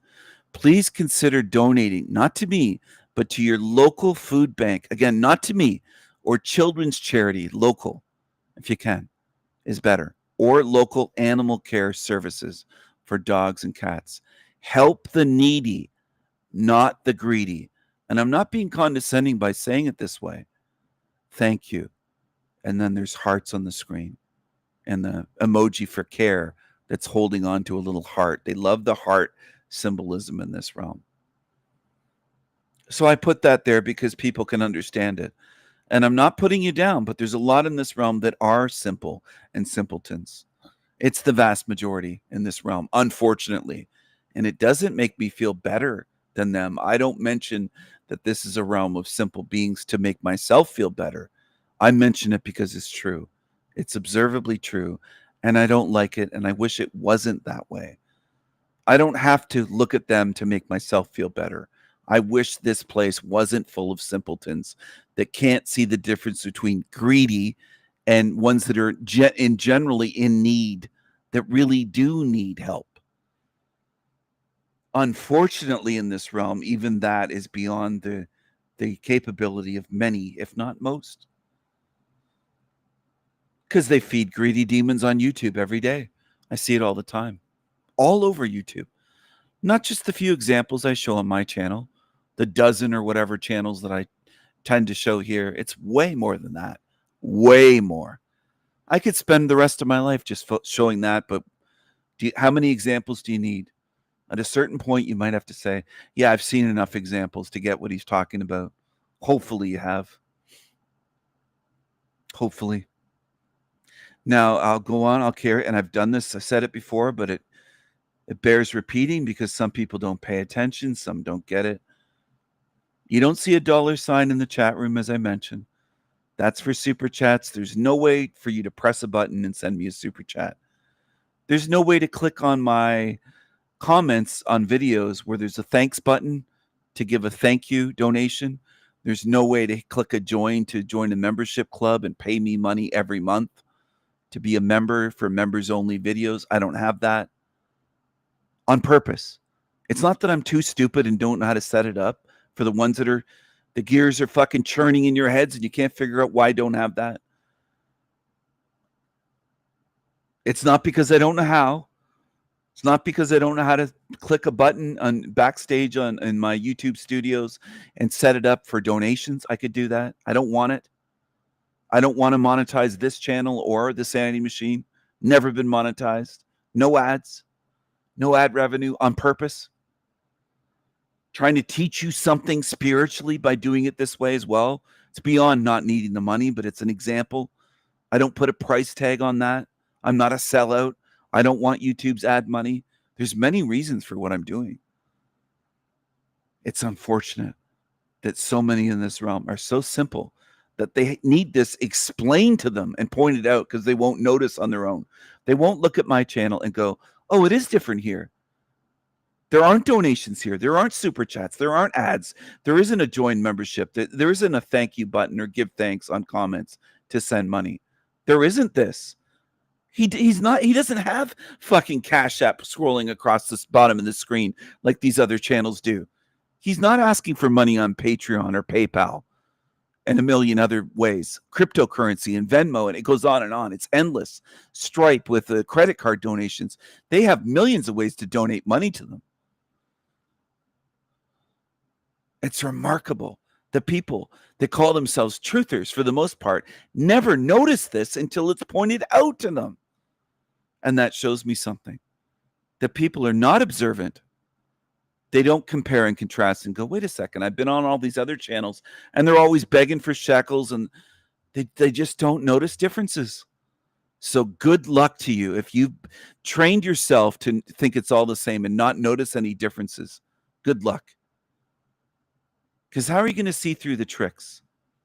You don't even pay attention on YouTube to how my channel is different from other channels. And I've tried to make it different from the demons in every conceivable way. And some of you need it pointed out and explained to you, and then reminded of it a month later, and you forget. There's people on my channel that have no memory, and then they'll go, oh yeah. And I've shown certain people and done their voices, and people forget, who are you doing? And it's like, I've covered that person for years. You don't know who I mean? You didn't pay attention? It just gets tedious. People have no memory, no mind. I'm not going to be holding anyone's hand as you're leaving here. I'm trying to prepare you so that you can do it on your own. But if people are that lazy, I don't know what to tell you. The people that don't pay attention, and they're so goddamn lazy. What do I mean by lazy? I've streamed now for 8.5 hours tonight for free, trying to help you. I'm not lazy. I was up all night. And then the demons will mock this, saying, yeah, it was up 8, and he did an 8.5 hour stream and hardly anyone tuned in. There were 26 people watching at 8 a.m. and they'll mock it.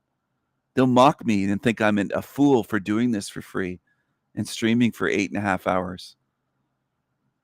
And in some ways I am foolish, because a lot of people don't pay attention. They don't have to put in the work I do. They're too lazy to even listen. That's too much to really listen while they're here. They just tune it out, and it's just like a radio station or like watching TV. They can't focus and learn something. They can't do it. That's awesome. Thank you, Wendy. I really do appreciate that. I do. And not just me, but the people that get the groceries will appreciate it. I'm sure some of them will, especially the children.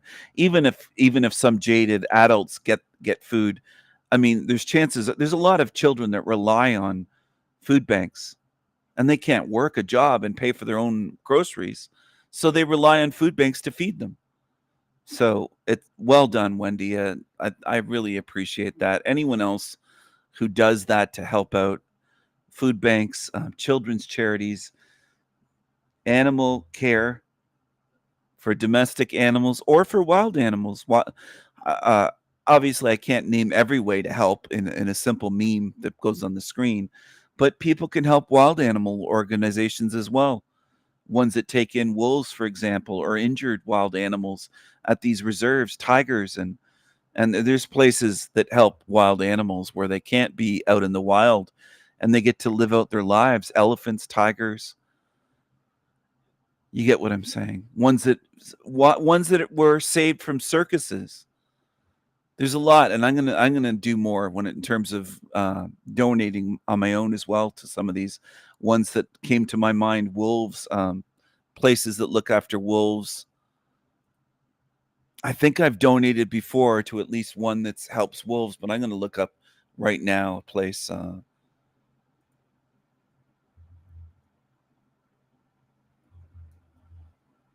Wolf Rescue.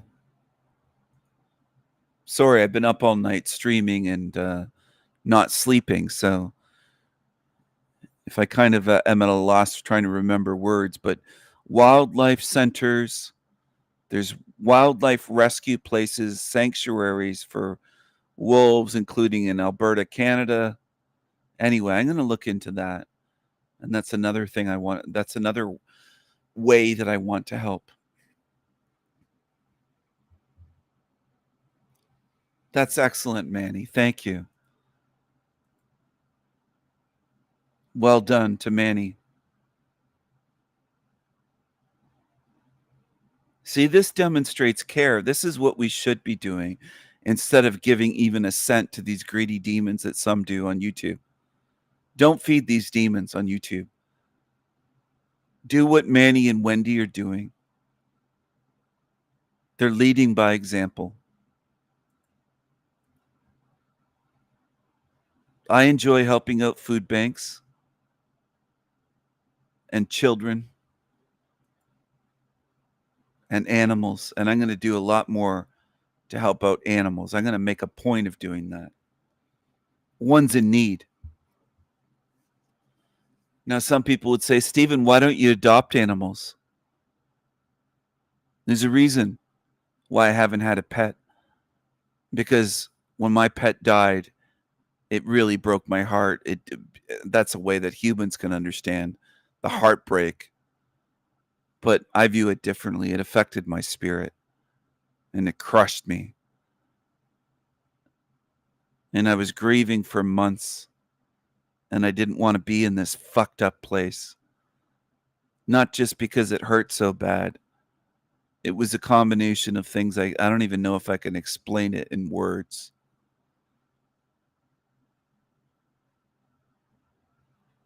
But there was nothing I could do to save my beautiful pet.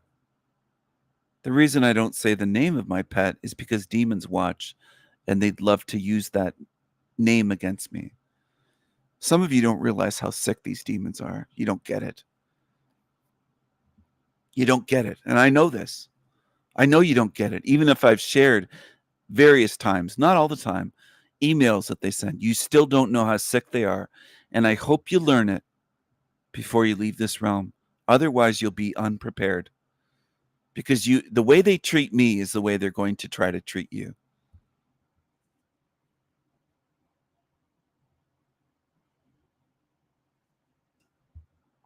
I don't know if I can handle it again. The loss of losing a pet. That's the reason. Not just handle it. I don't know if I want to put myself in the position where I get that emotionally attached and go through that again.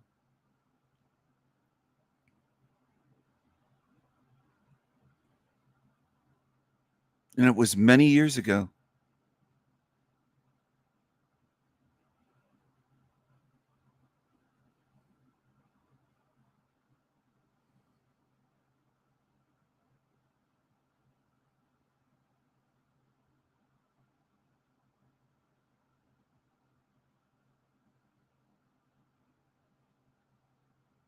That was what hurt me the most in this whole life.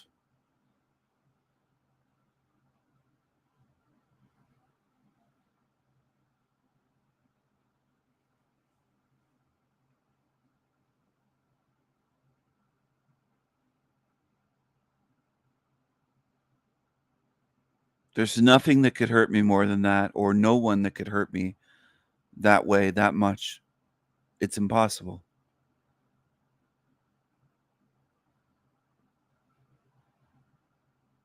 If they tried to hurt me like that, they couldn't do it. They couldn't even come close. None of you could if you tried to hurt me. And I mean, none. I don't just mean the people in the chat. What I'm talking about is people in general. Humanity, you might say, as they love to call themselves. People. Humanity. People. People, as Ian says. People. You couldn't come close. You couldn't come close.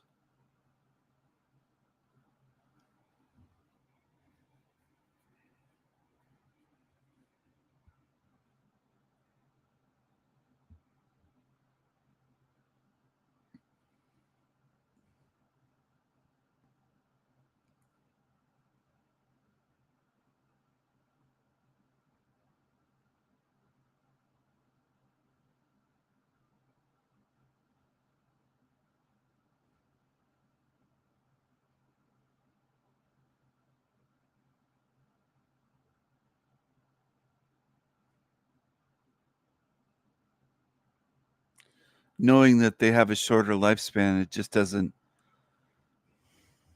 it doesn't get me to, I know they do, but I'm still not going to have another. I don't think I can have a pet again.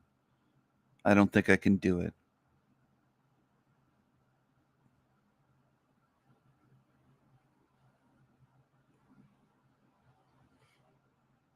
But I can give money to organizations to help animals.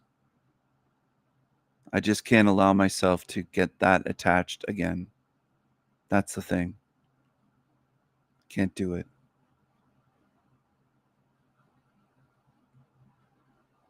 I just can't do it.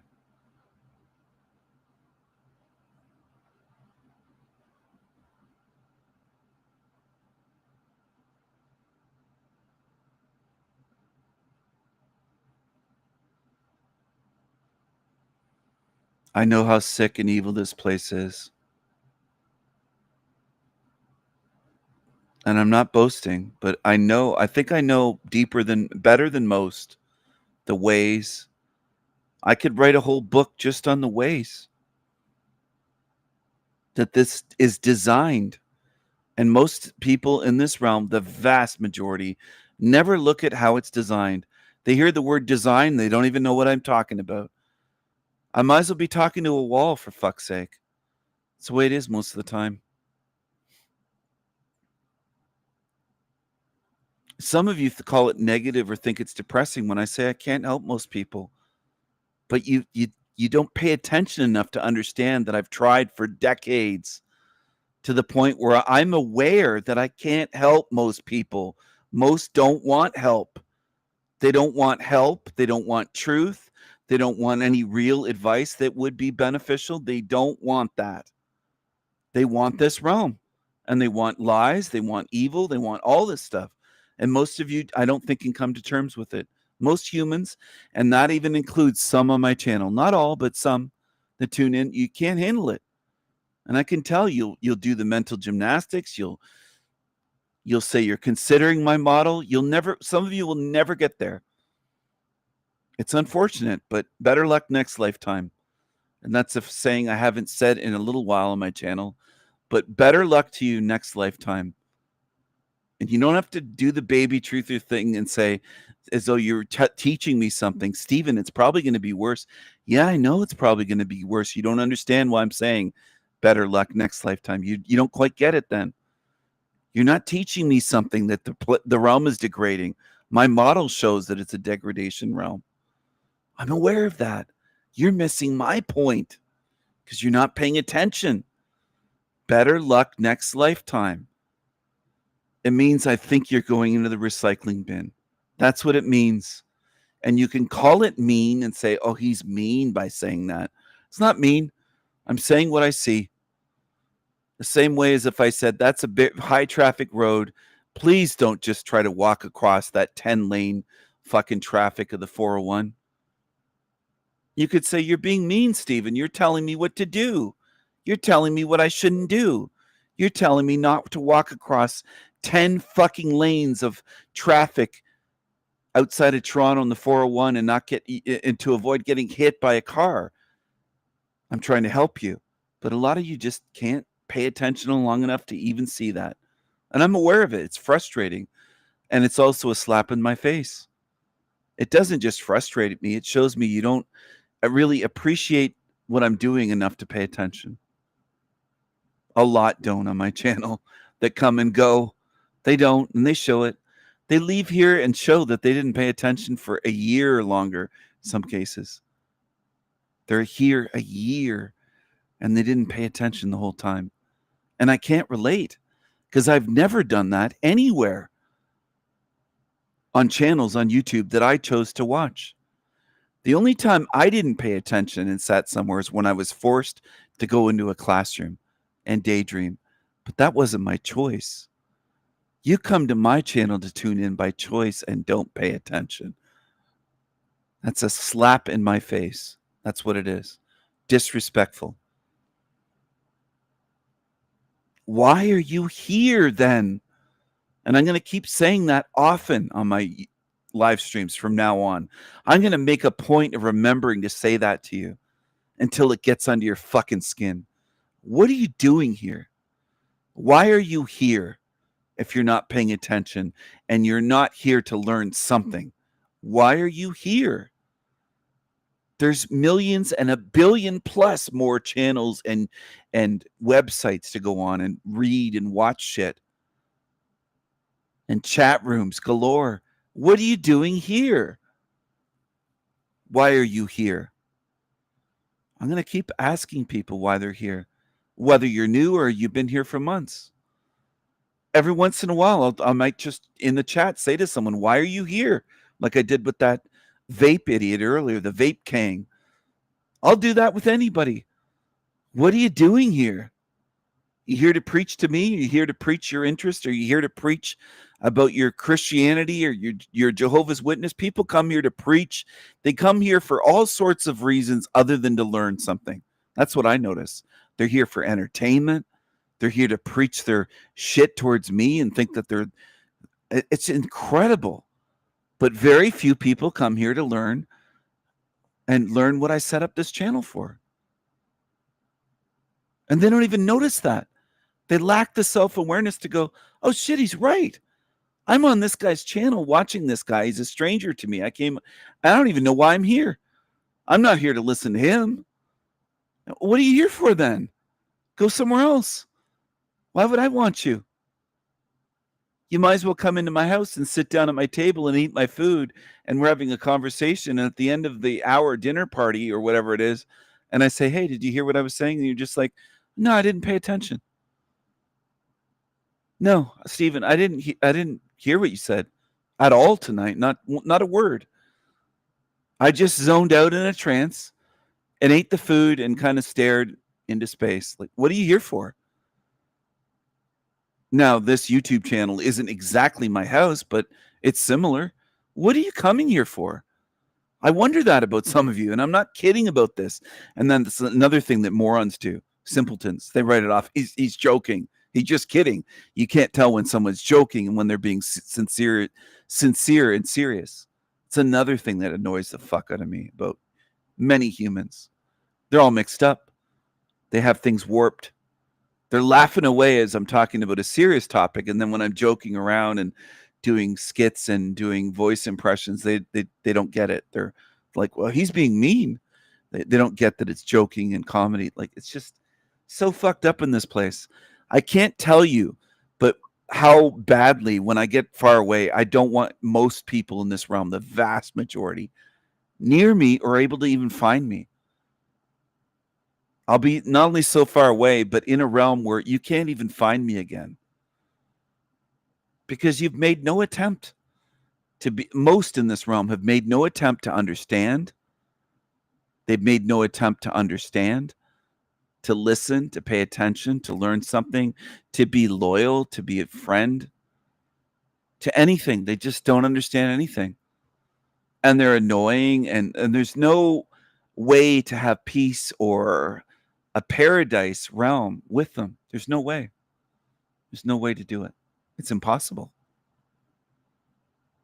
So in order for me to have what I want eventually, after spending a lifetime trying to help people here see something in this realm of the complete fucking mental morons, I have to do that. I have to isolate myself because you'll never let me have peace. There'll always be obvious questions that are Captain Obvious. I'll say something and 5-10 minutes later, the obvious questions that they should know without asking. It's just continuous in this realm. It's the way it is. And I know all the excuses. I've been around long enough. People will say, oh, Stephen, and you think you're teaching me something. And it's also annoying. Oh, Stephen, you don't know that they had fluoride and they were done through that. I know all that. We were all subjected to that.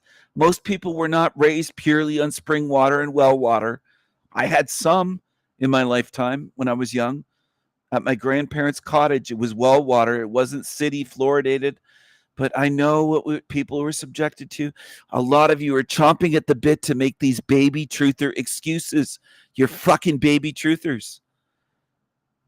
And you're just trying to tell me this baby truther shit that wouldn't have been new to me 20 years ago. You just want to tell me baby truther shit constantly, as though I don't know anything. As though I woke up yesterday. You never think before you speak, your type. The ones I'm talking about now. Again, this doesn't apply to everyone. If it doesn't apply to you, relax. Don't take it personally. But if it does apply to you, smarten up. I've told you repeatedly. I could have talked to you about the New World Order when George Bush Sr. was president in America during the first Gulf War in around 1990. I didn't wake up yesterday. So spare me the stupid shit. Oh, you don't know that there's fluoride in the water and this is why people have been... Fucking hell, man. Just fuck off and stay away from me. I get tired of hearing that shit. You think I don't know? You're making assumptions. I don't need to hear that. I'm well aware of what people have gone through in this realm. With water, food, the air, jabba dabba doos, on and on and on and on. Yeah, I know. I'm aware of all the excuses you want to hand them. But a lot of you never look at the spirit and their choices. You never want to look at that, do you? You want to hand them excuses and say they're just dumbed down. It's beyond that. It's so much beyond that. Go to the Baby Truther channels. That's where you belong. Get the fuck out of my sight. Clip that if you want. Put it on the shit channels. I don't care. Doesn't bother me. That's where you belong. Those type. You want to do mental gymnastics and make up excuses and spew out baby truther shit as excuses for zombies and for degenerate fucking demons. You don't belong around me because you can't pay attention long enough to hear me when I say I don't need those excuses fed to demons. I'm aware of all of that and much, much more. Spare me. Think before you speak.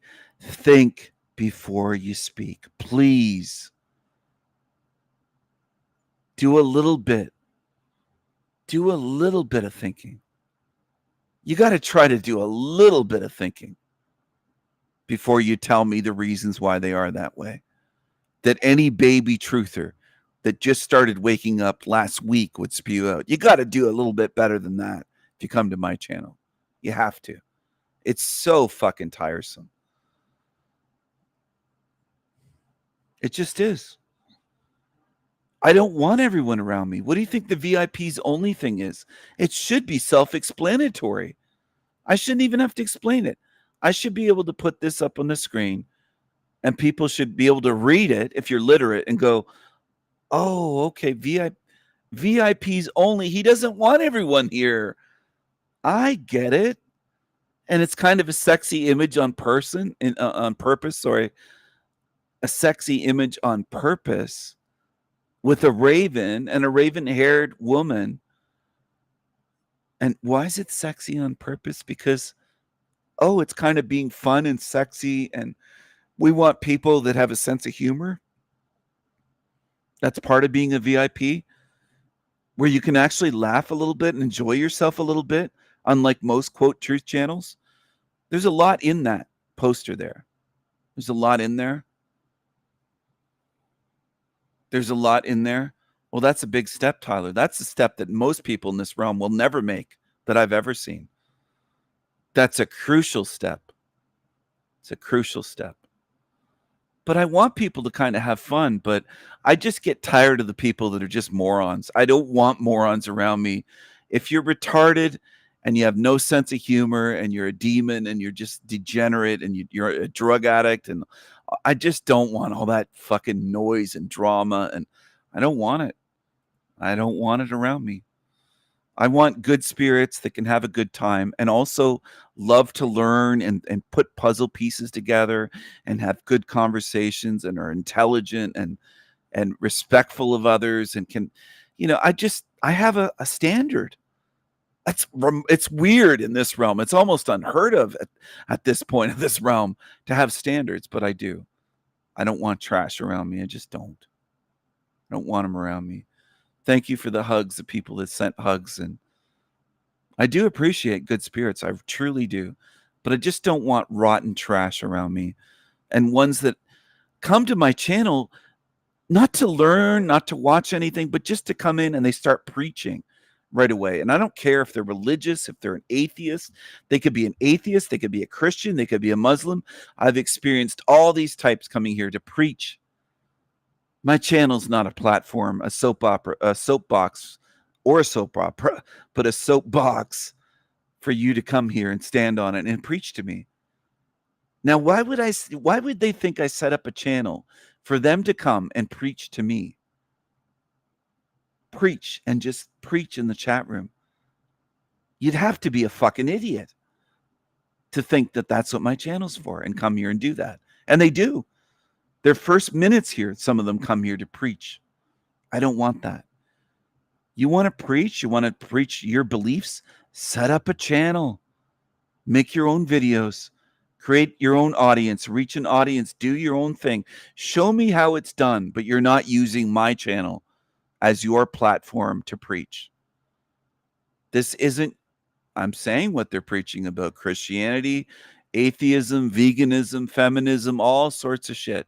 That's what people have tried to do. This is not the place for that. None of them last here. They could preach about their hobbies, preach about all sorts of shit. All sorts of shit. You must be behind in the stream, Rose, because I've covered it.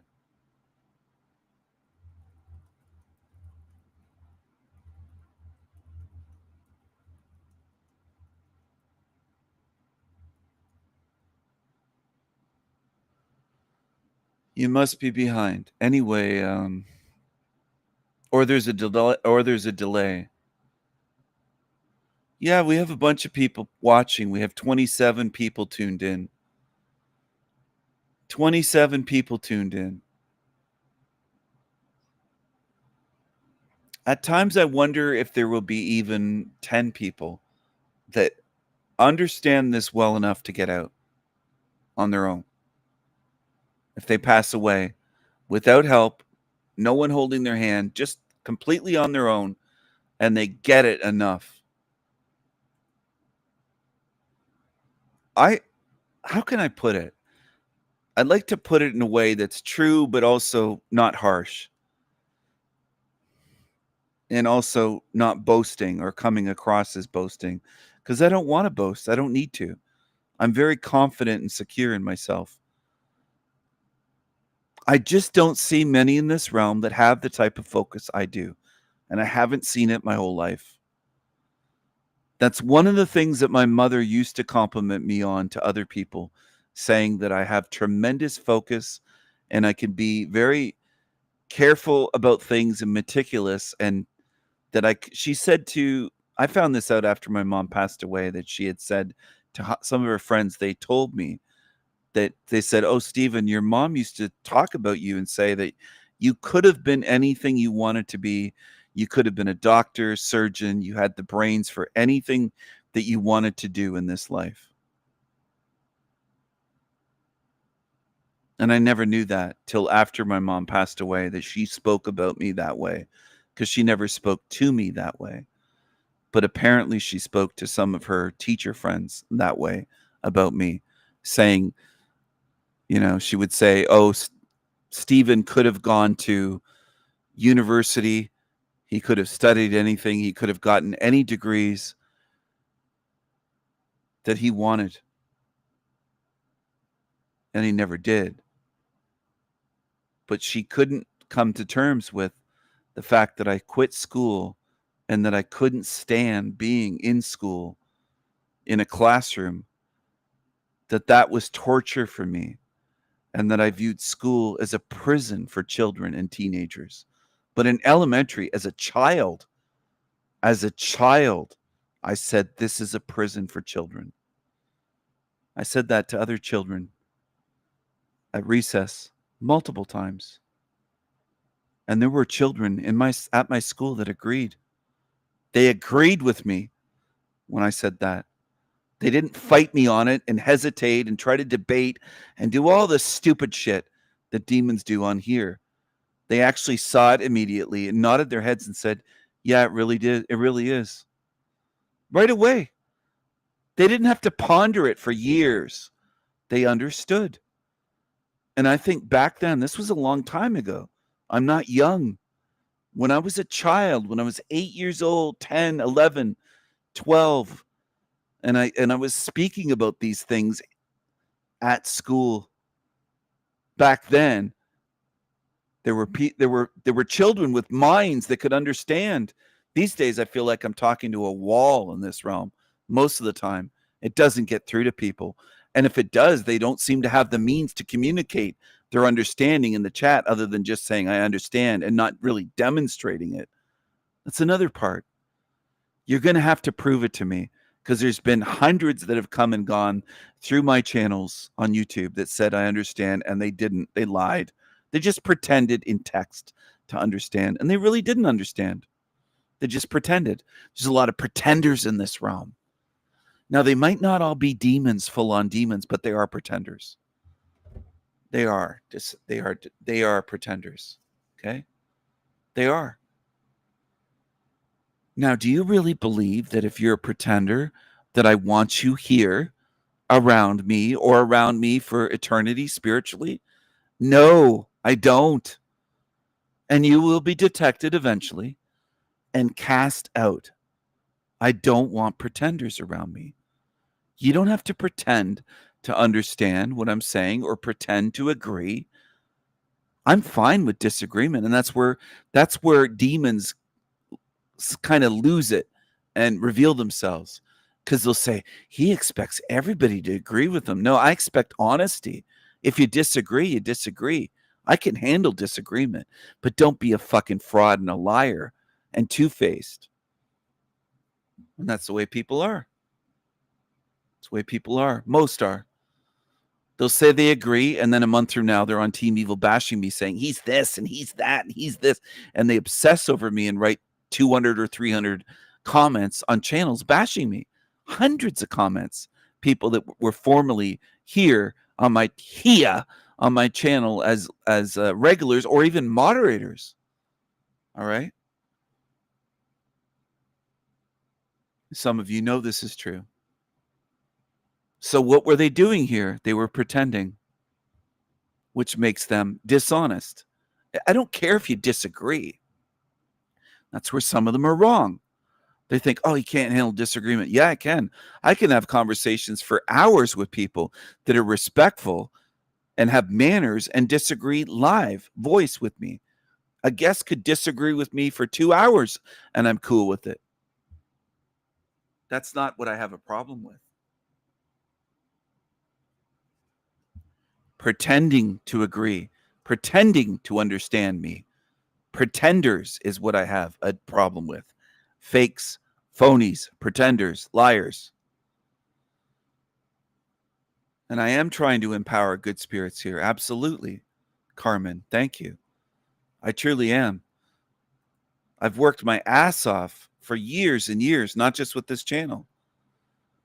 But what I'm disappointed in is there's so few in this realm that actually get it. I was mistaken. I thought there would be more when I started this years ago. Even when I started this channel, I said right from the beginning, this is my last ditch effort. After YouTube, I'm not going to try to do any more. If I try with YouTube and fail and I hardly reach anyone, that's it. Because I've tried before this. I've tried with Facebook, with memes, with zines, with writing, publishing writing. I've tried in text, images. Now it's with videos, live streams. I've tried everything I can think of. And to reach so few in this realm reveals so much about this realm.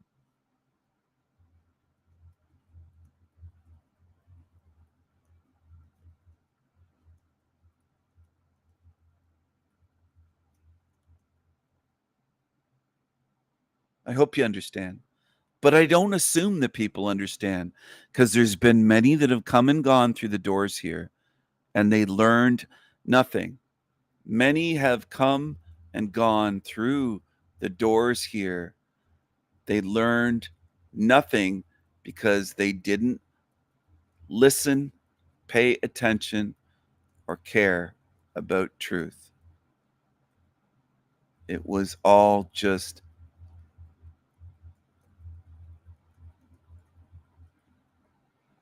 that's all it was for them. I've seen it a lot.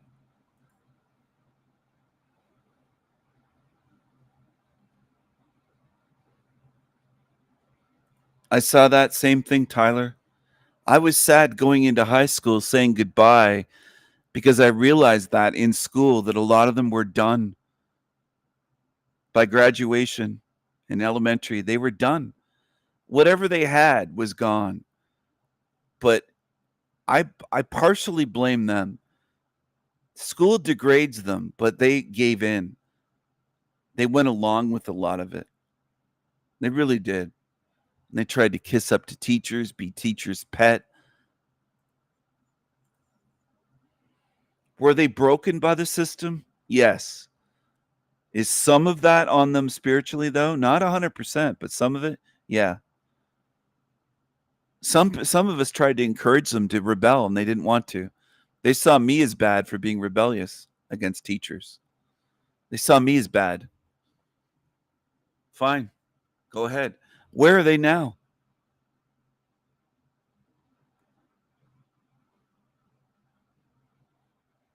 Same thing on YouTube. They try to paint me as bad. Oh, Steven, he's so bad on his channel. That's a bad guy. Really?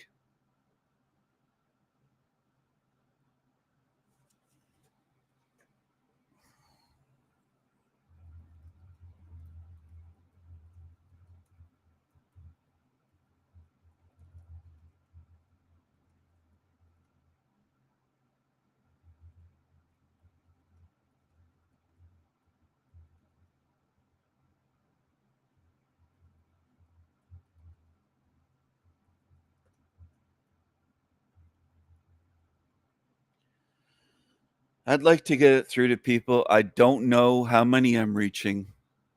That's what's frustrating.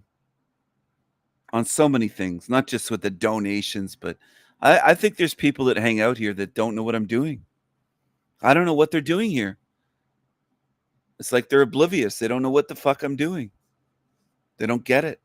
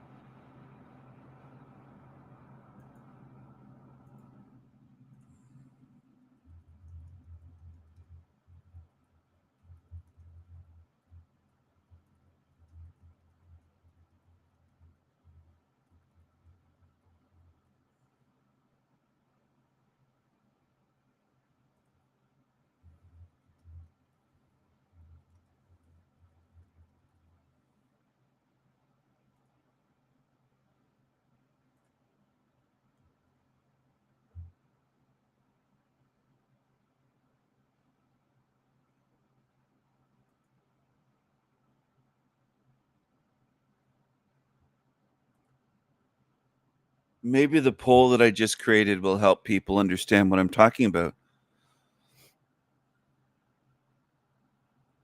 See, for me, I would only go to a music concert for the music. That would be my focus, the music. Isn't that weird in this realm? And don't do the, no, it's not weird, Stephen, because then you miss the point. It actually is weird in this realm. If you're thinking, you'll say, oh, yeah, it is. It is. You'll start to catch on. It's weird in this realm to go to a channel like mine to actually focus on the message. It's unusual. It's not the norm. Some of you don't think understand that. I don't think you do. You haven't been paying enough attention. You haven't even paid enough attention to how many come and go from here that don't get it at all. They're not even here for the messages that I'm putting out. They're here for drama, entertainment. It's obvious to me. And that's why I'm filtering them out. And again, some of you don't get that. You don't get that I'm filtering you out.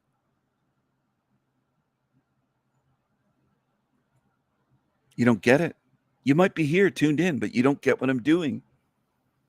Tuning in is easy. You can tune into a radio station while you're driving a car.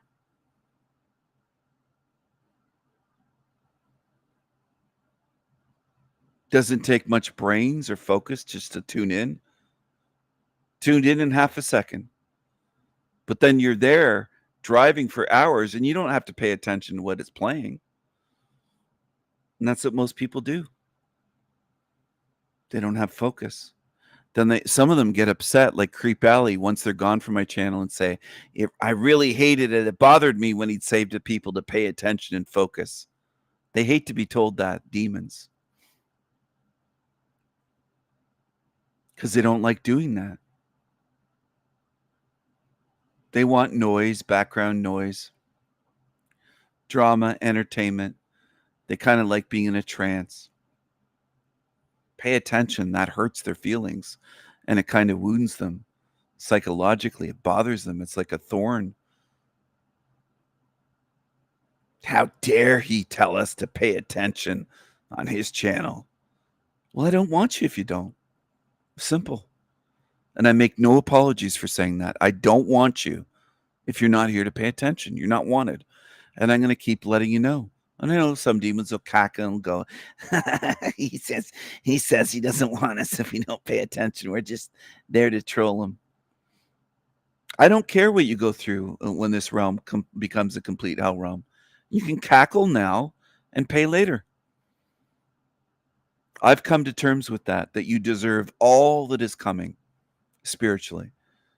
Eternal punishment. Eternal consequences. Just think about that.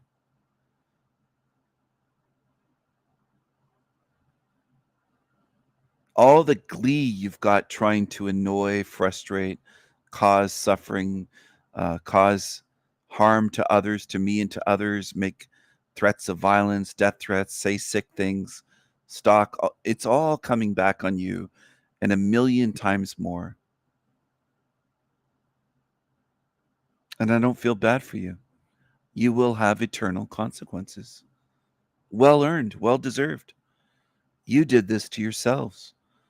And you ones that watch obsessively and stalk and think that you're going to get away with this, you won't. If I have to spend fighting you forever, I'll fight you forever. I'm extremely tenacious and have a never give up attitude. A never give up attitude. Well, you'll see what I mean. You'll get to experience it. Some of you that pretend to understand, or doesn't matter. Doesn't matter if you believe or disbelieve. That's where some of you are so fucked up. You took the mainstream Kool-Aid and drank it and said, well, it says if we don't believe it won't work. You're zombies. You don't have to believe what I'm going to do. I'm going to do it regardless.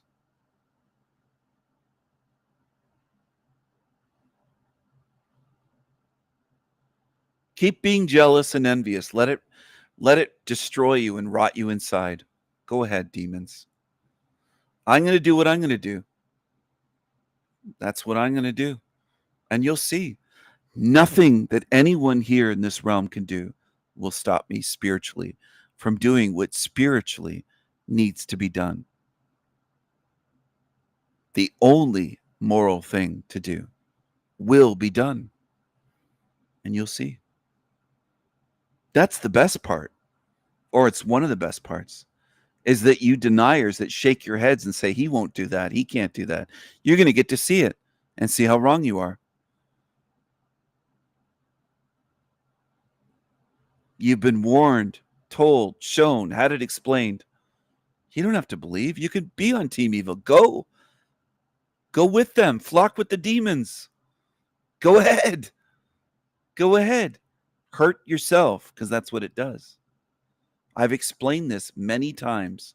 You're only hurting yourself, and this is obvious. It's obvious.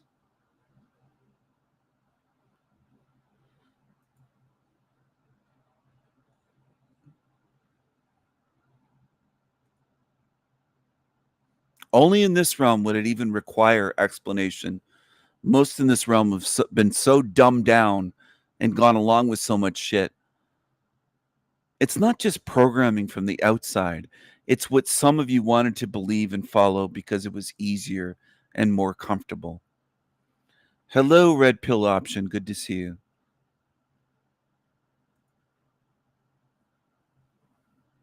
There are some that would rather follow what's more comfortable than what's true and what's right and what's moral and good. The comfortable lies they prefer. The unethical shit, the demonic shit. Good night to you, Rose. You're welcome. I hope this helps people. I hope these talks help.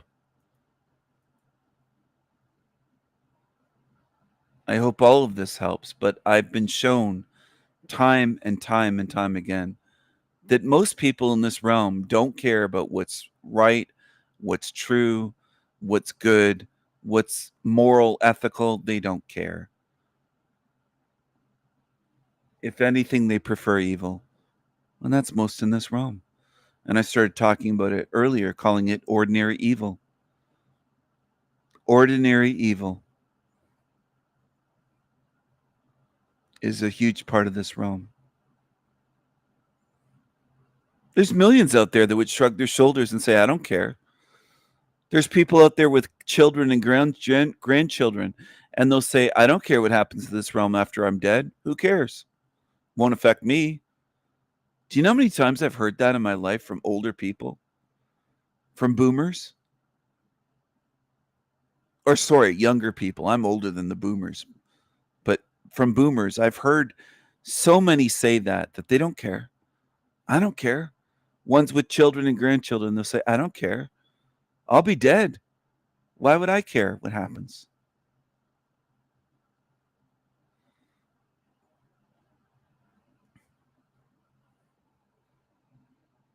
They don't hesitate to say those words, say that they don't care.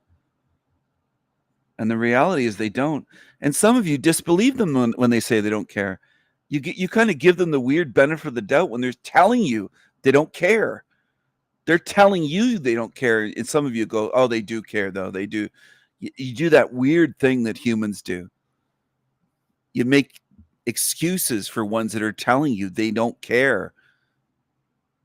They tell you they don't care about their own children and grandchildren, how they'll be dead, and who cares what happens here.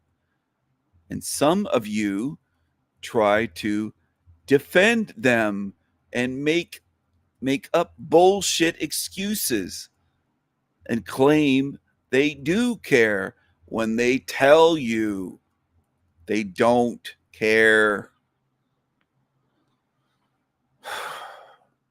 And that gets frustrating too. And it shows me you're either not thinking or you're just a liar. You're making excuses for ones that don't care. They say they don't care. You know, a lot of you spend more of your time focused on how you're going to rescue or give second chances to demonic pieces of shit. You seem to care more about them than good spirits that are truth speakers and try to help others. It's remarkable. The energy and time and focus some of you put on pieces of shit that you can't fix. Even extreme ones. Some humans are worried about the most monsters in this realm that have committed hideous acts, and that's where your focus and care goes. It's incredible. You'd walk by starving children that are getting scraps out of fucking trash cans, and you'll think all day long about helping demons. It's fucking incredible. It's just sickening, and it's disgusting, it's frustrating. It shows what this realm is. It just wants me so far away from this place. And then there's assholes here that say there's nowhere to go, nowhere else to go. Man, it's just incredible.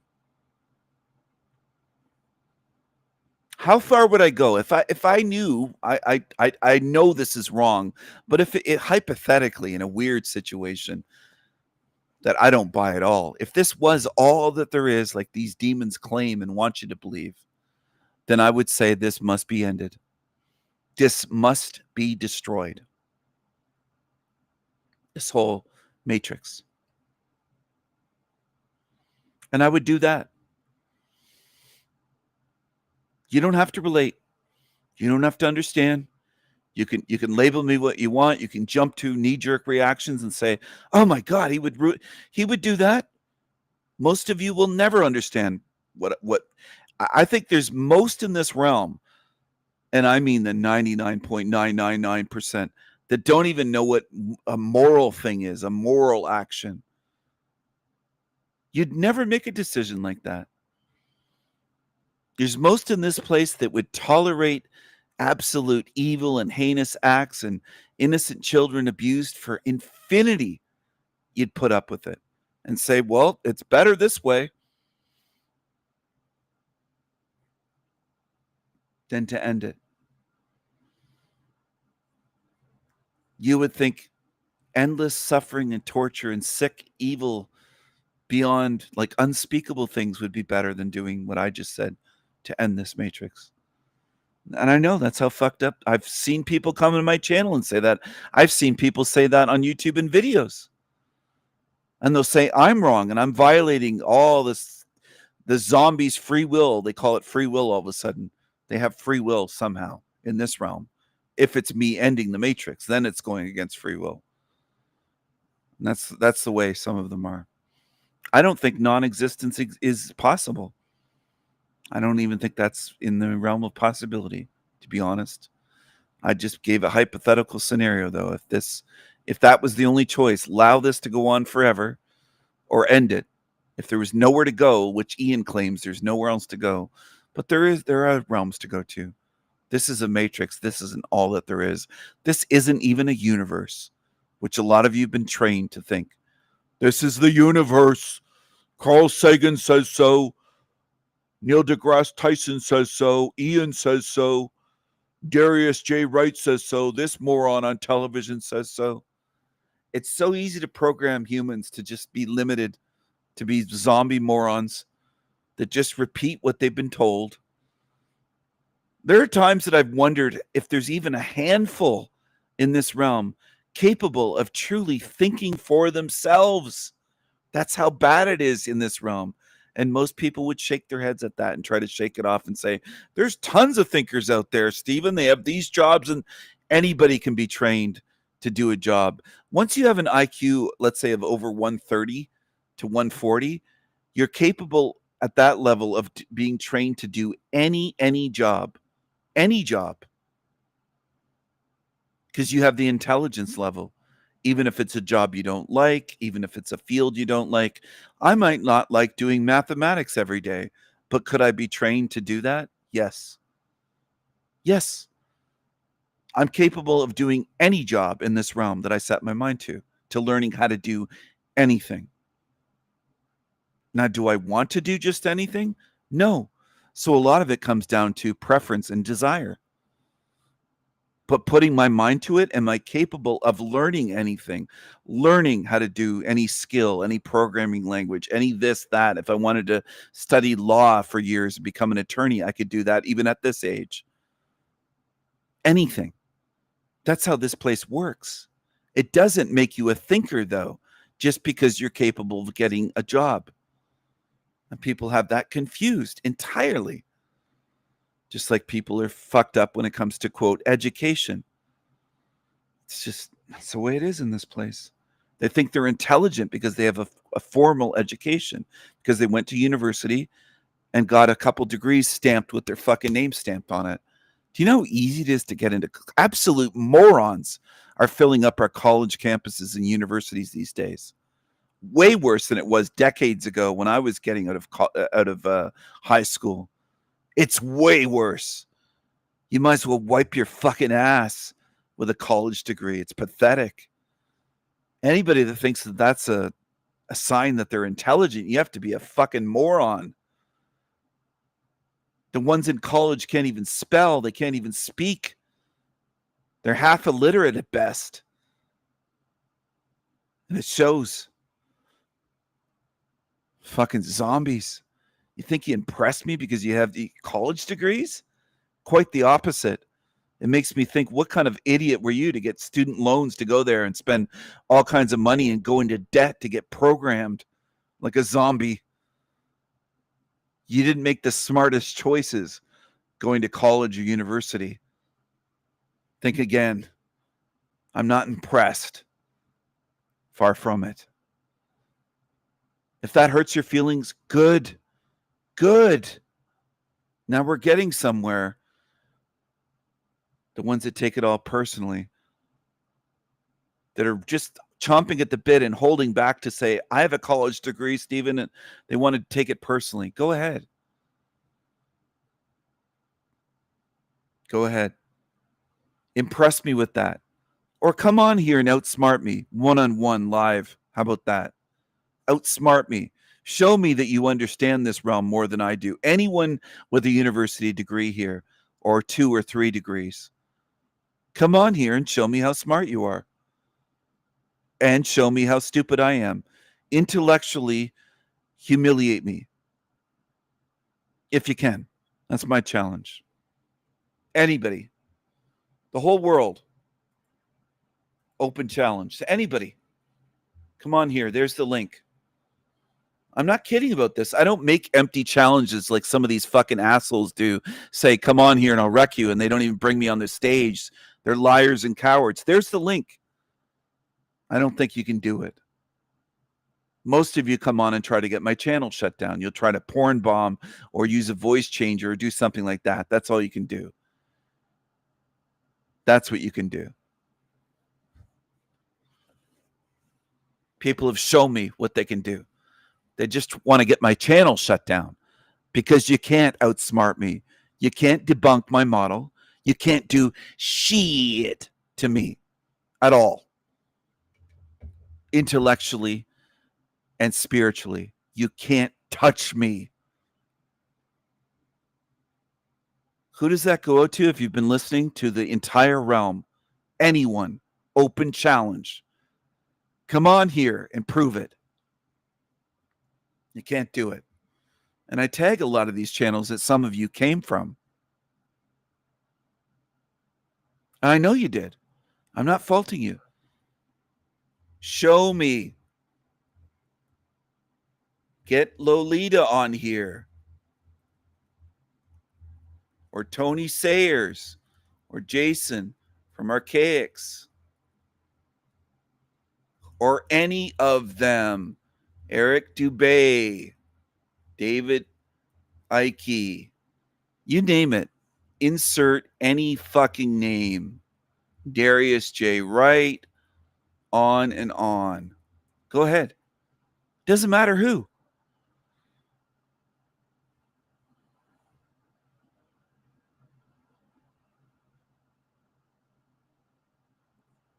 I want the egotistical to come on here. I want them to come on here with the university degrees. Even take pictures and show them. Take pictures and share it. You'll be able to share your screen when you come on. I'll share the screen for you. And I'll show your degree. You can blur out your name if you're afraid of your real name being shown. Come on here. I want you to come on here. I want you to come on here.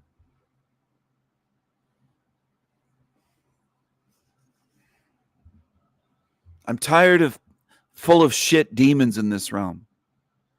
And that's what fills up this realm. Full of ego, full of shit demons. Big talkers. Prove it.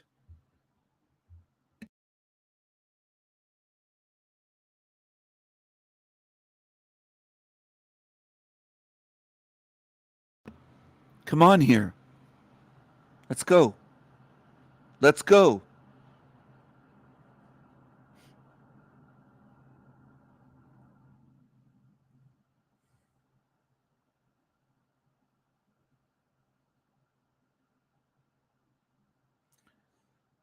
A friend of my family had daughters. They both had masters in English degrees, and they were very, we'll say, impressed by the poem I wrote about my mother after she passed away.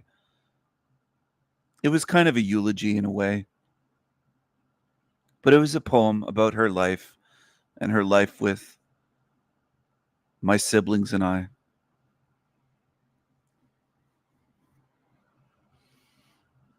What's the difference between me and most people who have a degree in English or a degree in English literature? Well, I carried on writing and creating. Most of them get a degree and they don't create anything. They just want to use it to get a job. That's how this realm works. Most beings aren't creative for their whole life. They just aren't. They don't create because they're driven to create. They're not self-motivated. They're not creative beings. Most in this realm. So go get your university degrees. Go for it. Keep going. Keep going. I'll put myself against any of you. I'm not afraid of any of you. I'm not intimidated by anyone in this realm. Bring it on. The longer I've been in this realm, the more I realize, and it just keeps getting more solidified, that most beings on this walking this earth are full of shit to a degree that's almost beyond fucking words. They're so fake, so full of shit, so full of ego, big talkers. They want to impress people and brag, and they're just fucking full of shit. That's what they are. Show me how smart you are. Show me your model for reality. Show me how wrong mine is.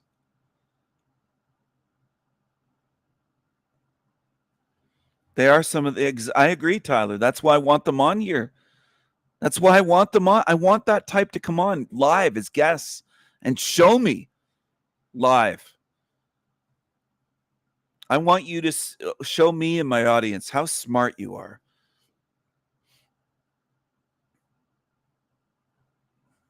Go ahead.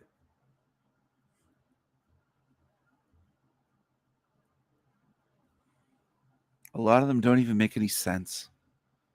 They're smug and they don't even make any sense. Just pathetic. And I don't want to be around them for eternity. And I mean that. Why would I?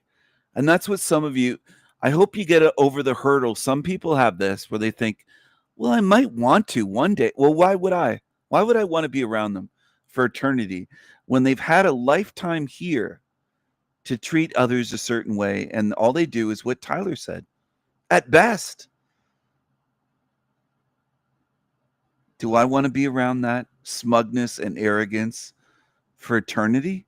No, I don't. I don't even want to be around it here for an hour or a day or a year. I don't. So why would I want that for eternity? It should make sense to you if you start thinking, which I hope people do. I hope they go, wait a second. Yeah, I wouldn't want to. But some of you, I know you want to give second chances, third chances. You don't want to write them off. You'll say eternity is a long time. It's forever. Anyway, why would I want to, though? Why? To be tormented? Why should I go through that? I'm at the state of saying I deserve peace. I deserve peace. I can't have that peace when surrounded by shit. Okay? So I'm going to make sure that I keep the shit away from me. So you can't follow me anymore. Can't stalk me. Can't harass me. Can't use me. Can't try to drain me. Can't attack me. Can't plot against me. You won't be able to do any of that. I will take that away from you. That's why some of you are here tuned in. Because you want to harass me. You're evil spirits, and you belong here. When I close the gates and seal the 1,000 seals, you won't be going anywhere.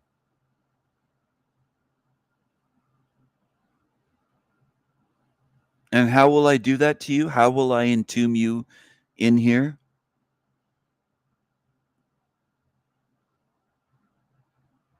Do you think I'll do that with hate or hatred? No. I'll do that because it's justice. And I'll lock it the way that I lock my door when I go out. I don't lock my door and have hatred on my mind. I just do. It has to be done. That's what has to be done. I'll do it with a smile rather than with hatred. I might even be singing. My spirit might be singing as I do it, as I'm locking, entombing you, and sealing the 1,000 seals. 1,000 seals. Maybe some of you might even understand. You might get what I'm saying. You might not. I no longer expect any understanding in this realm. I've seen far too much. I've seen too many people pretend and say they understand, and they don't understand. They don't.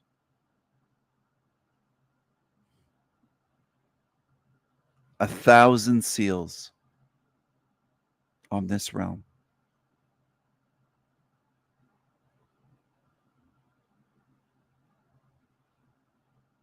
And how do I visualize that?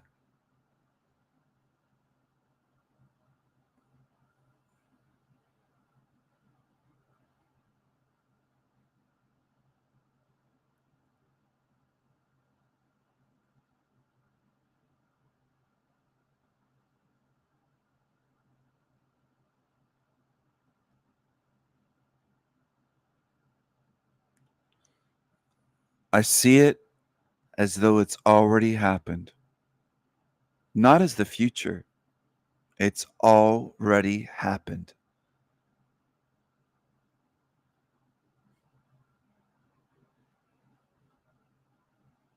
You don't have to understand. There's no obligation for anyone in this realm to understand anything I say, and nor do I expect it. I don't expect understanding. The beings of this realm have taught me and told me and shown me thousands of times that they don't understand and they don't want to. That's fine by me. You don't have to. Good. Don't understand. Great. I visualize this as though it's already happened.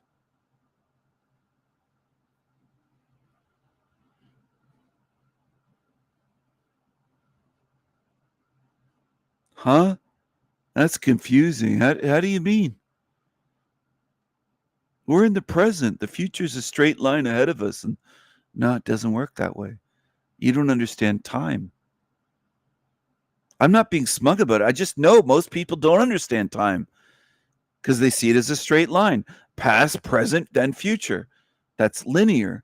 That's not how time works.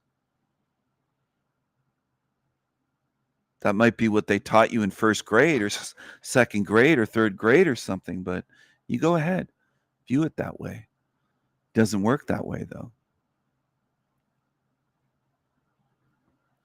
That's not how it works.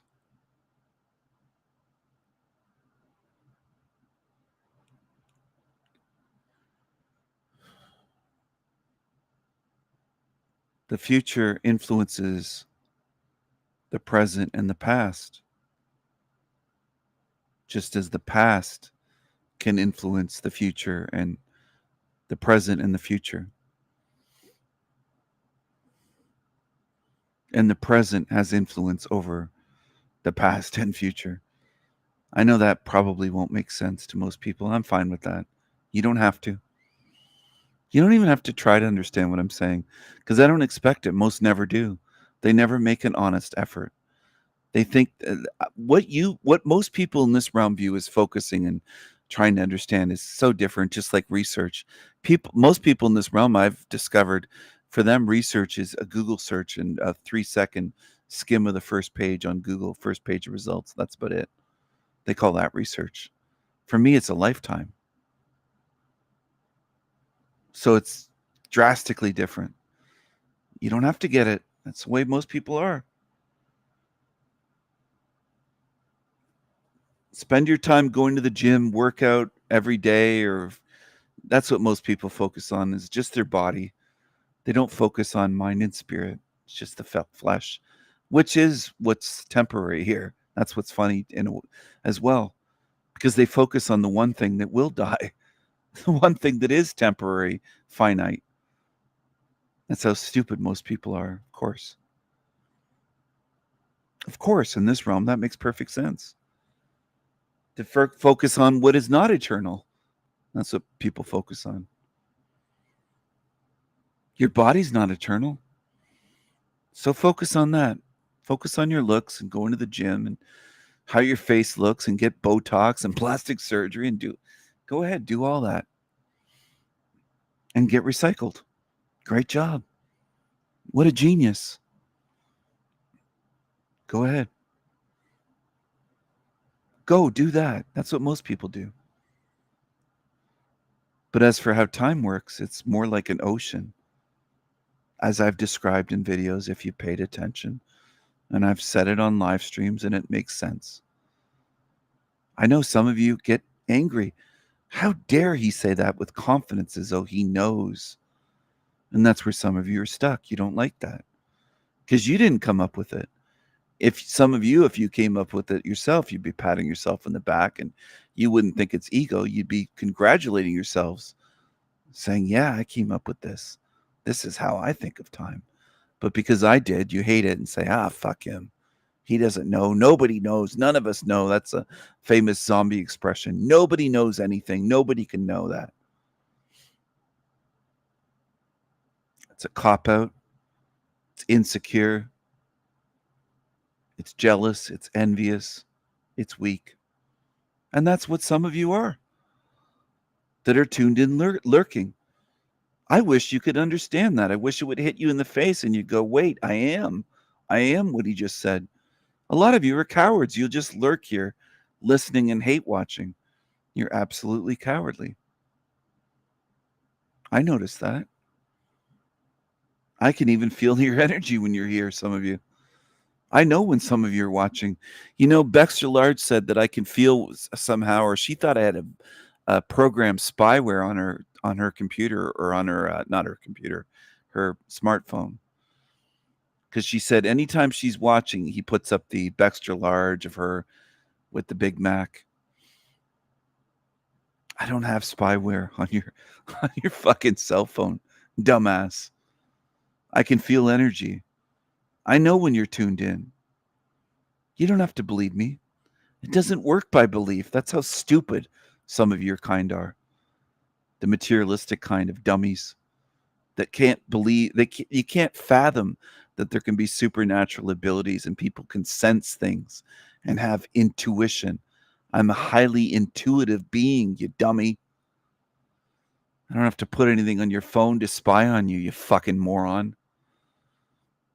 That's the way they are. It's actually a great example of that. That's the way they think. They assume this ridiculous shit. Go ahead. You can focus on stupid shit for life. I've shown people hundreds of times. I don't know if I've helped any of you, to be honest. A lot of people lie here. There's been many liars come and gone through the doors of my channels. Many. It's the way it is. Take a look at what's on the screen. This is for the pretenders that say you've helped me or pretend to understand what I'm saying. Here's where you're headed. Here's where your pretending gets.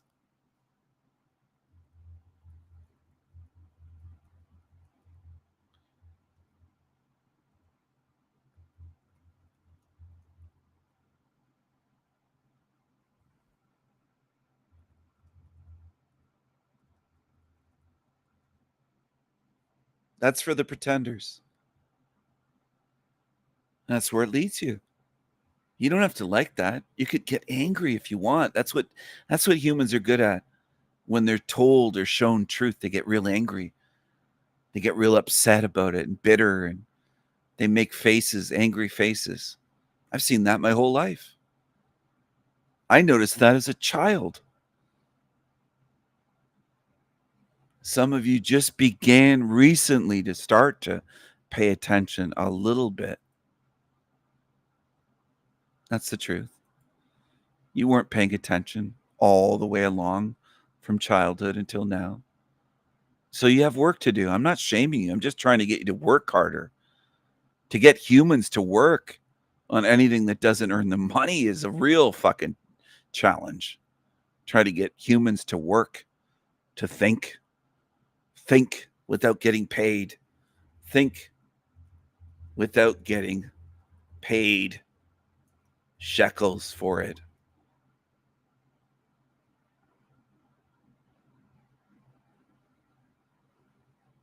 think, help yourself if you can. It's remarkable. I don't have to get paid to think. That's all that some of you do, though. You'll say, well, I'll think if I'm getting paid. Or you can tell me that if you're paying all my bills. You paying my bills? I've heard all that shit on channels my whole life. There's people like that. You can't tell me what to do or ask me that unless you're paying my bills. Real good one. Real good.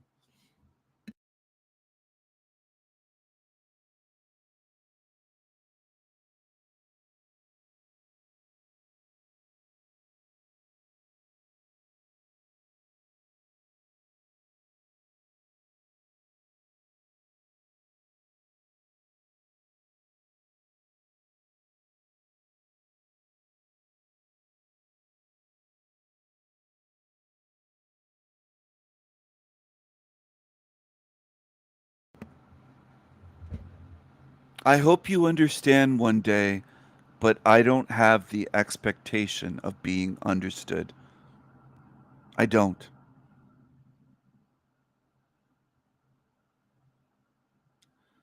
I think I will probably leave this realm one day without truly being understood, even 70% of me or 80 by anyone. I would say the one that understands me most out of this entire realm is my girlfriend. Who I am. What I am. And she also, yes, understands what I view this realm as, my model, spoken about it many times.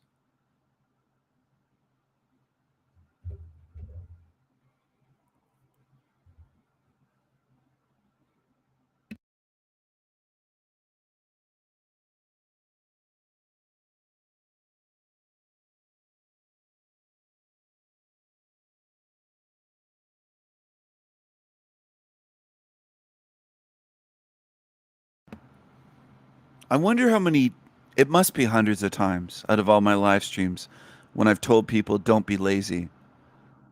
I don't even know if people know what I mean by that. I mean mentally and spiritually. I don't care if you work your ass off in a physical job all day or you don't. That's not what I'm speaking about. Again, that's what most people's mind goes to, the surface level, mainstream. Well, I work hard every day. I work hard every day. I don't care.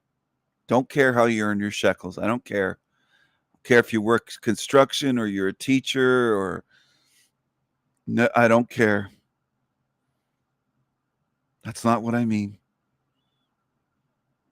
Most people are mentally, intellectually, and spiritually lazy as fuck.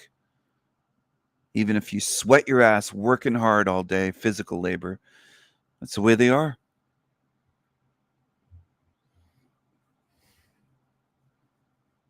Now, why do you think I say to people, don't be lazy? Do you think it's just to be mean? Do you think I'd sit here and say that? Or do you think I might be concerned that if they are lazy, that they're not getting out of here? You ever think that might be my concern? And the reason for me trying to get people to not be lazy and provoke them to do a bit more? Motivate them.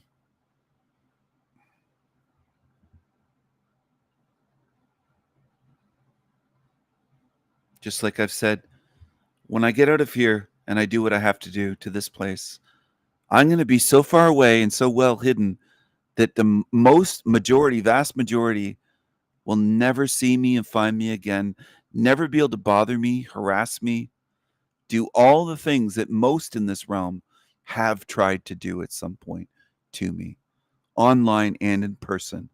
Either use me somehow, betray me, harass me, stalk me, threaten me, the whole gambit of things. That's most of what you try to do. And I'm still here trying to help you see what this place is. And most don't get it. Most don't.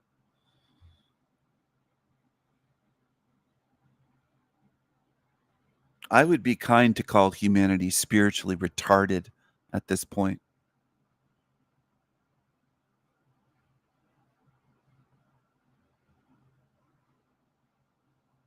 That would be kind compared to what they actually are. They're worse than spiritually retarded. They're mostly demonic. And a lot of you have not come to terms with facing that, which doesn't help you. For the ones that virtue signal and say, I refuse to see humanity that way, that's negative. Well, you're actually doing yourself a disservice. You're not more virtuous. You're just not as honest. That's all. Again, you don't have to understand that or see that. You don't have to understand anything. If you want to be a fucking idiot, you can tune in here and view it all as entertainment, which is what some of you do. I know that. Not a guess. I know it. If you're here just for entertainment, that makes you a fucking idiot, a zombie. At best.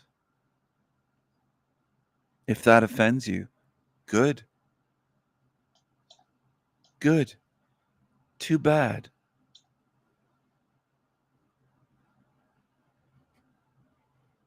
And I know they're watching. There's someone backstage right now. I'm gonna add them to the stream. It's probably a fucking moron. Probably a loser. Because I don't see them in the chat room. So they're probably a fucking loser. Hello, what's up, Mr. Stinky Brew? Hi, Stephen. How are you? I'm great. Who are you? I'm just a guy who's been watching a lot of your streams and kind of there's no content remote. Your audio is breaking up. So, yeah, I kind of,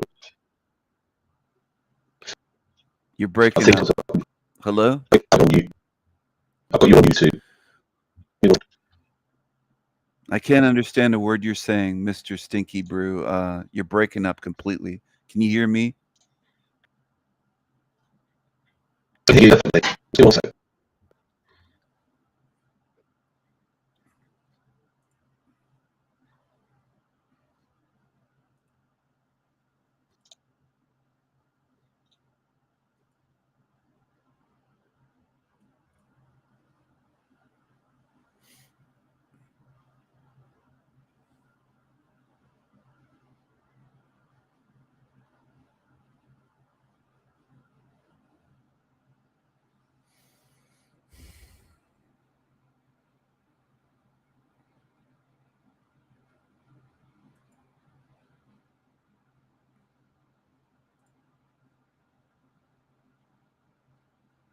Terrible audio.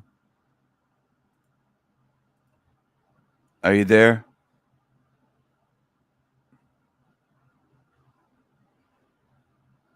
Hello?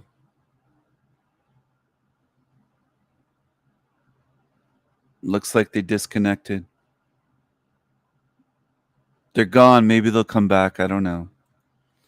But he said he's just a guy. That's all I got. Just a guy on YouTube. I don't know if they're regular watching my channel, if they just tuned in. I don't know. I didn't get any information out of them. So I'd like to know who they are and then what their questions are, their problems, whatever. But I don't see them in the chat room, so that's always interesting.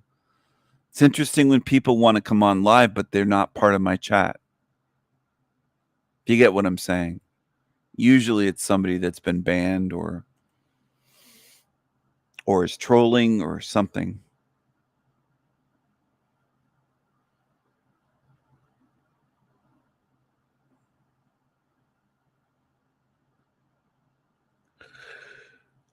Oh, man. Anyway, usually they do come in when I've been up all night. It's a pattern as well. I know I asked for people to come on. I understand that, but it's just interesting. Just interesting how people when they show up. Because I am thinking of shutting this down and going to sleep. But we'll see.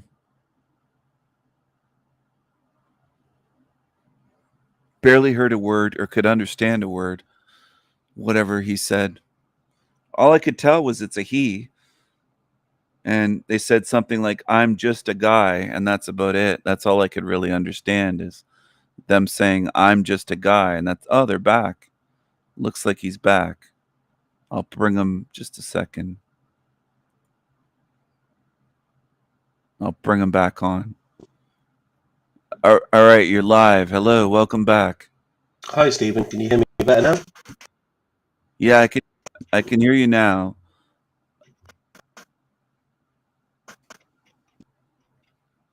Okay. Okay. No, sorry. You probably my check leaking that one as I don't apologize for that. Definitely need some WD-40 on that.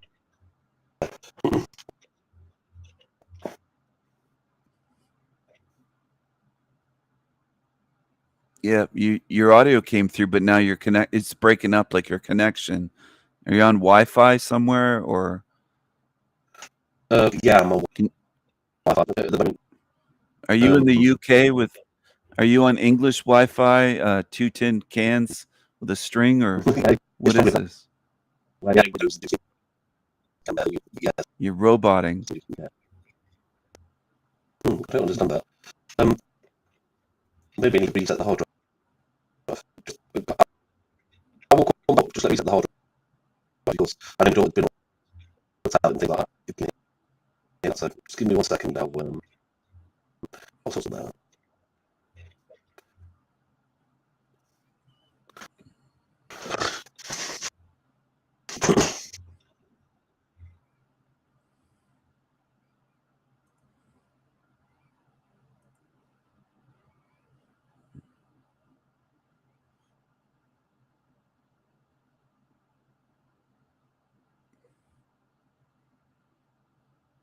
Does anyone out there have a good internet connection? Is there anybody out there that actually has an internet connection that works for audio? Because it's just audio. I'm not even letting them come through with camera. It's just audio. Terrible connection. How do they even have internet? I don't understand this. I don't understand. Oh, man. It's incredible.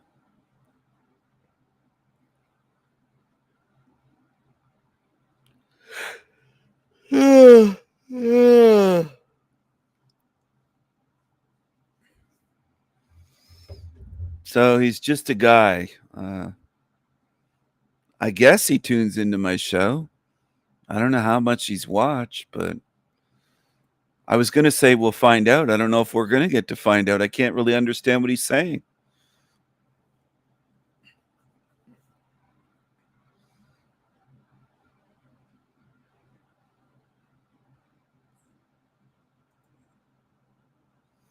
I got to wonder what's wrong with the UK. Why so many in the UK have these issues.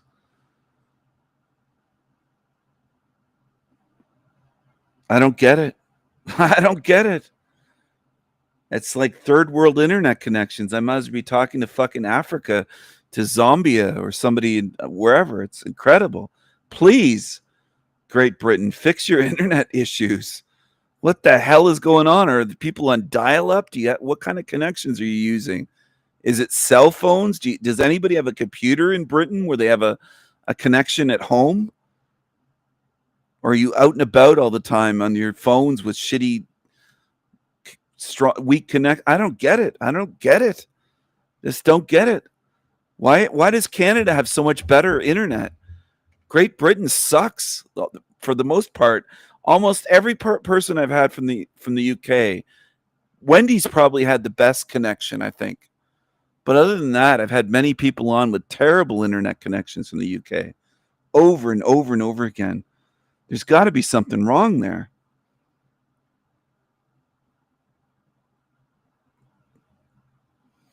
British internet sucks. Terrible. How much do you guys pay for it? You paying a lot of money for garbage? It's just incredible.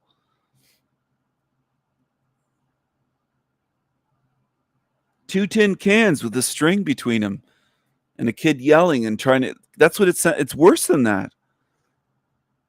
It's rubbish.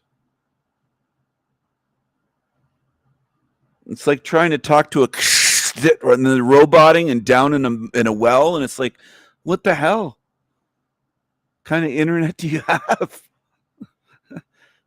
What are you paying? Are you guys paying £100 a month for garbage? What is it? Our Wi-Fi comes through the BT wire. It's expensive and erratic. String would be better. It has to be terrible because it just has to be.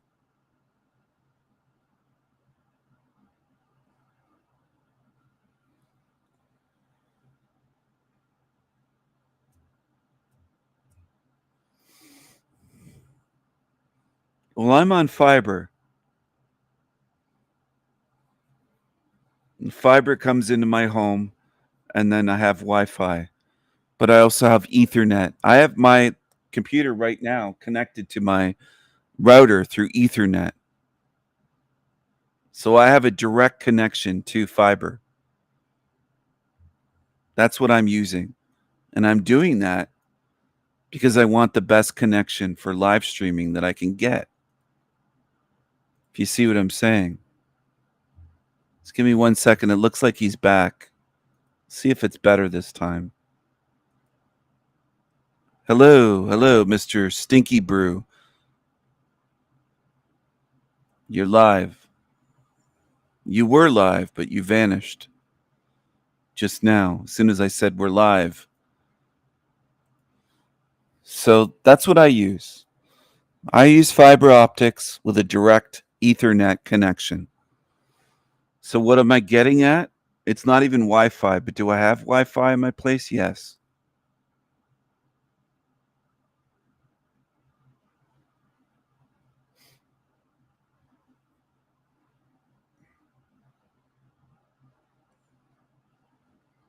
Jewel Pop, are you Mr. Stinky? Mr. Stinky Brew? Is that you, or are you a different person? I don't know who Mr. Stinky Brew is. I really don't. Unless there's somebody here that's using a different name. Come on.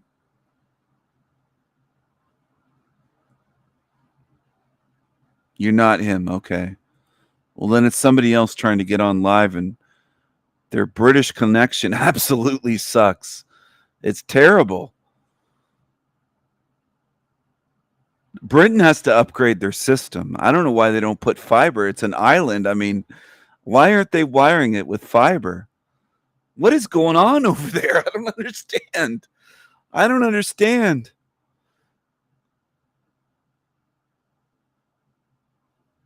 What is going on over there? That's like a dial-up connection, dial-up internet, the way it sounded. I think there's probably better voice 20 years ago. Like, how is this possible? This is mind-boggling to me.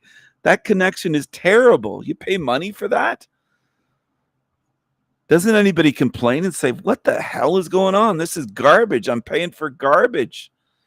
You guys like paying for garbage? What is going on? There should be massive outcry saying, what the hell? Terrible. It's garbage, rubbish. Some of the worst connections I've ever seen. I've had people on here as guests from China and African countries, and I'm not kidding. It's better than in the UK. I don't know what is going on over there. How is it possible to be that bad? I've had voice chats here with people in Africa, in the third world, and in China, in Beijing, and it's better. Well, is he retarded if he's on a phone? Go outside. Go do something. God damn. What is going on? Do you get what I'm saying? I've talked to people here live from African countries and from China. From not high-tech great buildings, just some idiot in a cheap place and they have a way better connection from that distance. And they're using a VPN to be able to connect to the internet, to YouTube outside of China, because China's blocked off. And I can understand them better. There's something wrong in Great Britain. I mean, your internet connections are terrible. Haired girl I had that I'm offering the assistance to, just like Biggie. And we found her right at the end. Praise God. And because I've revealed a little much about her, I made it. Praise God. Praise God. Memberships. But to top it off, whenever I was asking the manager questions when I got back here to the base, and he lets him rant about nothing. Tommy goes on his show to talk about shit that has nothing to do with Talcott's show. They must be buddies behind the scenes, texting each other on the phone, emailing or calling each other. It's just pathetic, man. It really is. It's so fake. very surprised, Jack, that you didn't roll me in on that anger bit.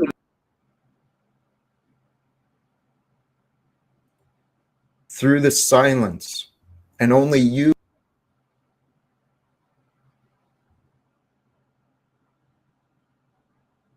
Oh, that's weird. Speaking of internet, now all of a sudden there's a glitch with fucking YouTube. Can find the silence for you. But it's behind the chaos. It's behind the arguments and the bitterness. Oops. That's where the silence is found. And here we got two guests. Away. Very surprised, Jack, that you didn't roll me in on that anger bitterness. Got some background noise, Andy. Do I? Now we're copying every other stream that's ever had background noise. Get it? Get it, Andy? So, Jack, the thing, I also had to figure out the crown thing. I couldn't see him yesterday. It's just for your current, it's supposed to promote the interaction in chat because it's just for every stream. It's like that stream's interaction. It'll rank it. And I think, don't quote me, if you're in the upper ranks, you might be able to trade it for super chats. Don't quote me because I'm exploring it too. Had a very big W on my stream today. We had ventured out to find the red-haired girl I had that I'm offering the assistance to, just like Biggie. And we found her right at the end. Praise God. And because I've revealed a little much about her, I made it memberships. But to top it off, whenever I was asking the manager questions when I got back here to the base and the studio, she was clearing out what looked like a cat lady storage. I was like, can I have that right there? Praise God. She said, yes, you can have that bottle of champagne. If Chandon Method Traditional Reserve Club, California, if anybody can Google that, let me know if this is a thing. It doesn't matter. I'll drink it anyway. And we'll do a little celebratory panel later. I found that sexy Lexi, the redhead fentanyl addict. And now people have confirmed she is actually a girl. She is actually hot. I'm not seeking her that way. It's just something that can't be denied if you see her. Now, Jack, because I'm in such good mood, because I'll help you the nice way to do you understand what you're doing? Because I'm learning it to both act like you and make a game show out of you.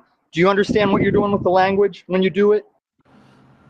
I want to jump in and say, I don't think T-Jack is very smart because he thinks that his strategy will either silence me or get rid of me. Quite the opposite. Quite the opposite. You don't know what you're doing. I'm not saying it's a bad thing. I'm just saying, do you understand how you're playing with grammar and the U.S. language? You said that you're tired of my bullshit. I'll be a thorn in your side for eternity. You don't know who you're messing with. You misread me. You don't understand me. You're a demon that's overestimated your own intelligence. You'll never figure me out, T-Jack. Never.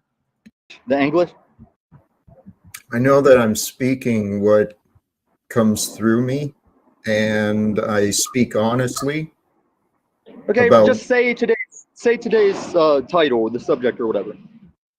Embrace unity to surrender separation. Hey, everybody, don't be apart. Let's get together. That's all you're saying. Right. And that's how I can make a game show and imitate you and stuff. I can sit in front of that fireplace and say that type of shit. Abandon transsexuals be available to cis women? Actually, let me share something that I was noticing right before I started today. I am available for your gratuity sharing. I was absent yesterday. Part of it was, You weren't you know, Yeah, you weren't here.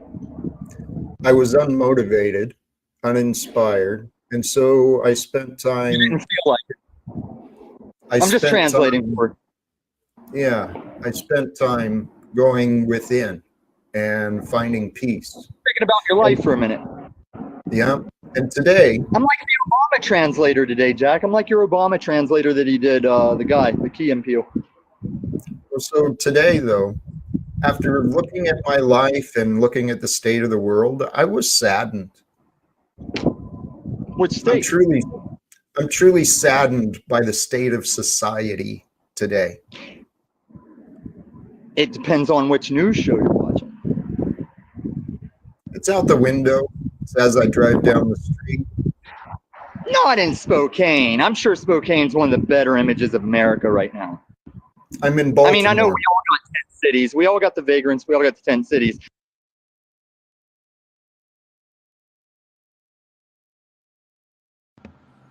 Well, he's back, it looks like. One more try, and then that's it.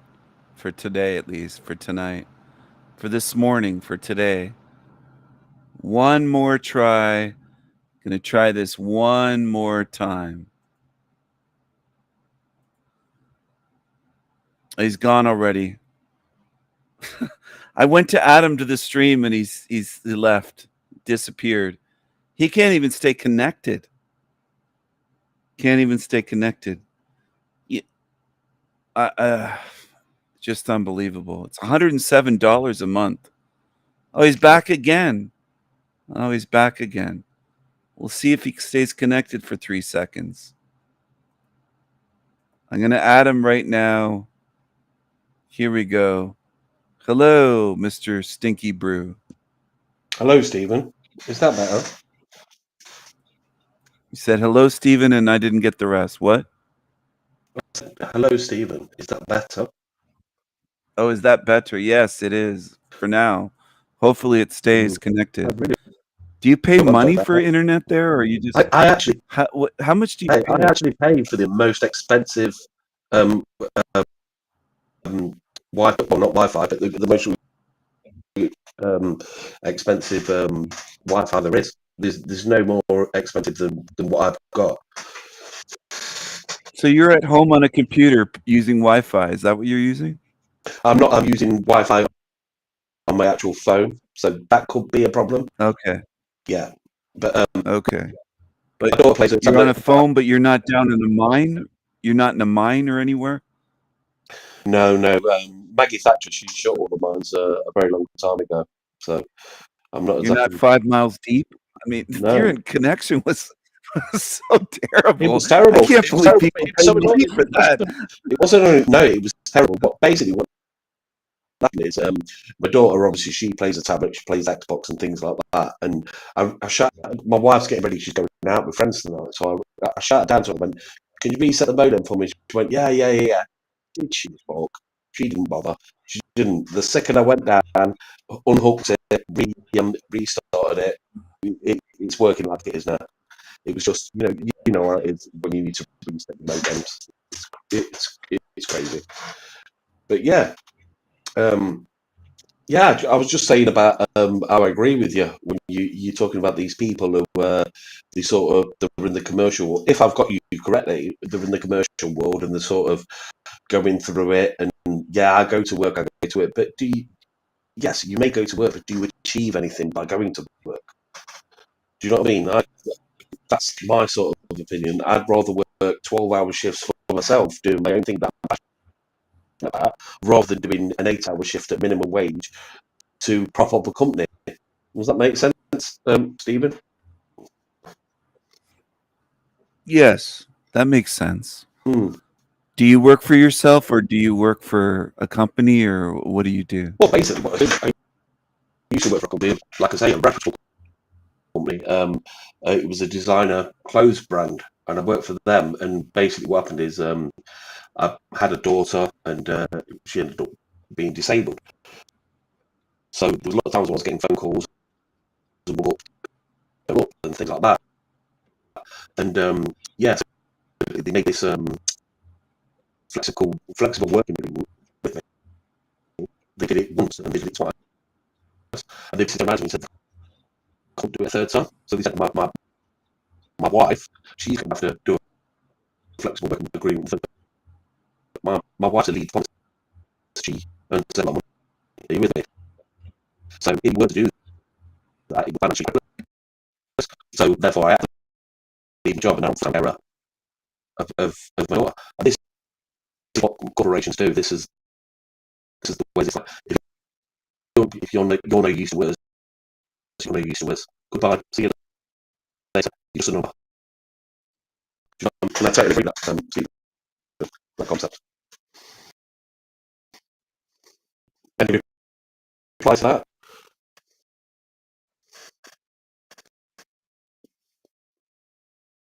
Has your internet gone now? I think Stephen's internet's gone. Hello? Hello, Stephen. I don't know if you heard what I said. I thought your internet had gone there. You started breaking up a lot. Can you see the chat right now? On your device? Yeah. The chat room? Which one? The private chat or the actual chat? The actual chat on the stream. Red Pill Option said, God damn, get your money back for that most expensive. It's literally the most, believe it or not, it's the most expensive one on the package. It does me fine for gaming and do what I'm doing online. But for some reason, I always have trouble with this is Restream. Yes, it is Restream. I have a lot of trouble with it. StreamYard's the other one, which I don't particularly like, to be honest. I don't like StreamYard. Yes, this is Restream, but I've been on live streams, all different types of software, not just my streams, but as a guest. And I did hear you about countries like fucking Zimbabwe and all this, and they've had a perfect line to you. Yeah, I did hear that. Yeah. Yeah, I mean, I've not only had people as guests from different countries, but I've been all over the place. I have fiber internet at home. I'm not boasting, but I mean, it's not that expensive in Canada. It's a fair price. That's what I meant to say. I've got fiber optic broadband. I've got literally the highest package you can get on what? And it's deadly serious, 100%. That's crazy. That's absolutely the amount that you were breaking up. I thought it was like dial-up internet from like 1995 or something. I am literally. I was like, oh, God damn, I can barely hear them. I am literally on the highest fiber optic broadband you can get. And the reason I update it is because your kids get older, they start using devices as well, don't they? And if I was playing a game or something like that, I started to skip it. I said, no, we've got to update. It must cost me, just from a broadband, it must cost me around about, probably a little bit less, give or take 20 quid, 25 quid. It's about £100 a month I pay. £100 a month, okay. That would be, I guess it would be about maybe 140, 150 Canadian, something like that. Yeah, I would definitely. guess. Yeah, about 150 Canadian, probably 127 American. £100, 100 British pounds to Canadian. I'll see what it says here. Oh yeah, $184.85 Canadian. It's nearly $200. It's nearly $200 Canadian dollars. That is crazy. So with tax, it'd probably be $200 a month Canadian. Why is the Canadian dollar so shortfall from the American dollar? Because I'm sure it's about $120, $130. Can you do that for me, please, Steve?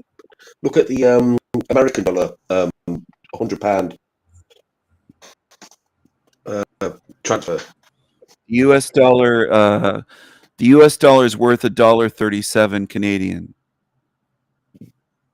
$1.37. So you're near enough. Yeah. 1.5 for every dollar. Near enough. Not quite there, but. So the Canadian dollar right now is worth 73 cents U.S. What's £100 American then? USD. 100 British pounds to US dollars is 134.60. Told you about So for 130. so in the States you'd be $135 for your internet if it's 100 pounds And exactly. it'd be near enough Yeah. 200 in Canada. That is so Yeah, crazy. it'd be about at 185. Yeah. So in the States though, for well under $130, you can get great internet for like $60-70 a month. I think it's like fantastic. I do think fast. I think it's working all right. I think now it is. I'm not clipping her out or anything. Yeah, now I can hear you. Yeah, yeah. Now I can Well, understand like I you said, and hear you, but it was like terrible static and roboting and all kinds of weird sounds. And I was just like, wow, that's crazy that you pay for that. Anything.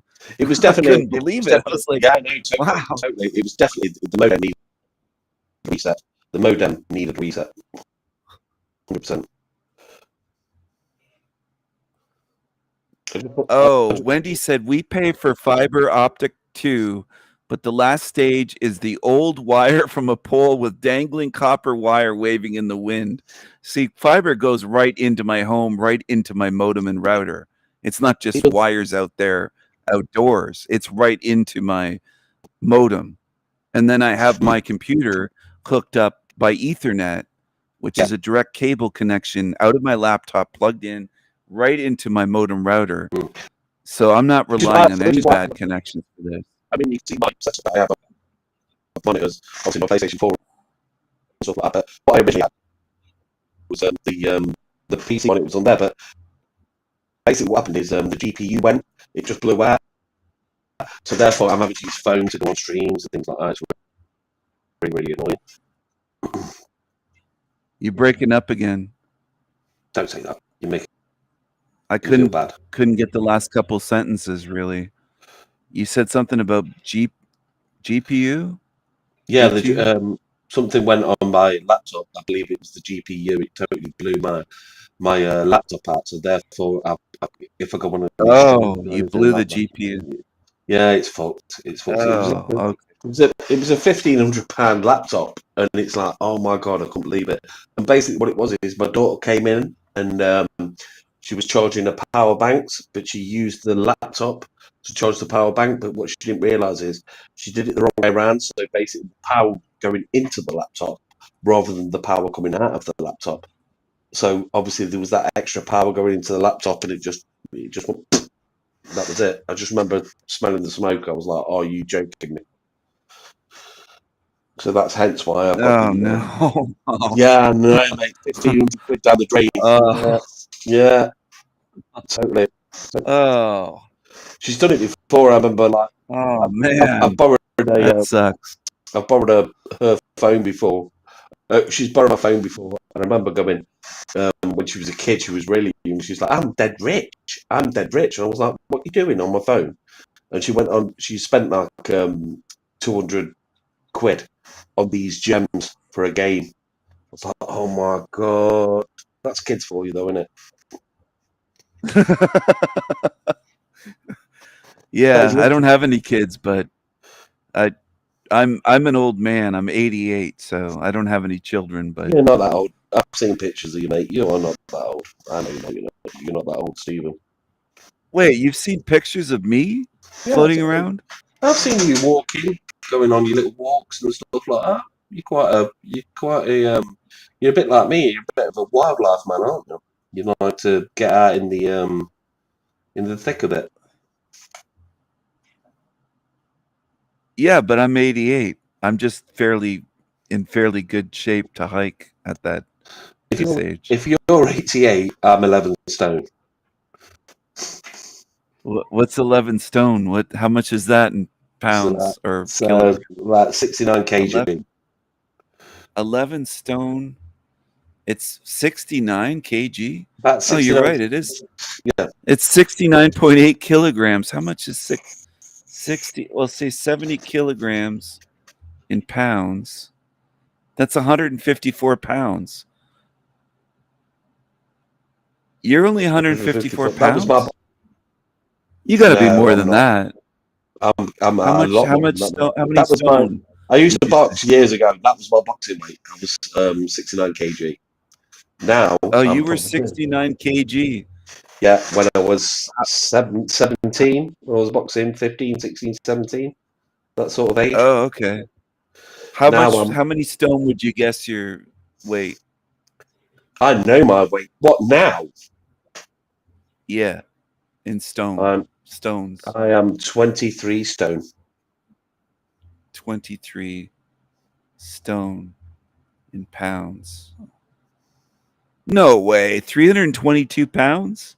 I swear to God, yeah, I'm 322 pounds. I've gone down from 27 since I've been on Mounjaro, which is a bit like Ozempic. I've been on Ozempic. I've gone down in the last 3 months, 3 stone. So, yeah. It's a what is it? What's it called? It's called Mounjaro. We call it in Mounjaro, yeah. Oh, Mounjaro. Mounjaro, yeah. It's actually, that's okay. It's more thingy than Ozempic. It's more potent than Ozempic. It just basically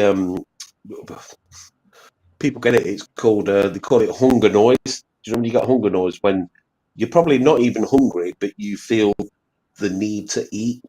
It stops all the hunger noise and it also slows your metabolism. So slowly your food's getting digested. It's a really good thing. I mean, my wife, she's lost 8 stone on it. So I ended up with a tubby and now I've got a skinny. You know what I mean? Really? You're both on it? Yeah, we both. For how long? On it. I come off it recently because I had to go in for basically what it is. Do you know when you go on holiday? We went to Spain for holiday, so I came off it a month before because if you go there and you're on Mounjaro, it cancels out all your insurance. Obviously, in Britain we get National Health Service, don't we? But in in other countries you have to actually pay. You know what I mean, for your health service. I believe Spain's one of them. And so when we went to Spain, I stopped it a month before because because Mounjaro can make you sick, it can make you vomit, it can make you feel poorly and stuff like that. So if I'd have went to the doctors with anything, if I'd have had an heart attack, but they found out that I was on Mounjaro when do you understand what I mean? That it turned around and it avoided the insurance. Does that make sense? Oh yeah. You got to buy travel insurance too. We Canadians do that as well when we leave the country.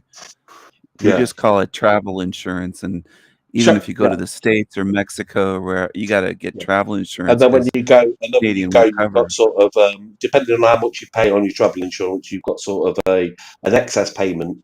So you'll have to pay, like, I don't know, from Canada to America, probably $200, but that covers you because your insurance covers you. But you've got to pay the $200 up front, but it'd be no more than that. If that makes sense. Yeah. That's the way it works in Spain. So I stopped it a bit. So I put a little bit on, not much. I put about half a stone on. But the missus, she's been on it. She risked it. She went there and was okay, was fine, and she's lost about 8 stone on that Mounjaro. She's really trimmed up. She has really, really trimmed up. I mean, I don't know what the negative effects are going to be in 20 years. Do you know what I mean? Like, she'll probably grow another head or fucking. Yeah.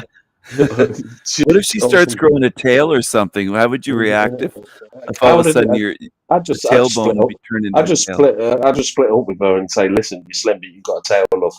Listen, I didn't sign up for this. See you later, bye bye. That'd probably Well, we got a few guests here in the chat. I don't know if you can see the regular chat, but Red Pill Option said, what is your guest name? Wendy said, guest, what brings you to this channel? They have a couple of questions. Oh, yeah, that's fine. I've watched you and also Mr. 23 on a lot of... Is it Voldemort on your channel? Can I actually say his name? Can I say the bearded man's name? I originally watched him, and then I noticed you was coming in a lot, and also Tommy as well was coming in a lot. So I can't it's actually drawn a blank. I can't remember his name. Oh, do you mean Jack Talcott or what? Jack Talcott. It was Jack Talcott. Yeah, that guy. Okay. Yeah, because I remember I was watching a load of drama YouTubes and things like that, really boring shit. if you're not into it. But I don't know, Grace Thorpe went on his show, and then I followed to Grace Thorpe to his show. She was talking to him, and then that's how I got Jack Tolcott. It's just something nice to put in the background when you're working, isn't it, I suppose?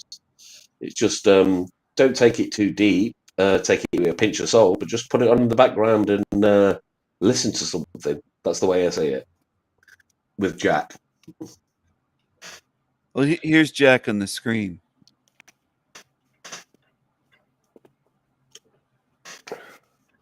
Jesus, it might take a while to get to the. Was the cockroaches back there? Wait there, I'm just waiting. I'm waiting for it to load up. It's going up like, do you remember when you used to download porn back in the 80s? And it like used to do it a little bit. That's what your internet is doing for an image.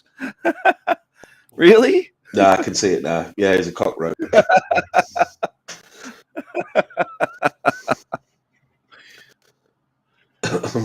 Well, he's a little guy, so Jesus is a lot taller. He's towering over Jack, but yeah, he's a cockroach. He's going to end all wars and create world peace. Yeah, I said that. There's definitely illusions of grandeur there, but I like to just listen to him waffle, if that makes sense, and it's just peace and harmony, and then you get He's like quite a guy, though. He's managed to live about 8 years or so without working, just living off people sending him money. So there's that as well. That's the annoying part. I mean, I'm living at the minute. I'm not working at the moment, but at the same time, I've got a wife who can cater for the both of us. Luckily enough, not everyone's in that position. Well, his wife left him for another man, and then his son doesn't want to talk to him, and he hasn't talked to him probably 8 years, and none of his neighbors talked to him, and he got evicted from his house, and none of his former co-workers and union workers talked to him, and his mother. So nobody, like, everybody's kind of written him off, except for the ones that give him money on YouTube. It seems the ones to that me, he can influence. It seems to me with Jack. Yeah, it seems to me with Jack, there's definitely a red or black veil in front of what he's actually telling people on his stream. I'd rather people be honest. Just turn around and say, I was an alcoholic, I was lending money off people left, right, and centre, let them all down and stuff like that. So they cut ties with me.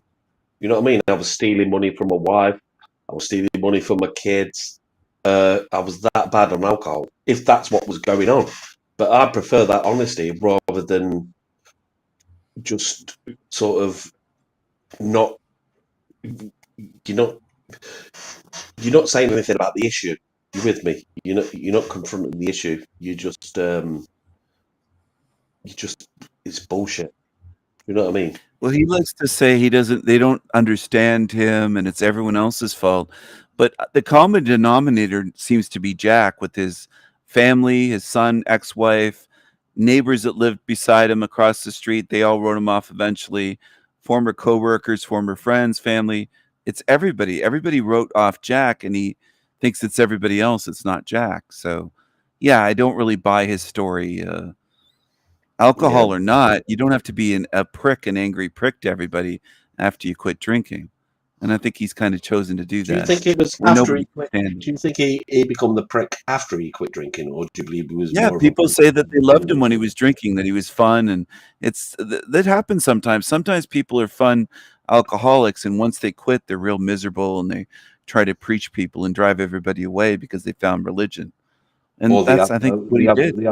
They have a personality conflict where they don't know what their personality is anymore because their personality was emphasized and elevated through alcohol. But I've gone through it. I'm, you know what I mean? I'm not proud to say it, but I have issues with alcohol and things like that. But I'm just a guy that just, even though I have had my issues with alcohol, and I still struggle with it now, every now and again, I just turn around and the biggest thing in my life is my family. And you just look after your family. As long as your family's all right, then I'm happy. If that makes sense. Well, he doesn't look after his family, though. They've written him off years ago. So he became a lonely old man. It doesn't matter if he quit drinking. Nobody can stand to be around him because he thinks he knows everything. It's different if your family's cut you off. Right, okay. This does happen. Your family does cut you off. But it's for in what circumstances and for what reason? What reason have they cut him off? Because if you need to, in my personal opinion, if you've got family and children and stuff like, you need to do everything you can within your power to sort this shit out. But you know what I mean? If not, then I've seen loads of people do it. They've split up with the families of 10 years, you know what I mean? Because they like to mess around with young girls and stuff like that. That's not my cup of tea, but they like to mess around with young girls and stuff like that. They ended up in a bed sit, you know what I mean, on their own. But they can drink when they want, they can do what they want, they can sleep with as many women as they want. But eventually what happens, you get old, and you get very old, and you get uglier, and you get lonely. And I've seen that 1,000 times before, and it's the one thing I never wanted to do. I always wanted to, once I commit to having a family, I wanted to be there for the family, warts and all. You know, all this, like I say, I've got my bad issues, but you wake up in the morning and you go, right, what's best for the family? And you do that. I've done it. I've woke up hungover when I've been on a bender, and I've gone to like fucking, you know, adventure parks and stuff like that. I've never wanted to do it, but that's my responsibility for wanting to have a family. And yeah, that's all I've got to say about that. I call Jack, I like to call him Pinch of Jack, because it's take what he says with a pinch of salt with me. And that's the way I see it. Take what he says with a pinch of salt. So I call him a Pinch of Jack. And I'll put him on when I'm doing my illustrations and that. I'm a, like I said, freelance illustrator and stuff like that. And I'll put him on in the background. I'll put you on in the background. I'll put 23 in the background. There's loads of different things that I can put on the background. But after a while, you sort of, you'll bring in, and then you get a little bit of an addiction to it. You like bringing in, you like speaking to the people that you're listening to. It's not a bad thing, as long as it's not negative. Do you know what I mean? Sorry, I rambled then. Yeah. I didn't mean to take over your show, Stephen. I would say with Jack, though, it's beyond just his immediate family. Everybody wrote him off for a reason, which is something he hasn't confronted.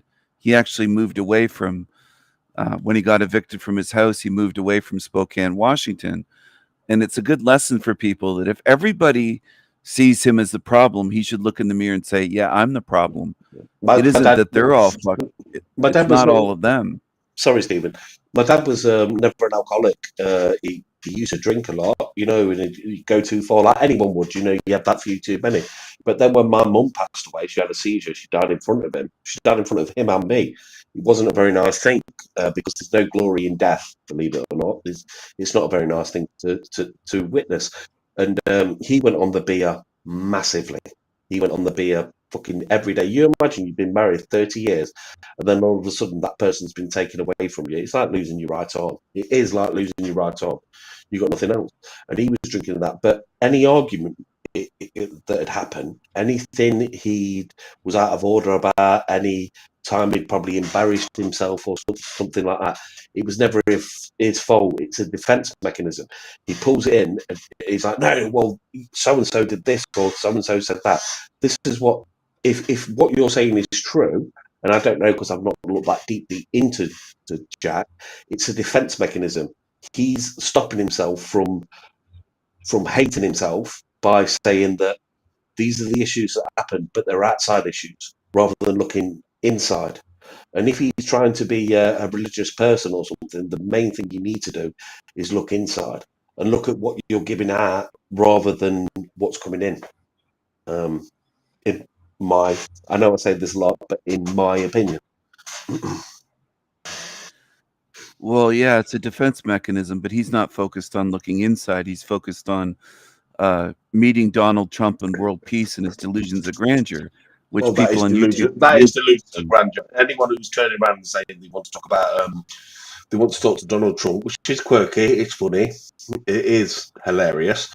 But for someone who's turning around and saying they want to meet Donald Trump and end world war, then listen, mate, take it back a little bit. Just how about getting comfortable and getting accommodation? And you don't think he can save the world while homeless? a relationship as in partners.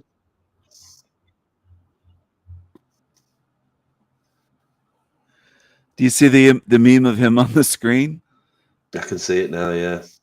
He's angry about us talking about him. He's angry, Jack and Fox. He's going to pop out and get angry. Yeah, I've been on my streams a couple of, I think twice maybe or something like that. One was a jokey thing.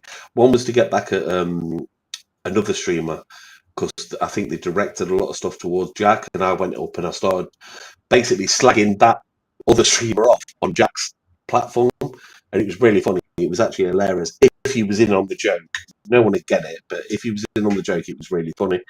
Because I was really like, oh, Jack, yeah, do you know what I mean? But it's just people need to know when they're at fault. They need to know when they've got. I do it with my missus. I've gone on benders, and there's no point talking to me if I'm on a bender. What you need to do is catch me when I'm sobered up and speak to me, and then it comes down like a ton of bricks. Like, yeah, I am. I'm a fucking arsehole. Do you know what I mean? And it's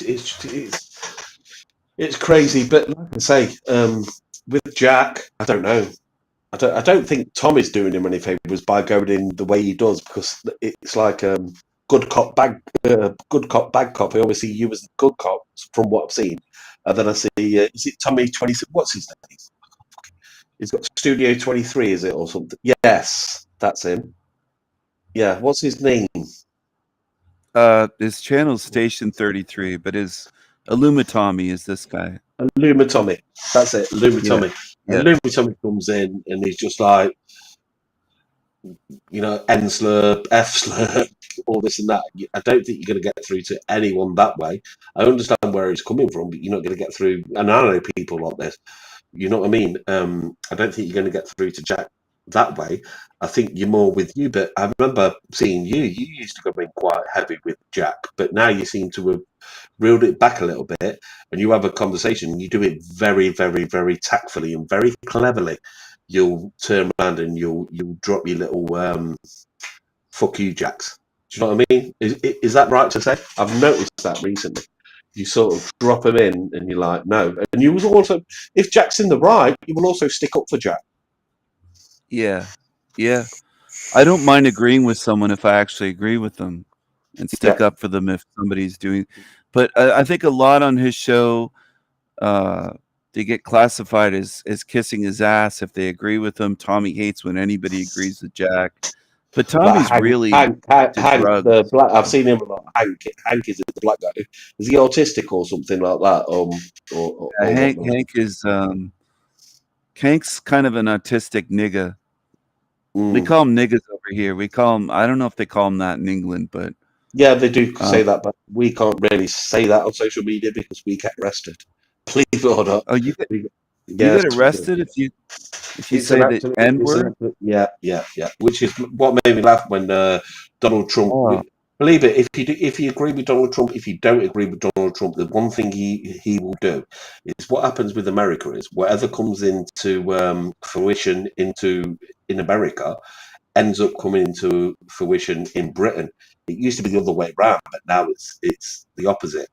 And basically, we've now turned around and said, which is a big thing in Parliament, we've turned around and said that, I know it sounds really ridiculous, but we've just agreed and said there are two sexes, male and female.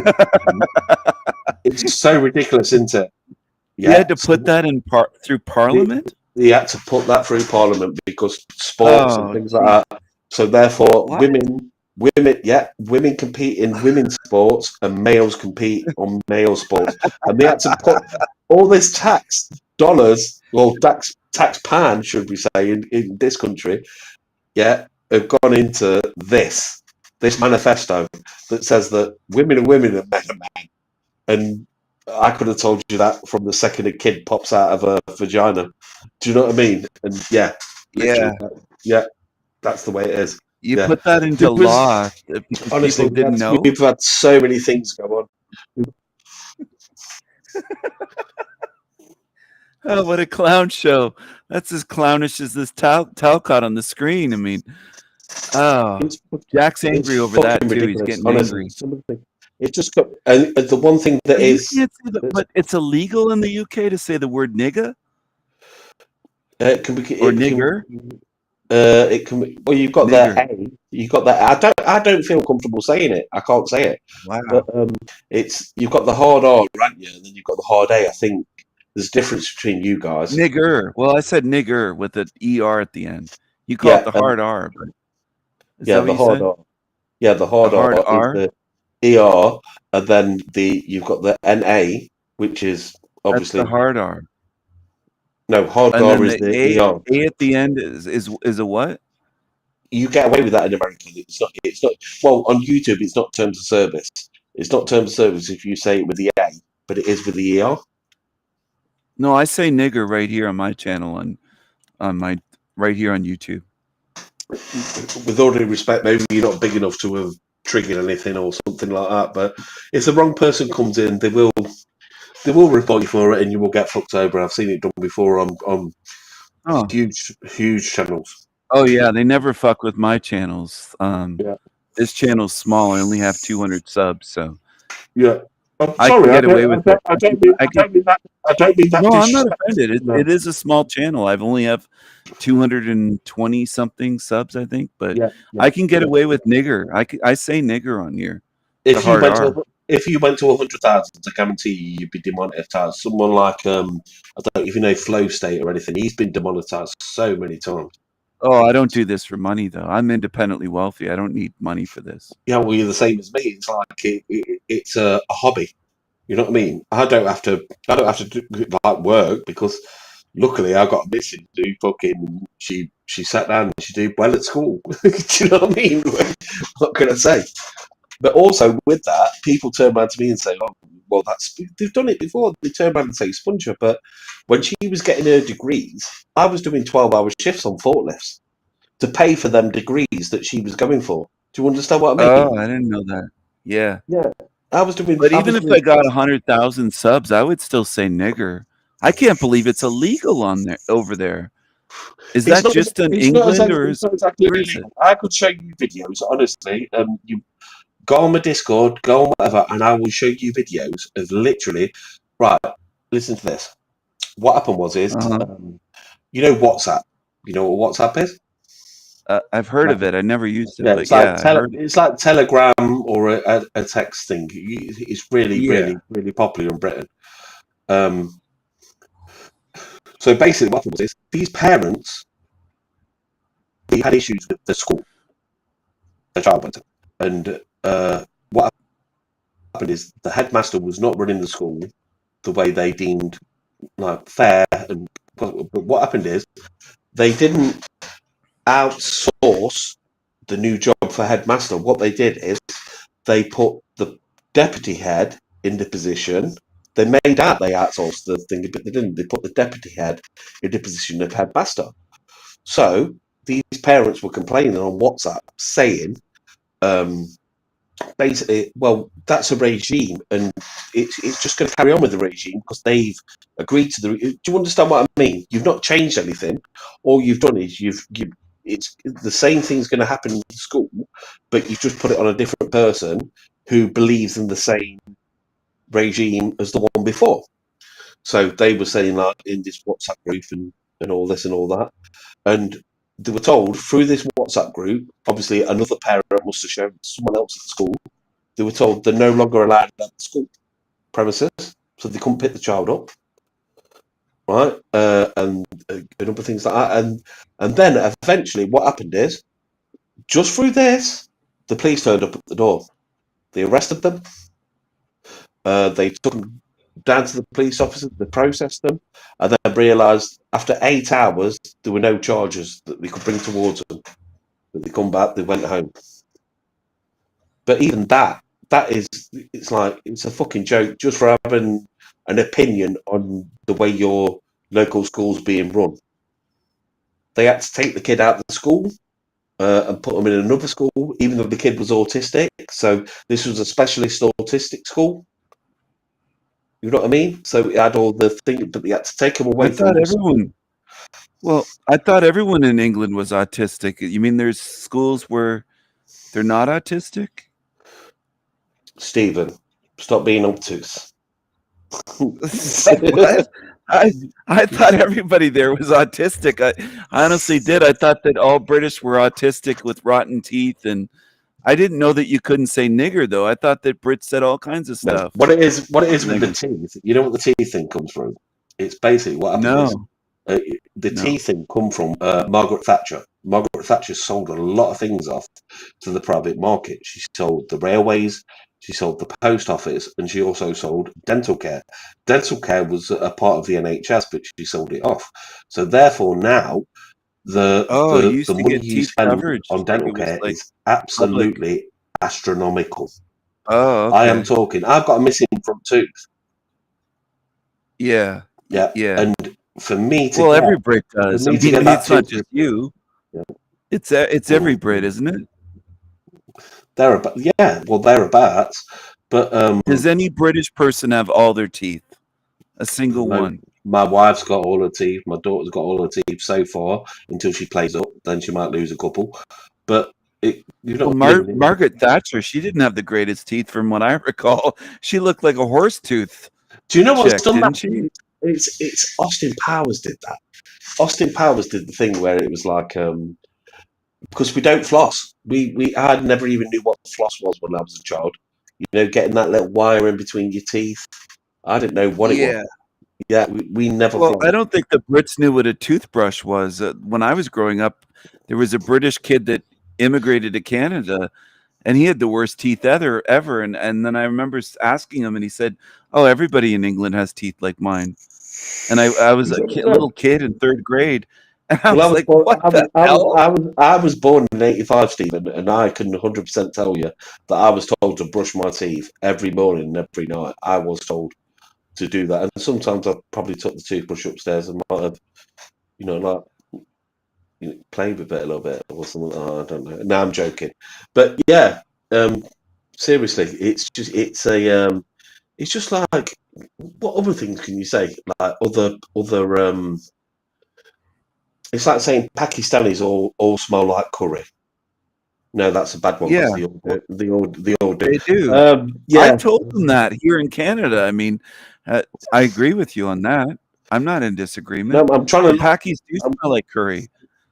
Do you call them Pakis there, or do you call them Pakistanis? Pakistanis, because if I say the other one that you just said, that's a derogatory term. I call them Pakis. Is that wrong to call them?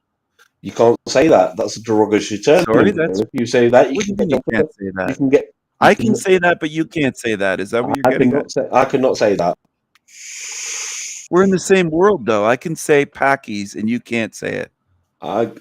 If, let's say, for example, if I said this and it was being broadcast on TV or something where British people would see it, I can't say that. Yeah. You get away with You it. can't say that on British TV. Nobody can say Pakis. No, we grew up calling them that. Yep. They've literally, I don't know if you know a British show called Only Fools and Horses. Great show. Great British sitcom. It's about this market trader.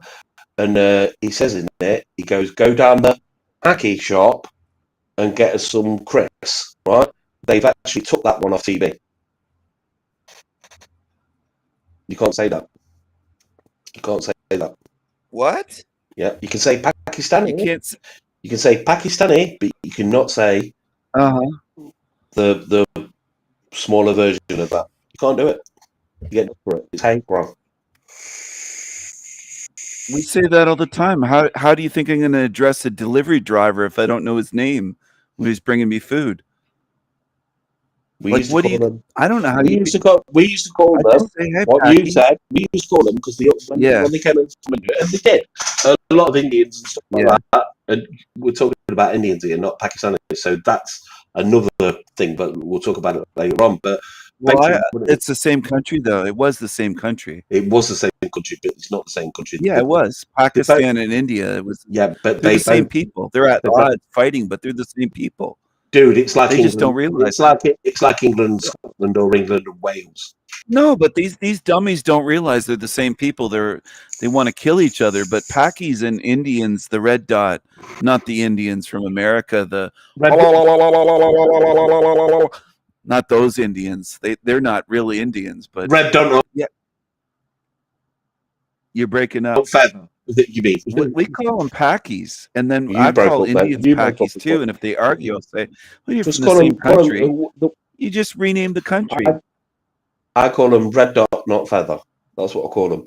So if you're talking about Indians Yeah. from Asia, Yeah, the it's, the red dot on the forehead. Yeah, so it's I red call them dot. Pakis sometimes too, but they, Yeah. you know, they when I say some of you all stink like curry, they agree with me. They'll say, "Yeah, a lot do." They like that frankness. They like when someone's blunt and honest and doesn't try to kiss up to them just because Yeah, which is they the call annoying themselves part. a It's minority, the but annoying there's part about 1.5 because billion. I've had friends that were, you know what I mean, Pakistani origin or Indian origin, and you call them that, and it's banter, especially in Britain. And Britain's known for banter. Yeah, You turn around and you say that. You know Well, what I mean? Britain used to be, but now you can't say any words over there. Can't say no words anymore. Oh, not- like it ruins the banter.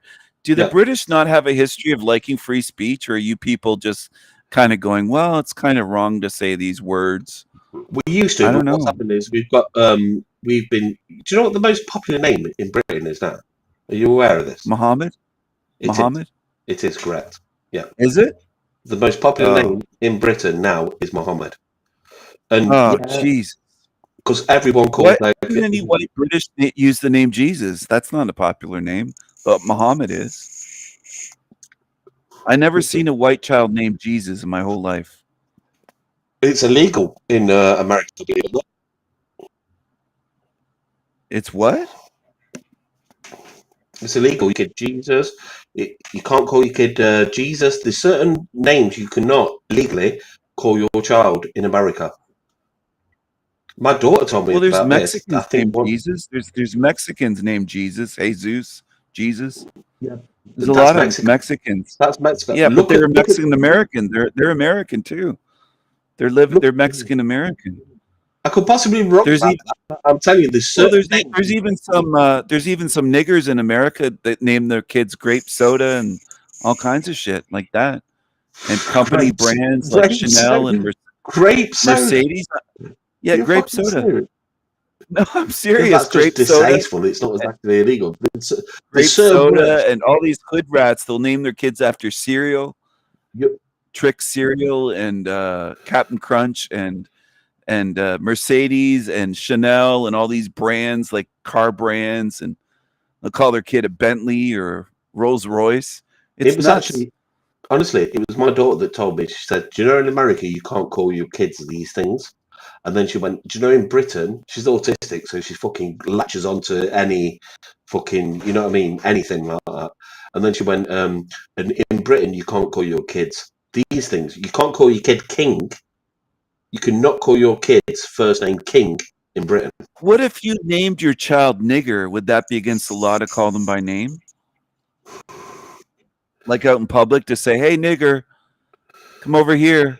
Well, it wasn't one that was it a horse or something in a TV show back in the day in America? I believe it was.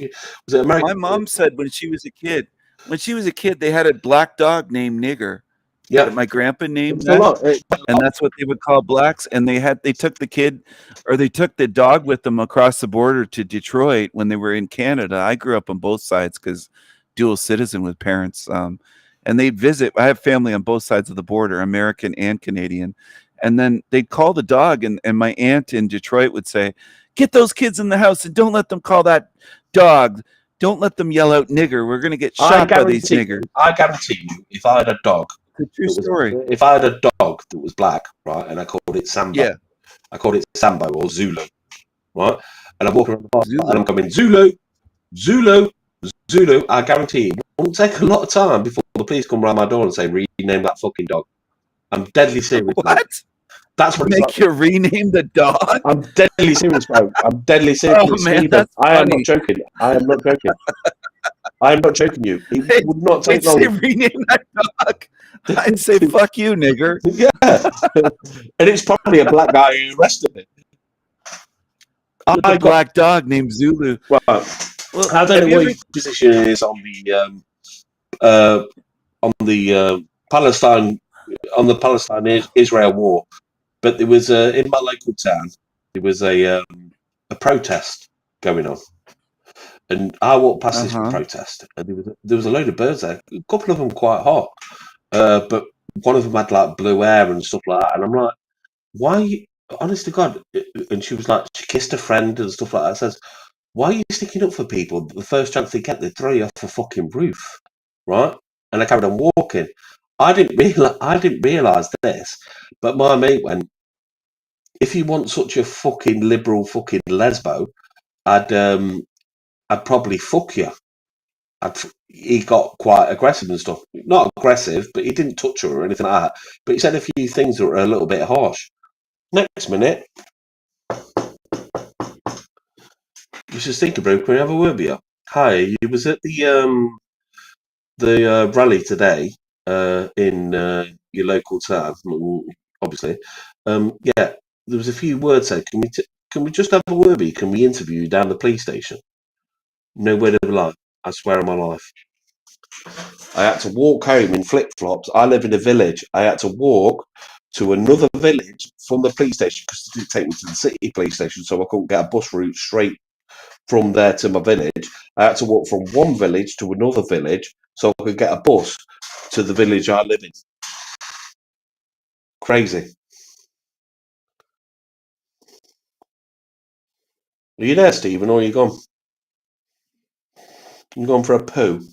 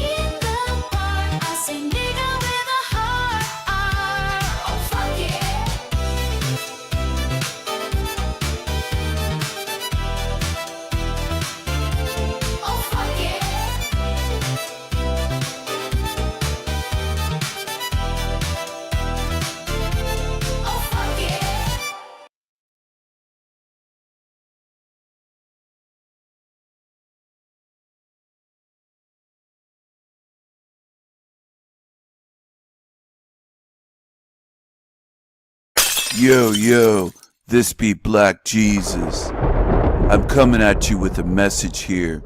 I be turning watermelons into wine. I be performing miracles and shit. I be Black Jesus, the Redeemer. You should be following me. Yo, word. Yo.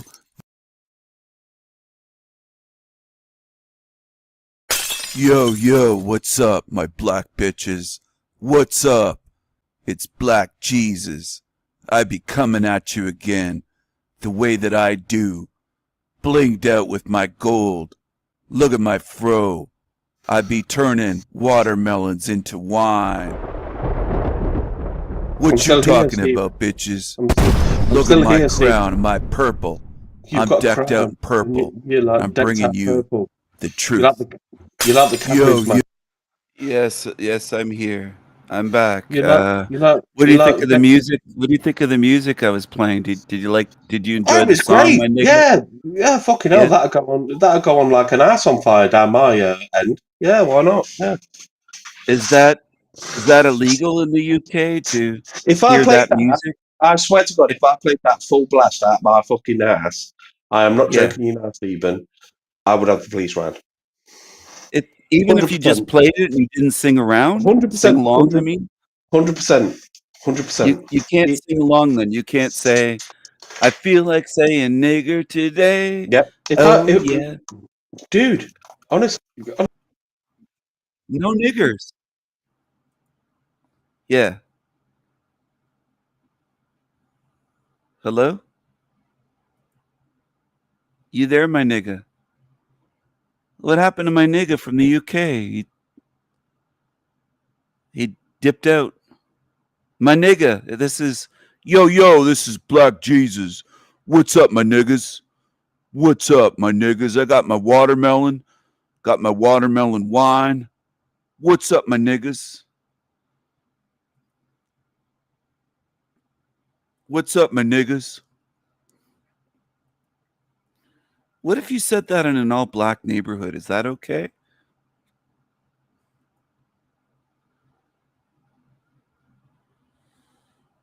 What's up, my niggas? Yo, you want some watermelon?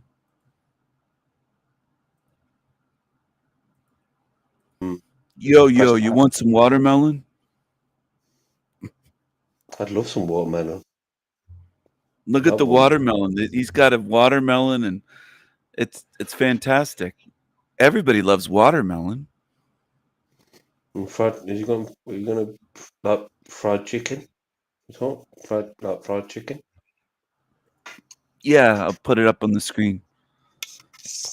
Got some fried chicken and watermelon and Kool-Aid for my niggas with some hot sauce. Here it is up on the screen. Would this be arrest worthy in the UK? I can't believe you have no freedom to say or show what you want. Stephen, honestly, bro, I'm quite, you know what I mean? I'm conservative in views, but liberal in speech. But bro, honestly, I get fucked for this, mate. If I put a picture of this on my fucking door, mate, I'm done. What? Oh, you can't even celebrate this picture here. This black family. Stephen, do some research. Yeah. Do some research, bro. Look at what's going on in Britain at the minute. I'll look into it, but I mean, the best place you can see it is Twitter. Go on Twitter. Go on Twitter and look at it. Twitter. I hate Twitter. I don't want to go on Twitter. It's the only place you can see the truth, mate. I've seen.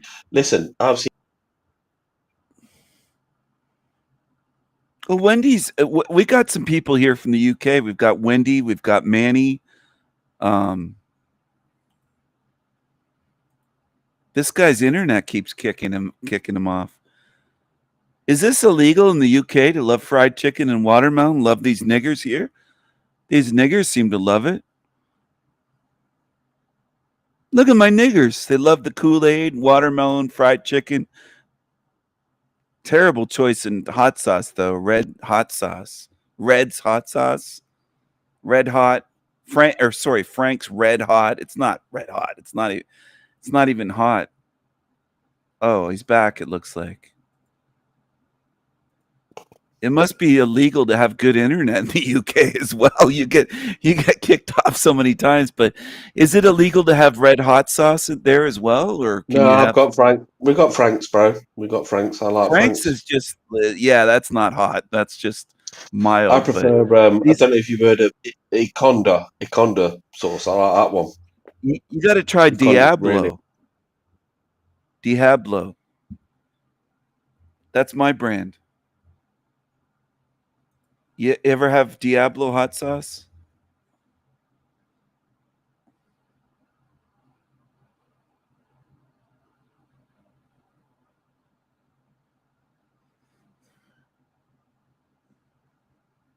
Diablo.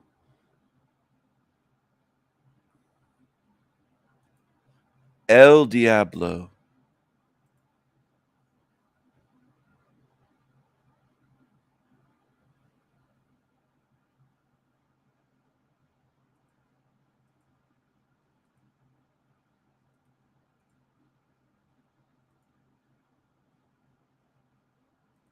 Mini watermelon in the fridge. Everybody loves watermelon. So I guess you can't do anything in the UK. It's all illegal. You can't say anything.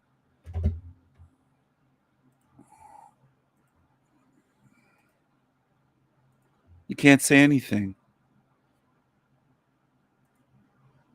There's no freedom in the UK. It's all illegal, everyone. It's all illegal.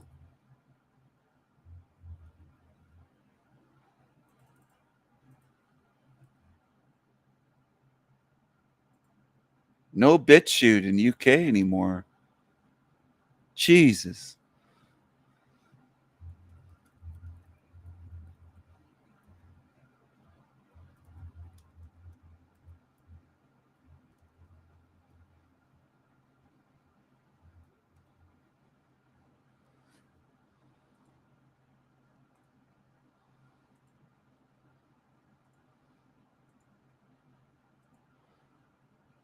Hello, I forget your name. What's your first name again?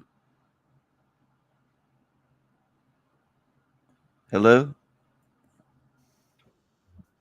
Yeah, I'm here. What's your name again? Mrs. Stinky Brew. Oh, you won't give your first name? Okay. Do you not don't give want your to say? first name? My name's Aaron. No, my name's Steven. My name's Steven. My name's Steven. You're Aaron? Would this image on the screen, would this be okay, Aaron? Or is this like, even this would be, what would they do if this was a poster on your, if you take the watermelons away, then yeah, it'll probably pass. The watermelons make it wrong in the UK. To make it more aesthetically appealing, don't get me wrong, but make it also more don't post that. What do you mean? What's wrong with the watermelons? That would make it heaven for niggers because they love watermelons. There you go. You just That's said it Black Jesus, by the way. What? Stereotypical. Your connection's breaking up. What is it about watermelons that's wrong? It's connected to obviously black people, isn't it? Fried chicken, fucking watermelons, rice and peas. No, I eat watermelons. I do as well. It's so refreshing and so hydrating. I like fried chicken. I eat Popeyes sometimes and KFC. Not as much as the niggers do. Niggers love fried chicken. They go to KFC and Popeyes chicken and chicken places a lot more than I do. Anytime you go to a fried chicken place, there's always a bunch of niggers eating there. They love it. But I don't get what you're saying. I'm trying to get TG, not a robot, in my chat said, "Is this guy serious?" They think you're trolling. They don't think you're serious about thinking that this is wrong for the watermelons. I mean, this is accurate. Niggers love watermelons. It would be heaven for a Black Jesus to say this be heaven because he's got all the watermelons in front of him. There's a river of watermelons behind him flowing. What? I guarantee you, if I put that in a public place, I'm taking that. If you put that in a public place, you made a big banner of a black Jesus with loads of fucking watermelons around him, would you not be told to take it down? If I put this where? I could put this on a billboard if I wanted to. That's what I mean, on a billboard. If you put that on a billboard, would you be told to take it? Yeah. They wouldn't make me take it down. I have freedom of speech and freedom of expression. He's got gold chains. I mean, even on YouTube, I can have this on YouTube. I can say nigger. I can say Black Jesus. I created this character, dude. I came up with Black Jesus. This is my character. This is my nigga right here.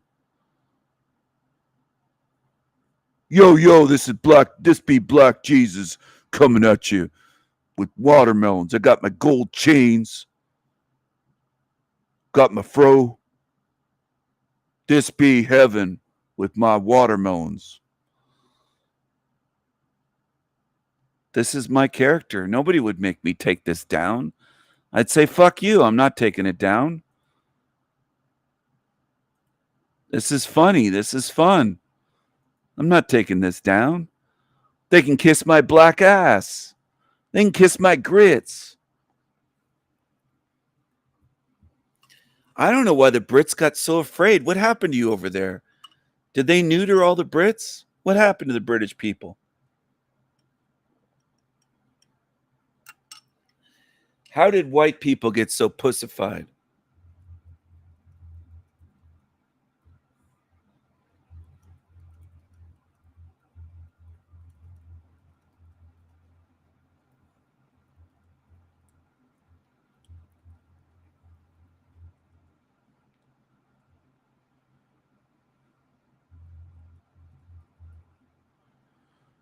Yo, this be Black Jesus coming at you. Coming right at you, my niggas. Come on, my niggas. Celebrate. This be heaven here with my watermelons. What be wrong with you people? So afraid. So full of fear. Look at my gold chains, nigga. I got your car on my neck. I got your house on my neck. I be walking around with 50 pounds of bling bling gold. My niggas. What you be talking about? What you be afraid of? What you be, my niggas? What you be?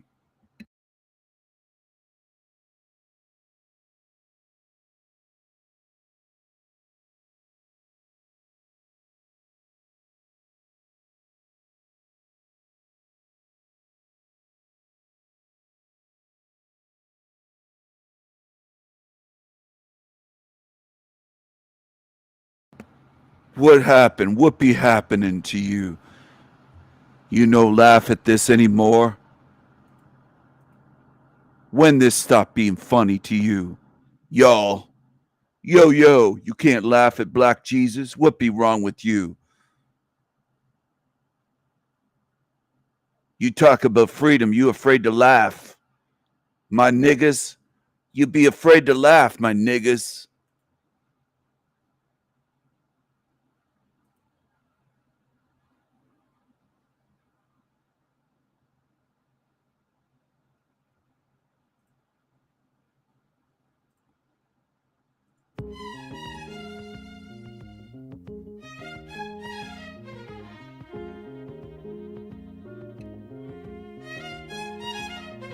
Things are nice in the afterlife. Everything looks so clear and bright. We'll all become ghosts after we die. Every ghost is the same color white. Everyone of me is so polite. I really fucking love being white. I don't care if you call me racist. Being white is the fucking greatest. So I was expecting some redneck shit. I thought all whites were supremacists. But all I see is white excellence. You should never feel white guilt for it. Everyone I meet is so polite. I really fucking love being white. I don't care if you call me racist. Being white is a fucking great.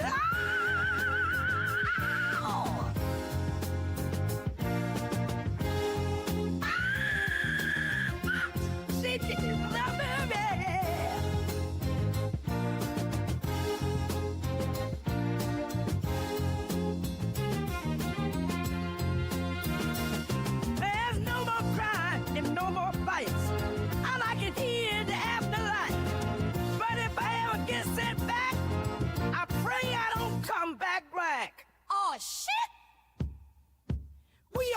sisters and brothers, but ghosts only come in one color. Now that I'm white, I have to admit, being white is the fucking shit. Everyone I be is so polite. I really fucking love being white. I don't care if you call me racist. Being white is the fucking greatest.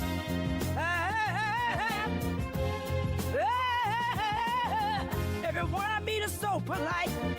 I really fucking love being white. I don't care if you call me racist. Being white is the fucking greatest. Oh, fuck yeah. Oh, fuck yeah.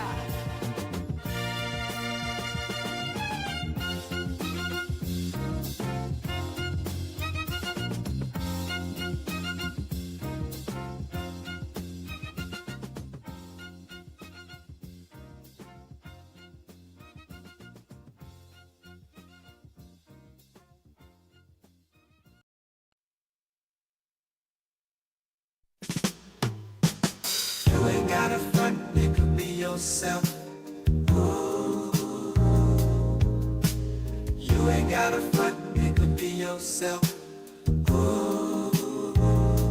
La la la la.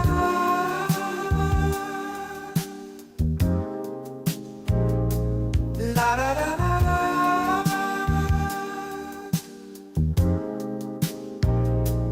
I don't care how much money you make. Don't care about the chicks you date. Don't care about the fights you've been. I don't care, we all get women. We all been in situations we had to be tough. Nigga, we all got nuts. You niggas front too much. Oh, bragging, boasting. Real niggas know silence golden. Keep things in motion. Get money on the low and be cool. You niggas move with too much shit to prove. Ooh, trust that energy felt. You ain't got a front, nigga, be yourself.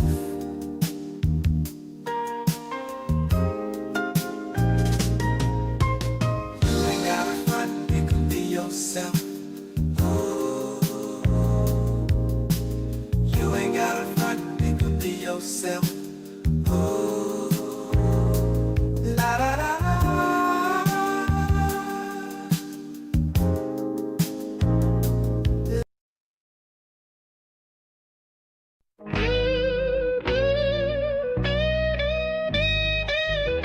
Oh, man, she say she want hood nigga.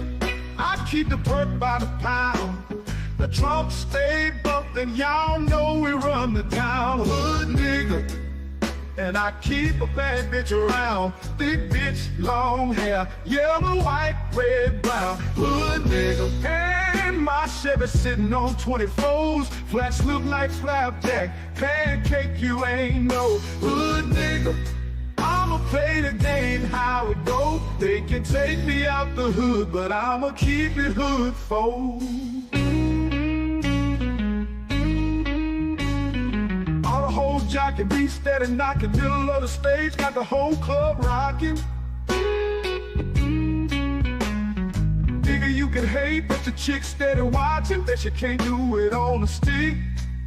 She poppin', we bout to pop it. You caught blocking, told your girl you're out, but your CD flopping. You say you're getting money, man, we ain't seen nothing. Your girl is persistent, she ain't stopping, man. She said she want hood nigga. I keep the perk by the pound. The trunk stay bumped and y'all know we run the town. Hood nigga. And I keep a bad bitch around. Big bitch, long hair, yellow, white, red, brown. Hood nigga. And my Chevy sitting on 24s. Flats look like flapjack. Pancake, you ain't no hood nigga. I'ma play the game how it go. They can take me out the hood, but I'ma keep it hood for.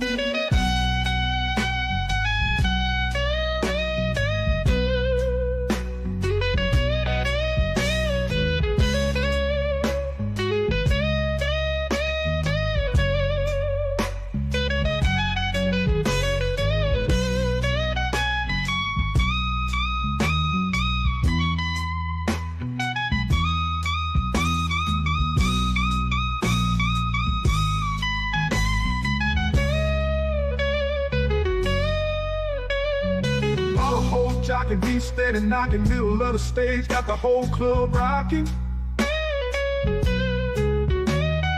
Nigga, you can hate, but your chick steady watching, but she can't do it on the stick. She popping, we bottle popping, you cop blocking, told you girl you rap, but your CD flopping.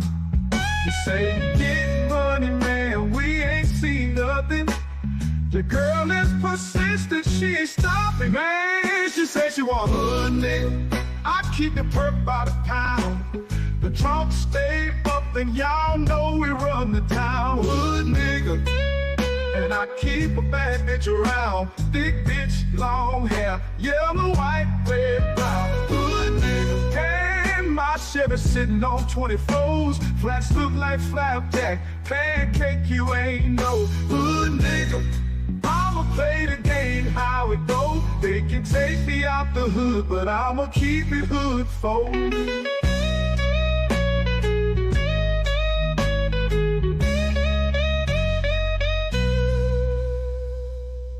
Man, she say she want a hood nigga, I keep the perk by the pound.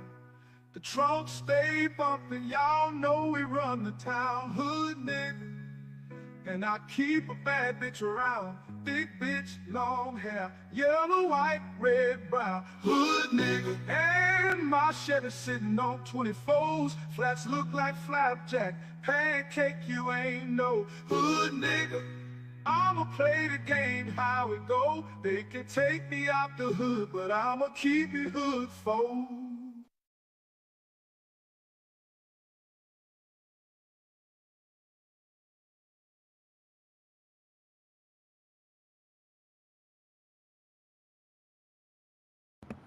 I love humans.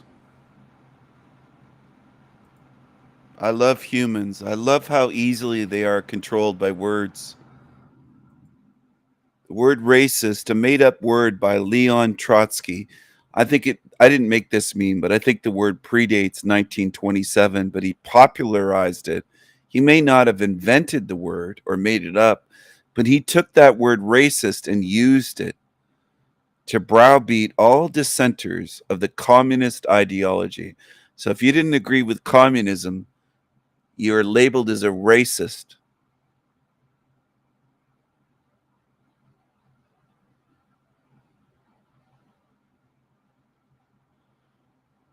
Still used to this day in the West to shut down all nonconformists. You know, most white people have adopted this and they think everything's racist. What do you mean by racist? You use the word a lot. A lot of you use the word racist, but what do you mean? What do any of you mean? What do any of you mean by racist? A lot of people use that word, but what do you mean? I'd love to know. Because I think most people are just programmed. I don't think most people think. That's what I see. Controlled beings across the earth. Congratulations, you're slaves. Congratulations, you're slaves. You're slaves. Congratulations.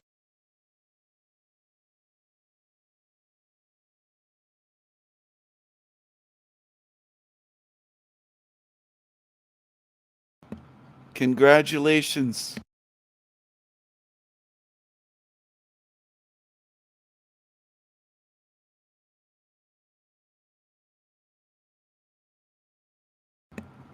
I'm foolish enough to try to deprogram people that don't want to be deprogrammed. They want to be slaves. Most in this world want to be slaves. And I can't help them be free. They want to be slaves. Who has gods, lords, rulers, masters? Only slaves. Our guest earlier, Aaron, said that he just listens in the background. It's just entertainment. And I have a feeling a lot of people do that. It's great. It's, how can I put it? Here's your final destination.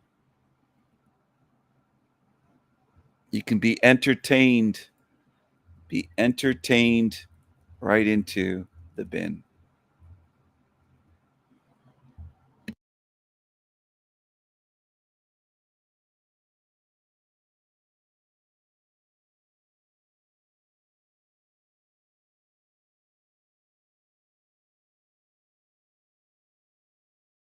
I love humans. I love you slaves. I love you niggers. I love you niggers, and that's what most of you are. You're slaves. You have gods, lords, rulers, masters. They even tell you what to say, what you can't say. Your lords, rulers, masters even tell you what you can and cannot say or think or feel. You are slaves. You are slaves. My niggas, you is slaves. You like that? Does that provoke you? Well, it's true. You're afraid to think of certain words. You're that controlled. You're programmed. And it comes out when I talk to people, how fearful and programmed they are. Fearful and programmed. Slaves. Slaves. Pretending you're free. You're afraid to speak words. Slaves. Pretending to be free. Wow. Whilst afraid to speak words.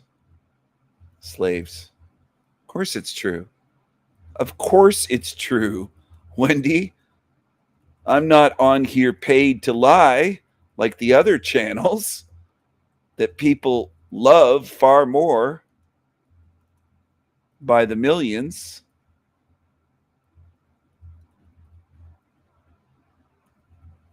This is a truth for free channel, not a lies for profit channel. Slaves, slaves, afraid to speak. Afraid to speak. And then some people will tell me they're warriors. They're afraid to use words. They tell you you can't say certain words. People are afraid. Oh, it's incredible. You tell me you're free and you're afraid to speak words. What are you talking about? You're not free. You're slaves. You're not free. You're slaves. Whether it's against the law or not, in some countries it isn't. And you're still afraid to use the words. You'll say, "Oh, I would never use that word." Not that one. That's a word I'd never use. Even if it wasn't illegal, I wouldn't say that word. I wouldn't say nigger.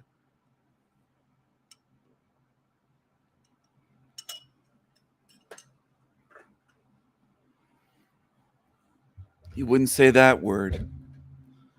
It's amazing. A lot of you insist you're free. You're afraid to say words.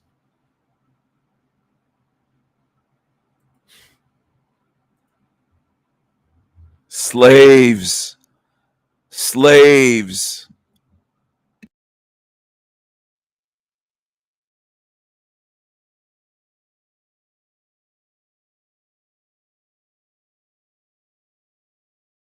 Come on, slaves. Come on, my niggas. Come on, my niggas. A former English teacher going viral after posting a raw and unfiltered farewell video as she leaves the classroom behind after just 3 years. Listen. A lot of these kids don't know how to read because they have had things read to them, or they can click a button and have something read out loud to them. I just don't think these kids even care. They don't care about making a difference in the world. They don't care about how to have a resume. They don't care how to write a resume. They don't care how to write a cover letter because ChatGPT will just do it for them. And I think that we need to cut off technology from these kids, probably until they go to college. Hannah is a former teacher, and she joins us now. She posted that video. More than 1 million people have seen it, Hannah, probably more by the time we're on this morning. Why did you post that video? So I taught for 3 years, as I said in my video. I wasn't always a teacher. I actually started my career in digital marketing. So I've been in the digital world for about 5 years now, or since I've graduated. And throughout the 3 years, I've taught digital arts classes and I've taught an English class. And I think this is great. More women should be in the workforce. Get all the women into the workforce exactly the way the billionaires wanted. Just follow their plan and then yell at men like me and say that I'm wrong and I'm sexist and misogynist. Most people are controlled by programming, including the ones that come to my channel, and they don't want to admit it. Go ahead, slaves. Follow your programming. Follow. And I would say that in all of my teaching experience, technology has posed quite a challenge. And with AI becoming so accessible to children nowadays, especially teaching in an English or Core 4 classroom, it's been especially challenging kind of to have the kids comprehend and critical think and think for themselves on certain things. Yeah. So on my way out, I wanted to kind of raise awareness and just let people know how AI and technology is affecting their children these days. Right. I know, coming from a mother who taught for 33 years, my sister's a teacher in South Carolina, the challenges that y'all deal with, this is even before AI was a thing. I'm sure it's even more challenging now. And clearly your opinion is, yes, it is. You're a high school teacher. I'm sure your students loved you. She has a tiny little cross on. It looks like she's probably a Christian, which is also excellent to believe in an external savior. I think it's great. I think most people are excellent thinkers already. They don't need help. They don't need anybody pointing this out. Well done to her. Who has gods, lords, rulers, masters? Only slaves. If you're not a slave, you don't have gods, lords, rulers, masters. Only slaves do. And I wish I could share a meme like this that I created and wrote, and that people would realize what it means, but I don't think they do. I think I'll have to share this for years and years and years for it to sink in with even a few. It's unfortunate, but some of you don't realize how programmed you are. You're not aware of it. You're always pointing the finger at others and saying, well, they'll have, look at yourselves. I mean, God damn, you're mental slaves. Most. Look at the guest that came here. He's afraid of watermelons. Watermelons. We hate to see someone leave education because of problems within the classroom. Give me some examples of what the students are saying to you. Well, a lot of students, and I do want to be clear, I taught a lot of very motivated and bright children. And so I don't want this to come off as if this is all the kids' fault. But I do know that a lot of times in my English classroom, I would ask them to write down a short response or just 5 sentences to answer. She looks a lot different as the teacher, and then here, her hair, makeup, I don't know. She just looks different. She's done up a bit for this Fox interview. And I guess she's going on TV and she thought, oh, I can't look plain Jane. But anyway, it also looks like she's got a place that she shouldn't be able to afford on her salary.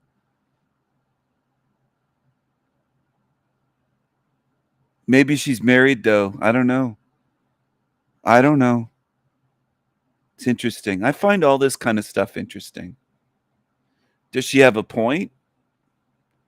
Yeah, she does. But if she's a Christian, she's just going to get recycled.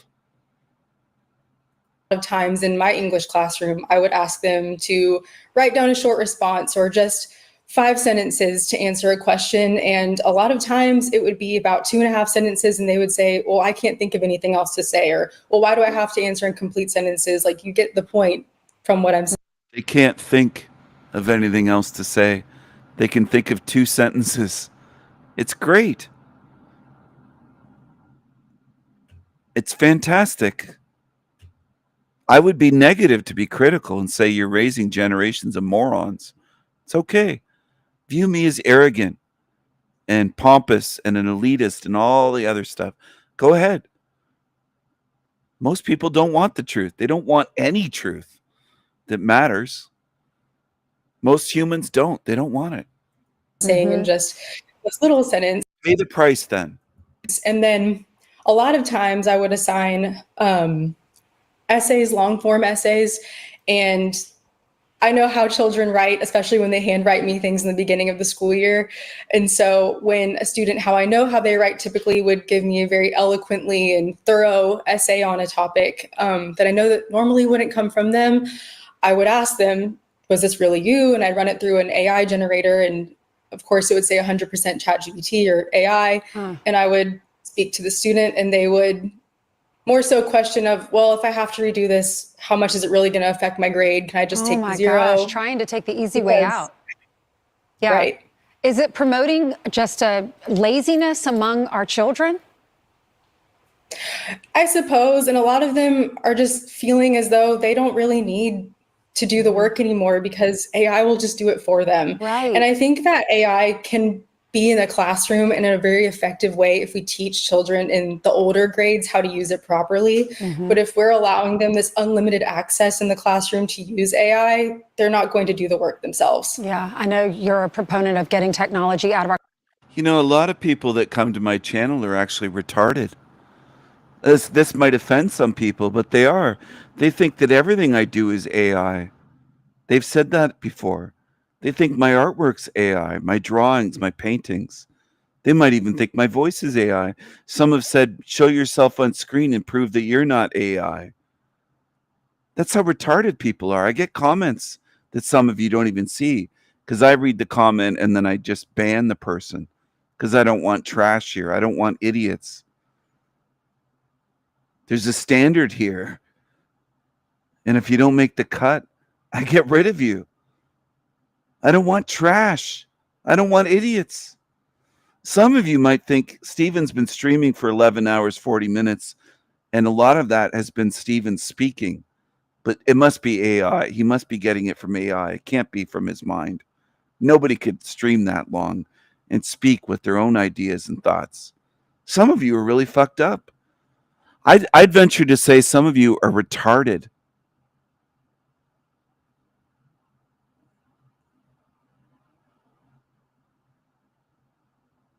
I'd endeavor to say some of you are retarded, profoundly retarded. I'd endeavor to say. I'm making fun of Rat Blood with that, mocking him with endeavor and profound. But you are. It's unfortunate, but you are. If it hurts your feelings, too bad. I'm not apologetic over it at all. You are retarded or semi-retarded, half retarded. I'll try to give you credit. Some of you might be half retarded. They come right here to my channel. And some are so dumb. I admit that some of this shit that's easy to create, that has Magic Studios, is AI. But that's not my real artwork, dummies. And my voice is my real voice. And my thoughts are mine. I'm not getting this from AI.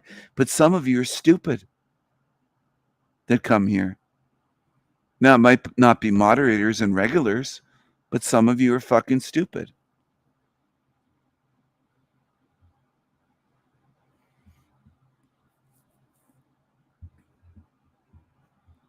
Keep your mental slavery and see how far that gets you. Stay afraid of words and see if you get out of this realm. I don't think most in this realm are capable of listening to me, paying attention, comprehending what I'm saying. I'm speaking to a realm full of fucking idiots at this point. Not much better than the students she's speaking about. If that offends you, too bad, because most people don't understand what I'm saying. And they think I'm AI. And they think that I'm getting that this is scripted. You can't even tell what's spontaneous. Some of you are so fucked up. You don't even know what stream of consciousness sounds like. A lot of you are just fucked beyond repair. I can't help you. You're paranoid and half retarded and lazy and can't pay attention and dip in and dip out of streams. You don't even know what I'm talking about. Good luck to you. I know some of you tune in, you're thinking one day I'm going to draw a map in crayons to the exit door. You're retarded. If that hurts you, too bad, because it's true, and I'm going to keep saying the truth. And if it bothers you, good. I hope it does. If the shoe fits, wear it. If you're fucking retarded and you think I'm going to get on here and draw in crayon an exit door, then you're a fucking idiot. You're too lazy. our classrooms, getting the phones out of our classrooms. I still can't believe some schools are allowing that. Thank you so much. I'm so sorry you had to leave the classroom. What are you going to do next? Yes, well, I actually am working in a nonprofit now. I run donor relations, development, and digital marketing for them. So I'm back in what I was doing before teaching, and I'm loving it so far. All right. Well, Hannah, thank you. That's great. She's a career woman. She's loving working until she hits about 35 or 40 and doesn't have a husband and realizes, oh, fuck, I just focused on career. I need a man right now. Where is he? Well, it doesn't work that way, lady. Doesn't work that way. And that happens so much, whether it happens to her or not. I'm using her as an example. And that's hard for people to understand. They'll say, well, how do you know she's not married? And they'll miss the point. It's like talking to retarded people in this realm. That's what it is. Somebody said, I think it was, anyway, I won't mention who it was, but they said in the past that retarded people used to be kept out of society, basically. Well, now retarded people are society. That's the mainstream. That's almost everyone walking this earth. That's the way it is. And if it offends people, too bad, because that's all that most people can do is get offended. They can't think. They can't understand what's being said. I might as well be talking underwater in a language that I invented, because most people can't hear what I'm saying and understand what the fuck I'm saying. I might as well be underwater going.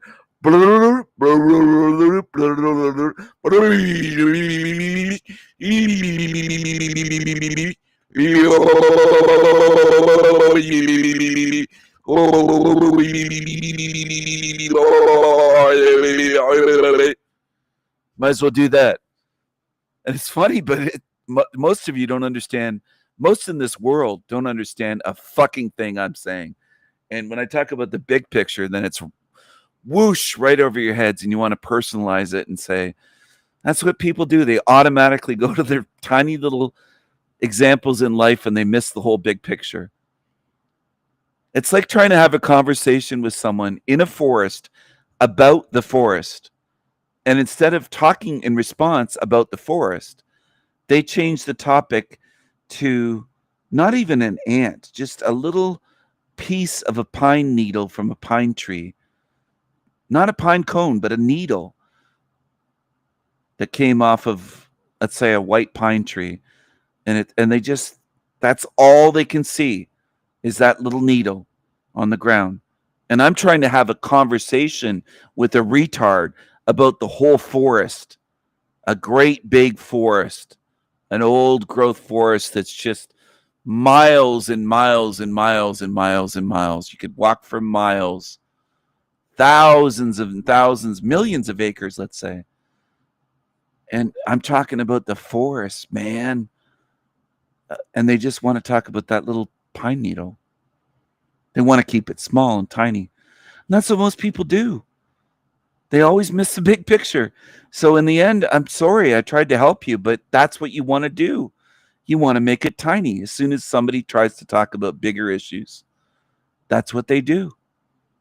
Most people automatically do that. So it's kind of impossible to have a conversation or get them thinking about big picture issues, because their first reaction is always to make it small and make it as tiny as possible. Good luck. Do I think you'll get out of here with that tiny mindset and tiny view, and they're automatically doing that? No, I don't. I don't. Because I don't think you can think big enough. You're trying to make yourself smaller. And you will be. I try to make my consciousness and view bigger. I know it's weird in this human land of fucking retards. But yeah, I try to make my view daily. I try to increase it bigger. And most of you, as soon as somebody tries to show you big picture, you try to make it as small as you can. You're doing the opposite of what you...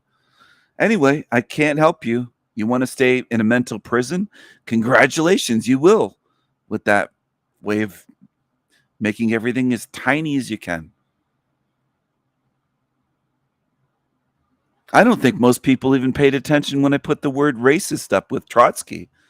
That's over your heads. That's the way it is in this world. I'm in a realm of retards. Anywhere. Anywhere I look and anywhere I've ever looked. Anywhere I've tried to get people to see more than before, most can't do it. They just resort to going back to what they've always known. Well, go ahead and just get recycled. You'll go back to what you know, which is this realm. I don't think you'll find your way out of the labyrinth. How would you? You don't see the labyrinth. You just want to look down at the ground. Go ahead. Stay small. Thank you for giving up those 3 years. Appreciate it. We love our teachers. I'm Steve Ducey. I'm Brian Kilmeade. And I'm Ainsley Earhart. And click here Stay retarded. Stay unfocused and stay retarded. That's what you want to do. Don't focus. The last thing you'd want to do is focus on what I'm saying here. Why would you want to do that? Stay a slave. Everyone else is. I'm surprised nobody brought up the movie Idiocracy, because I'm saying far more than that movie, but people love Hollywood movies, so they'll say Idiocracy. That's what people do. They keep it as small as they can and as simple as they can. And round they go, and they never get out of this place. And then when someone tries to help them get out, they don't want it.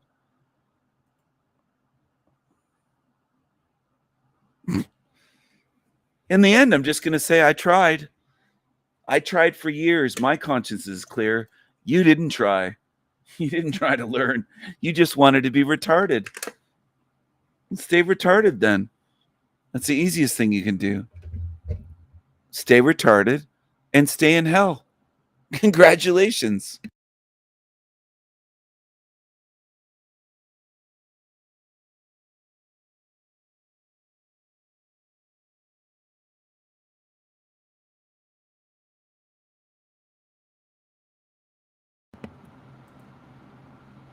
If somebody else years ago had made a character called Black Jesus like this and made videos like this, I would realize it's about more than just entertainment or humor. I'd probably realize there might be a message in there and a moral. There might be some teaching. There might be trying to get you to break free from being afraid of words. And I don't think people get messages in this realm. I think I'm in a realm of retards. That's what it is, unfortunately. Yo, what's up, my black bitches? What's up? It's Black Jesus. I be coming at you again, the way that I do. Blinged out with my gold. Look at my fro. I be turning water.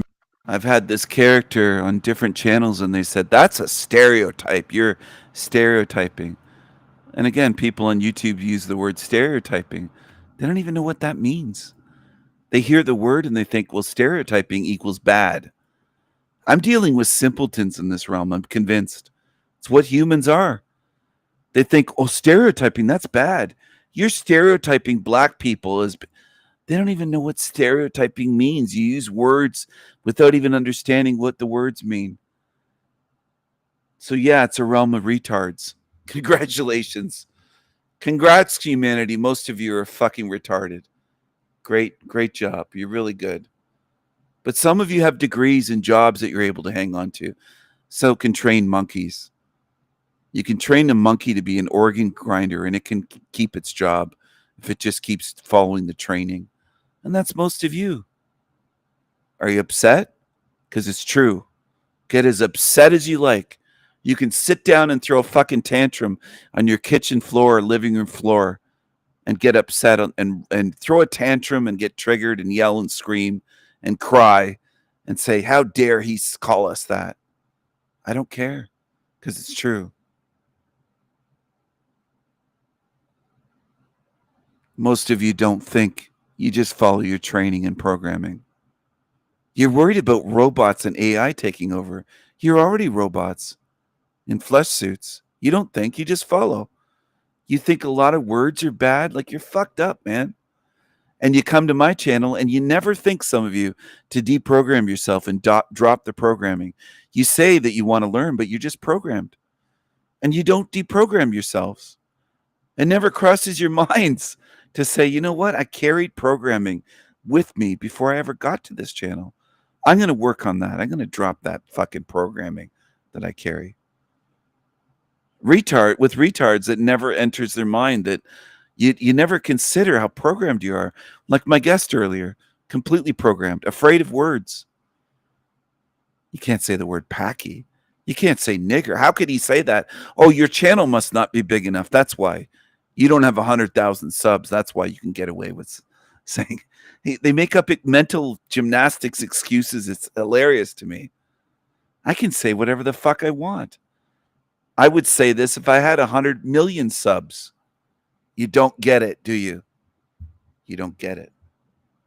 And some of you, most walking this earth, will never get it, never be helped, never help themselves, never deprogram themselves. You can call all of this negative if you want. If you want to be lazy and simple and stupid.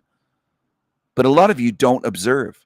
You don't observe reality and humanity and how people react to words and how people take programming and they don't deprogram. How few in this realm ever work on deprogramming themselves from all the shit and the lies they believed and the fear of words and the slavery that they adopted. And that's the truth. You can get as upset as you want, throw a fucking tantrum, and that's what most humans do. They get emotional rather than face the truth. You think if you get angry and throw a hissy fit that it's going to work somehow. You look worse than children throwing a tantrum in a store, falling down on the floor and throwing a temper tantrum, a 2-year-old, because some of you are 30